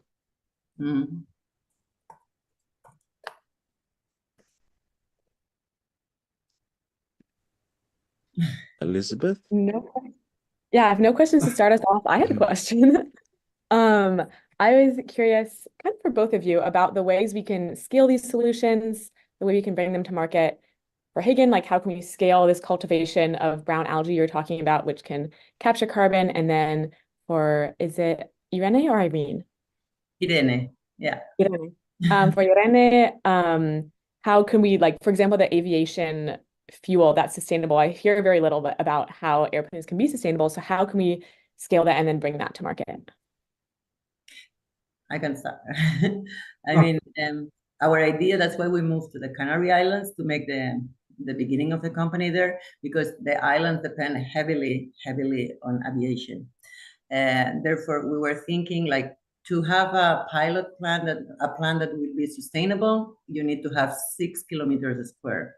That produces enough to supply chain 5% of the flights. So it's not even complete, but it's enough sustainable that investors will actually go for it. That's what. So what we are trying to do is to produce locally all of it. We don't want to export it. Now we're in the startup phase, so we need to export everything because all of our partners are all over the world. But this is not sustainable in the long term. Therefore, we want to put the farms where we will have the plants to process, which you can contain them in a container, so it's very tiny. And then from there, distribute already to the boats, because it's heavy transportation, also in marine transportation, or straight to aviation. Yeah, so 6 kilometers square, that's our number. Okay, Thank you so much for that, Irene. Go maybe ahead, I can Hagen, comment sorry. on the scale. No, oh good, then so don't worry. So for example, this algae, the sargassum that Irene is working with, is one of the algae that we've also studied, actually together with one of the founders of macrocarbon. And it does also secrete this polysaccharide, this complex molecule. So actually, however much they farm, the better, from my point of view, because there is already this ongoing carbon sequestration process going on, as far as we can tell from our data. And I think in particular, what I find really exciting about this approach that macrocarbon has with the floating algae, it means that you don't need to put lines. You know, traditionally, algae farms are always on some sort of lines, which means that you need a crazy amount of resource to cultivate all these algae. And so, I don't know, it's kind of like this genius trick that they came up with, to use something that is floating and that is reproducing by itself through fragmentation, so that it's a lot less work, I think, involved and much easier to bring to a large scale, right? I agree. That was one of the points, like hatchery goes off. So you don't really need a hatchery phase, which is heavily intensive, energy demanding, and then time demanding, of course, and resources in the sense of money. And then you, as you said, like you don't have the lines, so you don't have to seed the lines. You just need to, the only phase, the challenge that we are facing, like because of the wind and currents, it might be that all the seaweed get packed in one of the corners. So the challenging part is to make it move around all the time. And that's why we need the pilot plan of 0.5 kilometer square to actually see how it works. So far we have pilots and they were very nice, but they are like 100 meters square. So, and it's good. It's a nice proof of concept that we're in the good path to go. But we need to see a medium scale to see how we can actually do the 6 kilometers. They will not be 6 kilometers per se. They will be fragmented in 0.5 kilometers models. That's why that's a key point for us to make that happen, to try it. Thank you so much. Just a follow-up question regarding you did mention specific how you can get up naphtha and SAF from this particular algae. In terms of current, these particular outcomes can be used in place of existing non-renewable options. How cost effective is this in compared to what's out there in the markets? For example, the jet fuel, is it more capital intensive, and how much more, if you don't mind me asking? Yeah, I mean, are you asking for the processing process or what precisely? Yes, basically the outcome, like the whole process, yes, compared to, like you did mention jet fuels. How is that, how much more expensive will the process be using algae compared to the non-renewable sources that are out there? Yeah, as I mentioned now, because we're in the startup phase and scale, everything gets a bit more expensive. So we're waiting to have a minimum size to actually make that LCA analysis of how much energy and resources is actually being consumed. I know there are some numbers done by the team of processing, and it's doable. I think that it was a cost. Usually you have like organic ton cost wherever that makes sense for it to process it, right? And for us, it was something like 20 kilograms per ton when you are not in scale. 20 euros kilogram, I mean, 20 euros per ton.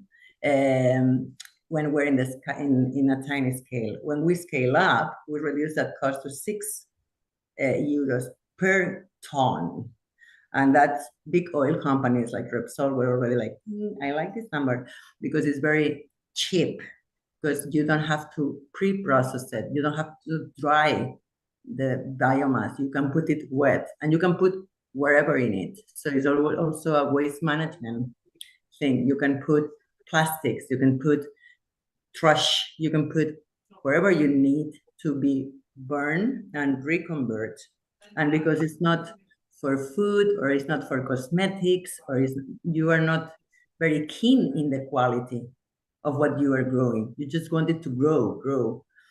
But it's also, we are teaming up with the harbor at Las Palmas because they have so much waste and they don't know what to do with it. So we're trying to see if we can adjust the parameters in the process to put it together with some plastic waste that they already have and they don't know what to do with it.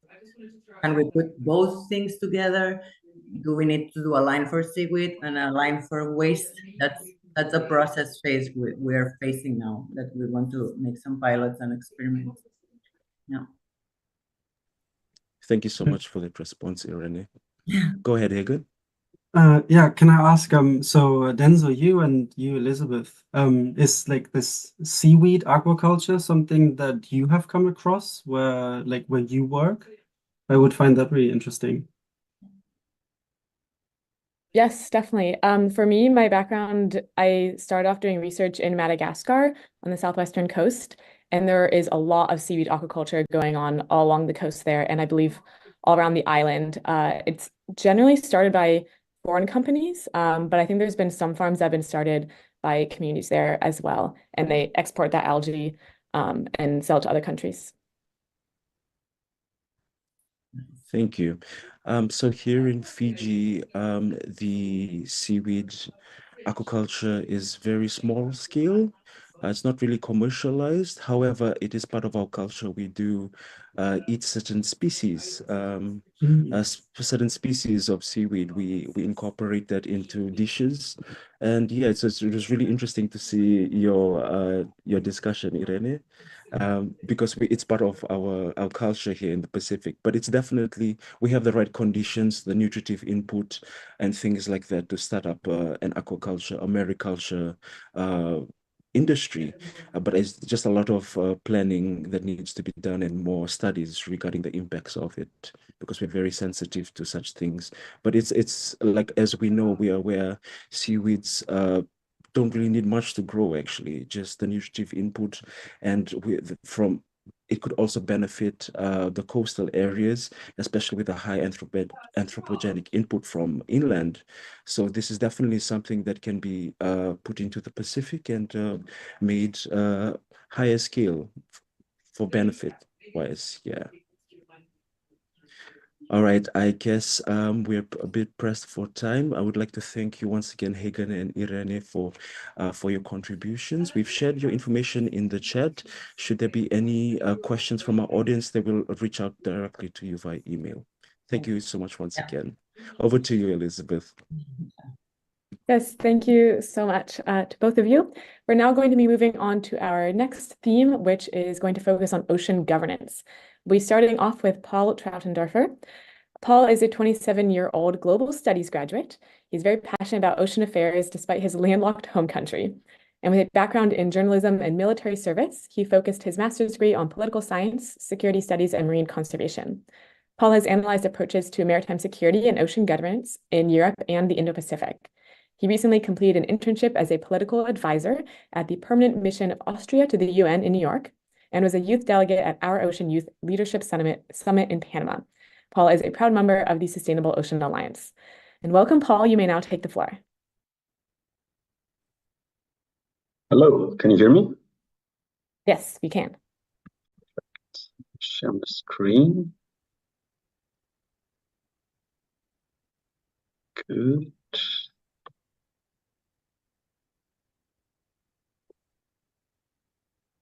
Yes. Perfect. The Ocean Intelligence of Austria. So to get kind of an idea where this idea was born from and this project and what is behind, let's have a quick look on ocean governance, what's at stake.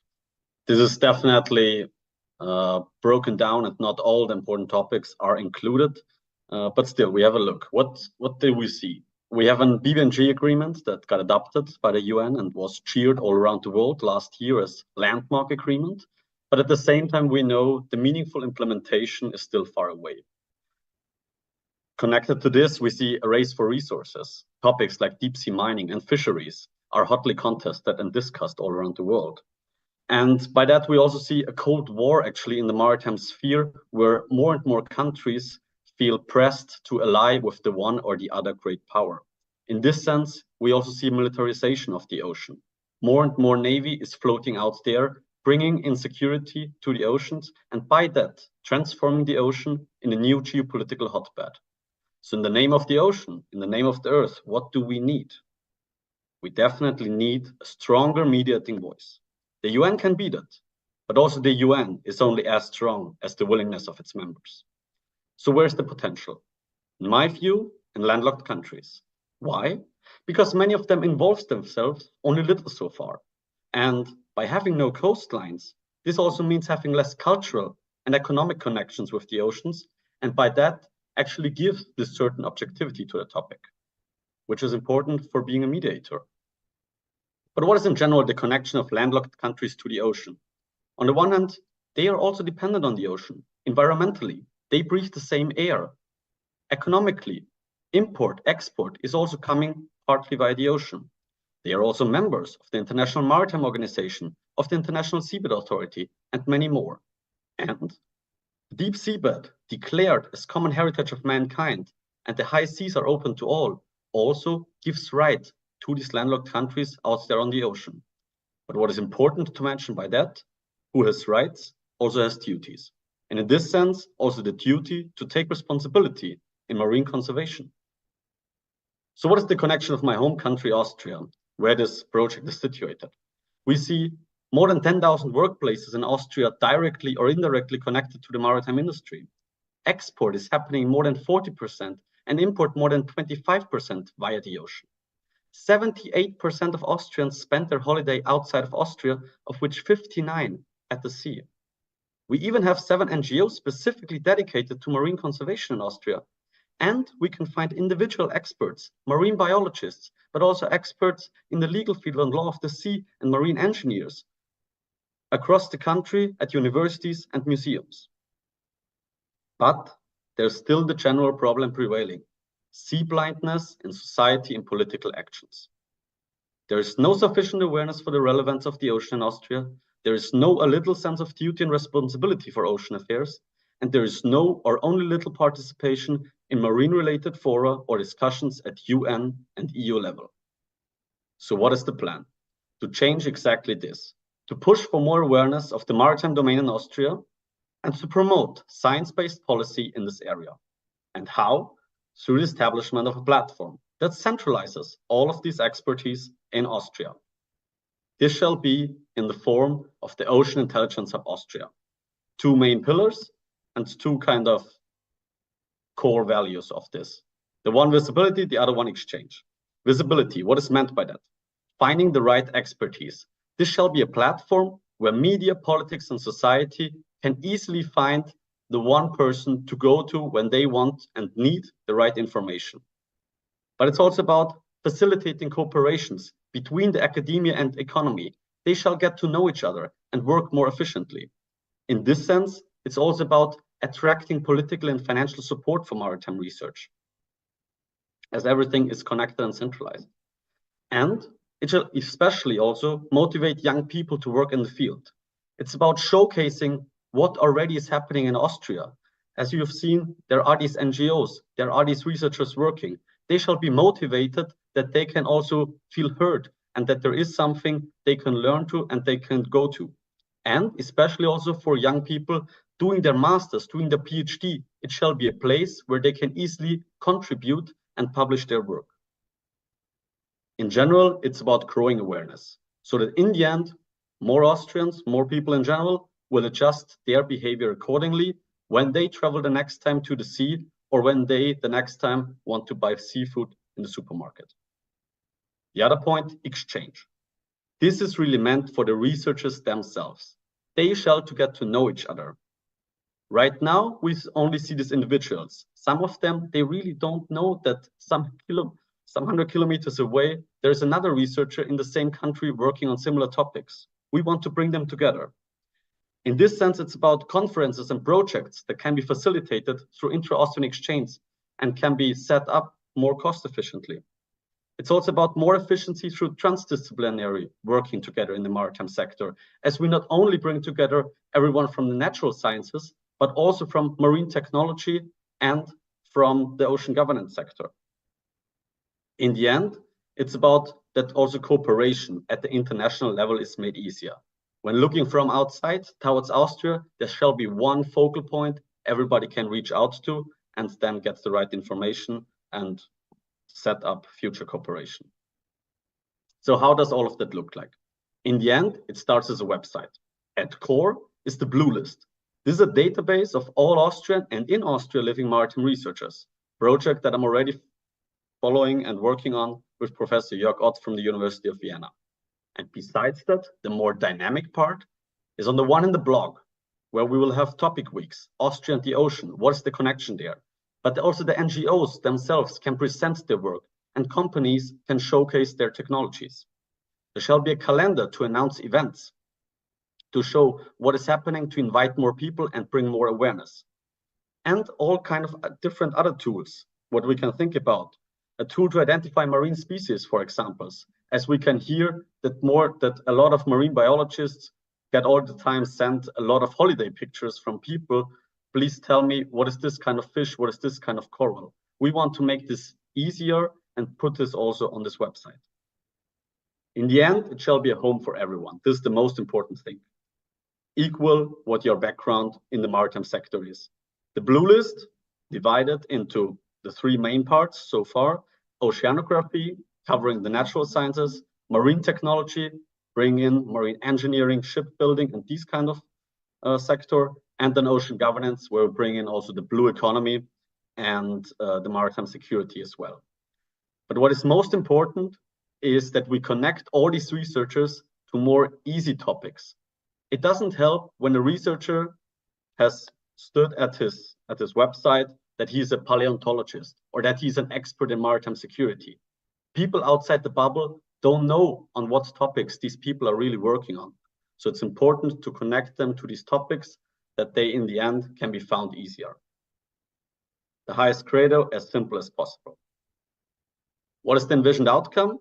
In the end, it's about that marine conservation is included in the climate protection law and also declared a strategic political objective of Austria. Why not thinking about the maritime strategy for Austria? And what I would envision is that Austria shall also take a mediating role in ocean governance, emphasizing the voice of the most vulnerable, letting science speak, and by that pushing for faster implementation and better adherence of agreements. But the most important step is definitely to inspire others. Because alone, you're not strong enough. And this is why in the long run, it's to think about the ocean lines of landlocked countries, bringing in more diversity in the discourse of ocean governance in this way. The main takeaways that I want to pull out today: the ocean is there for everyone and cannot and shall not only be governed by the countries bordering it. The landlocked countries also have the duty and the responsibility to involve themselves and especially use their position to be a coordinator and a mediator. And what shall be shown by that is that also smaller countries like Austria, without big ocean research institutions, can bundle their expertise and also raise a voice for the relevance of the ocean. Importantly to note, the responsibility of all of that. It is not the intention that landlocked countries, especially from the global north, take even more space in the discussions within the United Nations. We are already speaking way too much, and it's other countries that should, especially within the United Nations, raise their voice. But the intention is that countries like Austria take over needed responsibility and support through science-based policy within their own country, the UN Ocean Decade, and then within organizations such as the EU, a more critical discourse about maritime agendas is fostered. Thank you very much. And I'm really looking forward for questions, critique, ideas, and follow-up discussions. Feel free to contact me via email, telephone, WhatsApp, LinkedIn, whatsoever. I'm very thankful, and servus and have a good day. Thank you so much, Paul, for your presentation, and what a really neat initiative. I'm definitely going to look into that. Our next contributor will be Anaïs Roman. Anaïs is a legal expert in European and international environmental law, currently pursuing her PhD at the Australian National Centre for Ocean Resources and Security, University of Wollongong. Her research focuses on capacity building and transparency within the Antarctic Treaty System, with a comparative analysis of other international legal regimes. Anaïs was previously involved in negotiations for the Global Biodiversity Framework under the Convention on Biological Diversity at COP15. Please take it away, Anaïs. Hi, can you hear me? Yes. Good. I will share my screen in a minute. There we go.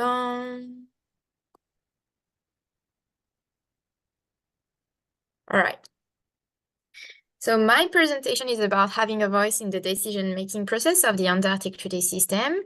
So as Elizabeth gave a little bit of a background, I'm based in Australia, and I'm part of a project that gather multiple universities across Australia, all focusing on Antarctica. So to give you just a little bit of a view of how the Antarctic Treaty System is organized, the main instrument is the Antarctic Treaty that was adopted in 1959 and entered into force in 1961. And the main point is to just be aware of the fact that this is not a UN convention, instead of like the Convention on Biological Diversity or the Convention for the Climate Change. This treaty covered almost 10% of our common planet, governed and possessed by no one nation. There is some states who are making some research on the continent, but the continent in itself is not a continent that are under any national jurisdiction, if I can say that way. This is a system based on state scientific capacities.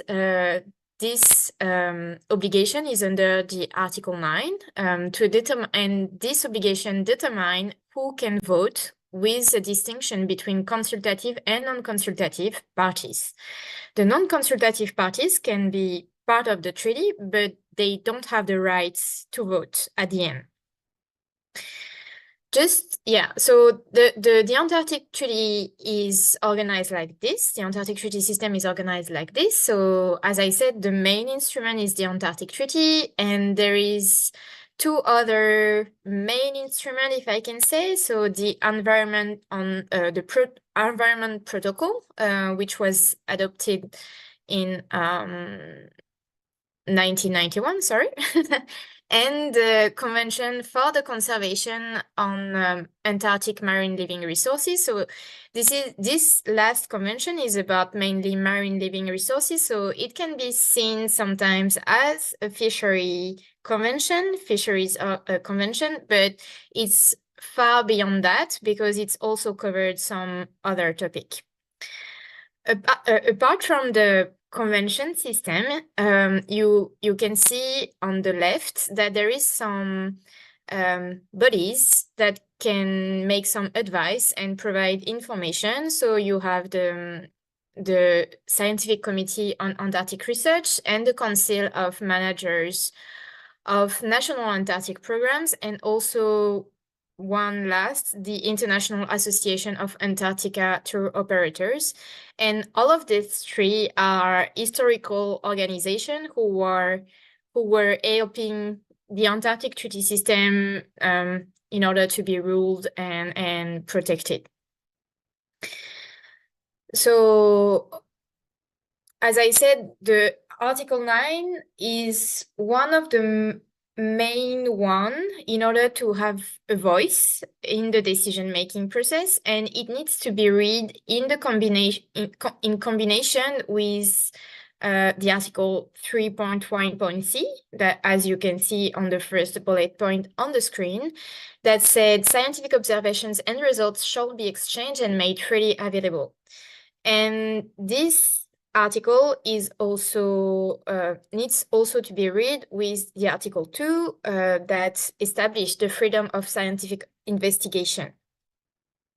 What we see when we observe how the system is working is that there is a lack of tools and mechanisms to enforce this obligation, especially the one about scientific observation and results. And consequently, you have a diminished access to the relevant information to mitigate climate change impacts coming from Antarctica, like the sea level rise, for example, or you don't have the relevant information if you want to measure biodiversity and how the dynamics is evolving in your maritime exclusive zone, for example, because species are traveling around the globe and the ocean is open. So sometimes you can see that there is an impact on the fish stock, and then it can come from Antarctica. But if you don't have the relevant information, then it can be a problem. So just to summarize, the Article 9.2, as I said, is the base to have a voice by saying conducting substantial scientific research activity, and in the treaty it's understood as doing an expedition or establish a research station, and that can imply technical and financial means that are generally beyond developing states' capacity. And it can be a problem because when you have a treaty that is supposed to be open, but not all the states are at the same level, then it can be, a question about equity and a question about how all the states can have the same voice in the decision-making process. So just to be back on these schemes, this lack can be fulfilled by the SCAR duties about making advice and information, because same as under the Antarctic Treaty System, developing states can be party to SCAR, and it can be a way for them to have the relevant information. Another way to fulfill this gap is to having some researchers inviting on station or during expedition that are made by the developed states. So there is different tools, but not all of them are very efficient. More than that, there is an important evolution with the adoption of the Rio Declaration in 1992, and especially the Principle 9 about capacity building and a better engagement with developing states. And there is different mechanism established under different convention to have better access to the information, but also international collective engagement, and that implies a strong national commitment. So all the countries need to have the information in order to fulfill their engagement.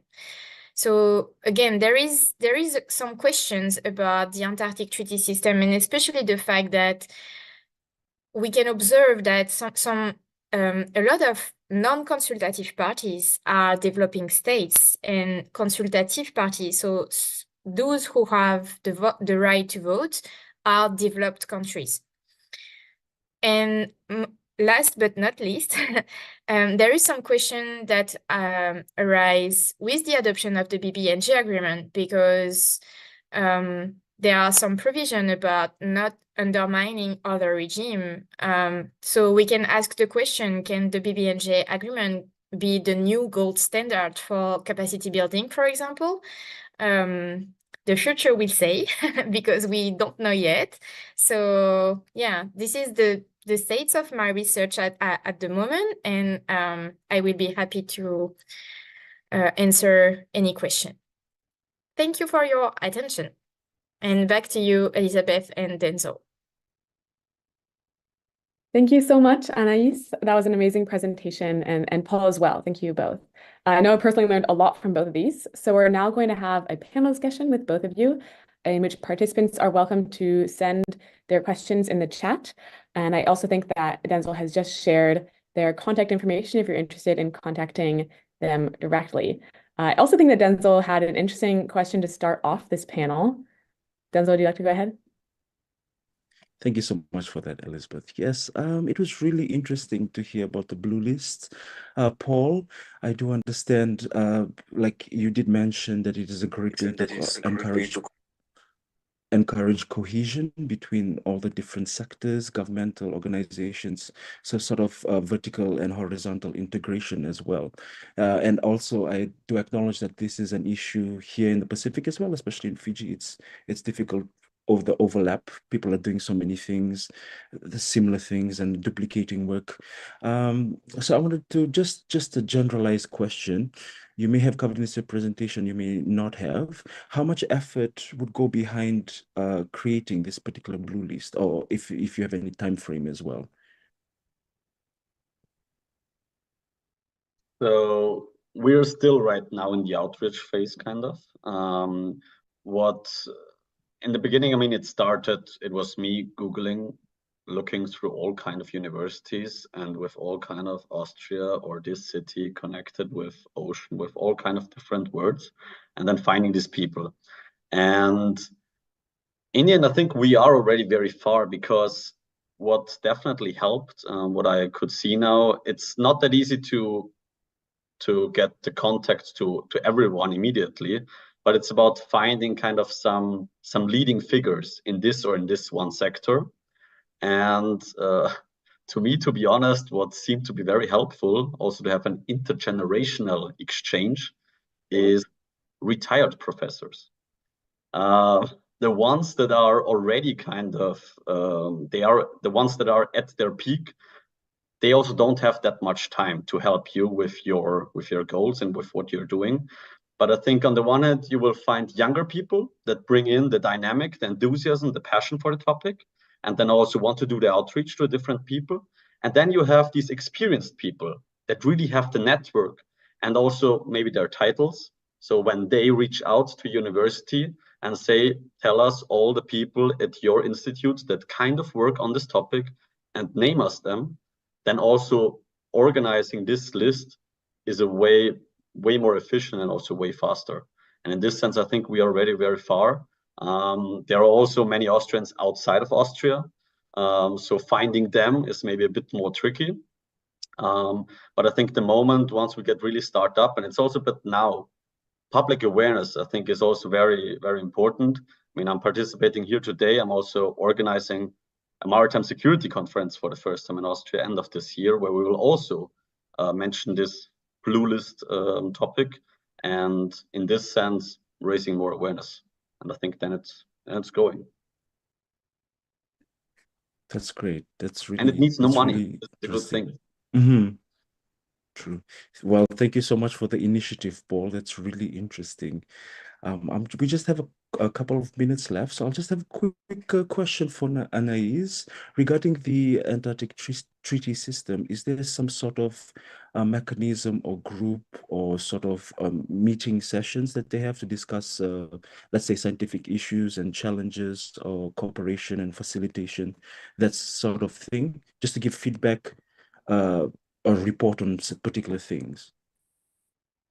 Yeah, so the Antarctic Treaty is meeting once a year. So there is the Antarctic Treaty consultative meeting once a year. And same for the Kamalar, there is also a meeting once a year. And these moments are the moment when all the science are bring on the table saying we need to do this or we need to do that, aside from the Antarctic Treaty consultative meeting, there is also the the meeting that is running under the environmental protocol. So yeah, both of them are working together. This is at the same moment, while the Kamala is later in the year. But yeah, there is a space for this treaty to have a moment to discuss all of that and to bring some priorities on the table. But it's sometimes hugely politic colored, like there is a lot of politics that is running under that. So yeah, I think this is one of the challenge that they have in order to make science, or in order to move forward, to take some decision and help scientists to do the science they need. Thank you so much for that, Anais. Yes, thank you, Anais. That actually brings us to the end of our panel discussion and the end of our session today. So I'll let Denzel tie us up here. Thank you so much for that. Thank you, everybody, for your diverse and insightful presentations today. This brings us to the conclusion of our session, as Elizabeth mentioned. But before you leave, we do have another session tomorrow, so please join us tomorrow on the 11th, 9:30 a.m. Till 11:30 CST. We've also placed our contact information as well as Anais and Paul down in the chat box should you have any questions. So we appreciate you joining us, and now we'll pass the torch over to our mobile journalists, Fiona and Veronica, as well as Susanna, who are joining us live from the Oceans Decade Conference in Barcelona, where a concert is taking place, and they will summarize the day. Thank you so much. Thank you so much.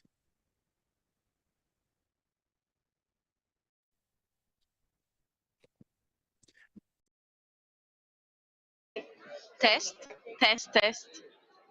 Can you hear it, right?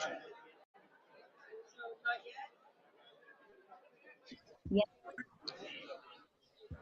You can start. Or Fiona, you should be in the... Okay, you're live. Hi everyone. We are here finalizing the first day of the Ocean Decade Conference, and we had very exciting plenary sessions, the speakers, and also the breakout rooms after the challenges plenary sessions, which were very interesting. I don't know if also Susanna wants to say something about the events that were outside the conference before we dip in the sessions and challenges that were discussed here today. Yeah, thank you, Veronica and Fiona. I can give an overview of a satellite event that was going on today. It was happening at the Natural Museum of Science, right across the conference venue. And this session had very beautiful exhibitions with a fin whale welcoming you at the entrance of fin whale skeleton. And we dove deep into the world of passive acoustic monitoring. And I got some very cool interviews with one, Stefan de Vries, who's a veterinary researcher here in the Technical University of Catalunya here in Spain. And he just showed us how to a spectrogram looks like, and how we witnessed what the sound of ice cracking and the sound of songs of whales looks like visually. So it was a very beautiful exhibition, and we did capture some highlights that will be shared with us later.